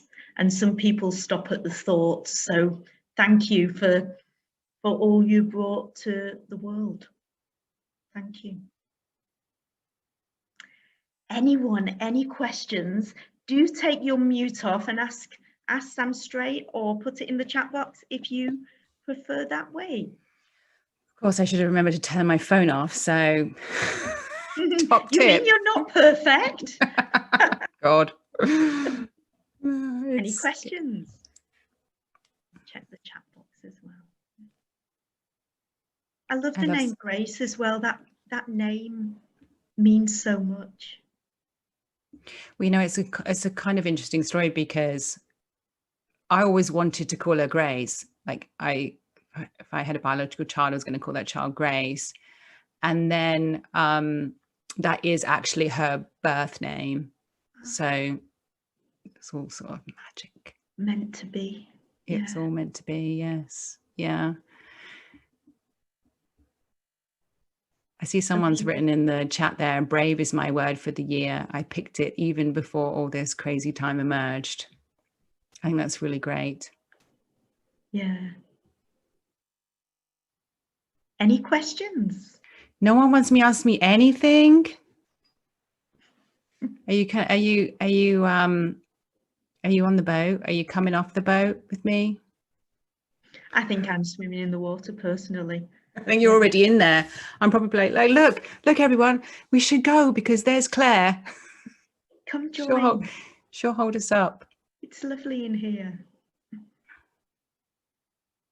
Araceli, do you want to ask something? We've seen you come on camera. No, I didn't prepare any questions and nothing comes up. Sorry, the microphone. I feel like I'm wasting such a good opportunity, and I didn't prepare for this. So I'm sorry I don't have a question. I'm so excited to have the opportunity, and I'm going to come up with a question as soon as this is over, I'm sure. Doesn't it happen? Araceli, what did you hear from our talk that was helpful for you? I'm one of those people that write things down to absorb. So I was writing, and I have already listened to your 4 podcasts because someone in social media mentioned it, and I started listening.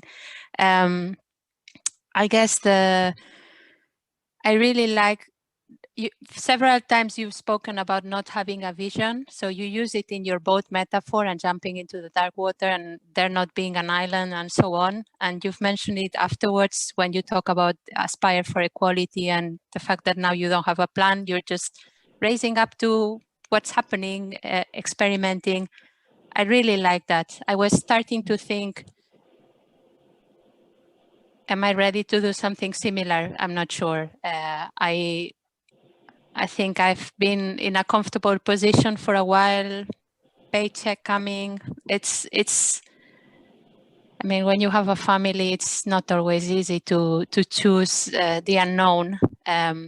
At the moment, I'm looking for a job because I don't have that security. So I don't know. It's an opportunity, but at the same time, how do I make the most of this? Not sure. But you're planting a seed. Let's put it this way. So thank you. Good. I mean, I don't underestimate how challenging it is when you have a family and you're looking for a job at the same time. One thing I have learned about jumping into the unknown is that my kids are very willing to jump in with me. In fact, they're already in. My kids are really good at that. And I sort of spent the last 8 months or so, whatever it's been since March, thinking to myself, I've got to do the right thing for my kids. I've got to do the right thing for my kids. And it was only recently that I realized I've got to do the right thing for me. If I do the right thing for me, then my kids are happy. Because my kids don't really care, what's going on, as long as they feel safe. And so I think that we get ourselves very tied into going back to the way things were. Let me go back to the way things were, where I had that security and had that money coming in and it all was well. And I've got to think about my kids, and it's very valid. And there will be many, many people around that will back you up. I would say, while you're still doing your job hunt, maybe do some daydreaming, maybe you write, see your notes there, write some stuff down about what you would love to do and who you'd like to impact. You never know where that's going to end up. Yeah. You never know. I remember writing something down, like just before I started Aspire, I was about 27. I was in Australia and I wrote down, I've been thinking about it a lot recently. It was very glamorous. I was sitting by a pool in Australia and I wrote down, right at the time I had no job and nothing. And I said, could I possibly start a business that's just with women? I remember writing that down as a question mark and sort of drawing around the question mark and doodling. And then I put it away because I thought it was just too impossible. But, I did do it, but very slowly. You can still get another job, but you could be maybe doing something else slowly on the side as well. And it will make you feel so good about yourself. So I'm excited to hear what happened. And then maybe one day you'll be on my podcast, I'll be interviewing you and you'll say, do you remember I was on the Listen, Learn and Live conference and now I'm running for president of the world and people are voting for me. It's all good. Yeah. Thank you. Pleasure. Where are you? I'm in London. Oh, you're in London. Cool. Yeah. I came to London at the end of 2002. Very nice. So, my hometown. Crazy London. Crazy London, yeah. My home. Well, one of my homes. Now officially American now too. So I can vote, of course. Good luck. There's something amazing there though as well around people used to think of the concept as career. And it was unusual for so many of us to actually step into doing our own thing. And yet one way to think of it is life projects. And we may have this one that's the stable with this one on the side flowing and moving at the same time. And I honestly believe in that thing of if you're doing the right thing at the right time, it just feels right and there's flow and things just tend to fit into place. The jigsaw works. So best of luck. Yeah, I think it's a really good point. So we have to sort of separate out all of the noise. There's so much noise right now. So I'm a big fan of meditation and being quiet and visualizations and that kind of thing, just to go inside a bit more and reflect on what it is that you want to do. And I'm also a very big fan of starting small. I don't think that we have to we're going to jump off the boat, or as Britta Fernandez Schmidt, who I interviewed recently for my podcast, she said, you don't have to jump, because I'm very much about jump. I'm going to jump off the boat, right? Claire's already in the water. But she said, and I think this is brilliant, and maybe this might help you, Araceli, is she said, sometimes you just have to put your toe in the water. Just put your toe in the water. And I think that's a good one. Like, put your toe in the water, like do something. Maybe it's small, it's more like an incremental step. There are so many things nowadays that you can do that are, don't cost anything. And, we've got Zoom and you can do a podcast, and it's all very, very, it's either free or very low cost to do. It's just making sure that we've got the time to do it. So sometimes I have to get up a bit earlier. Sometimes I'm, juggling things, and I've got 3 kids at home right now who are all being homeschooled, and I'm doing one thing, and at the same time, I'm like, okay, I'm going to try and inspire some women and men from Qatar right now. So can you not come in? So it is a bit of a madhouse, but I like it that way. I wouldn't have it any other way. But I refuse to stop doing the things I want to do. I refuse. And if my kids end up having a bit more iPad time or watching a bit more TV because I need to finish editing podcasts, and so be it, I think they'll still live and be fine and have great lives. I watched a lot of TV as a kid, and I think I turned out okay. Kind of. Depends on your perspective. And they need a happy mum, of course. That is so important as well. Sam, you're an inspiration. Always love your work. Thank you so much for joining us all today.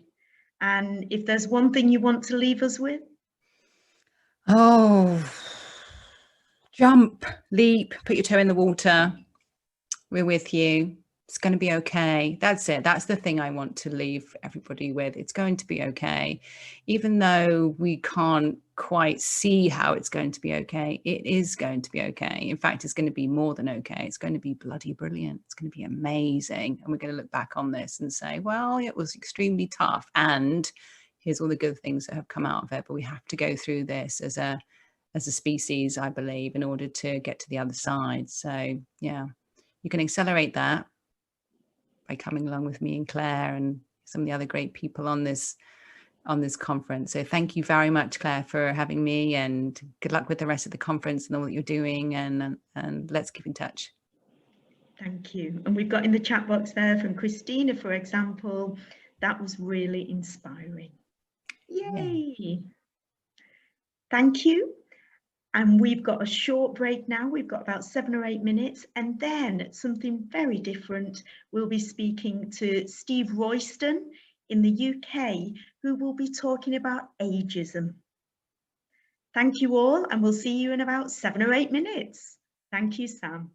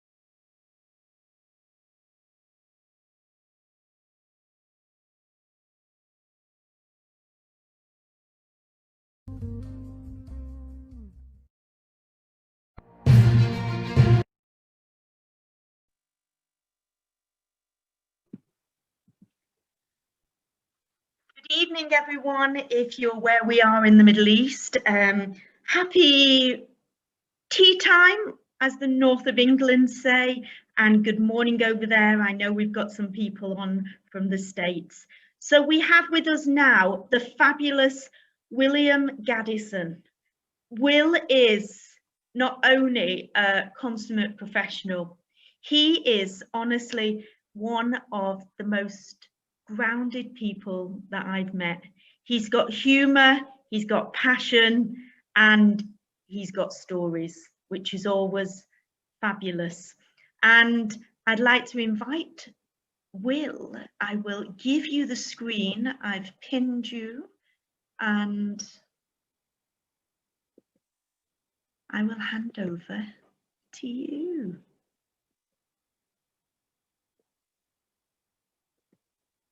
There we go. Will, we can't hear you. Can you hear me now? Yay, perfect. Okay. Thank you, Claire. What an introduction! Wow, I don't know if I'm going to be able to follow that, and hopefully be able to live up to that. So I'd like to welcome everyone to this session. Truly is a great honor and privilege to be with you this evening. Just to share a few thoughts about what's in an interview. So, I'm going to start with sharing my screen. So if everyone could just type in the chat bar that you can see my screen. Okay, I see some activity there. Okay, excellent. Okay, so I know that you're there. So today, I hope to thank you. I hope to engage to really shed some light and talk about what's in an interview. Right? We hear this word all the time. What does it mean? What actually happens in that whole process? What happens in that event? And most importantly, what happens within ourselves? And so we're going to kind of explore that in just a few of these slides here. So before we dive in, I just want to give a little bit of background on me. Dr. Claire mentioned I'm Will Gaddison, also an author. And I've also spent about 12 years as an executive recruiter. As we say in the States, I'm a former headhunter. And so I've spent a lot of time on the executive search side, as well as internal recruitment. I've done some leadership development stuff, talent management, learning and capability development, and also I have a master's in org development. So really enjoy people. I really enjoy supporting people, whether I'm hunting them, recruiting them, whether I'm developing them, and whether I'm supporting them. So that's a little background on me, so that you know exactly who I am. As Dr. Claire mentioned, I am in the Middle East. I've been here now for about over 7 years. I've really enjoyed my my time here. So with that, let's begin. Getting picked. I want you to, for a moment, just take a look at this picture.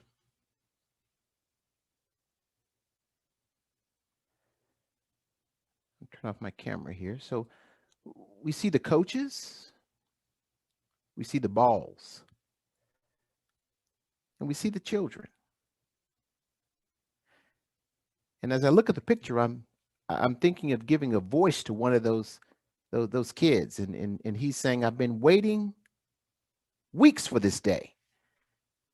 He gets up in the morning, he stretches, he looses himself, and he's thinking, maybe I'll put on my lucky shirt, because I'm going to need it.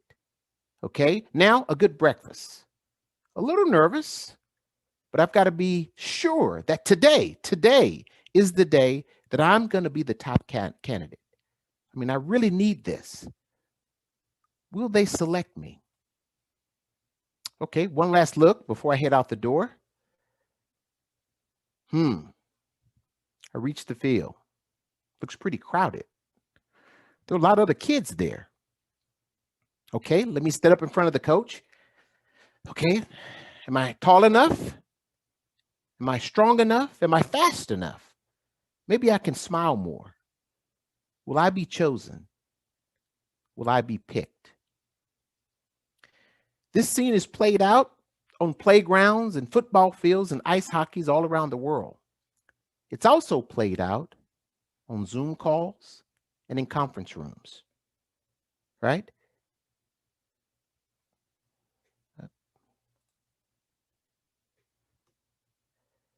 Getting picked. In that scene, that anticipation, there's excitement, there's anticipation, there's hope, there's belief, and look at the last one. There's also this expectation of fairness, that if I do my part, that the picker, the chooser, the selector, the interviewer is going to do their part. They're going to be fair, that I'm going to get a fair chance at being picked. So here's a question for you. What's the purpose of an interview? If you could just type a few thoughts in the chat bar. What do you think the purpose of an interview is? What do you think? Okay. I see a few of you typing there. Okay. Thank you, Dr. Claire. To sell yourself. Sell your soul. Okay. That happens often. What do you think the purpose of an interview? What do you think? Okay. Anyone else? Okay. To meet the company's people. Yeah. What else?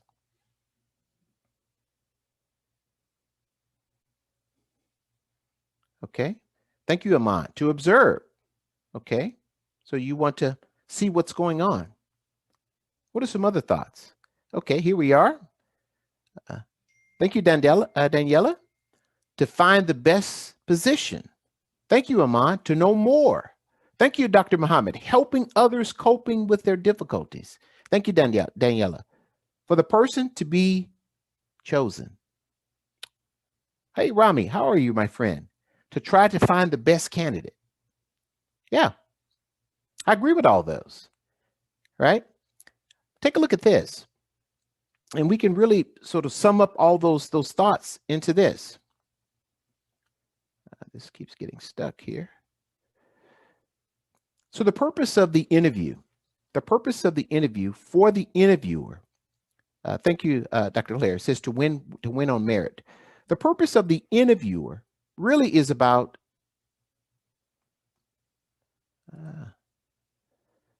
to gather enough information to make a hiring decision. This is the core purpose for the interview. For the interviewer sitting on the other side is to gather enough information. Now, the interviewee, of course, their role, their job, their assignment is to provide enough information so that that hiring authority can make a good decision about the interview. So what is an interview? And I looked this up, right? And it's an interesting word. I don't speak French, so someone please chime in to help me here. So interview, according to Google, comes from the word, I think it's entrevue. That's my French accent. And if you divide it up, it actually means between. And the second part of that word is to see. Now that begs the question. To see between what? Right? If interview means to see between, the question is to see between what? Well, I think we all have one of these.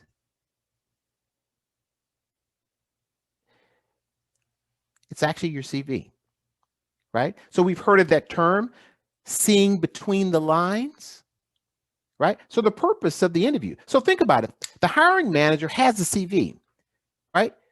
She's able to look at the CV and gather some information. But we just talked about the purpose of the interview is to gather enough information, right? So the hiring manager has some information. She needs more in order to make a good decision, right? In order to get more, she has to see between the lines of what you've written, right? And so that interview oftentimes is sort of this weaving back and forth.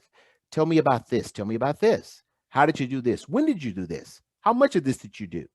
Right? So they're putting together the pieces in addition to what you've written there, what you've written. And I like to think of the CV really is your career story. So I just showed my career story at the beginning of the presentation here. So I'm going to turn it back over to you. I'd like for you to, for just a quick second, if you could, what's your career story? In one word, we'll give you 3 words. Type it in the chat bar, your career story that really would define your career. It could be where you are right now, where you've been, or in totality. What's your story?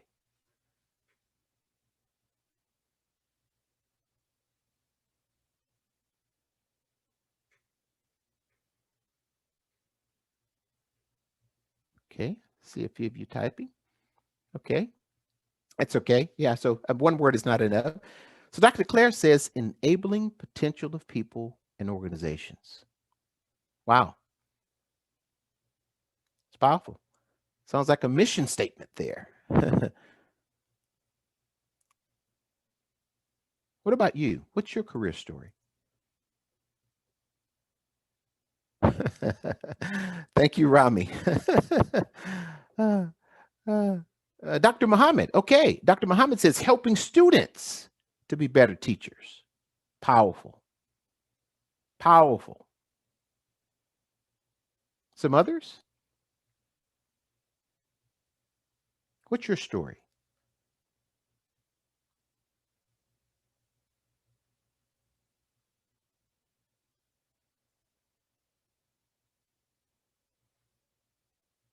I hear you typing there.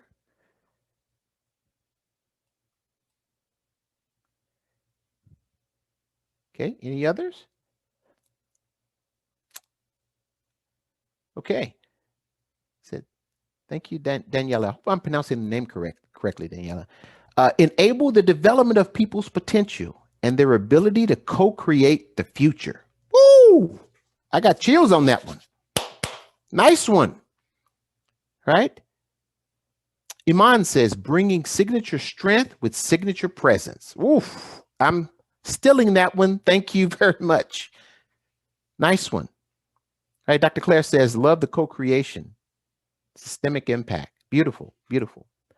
Right? So this is what the CV is for. The purpose of it is really just to give a glimpse, or said another way, to provide more information about the candidate's background.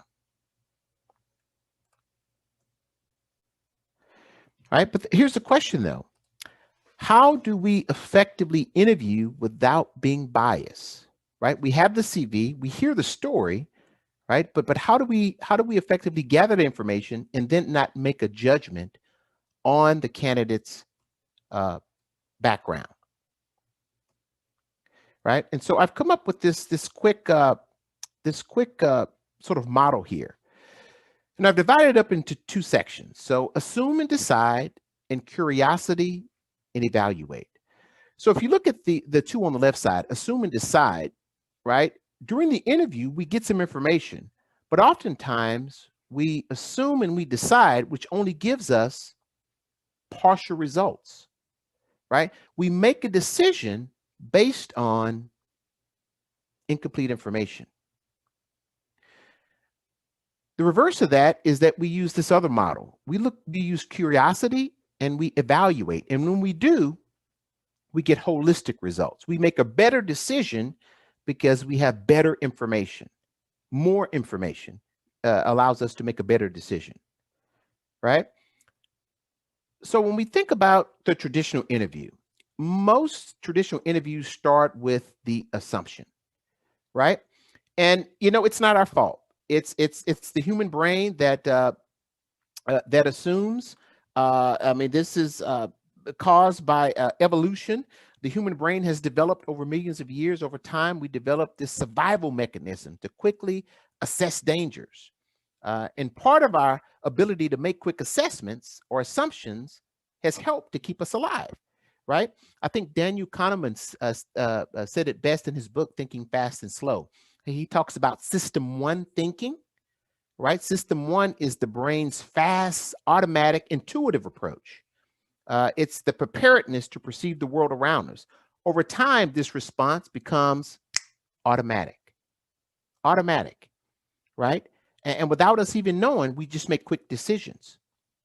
Now, if you think about the human brain, I think I read somewhere that every few seconds, the human brain unconsciously takes in about 11 million pieces of information. However, it can only process 40 pieces at a time. So, to be efficient, what does the brain do? It looks for patterns, right? And so when I think about this, I always think of, you know, when you have one sock and you're looking for that matching sock, that's what the brain is doing. It's just looking for the socks. It's just quickly going through the drawer,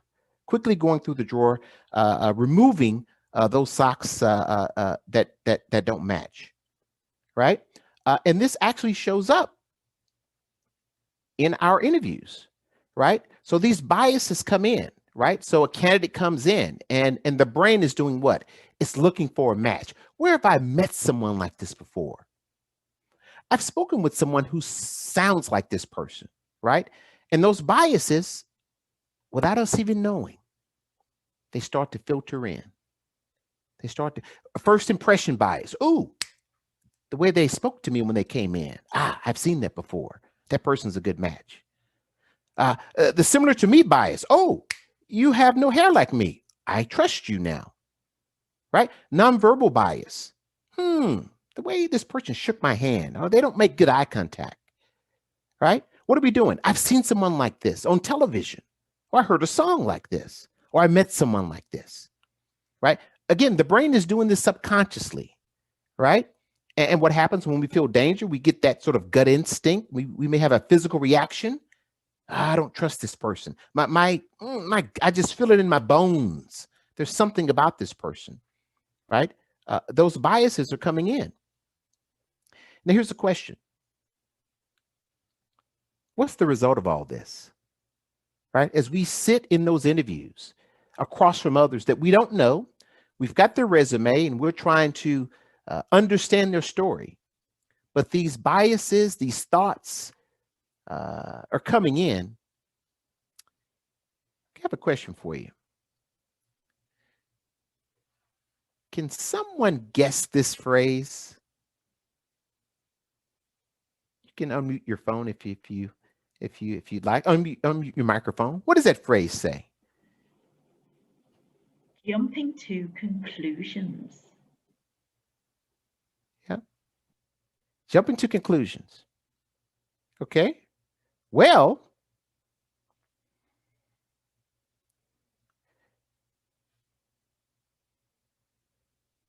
did anyone else jump to conclusion about the statement jumping to conclusions? Right? So this happens in our brains automatically, right? We see a pattern and we do what? I got it. I can make that decision. I don't have to think about it. I don't have to research it. I don't have to interview this person more. I don't have to ask any more questions. I've made my decision because I recognize the pattern. I see the pattern. Now, what's wrong with jumping to conclusions? Well, we often make decisions believing we're operating with all the facts, right? So going back to what we mentioned earlier, the purpose of the interview is to gather enough information. Well, oftentimes when we make those decisions too quickly, we don't have all the facts that we need to make a better decision, right? We're going to make a decision, but we want to make the best decision, right? We have that false assumption. We take that early action and we may not make the best decision in that case. Now, the benefit of this, what's the outcome? The benefit is what? We make quick decisions, right? We've survived another day on the plane. We've survived the lion because we recognized the lion very quickly. We made a quick decision. The consequence, though, is that oftentimes, if we took a little bit more time, if we just asked one more question, if we got to know the person that was in front of us that we were interviewing, we could make a better decision. We could make a better decision, right? So I have an example here that I want to show you in terms of one of those biases that we looked at just a moment ago, right? So this one is the contrast effect, right? So it's actually the most common bias that most of us deal with when we conduct interviews, right? And so what happens in the contrast effect is that whenever there's multiple candidates interviewed for the same position, unknowingly, subconsciously, what we start to do, instead of evaluating the person's skills, we start comparing each candidate against the other candidate, right? Look at some of the research. Look what happened here. Harvard Business School did some research. It studied about 598 finalists for a university teaching position. What's interesting, whenever there were 3 women and 1 man that were competing for the job, the likelihood of the woman being hired, 67%. Whenever there were 2 women, 2 men, the likelihood of the woman being hired, it was 50%. Look at the last one. Whenever there was 3 men or more, and there was 1 woman competing for that same position, contrast. You see? So it's a bias that we've just got to be aware of, right? And because if we're aware of it, then we can disrupt it. So what's one way? What are some tools, some ideas, some thoughts about how we might be able to disrupt the bias? Well, we move into the second part of that model. We begin with curiosity. Right? Curiosity is a wonderful thing, right? So this is a busy slide coming up here. I won't read all of it, but this is an article about curiosity may have killed the cat, but it helps us to learn. So what researchers did, they hooked up 9 volunteers to an MRI machine to measure their brain activity. And when they hooked them up, these volunteers, they gave them a simple game to look at some trivia questions, about 100 trivia questions. Some of the questions were, what does the term dinosaur come from? What Beatles song lasts the longest on the chart? Right? And so they were sort of measuring their curiosity. What did they discover? When the participants' curiosity was piqued, the same region in their brain lit up when the person's curiosity was piqued. This is the same region that lights up when we experience pleasure or reward, right? It's the same circuitry that lights up when we receive money, one of those sugary treats, right? I think the chemical dopamine is released whenever curiosity is triggered, right? So that's one way, right? That we can break up that bias by simply asking more questions and piquing curiosity. Another way is just actually in the questions themselves, right? So we have what are called behavioral-based questions, and the theme or the emphasis behind behavioral-based questions is that past behavior is the best predictor of future behavior, right? And so some of those questions sound like, Will, tell me about a time when you did XYZ.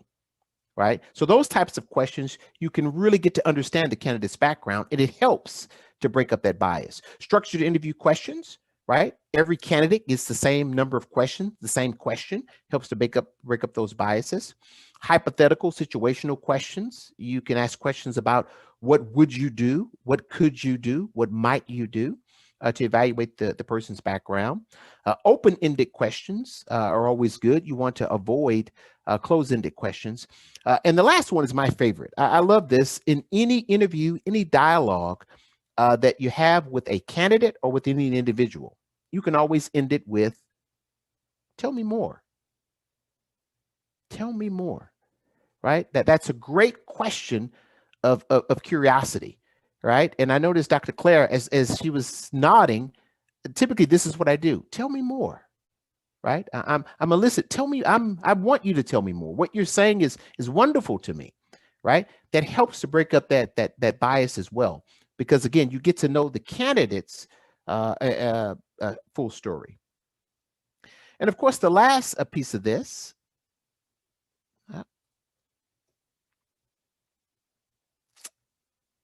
is evaluate, right? You want to evaluate, not decide, but evaluate, right? And what are you evaluating? Well, you're looking at the role that you're interviewing the candidate for, plus you're looking at the candidate's KSAs. KSA is not Kingdom of Saudi Arabia. That means knowledge, skills, and abilities, right? And when you combine both of those, you evaluate the role plus skills and not the person. Not the person, right? You're evaluating what they can do, what they can bring, but not the individual themselves, right? And that's where evaluation comes in. It's a objective measurement, right? Based on data. Okay, and I'll open it up for questions here in just a moment. I know I'm running short of time here. So how do we break through, right? And this is sort of one of the last few slides here. So this is a great article that I found today by Lou Adler, 10 ways to reduce interviewer bias. So number one, a phone interview. It's interesting. I heard about a story that one of these symphony orchestras was trying to increase the diversity in their instrument players, their orchestra players. And for whatever reason, they couldn't find any women to hire. Well, what they did was they changed the entire interview process. Instead of interviewing in front of the conductor, they had blind interviews. Blind interviews. So the musician would interview behind a curtain, and they would just play their instrument. And then the conductor would then make the choice based on what he heard, not what he saw. And guess what happened? They were able to recruit more women, right? Because that bias was broken by the curtain, right? So phone interview is a great way to do it. Also panel interviews, right? So panel interviews gives an opportunity for others to weigh in on the candidate's background. And those panel interviews, you certainly want to make sure they're diverse, right? You don't want the same gender, the same age, the same ethnicity on the interview panel. It's got to be a reflection of those candidates that you're interviewing. Also, avoid quick judgments. Don't make snap judgments. Don't base it on your gut instinct. And I like this next one. This is a beautiful one. Be a juror, not a judge. What does a juror do? A juror is sitting and gathering information. A juror doesn't make a decision until the end of the trial, until all the information, until the case has been fully presented. Oftentimes we make that judgment early on, right? So you want to sit and hear all of that. The next one is treat the candidate as a consultant. What does that mean? That really just sort of speaks to considering the person that's sitting in front of you as an expert in their area, right? And so you speak to them as such, right? You don't speak with doubt or with suspicion, but you speak with them as though that they really know their business, and you validate that through your questions. And the last one, this is a great one to remember. Whether the candidate is hired or not, the interviewer still has a duty to treat the person with respect. Now, I'll give you an example to think about it this way. How would you treat a visitor who comes into your home for dinner? Do you sit them in the corner? Do you greet them? Do you ignore them? When they leave, do you tell them goodbye and close the door immediately after? A visitor, you show respect, you show patience, you show understanding. You get them a cold glass of water. You give them the best seat. And when that visit is over, you ensure that they exit safely and they have a good memory of that visit. The same is true when the candidate is coming in. Essentially, they're coming to, quote unquote, your house, right? And so whether the person is hired or not, every interviewer has a duty to treat that candidate with respect.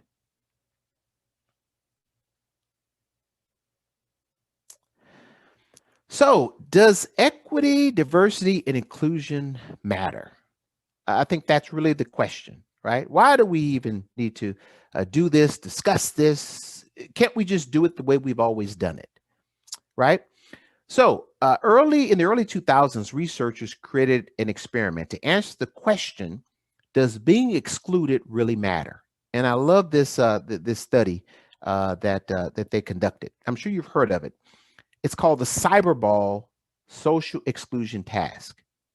So what they did, the researchers recruited some volunteers, and they hooked these volunteers up to an MRI machine, right? And when the volunteers were hooked up, they gave the volunteers a controller, and they were going to play a simple game of cyberball, which essentially was a catch back and forth.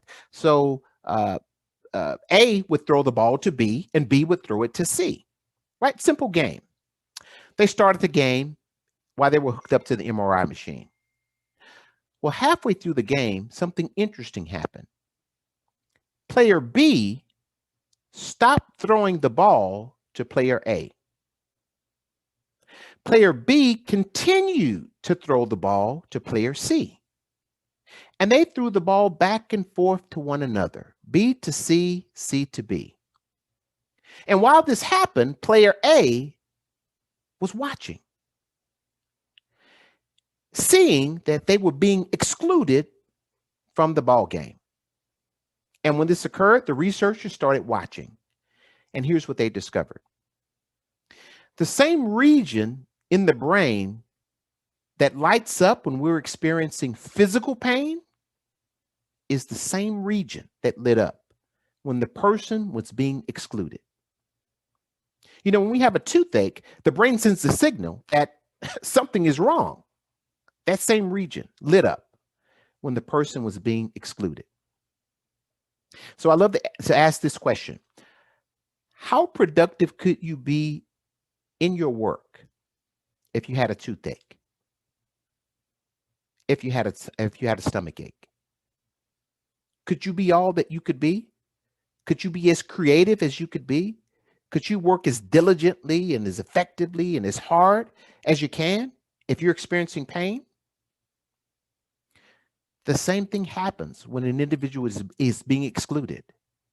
To the brain, it makes no distinction. The brain is sending a signal. Something is wrong. This is why equity, diversity, and inclusion matters, because we need absolutely everyone to give their very, very best, to give their very, very best. So I want to end my talk with the shoe story. This is a story I've been telling for years, and I get an opportunity to tell you the shoe story. It's just a great way to think about some things as we move forward. So here's a story. There was a shoe company, a big shoe company, that wanted to open a shoe store in Malta. A shoe salesman. And the shoe salesman assignment was very, very simple. Go to this new town and open a shoe store. Very, very simple. Okay, they buy this salesman a ticket, and they send this person to the town. 2 weeks after being in the town, the salesman sends a note back to the headquarters. The note read, "Please send me a ticket home." Full stop. No one in this town you sent me to wears shoes. No one wears shoes. Okay, the executives read the note. They didn't understand it, but fine. They buy him a ticket and they send this salesman home. But the company didn't want to give up. So they hired a second shoe salesman. And her assignment was the same.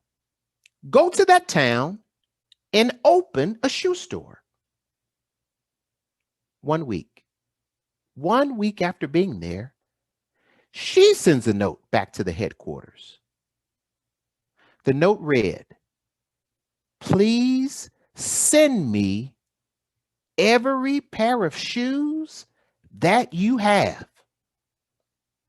because no one here wears shoes. Do you see the difference? Do you see the difference? The first person missed his opportunity, but the second person seized it. Leonard Ravenhill said once that opportunities of a lifetime must be seized in the lifetime of the opportunity. Do you see problems or do you see possibilities? Do you see obstacles or do you see opportunities? Whether you include or exclude is an opportunity that you have before you. And ultimately, the ball is in your court.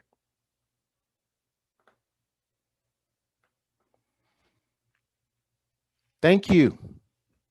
Thank you.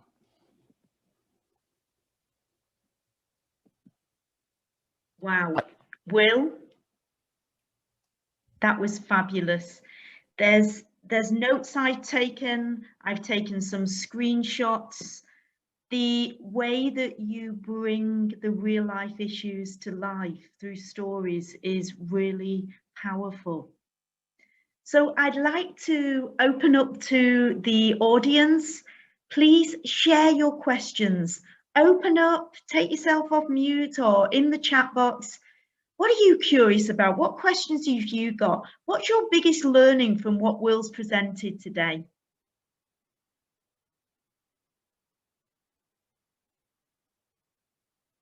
Lots of great praise for the presentation there.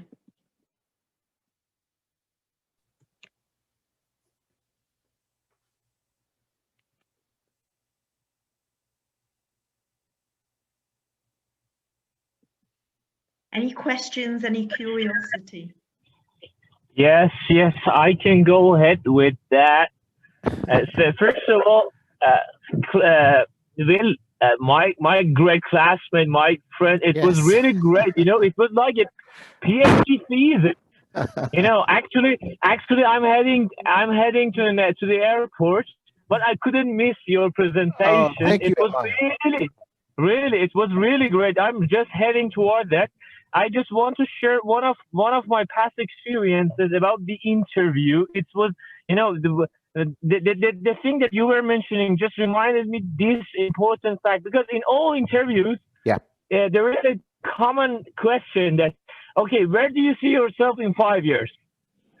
And this question in all interviews is always being asked.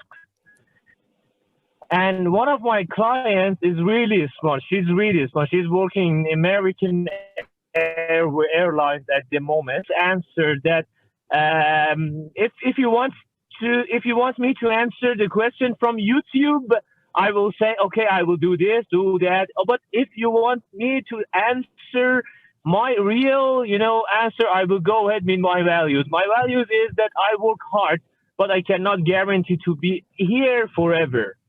This was a very, you know, at once she was accepted, her application was accepted. It was really awesome from her.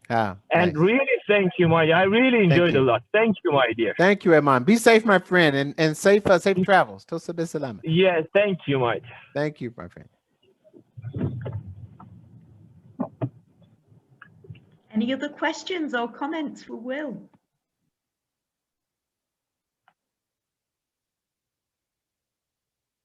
There's a question in the chat box, Will. Okay. Hey, Rami, how are you, my friend? So Rami is asking, is there anything that an interviewee can do to prevent unconscious bias, or maybe part of their to take it to their advantage? So that's a good question. I would say, Rami, just be authentic, be who you are, right? I mean, the interviewer is going to make their decision, and you want them, I think, make the decision on the truth of who you are. I think because I think if an interviewee were to pretend to be someone else or to give answers that they believe the interviewer wants to hear, ultimately that's going to come out, when they join the organization or in the within the person's career. So I would really urge every interviewee to just be authentic and let that decision rest with the interviewer. In the process, thank you, Dr. Mohammed. So Dr. Mohammed asks, in the process of customer validation in startups, we use a cycle to build, measure, and learn. Can you please tell me what biases are most significant in these kinds of interviews? The biases that I mentioned, contrast effect, similar to me, halo effect, horn effect, these are the same biases that show up in interviews. They're the same biases that show up in performance appraisal processes, the same biases that tend to show up in many different things, because what the root of the bias really is stereotyping. It's really about trying to take a guess, making an assumption about the individual, right? So as an example, stereotyping, it's this broad brushing. There's this huge bucketing of groups of people into categories based on whatever thing you may have heard or read. I would always suggest get to know the individual that's in front of you.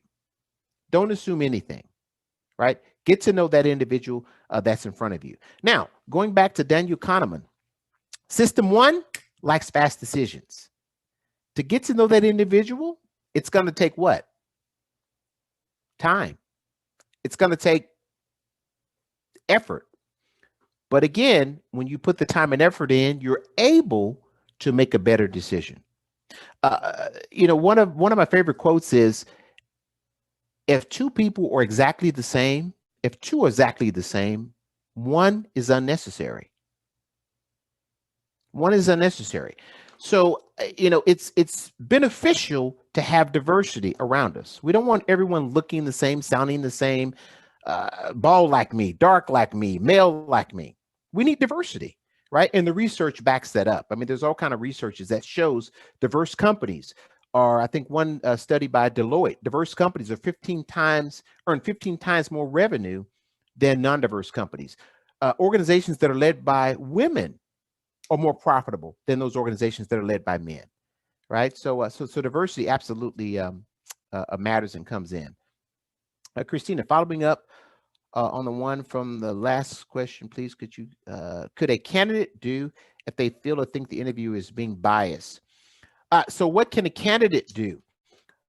I would call it out in the interview, and I would word that delicately, something like, what concerns do you have? I noticed that you may have a concern. Tell me, what are your concerns? Right? And then just really sort of lean in. Now, of course, most organizations, I mean, HR departments won't, if someone's having a bias, the manager's not going to say, my concern is that you're a Black American, or my concern is that you're old, Will, right? But try to find out and listen for the words. My concerns may be that you are only going to be with us for the next 5 years, and then you're going to retire. That's saying that I'm too old. And I try to address that and say, listen, my plan is to remain with the organization for as long as I can, and this type of thing. But those biases really are about the other person. In terms of, I mean, I can't change my race. I can't change my hairstyle. There's not much about me that I can change. And there's not much about me that I want to change in order to get a position, right? It's sort of one of those things. Here's who I am. Here's what I can bring. Here's what I can do. If you find value in that, I'm the person you need to hire. But if I'm going to be excluded because of my race, because of my gender, because of my lack of hair, then okay, thank you very much. Okay. So Steve's question is, I am in Saudi, so strategies to overcome language barriers and avoid misunderstanding. Yeah, so Steve, on this one, what I've tried to do on the language issue in Saudi, number one, slow down when I speak. Number two, don't assume that the listener understands. A great example, last week I was conducting a training, and as a part of the training, I was talking about cold calls. Have you heard of cold calls? If any of you heard of cold calls? Right? A cold call is see, some of you are frowning. You haven't heard of cold calls. So when I was a headhunter, we make cold calls. Cold calls is that you call someone that you don't know and you try to sell them or offer them something. It's a cold call because you don't know them. A warm call is someone that you know. For instance, everyone on the call, if I call you next week, it's a warm call because we've met via this session. If I had never seen you, never met you, that's a cold call. So I mentioned this in the training, and they had no idea what a cold call was. No idea what a cold call was. So asking those questions. Another example, Steve, I was putting together a survey once, and this was going to be a global survey. And you know the Nespresso little cups, I forget what you call them, the little cups, the little coffee tubes that you make the coffee with. Type in the chat bar. You know the name of them. Please, capsules. Thank you, Dr. Claire. Thank you. I think they're called capsules. Well, you know, they're here in the state. They're in the States. They're here in Saudi. Everyone uses them. And someone gave me feedback. They said, Will, if this is a global survey, everyone may not know what these capsules are for. I say, everyone knows what these capsules are. What do you mean? This is Nespresso. It's delicious. It's wonderful. It's warm. It's Nespresso. So I checked in with a colleague in India. And before I said anything, I just put the picture up. I said, can you tell me what this is? She had no idea. I checked with a colleague that works in Asia. I pulled the picture up. Hey, question. Can you tell me what this is? And this individual thought it was candy. Right? So going back to that assumption, it's a long answer, Steve, but we can't assume, and this is what I've had to learn, we can't assume that everyone understands the euphemisms, the wording that I or anyone uses. Slow down and try to use plain English. Yeah. I tend to talk a lot, so. Okay. Any more questions? Hope I didn't miss any. Okay, Rami. I will. Hey, how are you? How are you? How are you? Very well. Good to see you.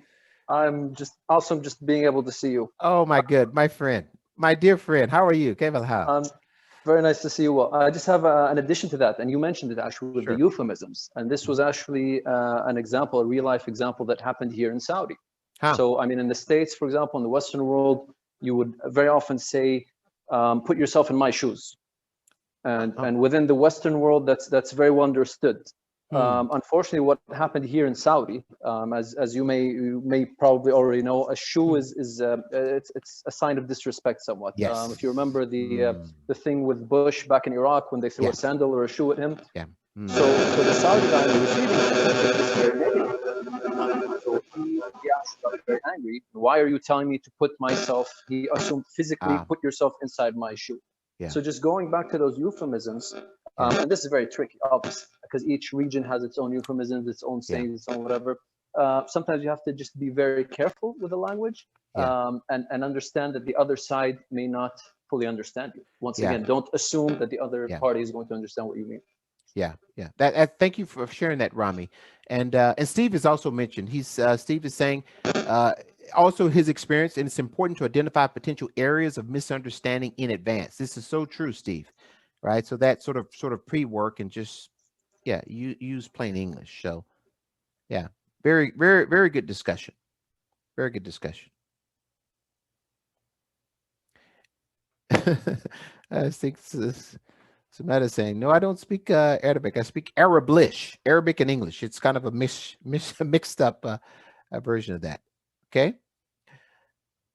Okay, so I think this may be all the questions. So I want to thank you for your time and attention. I really want to thank Dr. Claire, her team, my wonderful coach Sameta, all of the colleagues that are here. Thank you. It's been a wonderful pleasure and honor to be with you this evening to share a few thoughts. So with that, I'm going to hand it back over to Dr. Claire. Will, that was amazing. So much food for thought. We've had in there culture and all sorts of things, and so much research has gone into that presentation. We appreciate you. We appreciate your time, and just the way you present is just amazing as well. So thank you. So next up, we have Steve Royston, who will be talking about a way to be immune to ageism. Stay with us. We're having now a break until the hour. Grab your coffee and come back and learn and explore with Steve, who again is so knowledgeable and a passionate presenter and always leaves me thinking and wondering. We shall see you in 10 minutes. Thank you, Will. Bye-bye.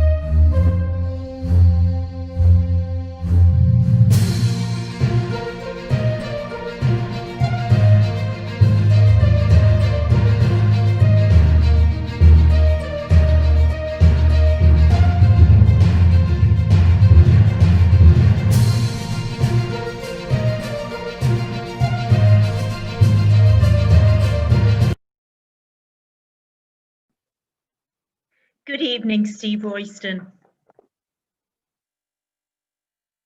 Sorry, Steve, I think you're on silent there.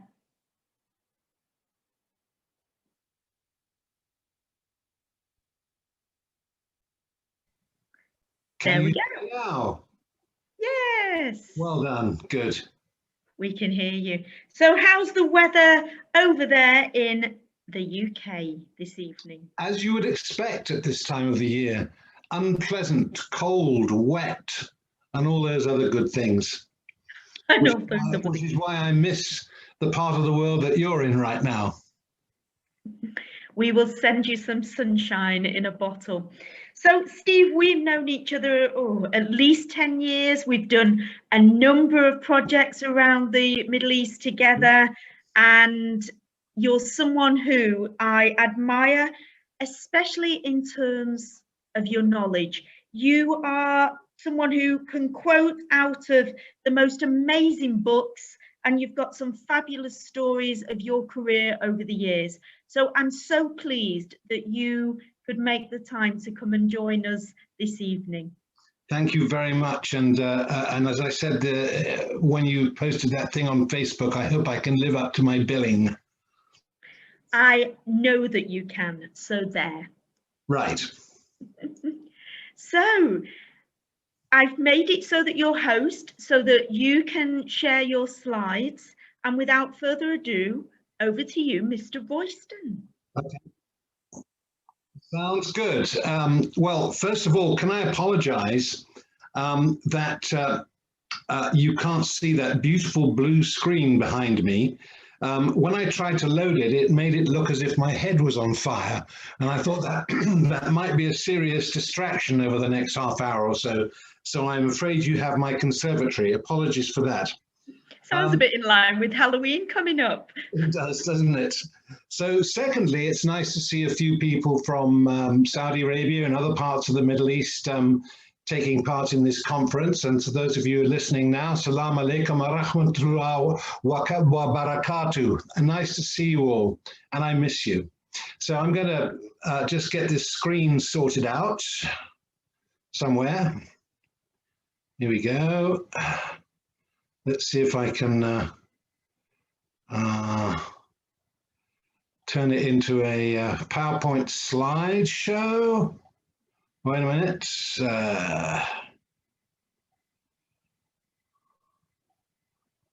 Yes, there we are. Can everybody see that? Good. Okay, so let's kick off then. And could I say, if you want to send any texts or stop me or turn me off, that's fine. But I'll just plow on. And then later on, there'll be a good length of time for us to discuss various ideas arising out of the stuff we're going to talk about now. So, 1 second. Yeah. Okay. So, can you see this little quotation? Claire's talking about quotations.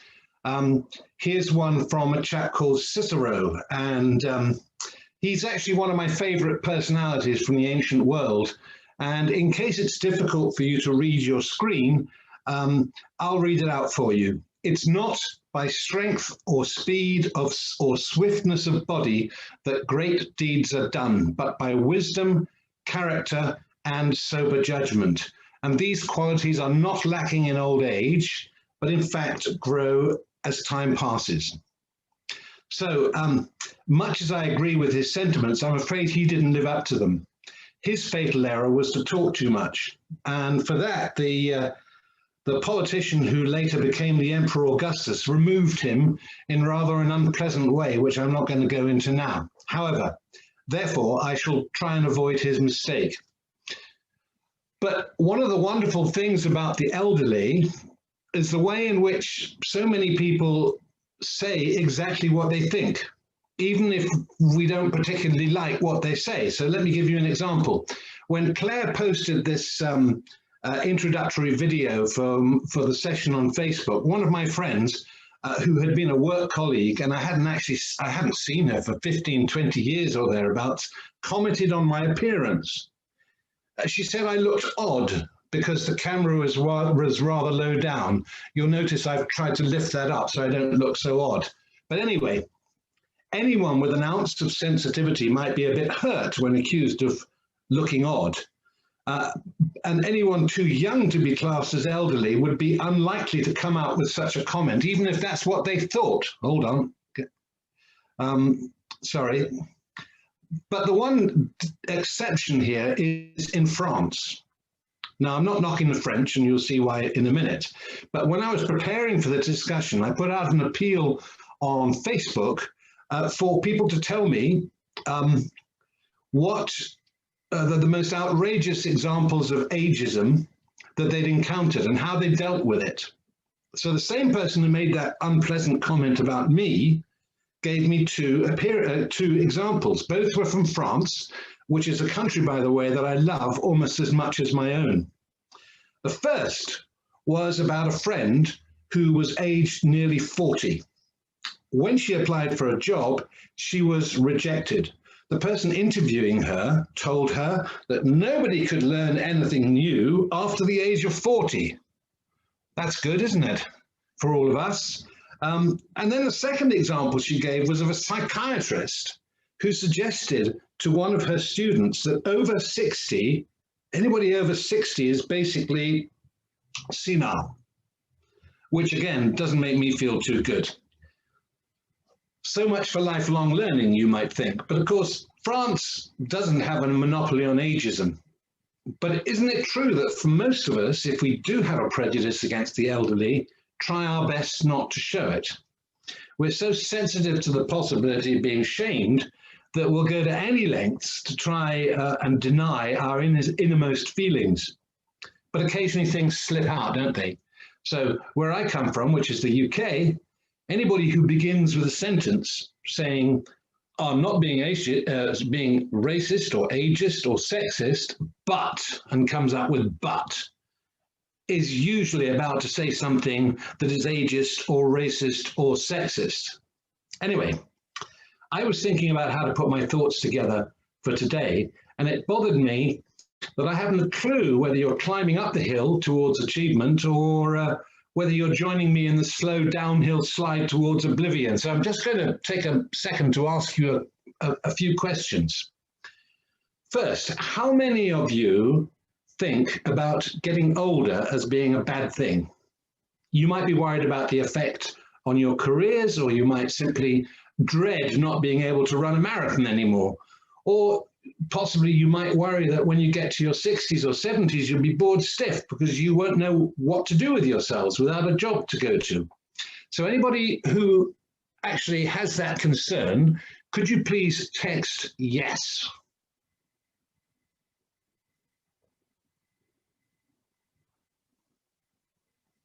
I can't see the text, but anyway, maybe nobody says yes. So okay, Steve, I've said you're all absolutely unafraid of getting old. That's good.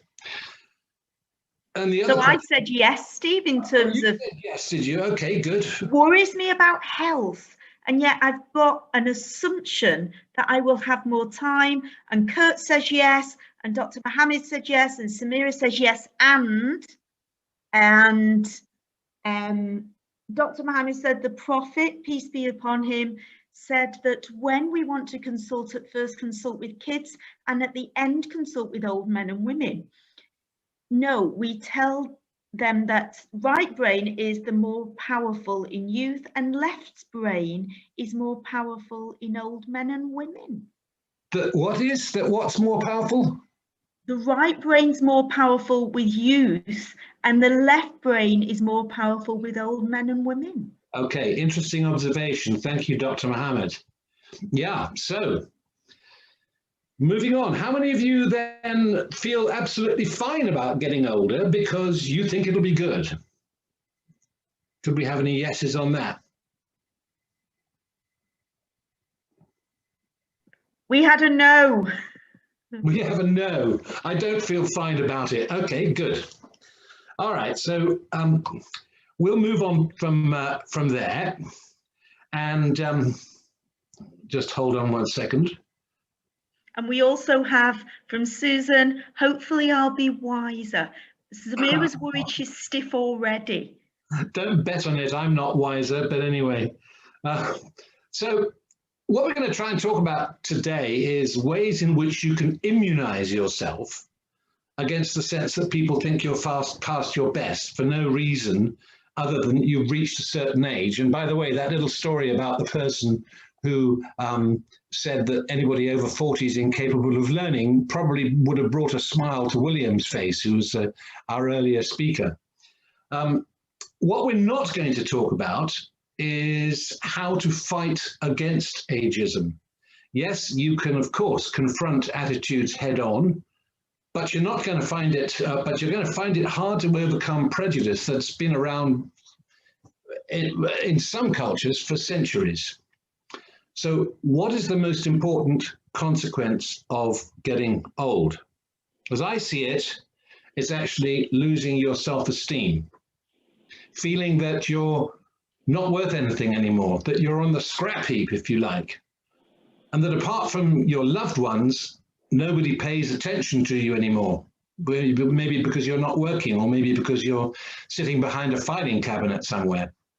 So the first and most obvious thing to say is that if you feel that way, there are unlikely to be many people who will go out of their way to change your mind. So doing something to it about it is down to you. So, 1 second. So I'm going to talk now about 3 things that we should be thinking about.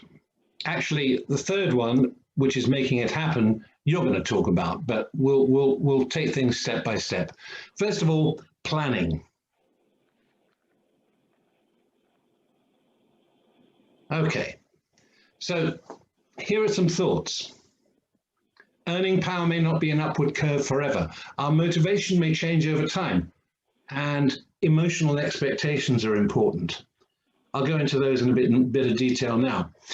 If we want to be immune to ageism, I think first that we need actually to be realistic about ourselves and the environment where we're likely to face ageism.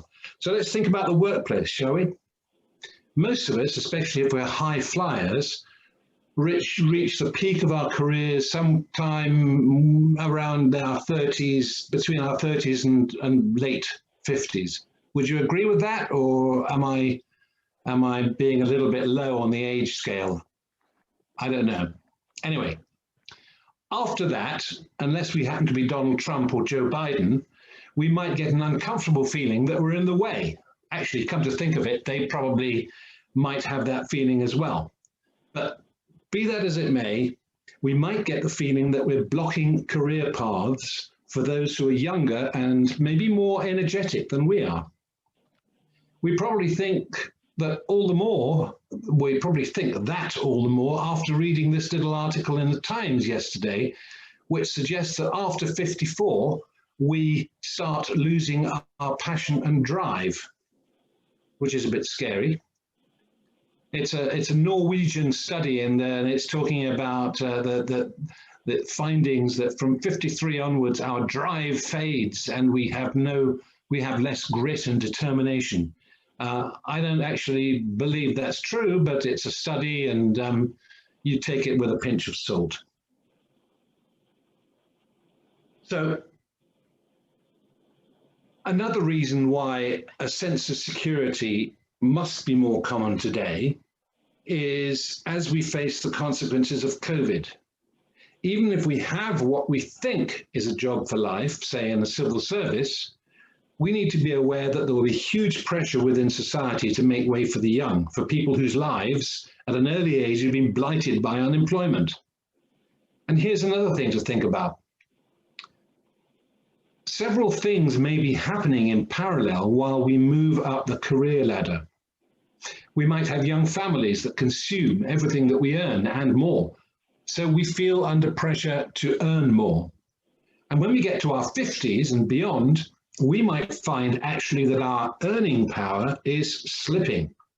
This can be worrying, and it's also frustrating because we don't feel we're any less effective or deserving of a high salary.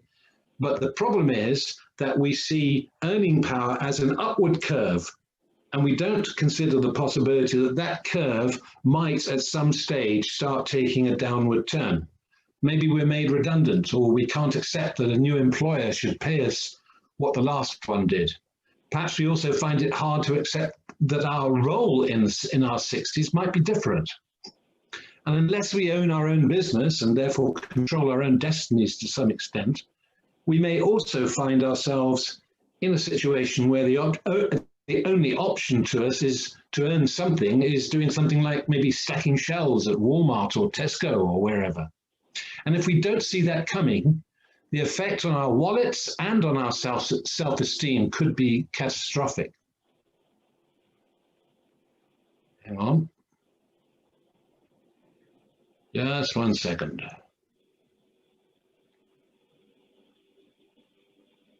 Sorry, my notes are suddenly failing me.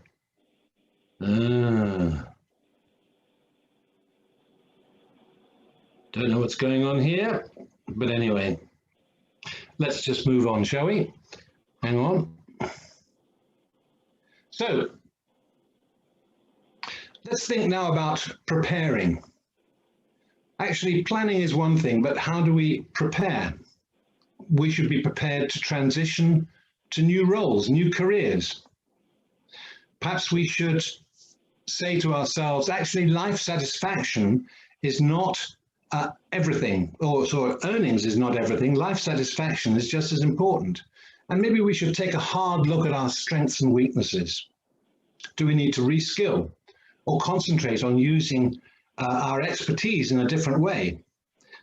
Could you just hold on 1 second? I've got to do something here. I have a technical failure, and I will be with you in a second.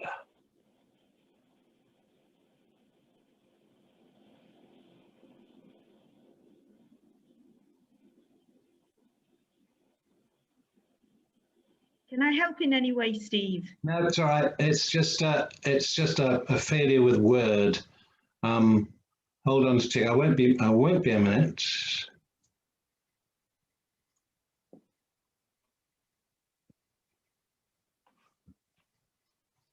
Something's gone seriously wrong here. And I will just try and do something here for a second.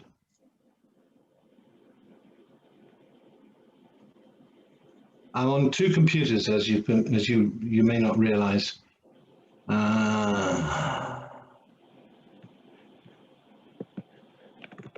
Okay, I think we might. No, we're not. So in the meantime, I'll ask a question to the group. Talking. Ask me questions. I will ask a question to the group in terms of what's happened with COVID over the next 9 months, reskilling. What's your thoughts around that? Any thoughts on reskilling because of what's happened with, sadly, so many people losing their jobs and so forth? Any comments from the last 9 months?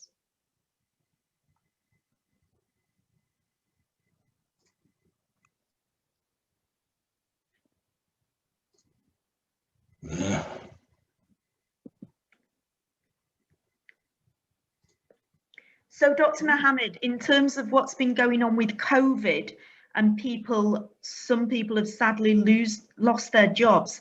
I know from LinkedIn, for example, there's a number of people who are going for interviews and they're feeling rightly or wrongly that people who are younger than them are getting the jobs over them, and sometimes potentially with less experience, as if age is on the younger person's side. So in terms of reskilling, is there any thoughts out there in this group right now in terms of the impact of COVID and age and jobs? Yes, I would like to say something here, Claire. Well, it was a personal experience in the first month when we were in lockdown. It was denial. So I just stopped doing everything and just, continue just reading at home. And then I thought where this is going, and I just did a very big turnaround, going into virtual learning, virtual platforms, and online education, quality assurance. And it's amazing. It just opened new doors. Thank you, Samira. Okay. And Dr. Mohammed says, unfortunately, some simple workers lose their job that can't improve their skills. It can be tricky, especially with finance as well. True.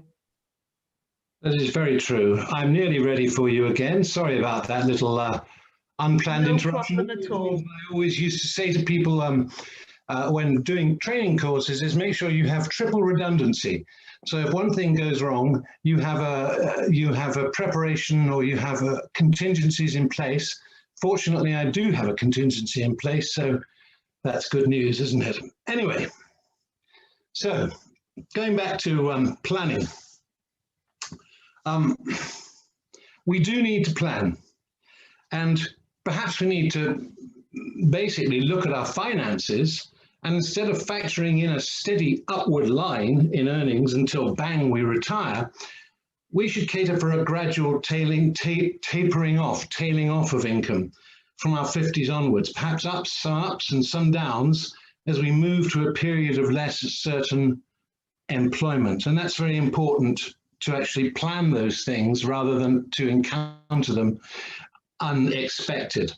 We should also try to manage our expectations on an emotional level. No matter how committed we are to our work, we should also remember that we're not defined only by what we do 8 hours a day, 220 days a year. we're more than what we do for a living. And if we have a family, I hate to say this, but we're more than what we do for them. And if we fail to give our lives more dimensions, we risk ending up at 65 or 70 with no work, kids have left, just one or two of you, and very little else in your life. So to summarize, life is all about work. If your life is all about work and family, make sure that from your 50s onwards, you actually have more strings to your bow, more interests, more things you can do. So, preparing. What do we do, or how do we prepare for a time in our lives when we might fall victim to ageism? Not everybody actually has that experience as the person did in France, when somebody says you don't learn anything after you're 40. Perhaps the most important thing to do is to understand how our outlook on life might develop over time. If we manage to avoid being stuck on the same treadmill in our 60s as we were in earlier decades, how do we actually transition to different roles, perhaps different careers that play to our strengths, and perhaps our horizons have broadened? We're no longer interested in the narrow focus, we want to take the wider view. So let's say, for example, we are a research scientist. Maybe we win fame and fortune for our achievements in our 20s and 30s, just as Albert Einstein did. We might continue on the same path of research until we die. Or maybe we say, hey, there's more to life than this. I want to stay in the same field, but now I'm going to guide and encourage younger researchers, or I can be a head of research, or maybe a mentor, or I can use my fame in support of wider objectives, eliminating poverty perhaps, dealing with climate change, eradicating malaria. I may no longer get into the detail, but I make it possible for others to do so. So let's take a couple of real life examples. Just move to the next slide. You probably know who the guy on the left is. It's Jimmy Carter. So in 1980, Jimmy Carter lost the US presidency.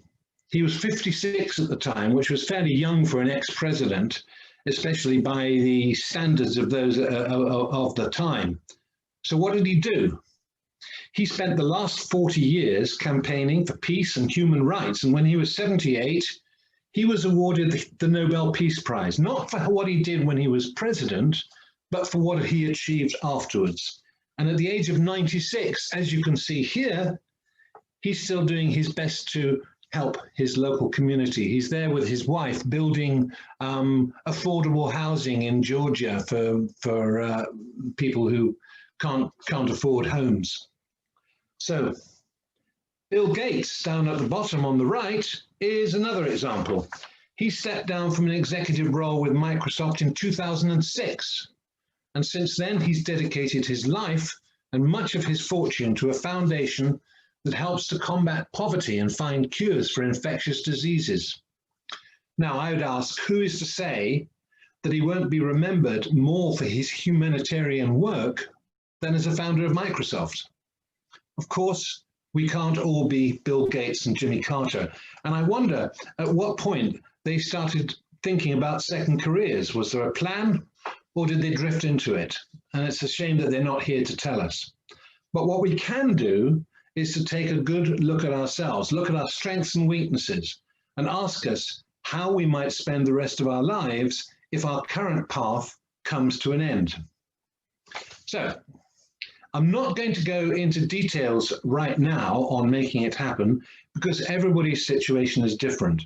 That's why later on I'm going to ask you to do a bit of work by sharing your stories and maybe making suggestions.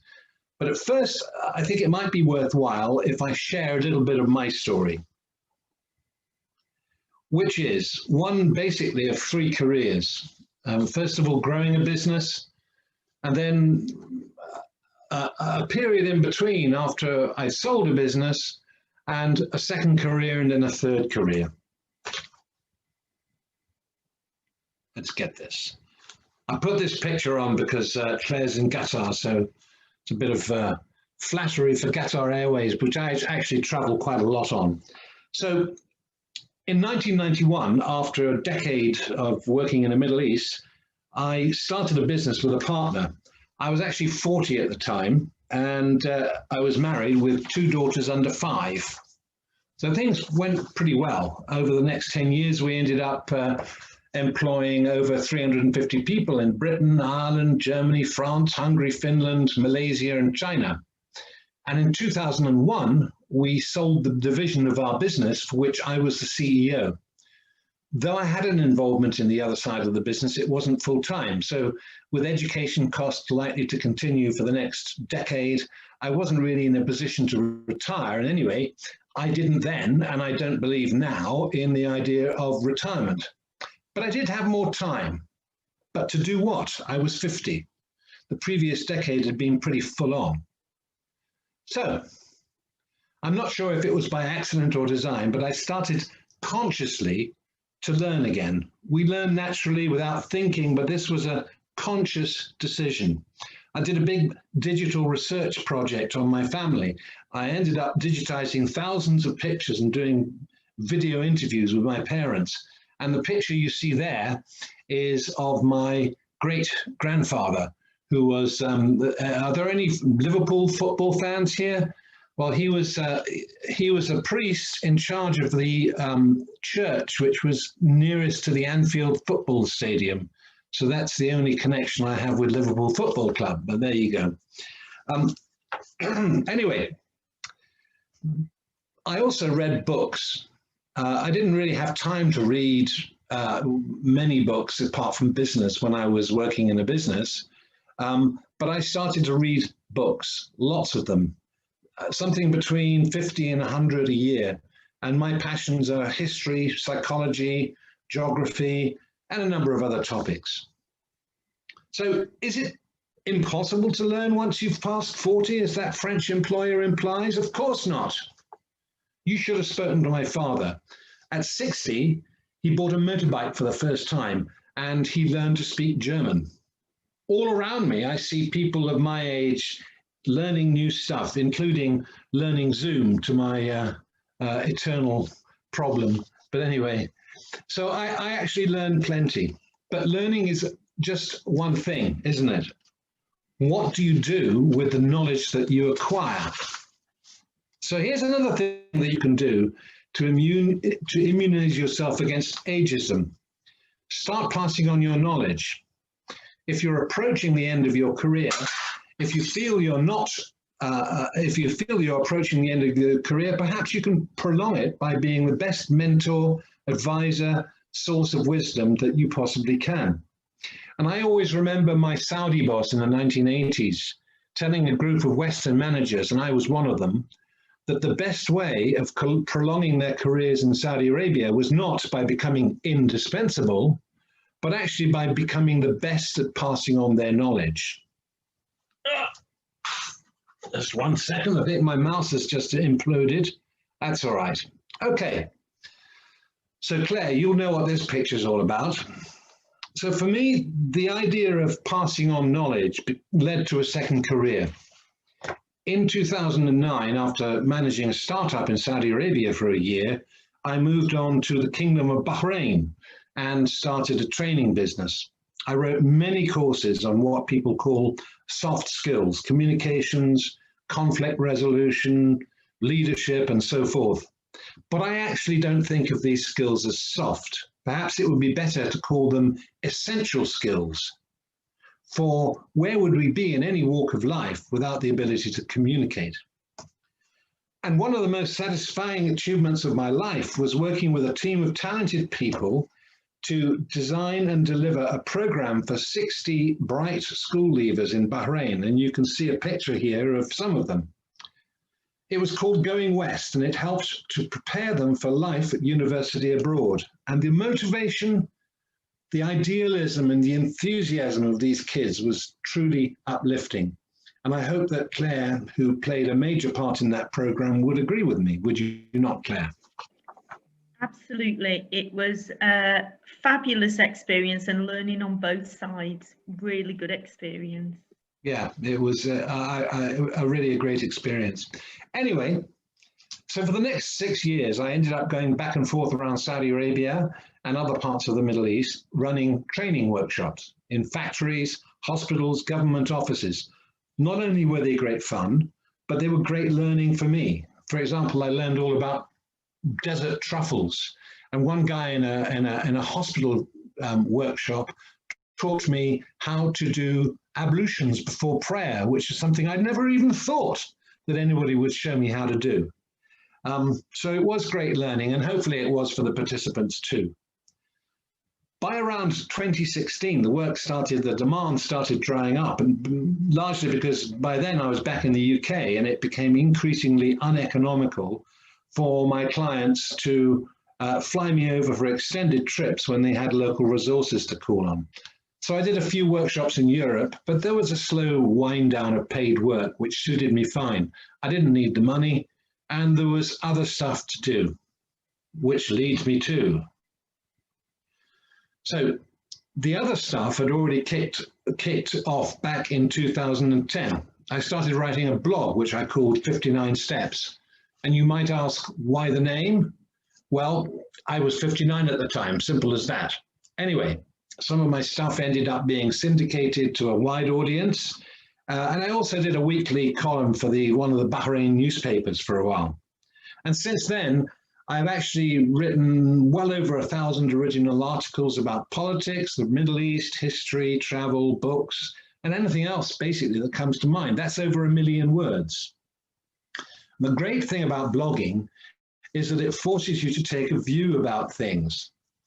You could say it's basically my anti-dementia strategy.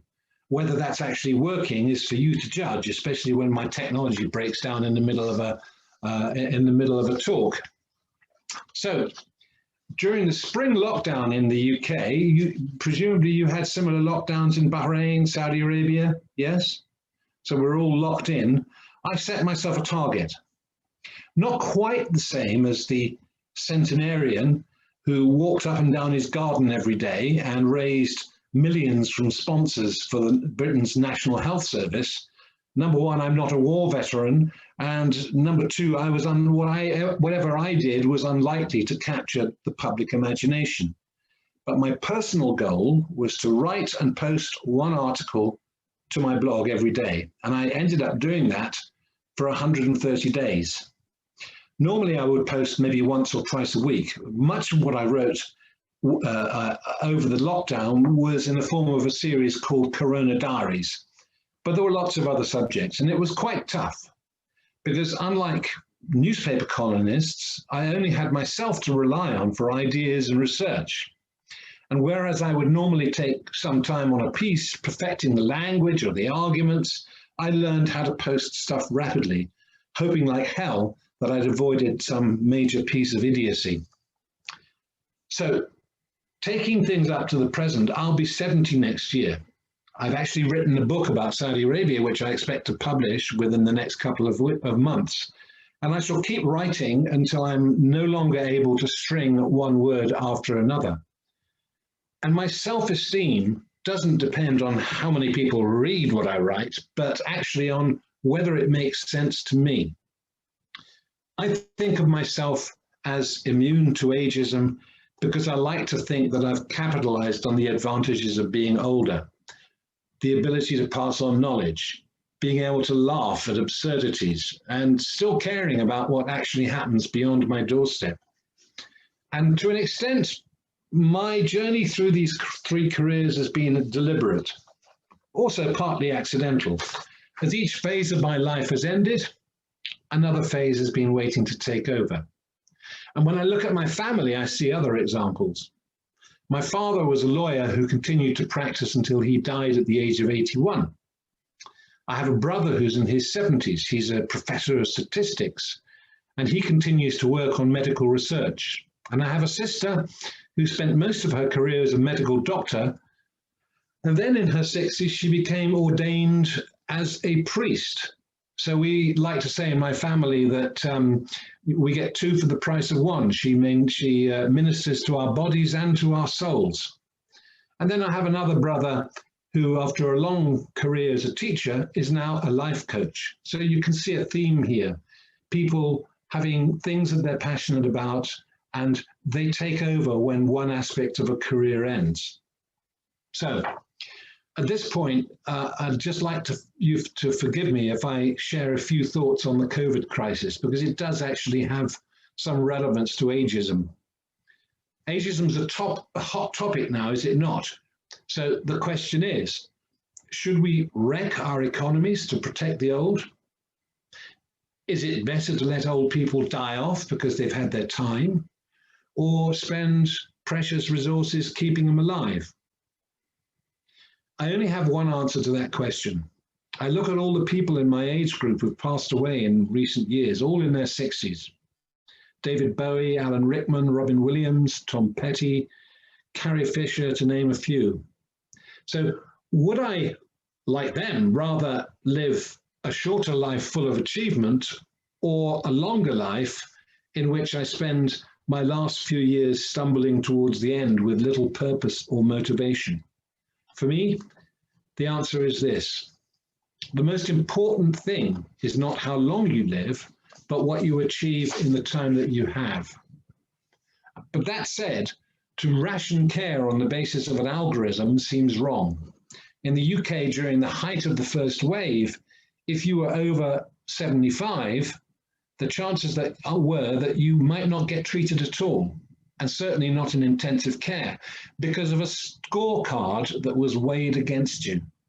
The underlying philosophy seemed to be that people of a certain age no longer had anything to contribute to society if they were, quote unquote, economically inactive. So let's just think of the writers, the musicians, the scientists, and the thinkers who wouldn't have survived that brutal cutoff. Let's also think about beloved grandparents who bring so much support and wisdom to their families.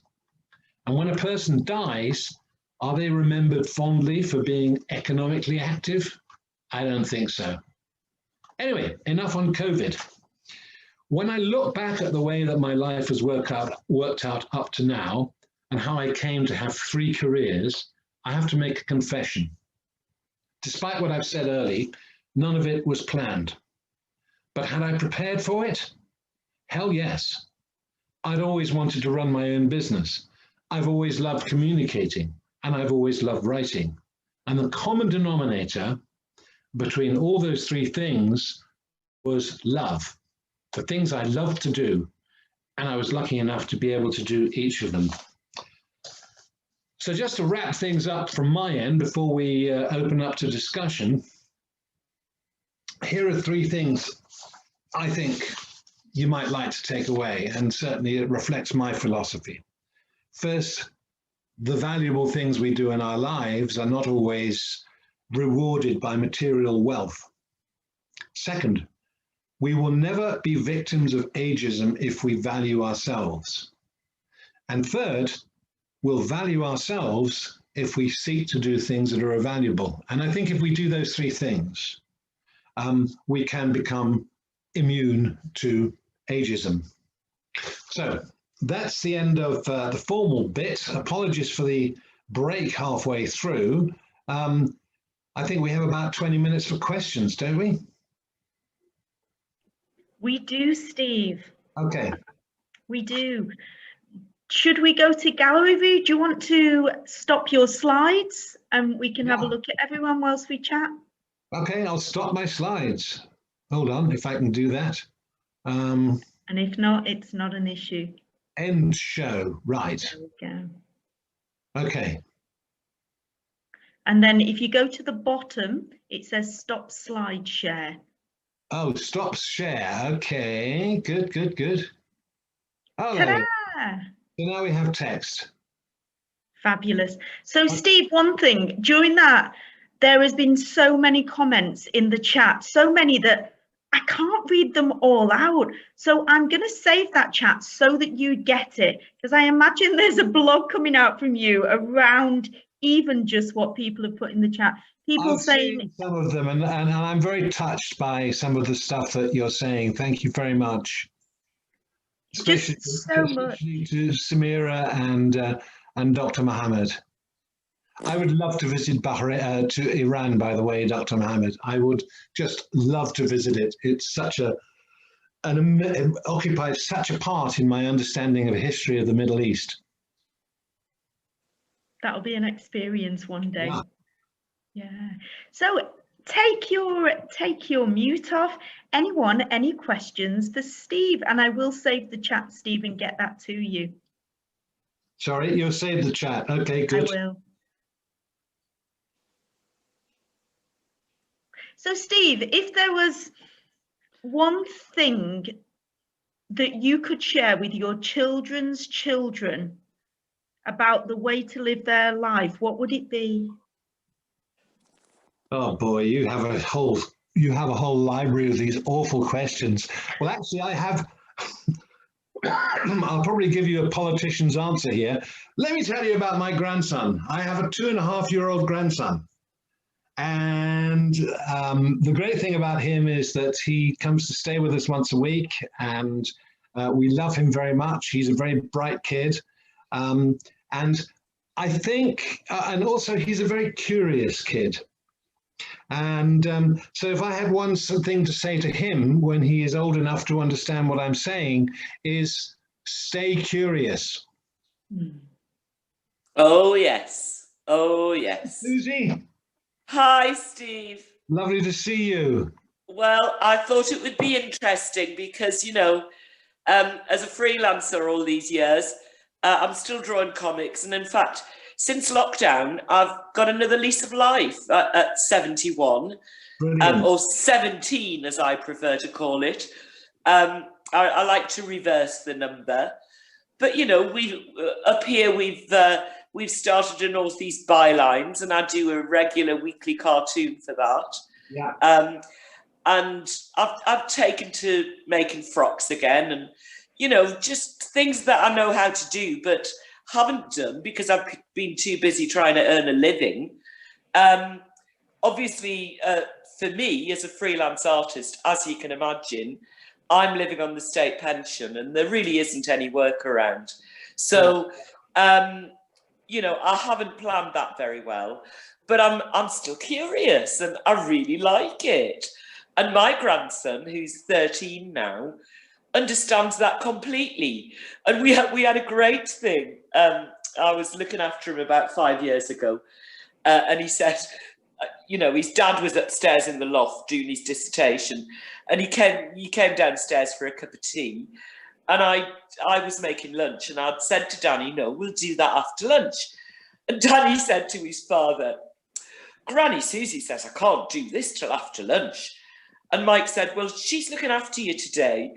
And Danny said, but she's just a kid like me. And I said, yes, but I'm an older kid. You know, what a fabulous, fabulous compliment. Absolutely, that's wonderful. And by the way, for anybody else who's watching in here, I think the last time Susie and I met would have been, what, 1974, 75? Oh, absolutely. Certainly 50 years ago, I would have thought, more or less, give or take. So it's a special pleasure to actually say hello to you, other than the odd post on Facebook. Indeed, indeed. Well, it's lovely to hear you talk, and great that, you know, you've probably accidentally had 3 careers.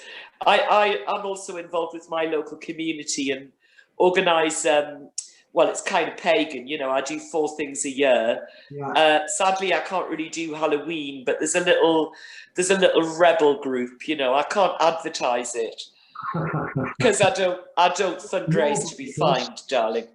Yeah.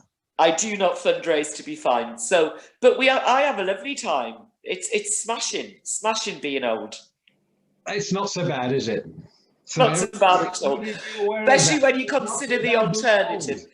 The alternative's horrendous. So we'll just stick with, you know, it's not so bad. No. So you're definitely one of the people say it's not so bad. Good to hear. Yeah. Anybody Thank you so much, Susie. Any other questions?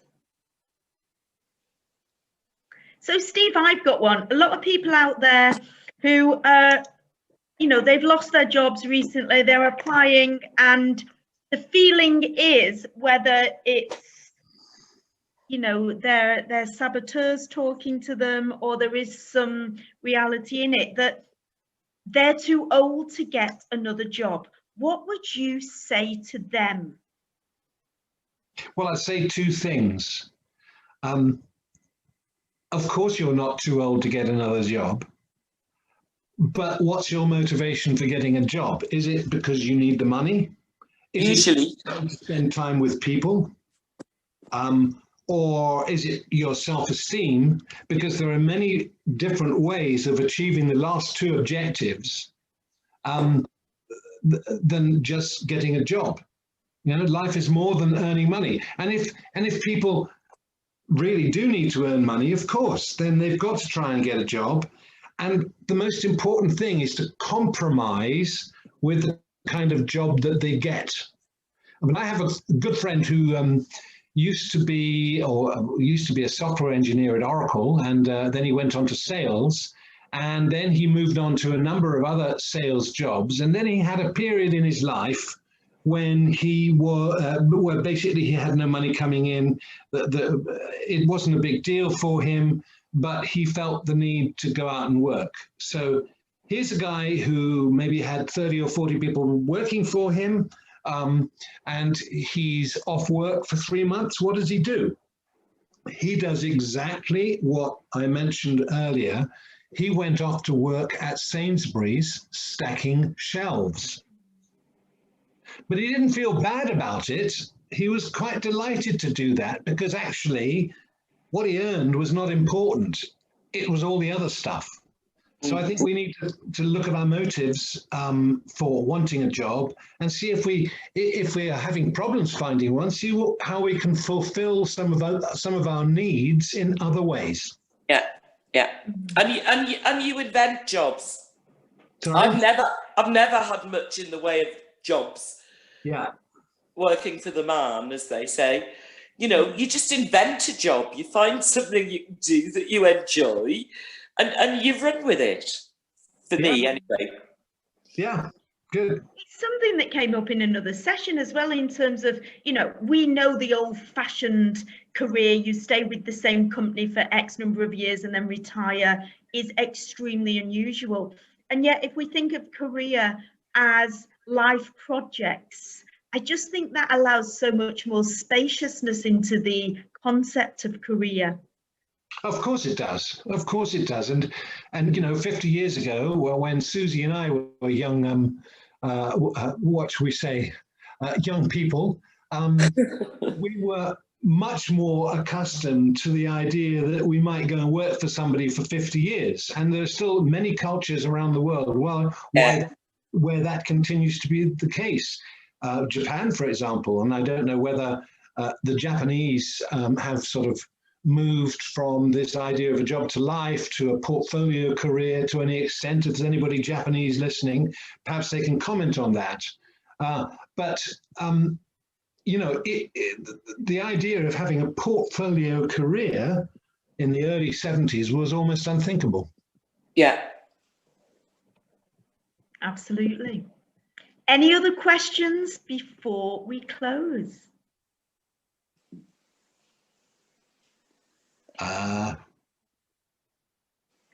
So, Steve, thank you so much for taking up this offer to speak at this conference on equality, diversity and inclusion. It was great to, just like Susie, great to connect with you again.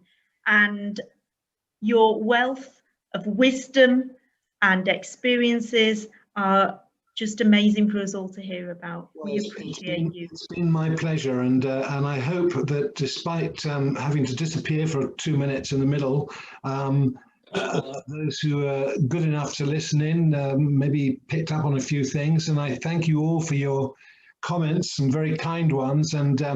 And from you, Claire, the suggestion that Susie and I need to get together for a coffee sometime would be great, except that if I went up to Newcastle right now to do that, I'd probably get arrested for breaking some sort of regulation. So hopefully there will be an opportunity in the future. Lovely.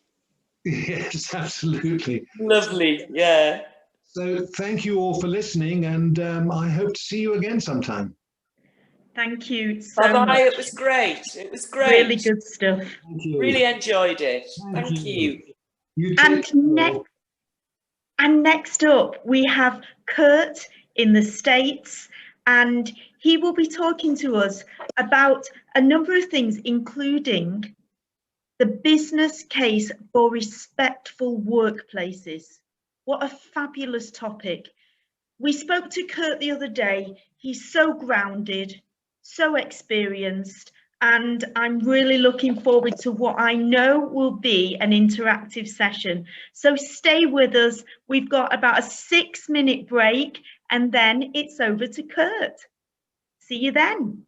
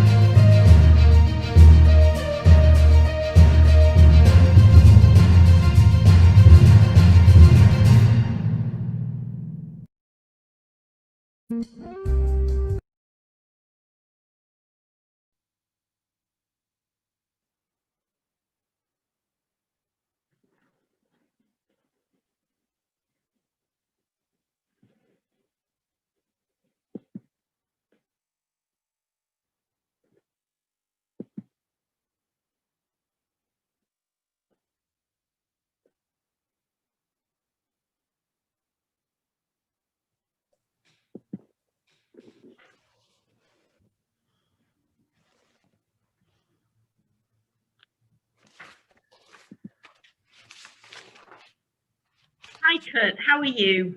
Fine. How are you? I'm good. And it's daylight over where you are. It's how are we now? 10 o'clock at night over here. Oh my God. We've been going strong since 12 o'clock midday, and we've had people from all over the globe dipping into these sessions.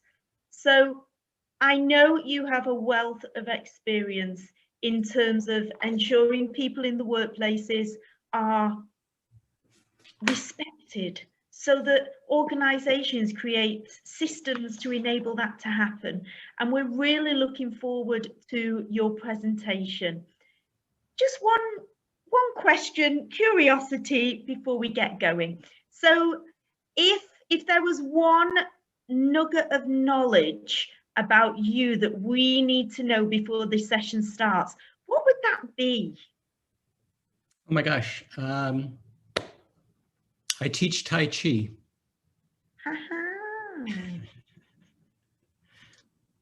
That's why I seemed grounded the other day, so maybe that's why I seem grounded.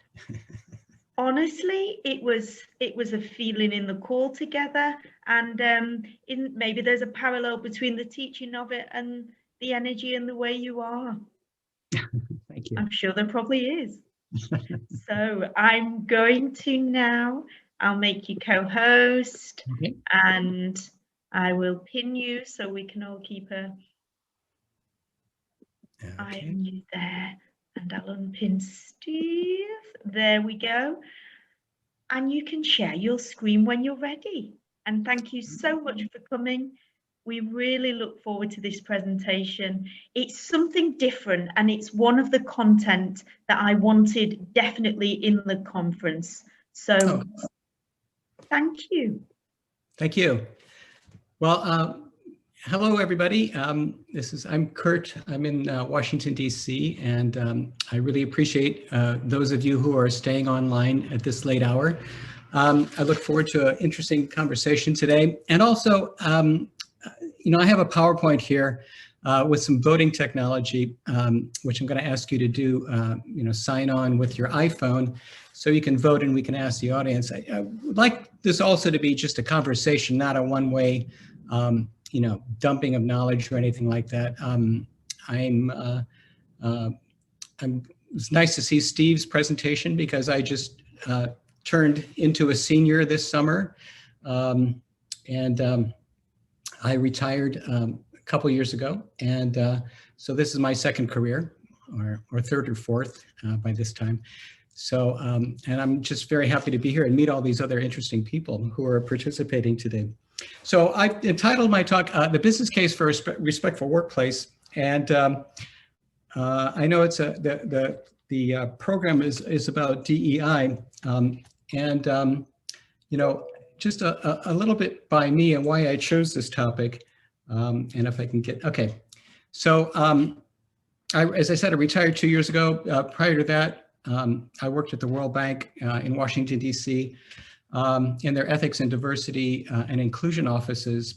And I did things like write codes of conduct, and I taught courses on or workshops on ethics and conflicts of interest, sexual harassment prevention, unconscious bias, gender equality. And I went to 44 countries with the World Bank doing that. And the World Bank is amazingly diverse. It has people from 180 different countries, all very amazing. And it was really incredible. Just, it's probably the most diverse place, one of the most diverse places you'll ever work. And just so many things, you know, I'm from Indiana, which is in the middle of the heartland of the United States. And just to have that kind of exposure to different cultures, it was a vast, amazing learning experience for me. And my life really wouldn't be as rich as it has been if I had not had that experience. Also, when I retired a couple years ago, I founded a company called Working with Respect with my wife, Laura Zam, who also does training on trauma recovery. And also she just wrote a book called The Pleasure Plan. So there's my contact information at the end. I also have a bibliography for this talk, which I'll be happy to share with anybody if they're interested in this, in the topic. So what I'm going to do is just see if the voting technology is working. So what I'd like you to do is pick up your iPhone or your cell phone or your Android or whatever you have, and go to the browser like Safari or Google and type in menti.com. If you want to put that in the chat box, that would be great. And then you have to supply this little code when it asks. It's 8771207.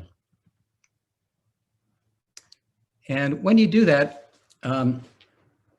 you should be able to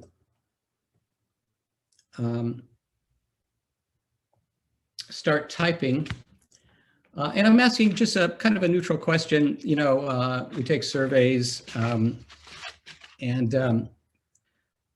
recently I applied for a passport to go to Nepal, and I noticed that in addition to male and female, they had a couple of other choices, which I was kind of interested in. So I'd like you to see how you identify your gender. So has anybody voted yet? And if so,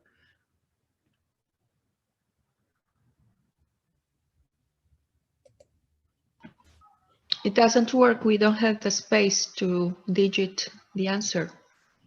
You don't have what? The space to digit the answer. It is only submit without the possibility to insert the answer. You're kidding. Well, I apologize for that. Well, that's going to make things a little bit different. Did anybody else have that same problem? Yeah, I did. Yeah. Oh, wow. Interesting. Maybe the vote is closed. Ah. You can check it from mentimeter.com from the slide. Okay. Let me just see. Try again. I'll try it one more time, and if not, I'll just go ahead. We'll have to go back. Pardon me? Have to go back and put the menti.com in. Yeah. Kurt, go back to that screen of the dashboard of Mentimeter. Okay. The dashboard. Yep.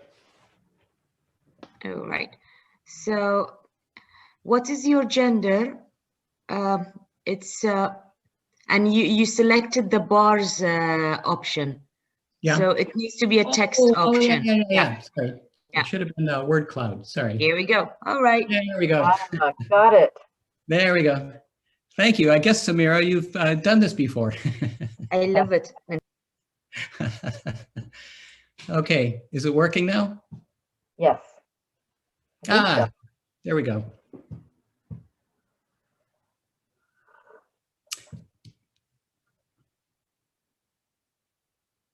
So we've got one vote so far. And obviously, the more people that respond the same way, the bigger the choices come. Hi, Susan. Hi, Kurt. Good to see you. Nice to see you again. Oh, interesting. Somebody drew. Nice.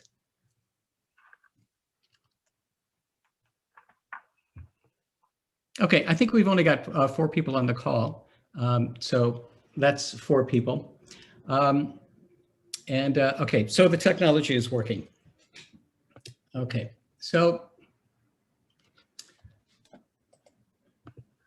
what I want to talk about is just, you all have probably been looking at the recent headlines in the past couple months, past 9 months, I guess, or 10 months. These are some things that I just pulled out of the news last week about gender, sexual harassment, unconscious bias, all the topics that I'm sure you're all familiar with. And just, you know, it just seems like we're in a real defining moment in the world right now, where, you know, people have been working for about the last, 30, 40 years on diversity, inclusion, equity. It seems like this summer, and especially with COVID, things have really been crystallizing a lot more. And I'm finding a lot more tones in the, are you able to log in? Sorry, okay. You've seen a lot more tones in the, a different tone in the news about why it's more important and more critical. Sorry, I just had an interruption there. What I want to ask you is, how successful have your DEI programs been if you're working in this area? So not at all so good, extremely good, superior. We've gotten perfect ratings.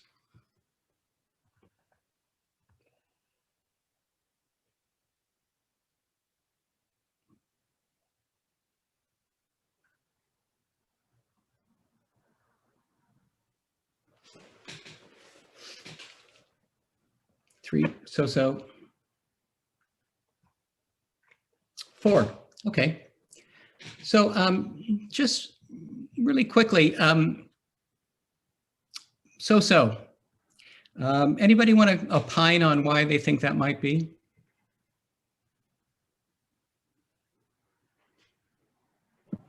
So I think partly to do with what is a priority in the workplace at that particular time.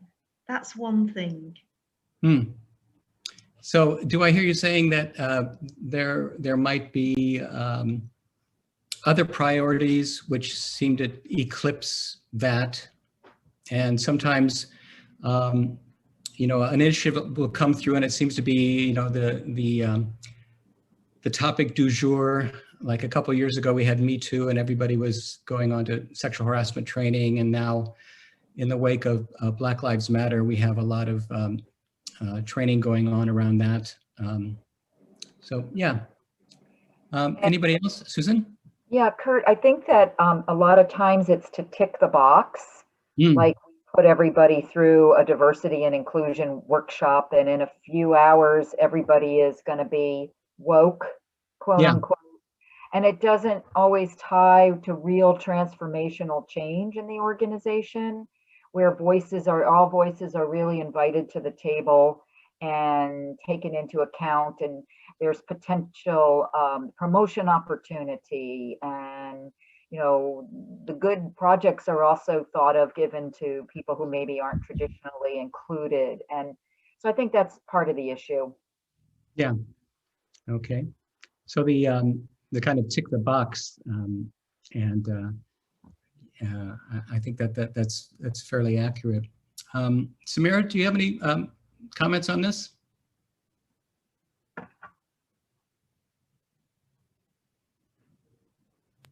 Well, from my end, I actually agreed because that really resonated what Susan said. I've been just asked to do a couple of these type of workshops, and my question was, why is that? And one of the reasons, one of the clients said, it's required by an audited or auditing company.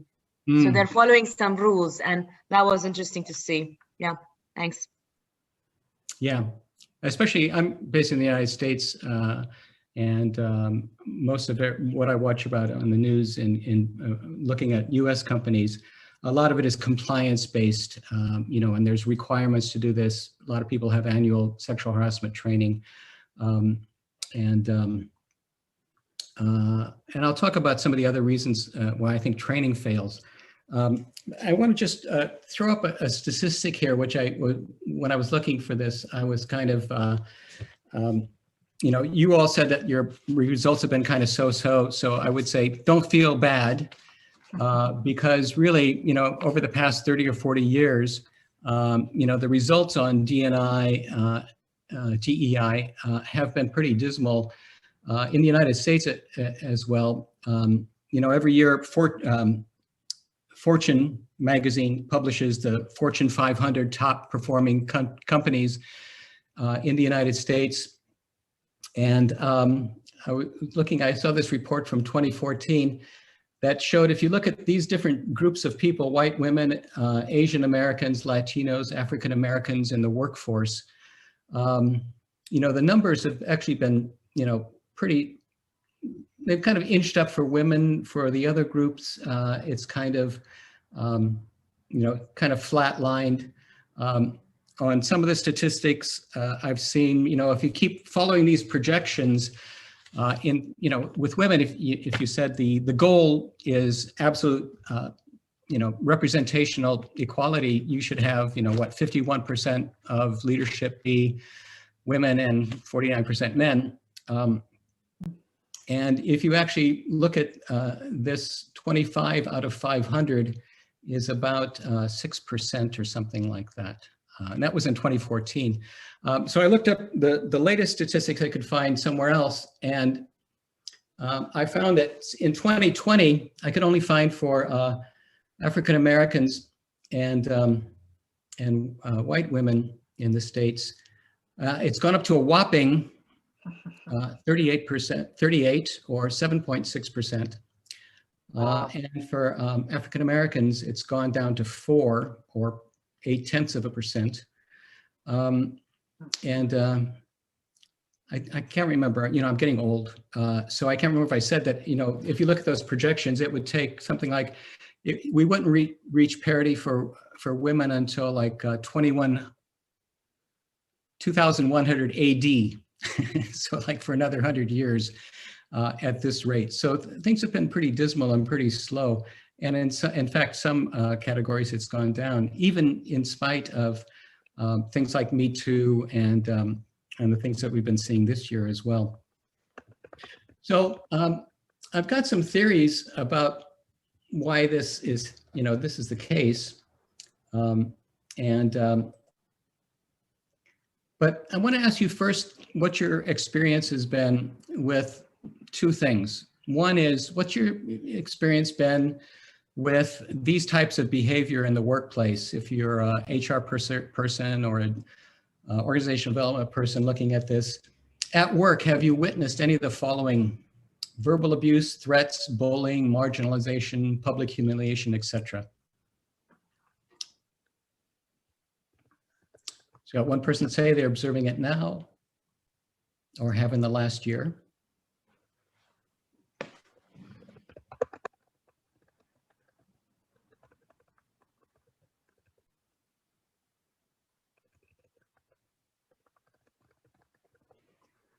Okay, so this is interesting. You know, I did a training like this when I was in the country office in my previous job.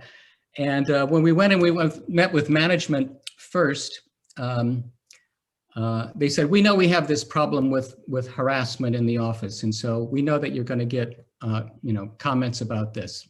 Okay, so they know it was happening. So the question is, you know, what have they done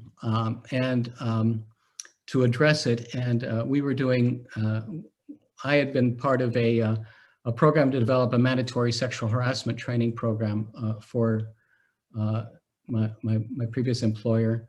And so that was kind of telling. They said, yes, we know this is happening. And then I asked the question, the next question of the participants in the workshops. And it was nice because we had about 20, 30 people in the room. We had managers and staff there, men and women, you know, foreign nationals, international recruited staff. And we asked this question: at work, have you seen any of the following unwanted behaviors? Remarks about one's body, requests for sexual favors, touching, staring at one's body, obscene jokes, etc. So anybody want to vote on that? Kurt, I tried to vote, but it didn't go through. Oh, let's see. Oh, interesting. We've got 5 people. It says 5 people have voted. Ah, there we go. All right. So 2 people said, yes, they're observing it now. And 3, yes, I have observed it, but not now or in the last year.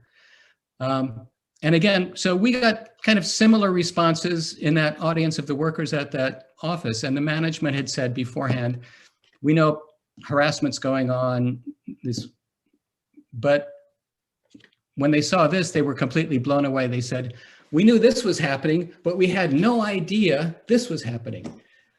And they said, why didn't anybody say anything? So my theory and what I've seen is if you have one type of thing going on in the organization, you're having other types of things going on in the organization. And this is fairly well researched in the ethics world that says, if there's misconduct going on in an organization, if people are afraid of reporting it, it means that there's even more misconduct going on than you probably think there is. And here's my central proposition, and it's you can't have diversity, equity, and inclusion unless you build a respectful workplace. Okay, and I'm going to just talk about what my experience has been and how you can do this and what I've been looking at and seeing what's worked and what hasn't worked. And let me just stop there. Does anybody have any questions or comments on this so far? Yeah, Susan.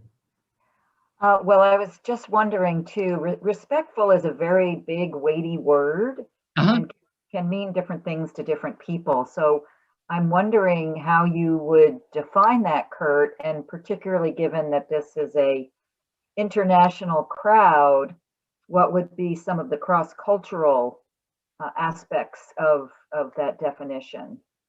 That's really good, excellent question. And in some of the training we've done, we've actually said that. We say, do you all know what it's been like to work in a disrespectful workplace? So what does a respectful workplace look like to you? So in the chat, if anybody wants to type in, what does a respectful workplace look like to you? I can't see the chat, but Claire's monitoring it for me and will tell me. What kind of behaviors do you see in a respectful workplace?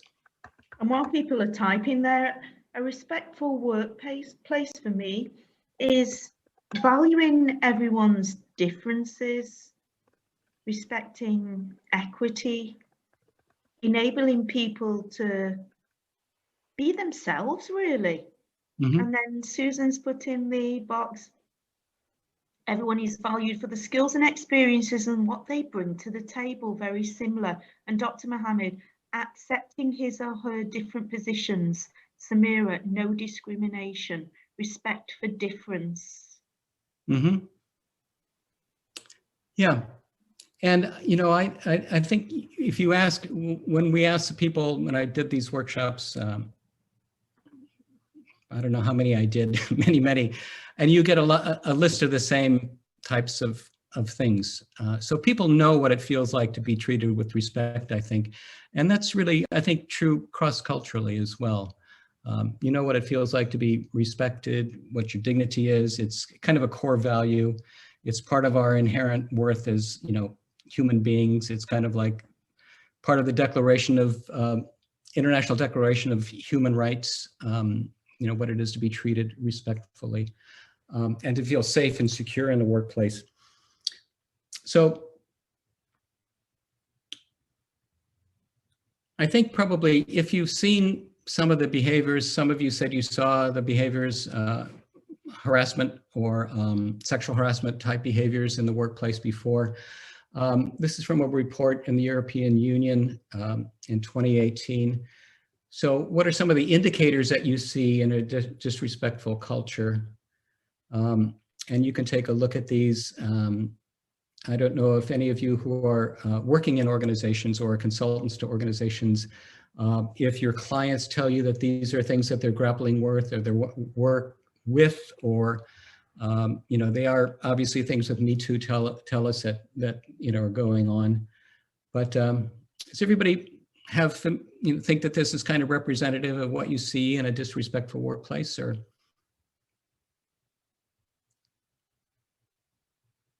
Steve, you look a bit troubled there. I can't hear you, but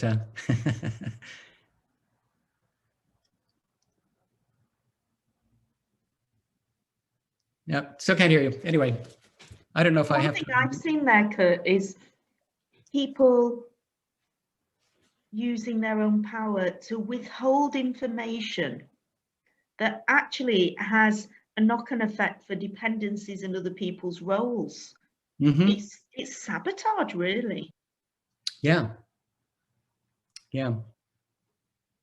And in fact, I don't know, you probably, I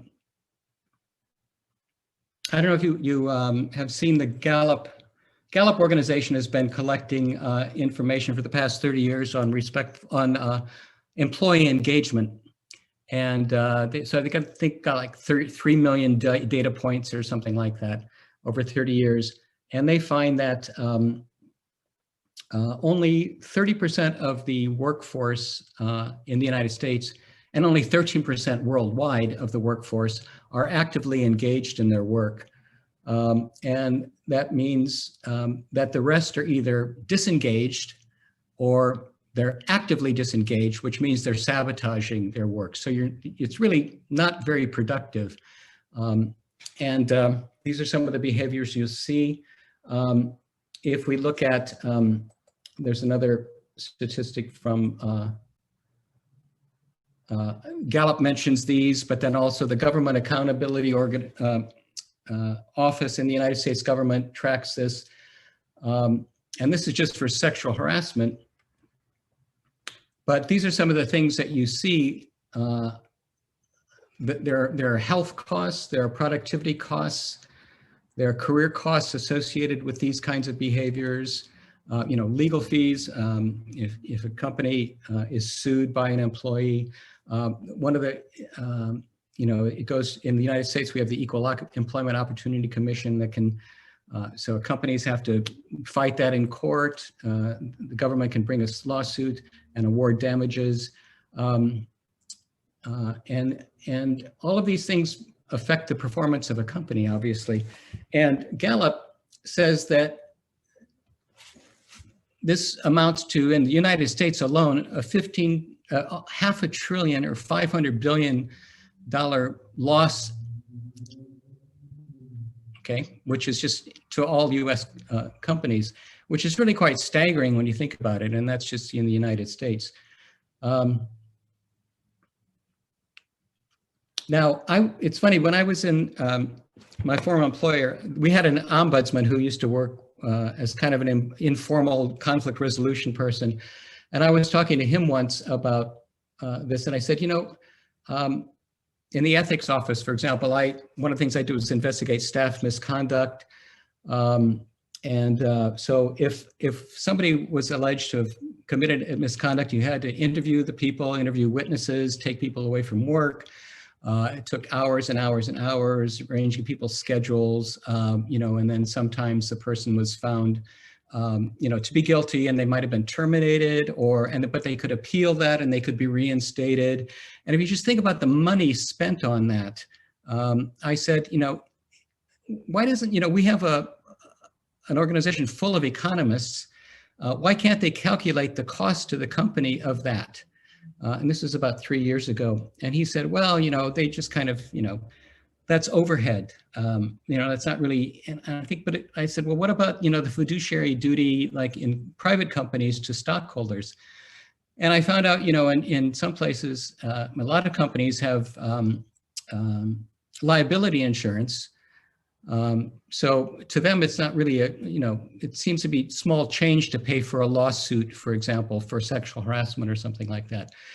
But this year, I've seen more and more in places like Forbes, people writing and managers saying and CEOs saying, hey, these are actually really substantial costs.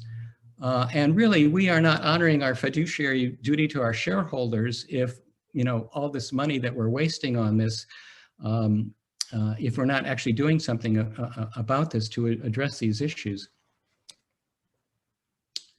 So my thesis then is the cure for this is respectful workplace behaviors, and we talked about what those might look like.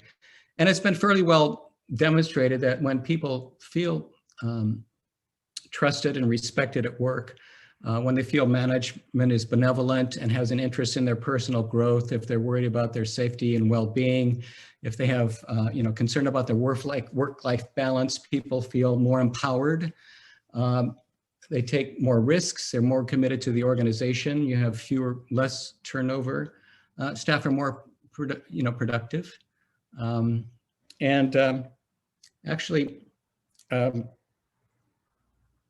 Yeah, I think I have another slide a little bit further on that talks about, how much that affects the bottom line. And there are some recent studies like by McKinsey that talks about, the value of a diverse and an equitable workforce. Any questions so far? Nope. Okay. I've got a question, Kurt. Yeah. So one concern is having everything in place for the sake of audit and due diligence.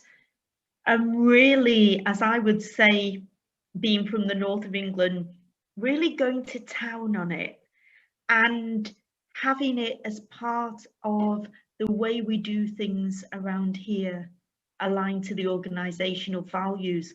What can enable that shift? Well, that's an excellent question. And that kind of takes me to the next slide. Perfect. So really, it's the article I was just reading this morning where I grabbed this picture. And also another article, a research study.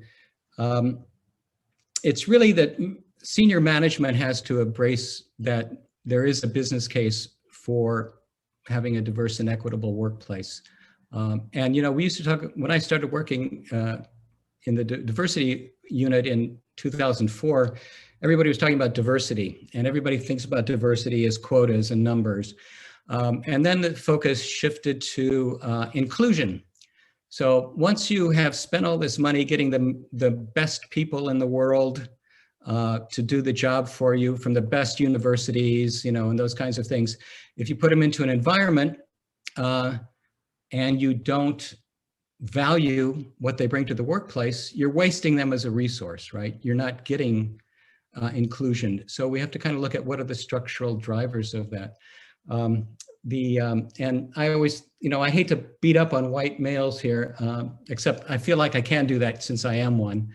We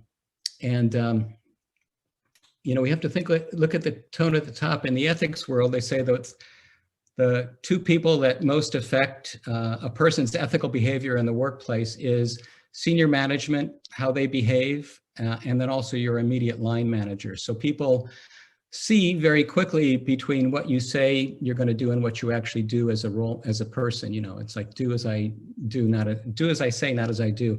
And people really quickly see through that, and they get jaded and cynical, and that also lowers productivity. There, on the right here, there's a quote by somebody who did a research just recently and looked at low sexual harassment firms as compared to higher sexual harassment firms that have high sexual harassment, and they looked at a lot of firms in the United States. And actually, if you go look at this study, they actually named names,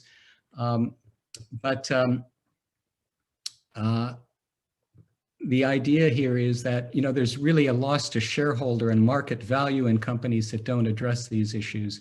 So really, it's kind of incumbent on you as OD people to kind of make this case. If people say, how can we address this issue? It's like, well, you got to get serious about this and realize that, there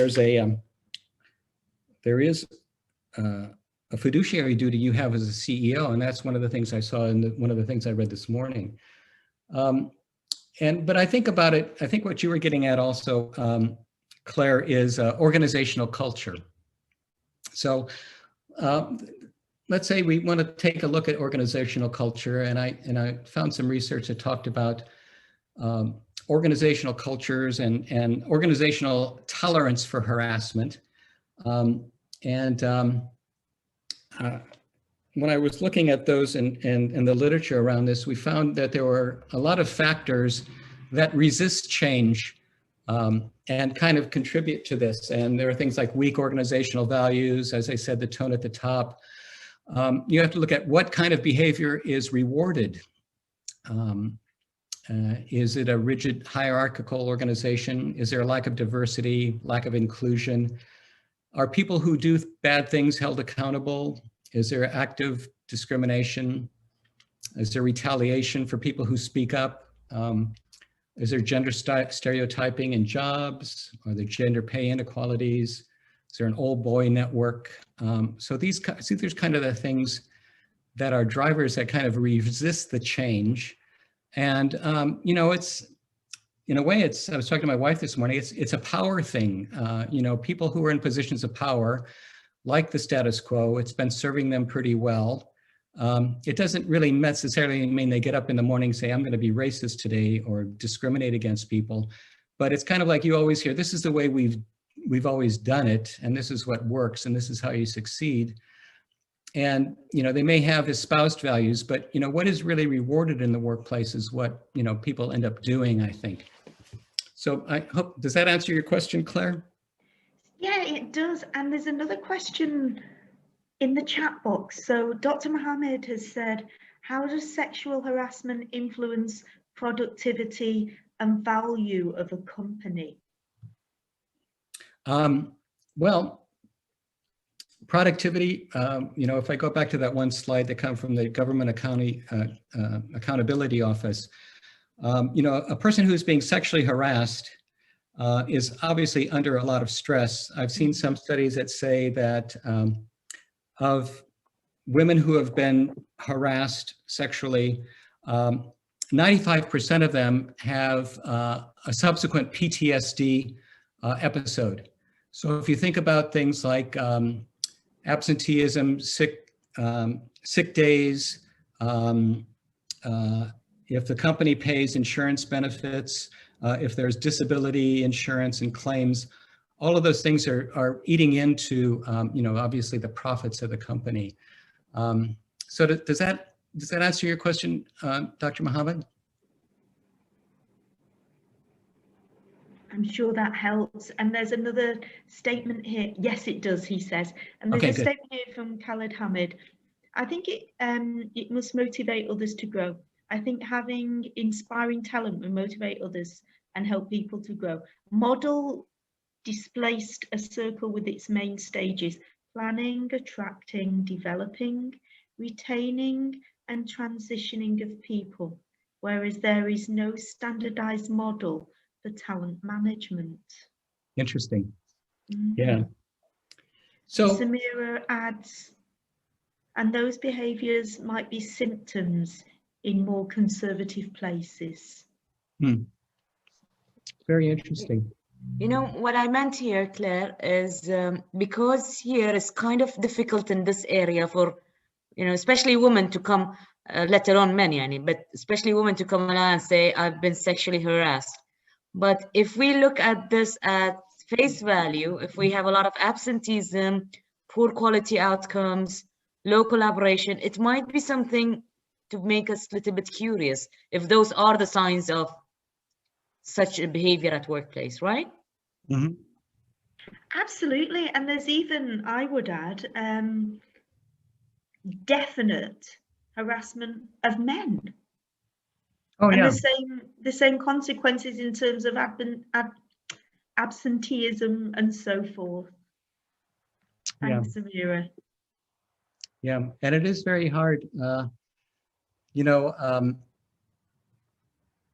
I was reading a quote by a guy who's a CIO, or he's a CEO of a company, and also he's white, and he decided to become the diversity officer also. And people said, well, how can you do that? You're white. And he said, well, I kind of represent the problem. So I need to get up there and be a role model and start helping, you know, and saying, look, we can't act this way anymore.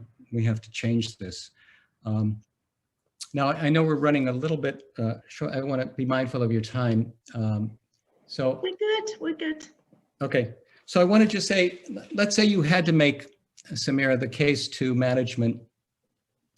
So I think that you can always make the management aware by like appealing to, the bottom line of the organization. So, at some point, management does a cost-benefit analysis. Is it, okay, are these problems we can sweep under the table or pay off or have people, pay people and have them sign non-disclosure agreements, or will our liability insurance cover it, and those kinds of things. So those are all costs that they look at and risks they look at, and they might factor into, should we, go beyond just the check the box training, or should we do something else? And why isn't check the box training working, and those kinds of things. So I have a theory that, there's a very famous company that you might know of, the Weinstein Company, which kind of kicked off the Me Too movement a couple of years back. And so, this guy, Harvey Weinstein, was a cash cow for the company. Everybody loved him. He made so much money for the company, mentored so many up and coming, directors and stars and things like that. But he had a real big problem, and it was really well known. But the company just kept saying, okay, we can pay off these women, get them to sign non-disclosure agreements. So they made this cost-benefit analysis in their mind that, okay, we're going to make so much money off this guy anyway that we can afford this other cost. So I just want to say, where's the Weinstein Company now? Their cost-benefit analysis didn't work out too well, did it? So I think we kind of need to remind people in management that these are kind of like the real risks. You can't just keep. And we also know from the past couple of years, looking at things like the issues, how people have been treated in places like Starbucks and McDonald's, what kind of reputational damage these things do to a company once it gets out into the workplace, out into the media, and with the 24-hour media cycle, how damaging that can be for a company's bottom line. The other thing that you can do if you're trying to make the case to management is to go look at what the business dividend is for having a diverse, equitable, and inclusive workplace. And McKinsey, I don't know if every year they do another report about women in the workplace. And they've been charting for about the past 6 years. They call it the diversity dividend, gender diversity and then ethnic diversity. And they found when they started out that companies that had better gender diversity in upper management did 15% better than their competitors in the marketplace. Now, 2019, it's up to 25%. So it's been climbing. Ethnic diversity, it was 35% in 2014. It dipped a little bit in 2017, but now it's back up to about 36%. So if you want to talk about making the business case, you can outperform your competitors. You're going to be, if you're known as being a diverse and equitable workplace, you're going to be able to attract better talent. You're going to get better outcomes from your staff. You're going to have less turnover. People want to work there. You're going to get reputational, dividends from that as a great place to work. There are organizations called Great Place to Work, which is partnered with Fortune 500, Fortune magazine, and they track what are the best companies to work with in the United States and in the world. So that's becoming part of the brand and the buzz of a corporation. So let me just ask you quickly, some of you said that your programs have been kind of so-so. Have there been any programs that have worked for you that you found that have been really effective? And this is also in the spirit of sharing with each other what kind of best practices we might have seen that worked. And then I'll talk about what we've seen in the, in some of the literature. So one thing I'd like to share, it was around 8-10 years ago, and I was working with BNP Paribas across the Middle East, and they were moving their strategy to retail and investment to just investment. It was also a difficult time because of it was 2011. It was a difficult time because of the Arab Spring. They were potentially moving their head office from Bahrain to Dubai, and there was a lot going on in the region. The head office in France made the statement, good performance with bad behavior will not be tolerated. And that came from the top. Yeah. And our role was to get people on board the new strategy and to have sessions with around 25 at different levels in all the locations across the Middle East.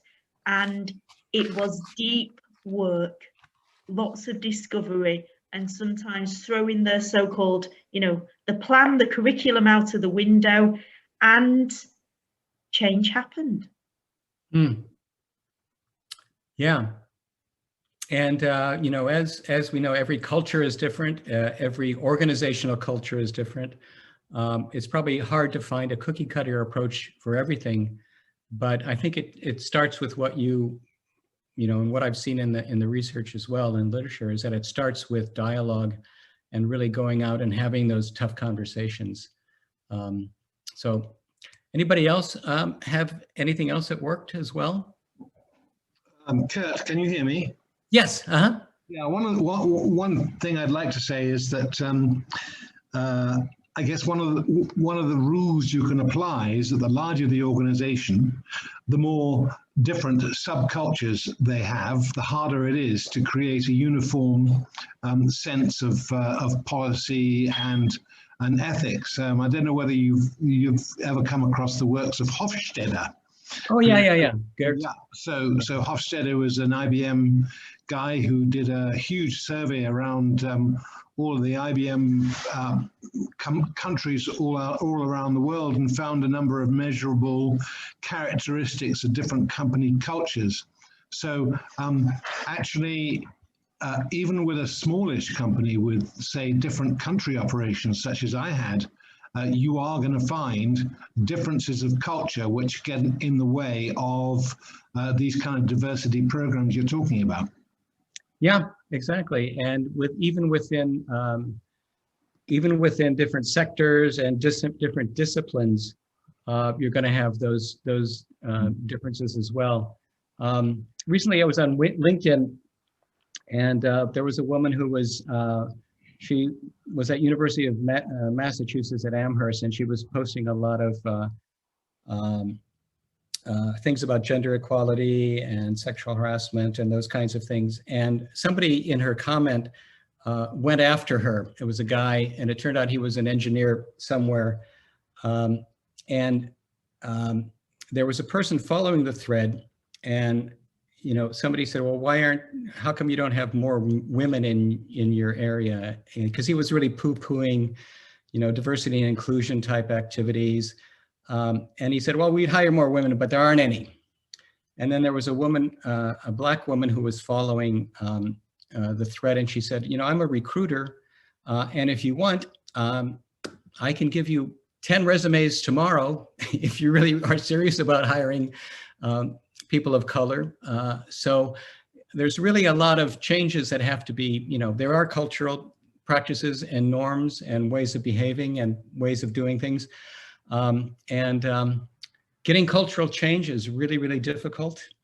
And that's why one of the things, when I worked in the ethics office, we had a code of conduct, and we did a whole values initiative to get everybody to embrace the organizational cultures. We did focus groups with people to try to find out what they believed in and what was important to them. There's been a lot of research on universal values and how, people do have a core set of universal values. How they get enacted in different cultures are different. For example, everybody, values family, but in some cultures where there's no social safety net, your family is everything. So your duty to your employer is secondary after your duty to your family. So you might do things that are not in the interest of the employer to benefit your family. And that can have, it's not that, people are evil, but just it's a matter of survival, that's how they survive. And we used to tell people in our workshops, you know, we can't tell you to turn against your family. However, you know, if that's a problem, you know, it's could be a career-ending move. So you have to bring that to us and figure out how we can mitigate the risk to you and yourself, because, you know, obviously we value you as an employee, but we don't want you to make a career-ending move. Okay, so people were asking about some other strategies, and I wanted to just going through the literature the last couple of weeks. I don't know if you belong to the organization Society for Human Resource Management, SHRM. It's a good organization which has a lot of toolkits and research you can download for free. They have a how-to DEI guide, 9 steps. And one of the most important things, and we found this where I used to work as well, the Diversity and Inclusion Unit, they really got management to start tracking data. Okay, how many women are hired? What level are they hired in at? What they're being paid at?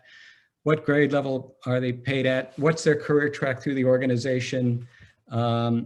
And, you know, all things being equal, you know, it was really glaring once they looked at that data up close that they did have structural inequalities and said, wow, you know, we really have to do something. So if you've got bean counters who want to look at data, the way to do, you know, satisfy them is to collect the data, and especially the demographic data on pay scales and, you know, those kinds of things. Also look at retention rates and exit interviews and those types of things. And then so on.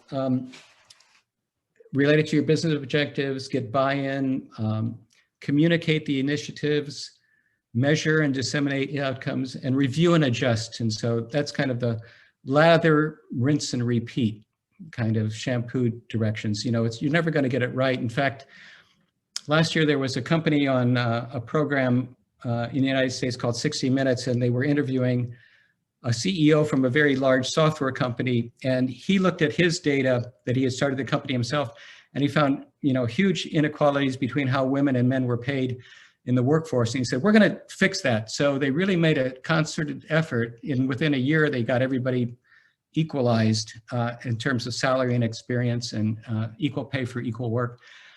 And then they came back 2 years later and they found that it had just gone to pieces. So just because you do it right one time doesn't mean it's going to last, because you're going to have attrition, turnover. People are going to, you know, go in and out of the workplace. People's careers are going to be put on hold. So you always got to constantly evaluate this. We talked about training. You know, a lot of companies are doing implicit bias training, microaggression, cultural competency, respectful workplace. People are looking at social justice. I'm a big advocate of sexual harassment prevention training and anti-retaliation training. One thing that I saw was a great practice. The UN has their management. There's the Secretary General.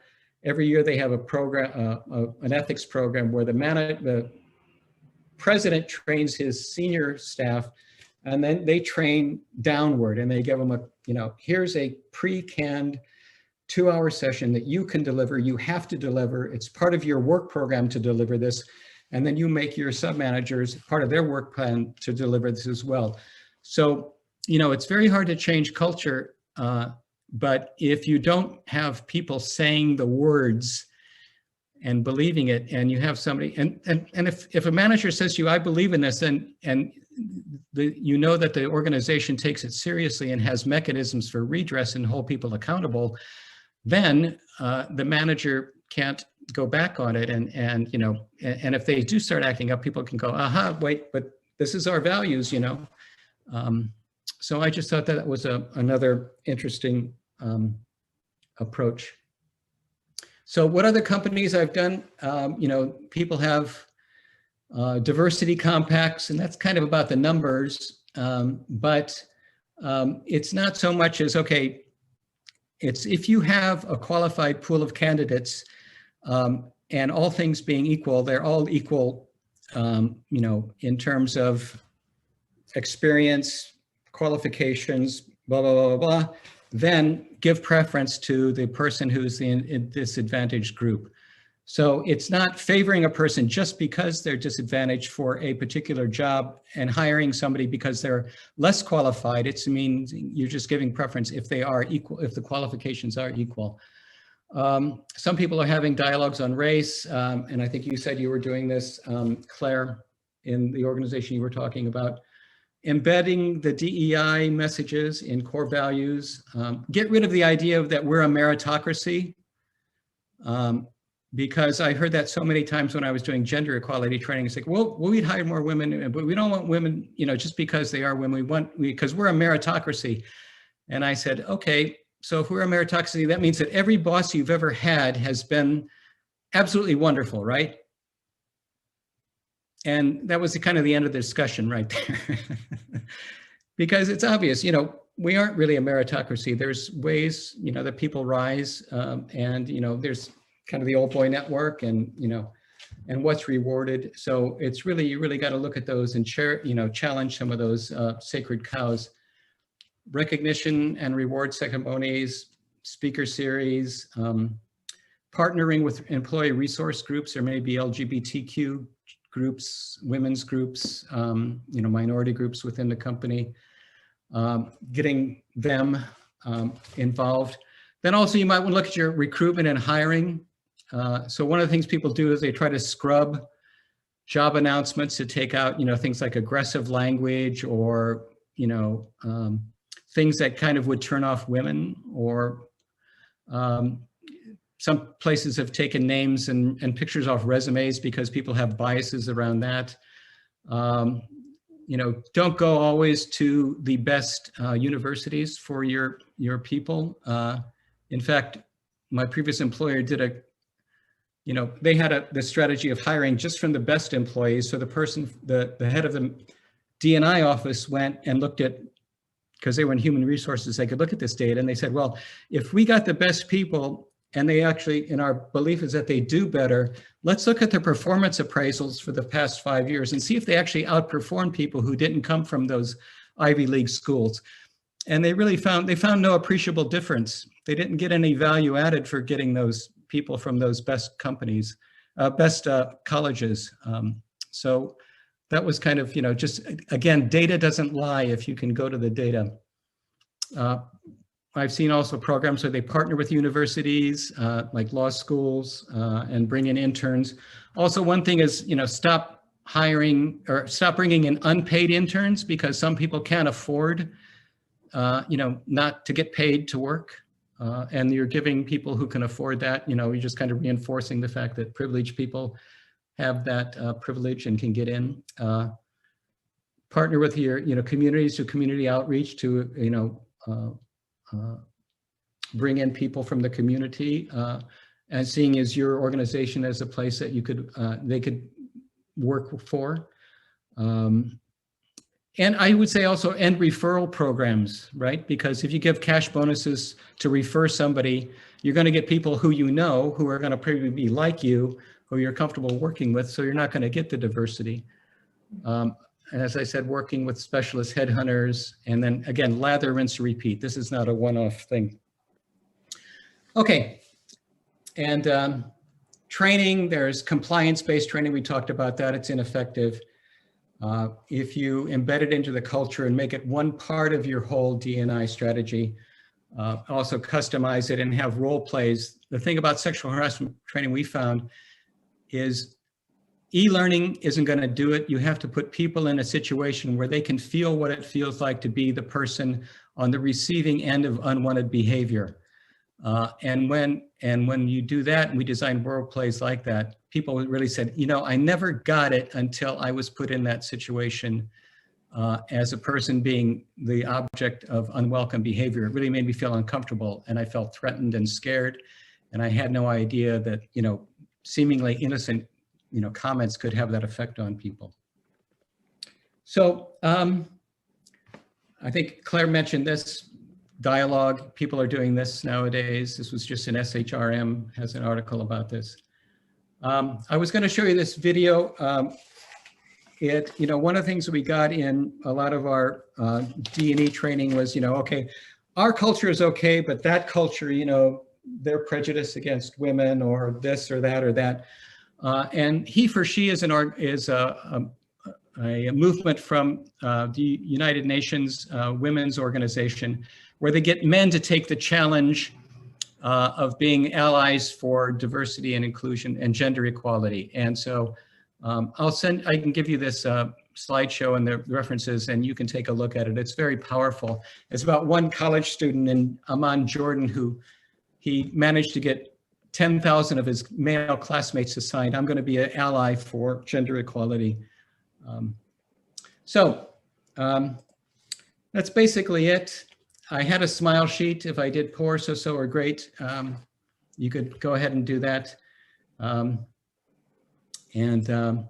Always interested in your feedback. And then finally, thank you very much for your time and attention. I hope we got your expectations met by this talk. And if you have any questions, follow up with me at info@workingwithrespect.com. And I said I'll be happy to send you the slideshow and then also the bibliography that I've been keeping for it's on sexual harassment, diversity and inclusion, gender equality. I just went over 1,000 entries, news articles, research papers, and those kinds of things. So happy to share that.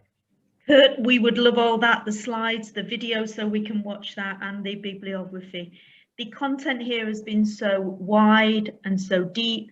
I have loved especially, the things that have stuck in my mind, the stories, the terminology as well. And my biggest takeaway is, imagine if this was all in behavioral competency frameworks and job descriptions and performance management. Exactly. As this is measured.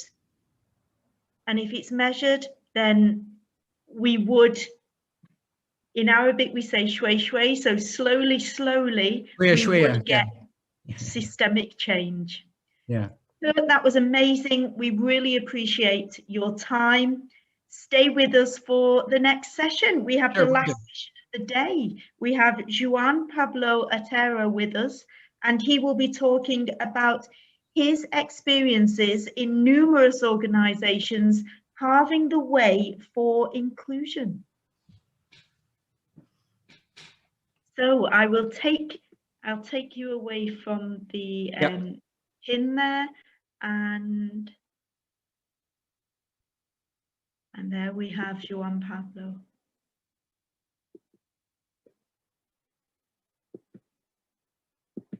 There we are. Juan, hi, Claire. Hi. Thank you so much for being with us today. And we're really looking forward to hearing your experiences in terms of a little bit about you, and then also the ways you've helped carve a pathway with organizations to support inclusion. So here's a challenge. If we leave with a 1, 2, 3, the perfect answer, we're happy. And of course, we know it's not quite that easy. Joanne, just to check, there's no slides to share, is that correct? No, it's correct. Absolutely perfect. It's more gonna be a talk between us, and I just want to share my my experience in top leader companies and doing diversity and inclusion. I was former diversity and inclusion officer for Daimler, Mercedes-Benz here in Mexico, and other top leader companies. So I would like to talk more about personnel. I already have seen all the lecturers from today, and they are like very professional and how to go there. So I want to go deeper inside us. So let's start if you want. That sounds absolutely amazing. And this is the last session of the day. So deeper is a brilliant way to end today's sessions. So just before we start, tell us a little bit about where you are. Tell us a little bit about you, and also what got you into this particular area, inclusion. I'm Juan Pablo from Mexico, as you said, and for the last 10 years, I have been dedicated for social responsibility and diversity and inclusion for world top companies, like I said, Mercedes-Benz, that everybody knows the brand in all the world. I have been in Edelman, that is the biggest public relations agency, with clients such as Home Depot, PepsiCo, 3M, very global clients. But I have been working with Grupo Bimbo, that is the biggest bakery in the world, and it's Mexican. So I have a degree, master degree in social responsibility, but I've been working in diversity and inclusion because I have cerebral palsy. I was born with that, and then I found my vocation through giving others the opportunity that I have.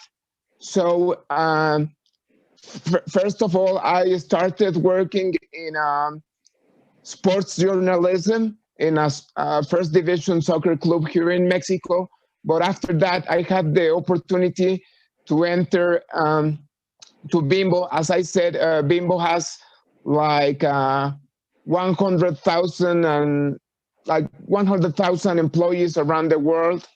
When I got in up to 10 years ago, and then that's why, because it's a bit an opportunity to be better in all terms. So.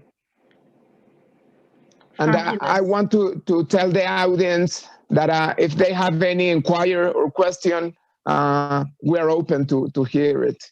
Perfect, absolutely. Some will be speaking out, they can take off their mute, and also I'll be keeping an eye on the chat box as well. So I'm also curious, I know you studied this area. When did it first become something that you were then using with organizations? Was that when you left university? No, it's because I was part of the problem or issue, or I was part of the people that wanted to work, and I didn't find work, even though I have gone to one of the private schools here in Mexico, and I have always had regular studies, and I had all the credentials to have good pay work, but I don't have it. So I found that there was a problem there, and then I entered to Bimbo, that it's an iconic corporation here in Mexico and Latin America, and then I found that I got there because a program they had for inclusion, but they did it like a charity almost. And then they give you very little works or positions, like starting positions. So they hope you to be there all your life. And I said, I wanted to have better position, and I want to have better earning, because sometimes people think that because you are on a vulnerable group, you don't want to have more money, or you don't want to have a house or get married or pay for all the things that you have to pay.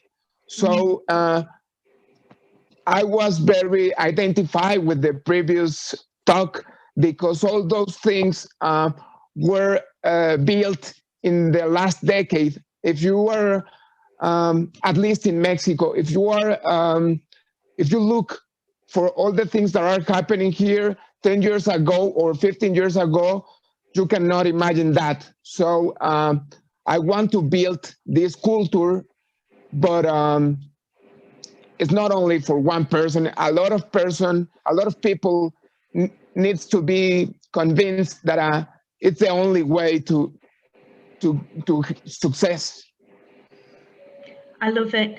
And it was interesting when you're saying about, some people think certain groups don't want marriage or house.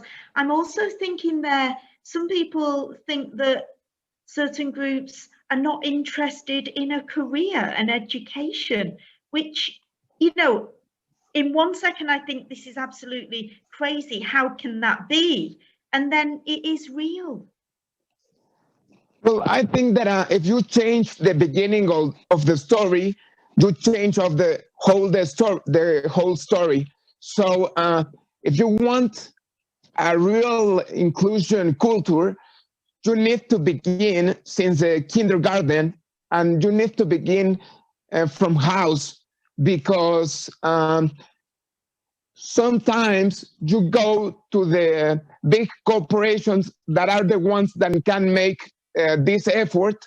So they look for qualified people, but they don't find it, because in places like Mexico, you don't have access to education because you have some condition, whatever you wanted to call, like you are like you have Indian heritage, or you are like I don't know, darker skin. You are a human. So if you are not a man, Caucasian, heterosexual in Mexico, you are a vulnerable person, and even white man person will be vulnerable, because in the best case they will get old. So old people is also vulnerable. So we all will be vulnerable in some time of our lives. So that's why we need to begin educating our children in the diversity and inclusion culture, because if you don't, so at some point, those kids will be the men that would be the leaders of tomorrow, and then they will do what you teach now. It's just so interesting the way you're tying together so many of the topics that have come up throughout the day. I thank you for that, because it really does bring in the gender and the ages. That's why I'm the last one from today. There we go. It was perfectly set up. We knew that, absolutely. So say more, Joanne, about the projects in the organizations and the way you've really impacted them. Well, the first thing I want to say is that Chekhov used to say that if you want to be global, talk about your town.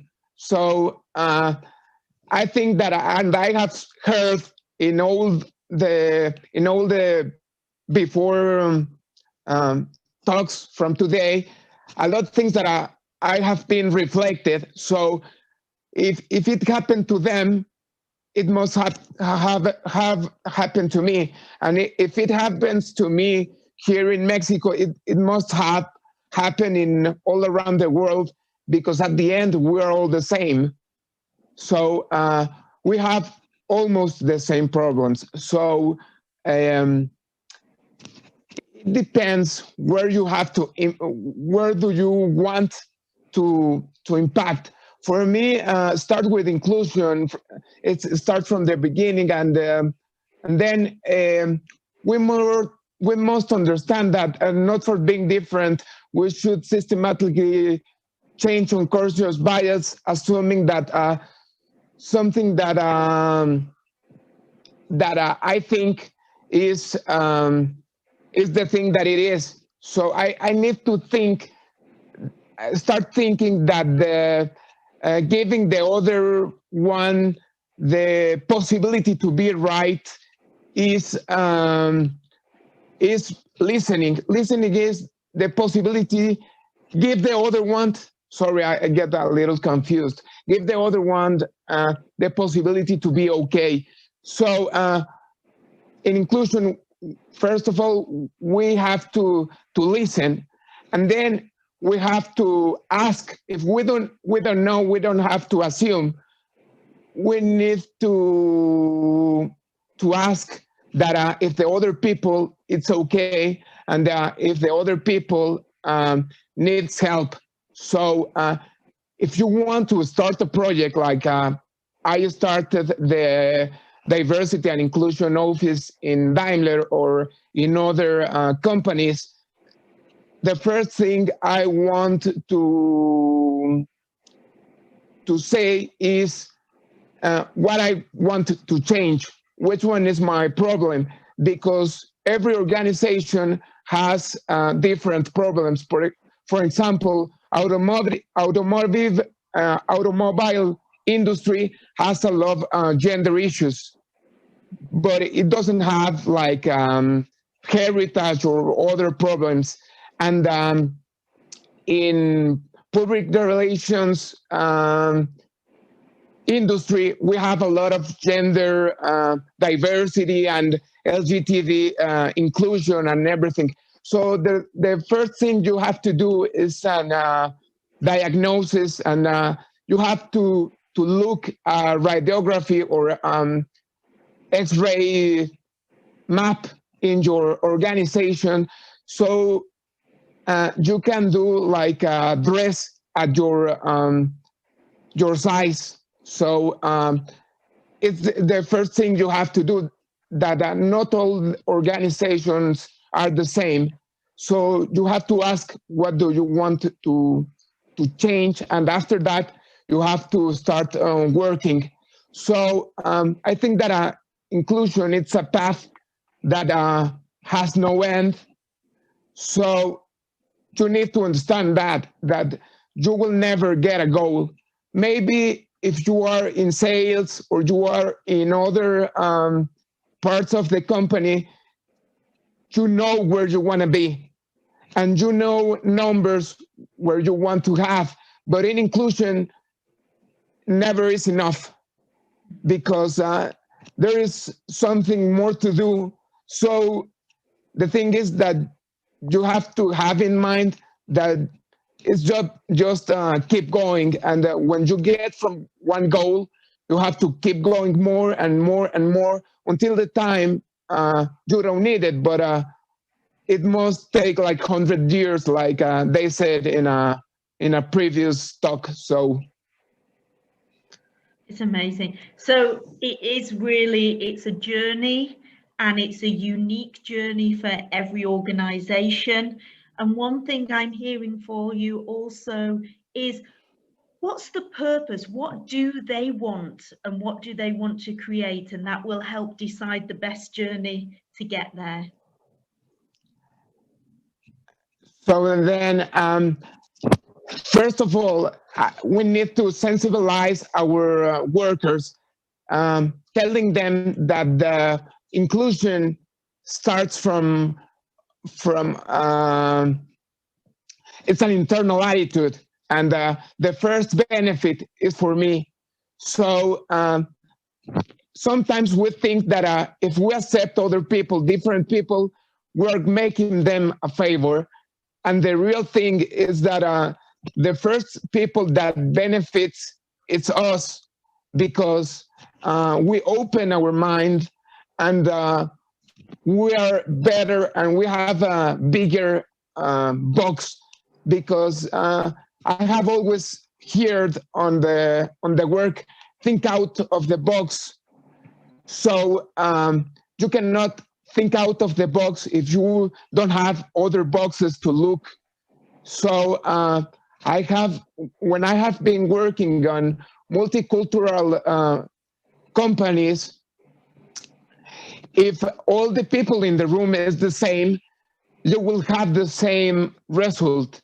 And if all the people in the room is different, or some of them are different, we will have different perspectives, and then we will reach different clients, and the business will run better. So how come we want to reach all the population, and we will have all the market, if we don't have all the populations and all the people inside our business? Makes perfect sense. Absolutely. And after that, we must give everyone the opportunity to show their qualities. And before meeting us in work, there were a lot of people that make sure that they have the capabilities to be there, because sometimes when we see someone black or in wheelchair or something, like how come he's here? Well, I don't know, but he must know something, because I don't know a company that gives away money for free. If they are hiring someone, it's because he does or she does something well. So open your mind and give everyone in your company the opportunity to show the capabilities and their skills. So then you will change the view before judging someone without knowing. And then there is, at least in Mexico, we are very used to say, well, he is the boss. And I have to be respectful because he is the boss. And in work, we have two axes. And the vertical, there are hierarchies, but in the horizontal, we're all the same. And then it must be the boss, and he must have some better increase and everything. But you have to never lose that we are all people, and we have to be treated in the same way. So it doesn't matter your position in the company, you have to be to treat everyone the same way, because you don't know that the intern for today will be the CEO of tomorrow. So I think that that's a real good way to start, treating all the workers like persons. Beautiful. It's just treating people like human beings. And that is the essence. It's what we've all got in common.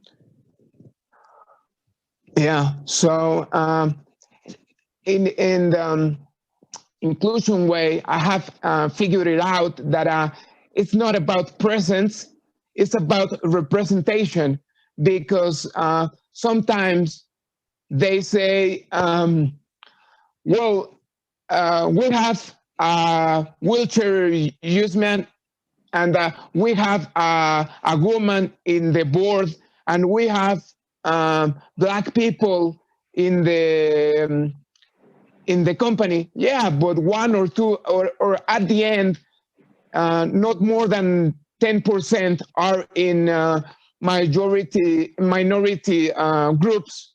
So it's not about having one or two. It's about that everyone with the capabilities can take the position.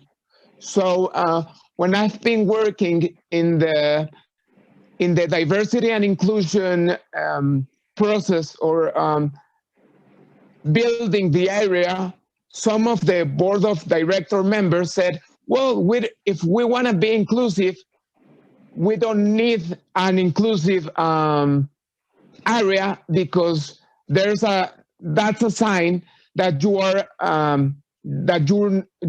are not inclusive. So they think that it's about to hire one or two people of each minority group. So with that's okay. And the thing is that at the end, you don't need the ERG groups, or you don't need the I don't know how to say, good discrimination. Yeah. Because positive sometimes discrimination. Yeah, sometimes you have to apply good discrimination, like in the previous lecture, that if it's the same thing, you need to give the opportunity to the one that is in vulnerability position.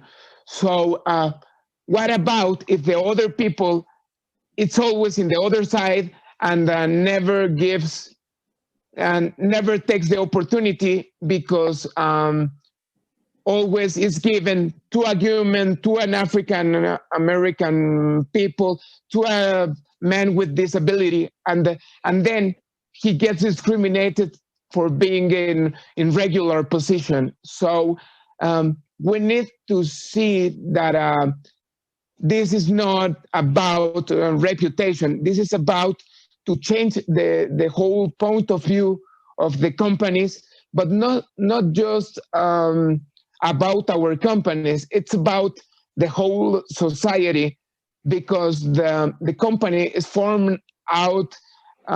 The company it's formed for people, and the people, it's not all day in the company. The people goes to their house or in this time of COVID, we have a lot of home office. So we need to translate our corporate culture to our house. And at the end, we are the same in all the things we do.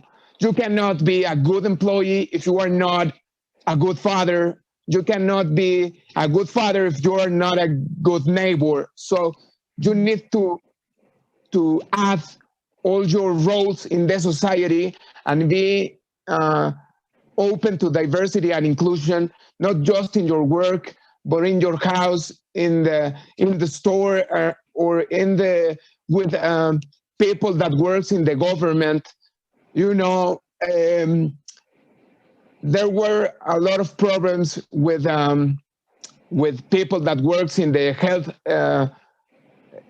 industry, because you know, I'm gonna get infected. Go out if you live near my house. So we cannot ask for good health service if we are not inclusive with the medical people that lives near us. So it's the same it's the same thing with everything. So we always said that the policy is not good, and there's a lot of bad people in the government and everything. But at some point, we will need those services, and we will need to get some service from those people. So we need to change our unconscious bias to be open that everyone it's part of the society. So brilliant. And I'm curious, for the bigger organizations, you've mentioned Mercedes-Benz, for example, is it easier for the bigger organizations in Mexico to include people? Yeah, because they have less risk than the small organizations. I would say that international corporations are the ones that are taking the risk for include people, because they want more how can I say, they want more acceptation of the minorities. So they are doing this. I don't know which one is the deepest reason why they do it, but sometimes you have benefits with taxes. You have a lot of benefits with reputation and everything, and then that's why they start with diversity and inclusion. But you cannot ask the little store or the little business to hire people with disabilities if they don't have money to pay the bills or the rent or everything. So I think that in countries like Mexico, bigger organizations are the ones that can take the risk and can give the example to other organizations. And I know that in Mexico, there's a lot of family businesses. What ways does it work in family businesses? Well, it depends on what family businesses, but sometimes it's very hard to compete with big organizations because big organizations can assume a lot of risks and can be supported by the headquarters in other countries. So not always big businesses, I don't want to give names, but not always big businesses give development in some small communities. It's because, for give you an example, big grocery stores like supermarkets goes to a small village, and then with all small businesses, and then they go there with lower prices, and then all the small businesses go out of business because they cannot compete, and then the bigger one raises their prices, and then the people doesn't have money to buy the things, and there's no development in the community. One of the I always say that Mexico is not a pure it's not a pure country. It's unequal because, as you might know, we have one of the richest men of the world and everything, but the thing is that I said that not everyone has the opportunity to study, and almost like 70% of the population earn less than $400 per month. So if you want to be middle class, you have to earn like $1,015 I don't, and then per person. And if you earn just 800, you almost all day 80% of the population in Mexico is low class. And the first thing of discrimination here in Mexico is the zone where you live. So if you live on a high class part of the city, you can go, you are like have more self-esteem, and you are better seen in the workplaces and everything. And if you live in a lower class place, it's like, well, he lives there because he's lazy. He lives there because he's lazy, and he has no like ambition to get out of there. And it's very hard to have a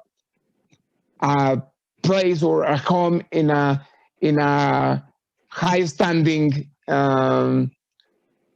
neighborhood. So most of all the people doesn't know that. And when I give a lecture or everything, people said, no, we're not, we don't have discrimination but about that. But yes, we do. And then it's like the university. If you have gone to a public school, you don't have the chance to have a good work since the beginning. And if you go to a good school, you have a better work in the beginning, and then you go up faster than the one that it might have better capabilities and everything, but it's because he went to a public school. He started below the other one that that went to a private school. So it's a real big issue, and it's part of the things that I tried to implement it, like the previous talk that I said that don't look to the university. So it's bringing back about 15 years ago when I did my PhD. It was about social reproduction or opportunity.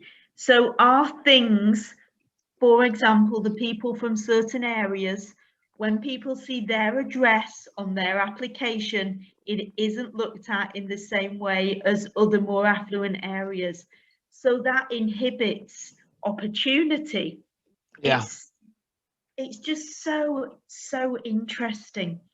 So shall we check with the audience if anyone's got any questions for you? I could honestly chat to you all day because it's just, I mean, Kurt's nodding there. It's an amazing subject. I also want to read some of the things that are in the chat box. So we've got from Samira, even a small country like Bahrain, little above 600 kilometers, people are discriminated based on their geography, the location of where they're from. And it's only 600 kilometers, the size of the country, and it still goes on. There's people, Gianpaolo, saying great quotes, great knowledge. And Dr. Mohammed says, exporting our product abroad and exporting our culture to our houses, which is beautiful. And then just above this, what have we got? We've got Hola, querido. I don't pronounce Spanish. Yeah, I understand Hola, anyway. querido. And then what else have we got there?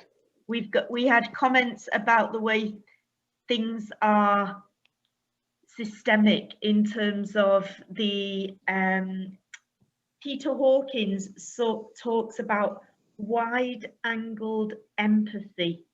So it's not just empathy in terms of what we know and are aware of, but to be able to step back and look at empathy even wider to the things that we've had no experience of is something that's been brought up in the chat box there. So anyone, any questions for João Pablo? I have a question, Claire. Rom, thank you. Is it now morning time where you are, Rom? Yes, it's I can see, I'm almost going 5. to bed soon for a few hours. I can see the sun shining in behind you. Isn't the world a fabulous No, place? it's an artificial light. I have I thought it was the sunshine there, it's but it is early morning. 4:37 a.m. in the Philippines Beautiful. now. Rom, ask your question. Yes, JP, in your bio, you mentioned that you have coordinated donations to the third sector for more than $50 million. Could you please elaborate further about this accomplishment? Well, myself and Bill have a lot of money. So, well, in places like Mexico and Latin America, some of the strategies to generate development is to give donations and make programs for the NGOs and everything. So I think that volunteering work, it's a very nice way to look outside of our box and to help other people to develop their capabilities and have more self-esteem. Let me give you an example. When I was in Mercedes, we had a robotic team that worked.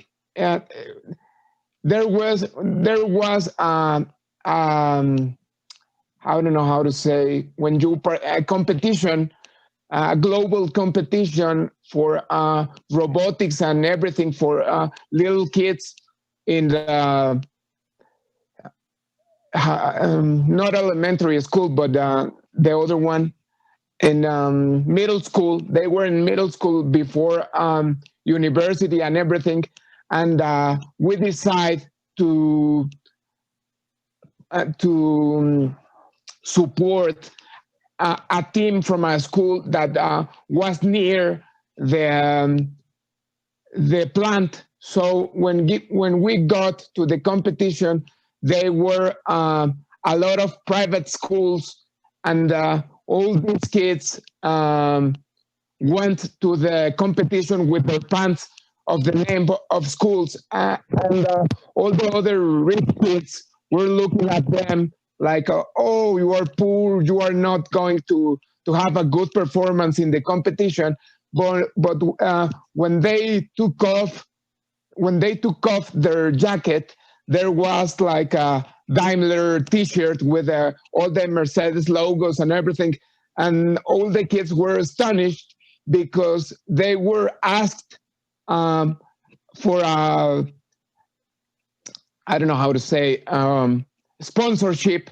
They were asking for a sponsorship to us, and we decided to give the sponsorship to the ones that needed the most. So one of the things is that in those occasions, the result, you don't ask for the result. You just ask for the effort, and eventually the result would get there. So when you start working with vulnerable people, you need to ask for the effort.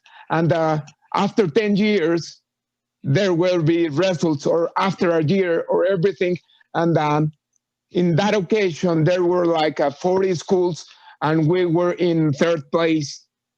And so if you give opportunities in certain, after some time, you will find that all the people, the only thing they need, it's an opportunity.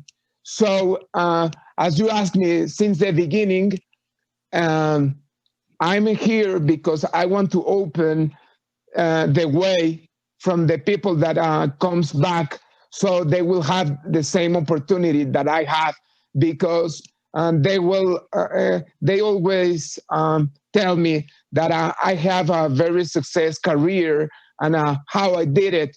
And I said, well, I didn't do anything. I just knock in the right door. So I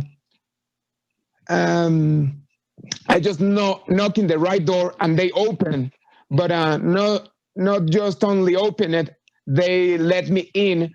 So the strategy in donations, to answer the question, is that we need to invest in projects that in certain time they give us development and opens to opportunity in the location the organization operates.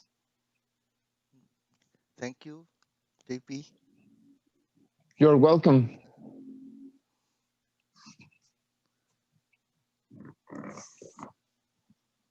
You're on mute, Claire. You're on mute. Yeah. Thank you. Ron will be speaking with his team tomorrow. We're starting 6 a.m. my time with Dr. Lawrence Brown, who's in Pakistan, and he's talking about the radical changes needed in the curriculum to support EDI. And then we move on to Ron, who actually is a volunteer. He runs a charity in the Philippines, Joanne, for disabilities. So he will be bringing on people to talk about the impact of having a disability and the way it has positively and sometimes negatively impacted their lives. So we've got a very interesting session tomorrow as well. Anyone, any other questions for Joanne? And I'm sorry, I'm probably not pronouncing your name perfectly. The J would be pronounced with an H. Juan. Juan, yes. Juan. Any more questions? I was saying that you can call me JP if you want. Ah, that's so much easier for a British person. Gracias. So I've got one question. If there was 3 top tips that you could give an organization for them to get on the right path to inclusion, what would those 3 top tips be? Well, you can always be kind. You can always, if you don't know what to do, smile. If you don't know what to do, ask. If you don't have anything to ask, you have to smile. And for the third thing is that if it, let me tell you, the best time, we have to start now. The best time to start is start now, because now is the best time for everything. And if it's not me, who? And if it's not now, when? And if it's not with love, how? So those were 3 points that I want to share with you for close this talk. Fabulous. So I want to really share my appreciation with you giving up the time and sharing with us something that's personal, vulnerable, but also so passionate. And what I love about everything you said is the positivity and the fact that little steps, if we all take them, can have a massive transformational impact. Thank you. Would anyone else like to say any closing words to thank Juan? JP. JP. Yeah. I know there's a lot of appreciation in the chat box. Wow, amazing. Passionate and positive. Thank you. Muchas gracias. Thank you, Juan. I just really appreciated it. I just loved your talk. Who's talking? Pardon me? My name is Who's Kurt. talking? Kurt. Hi, Kurt. Hi, how are you? Yeah, the World, I used to work at the World Bank, and about, I guess it was in 2004, they had a disabilities coordinator named Judith Heumann. And I think she really kind of put disability awareness on the map in development projects. And I know that they've, that it also had a rippling effect down on the work of, on staff. And so they have very active disability engagement programs. And I like what you said at the beginning, you know, at some point, one of the things that she said always struck with me is like, you know, sooner or later, we're all going to have a disability as we get older and older and older. And so, you know, we can't be selfish about this because it's not even in our own interest. So yeah. Thank you so much for that message. No, thanks for watching and for stay after your awesome participation. Yeah. Thank you. Thank you. So today we have had in total, we've had 11 sessions. We've had 14 speakers from 8 locations around the world as we've moved backwards. Tomorrow we've got another 9 sessions with 11 speakers, and we're starting in Pakistan, and then we're moving to Ron in the Philippines. We go on to Jean-Francois in Thailand, and then we've got speakers in Bahrain, and then finally ending here again in Qatar. Thank you all. Joanne, really appreciate your time, your energy, and the passion and dedication for this subject and for attending with us today. Thank you, everyone. And we will be here again in 6 hours' time, ready for day 2. And thanks for the invitation. Absolutely. See you. Pleasure. Thank you. Good night from me. Thank you very much. Thank you. Thank you. Thank you. Merci. Shukran. Shukran. Maraming salamat. Salama. Ma salama. Adios.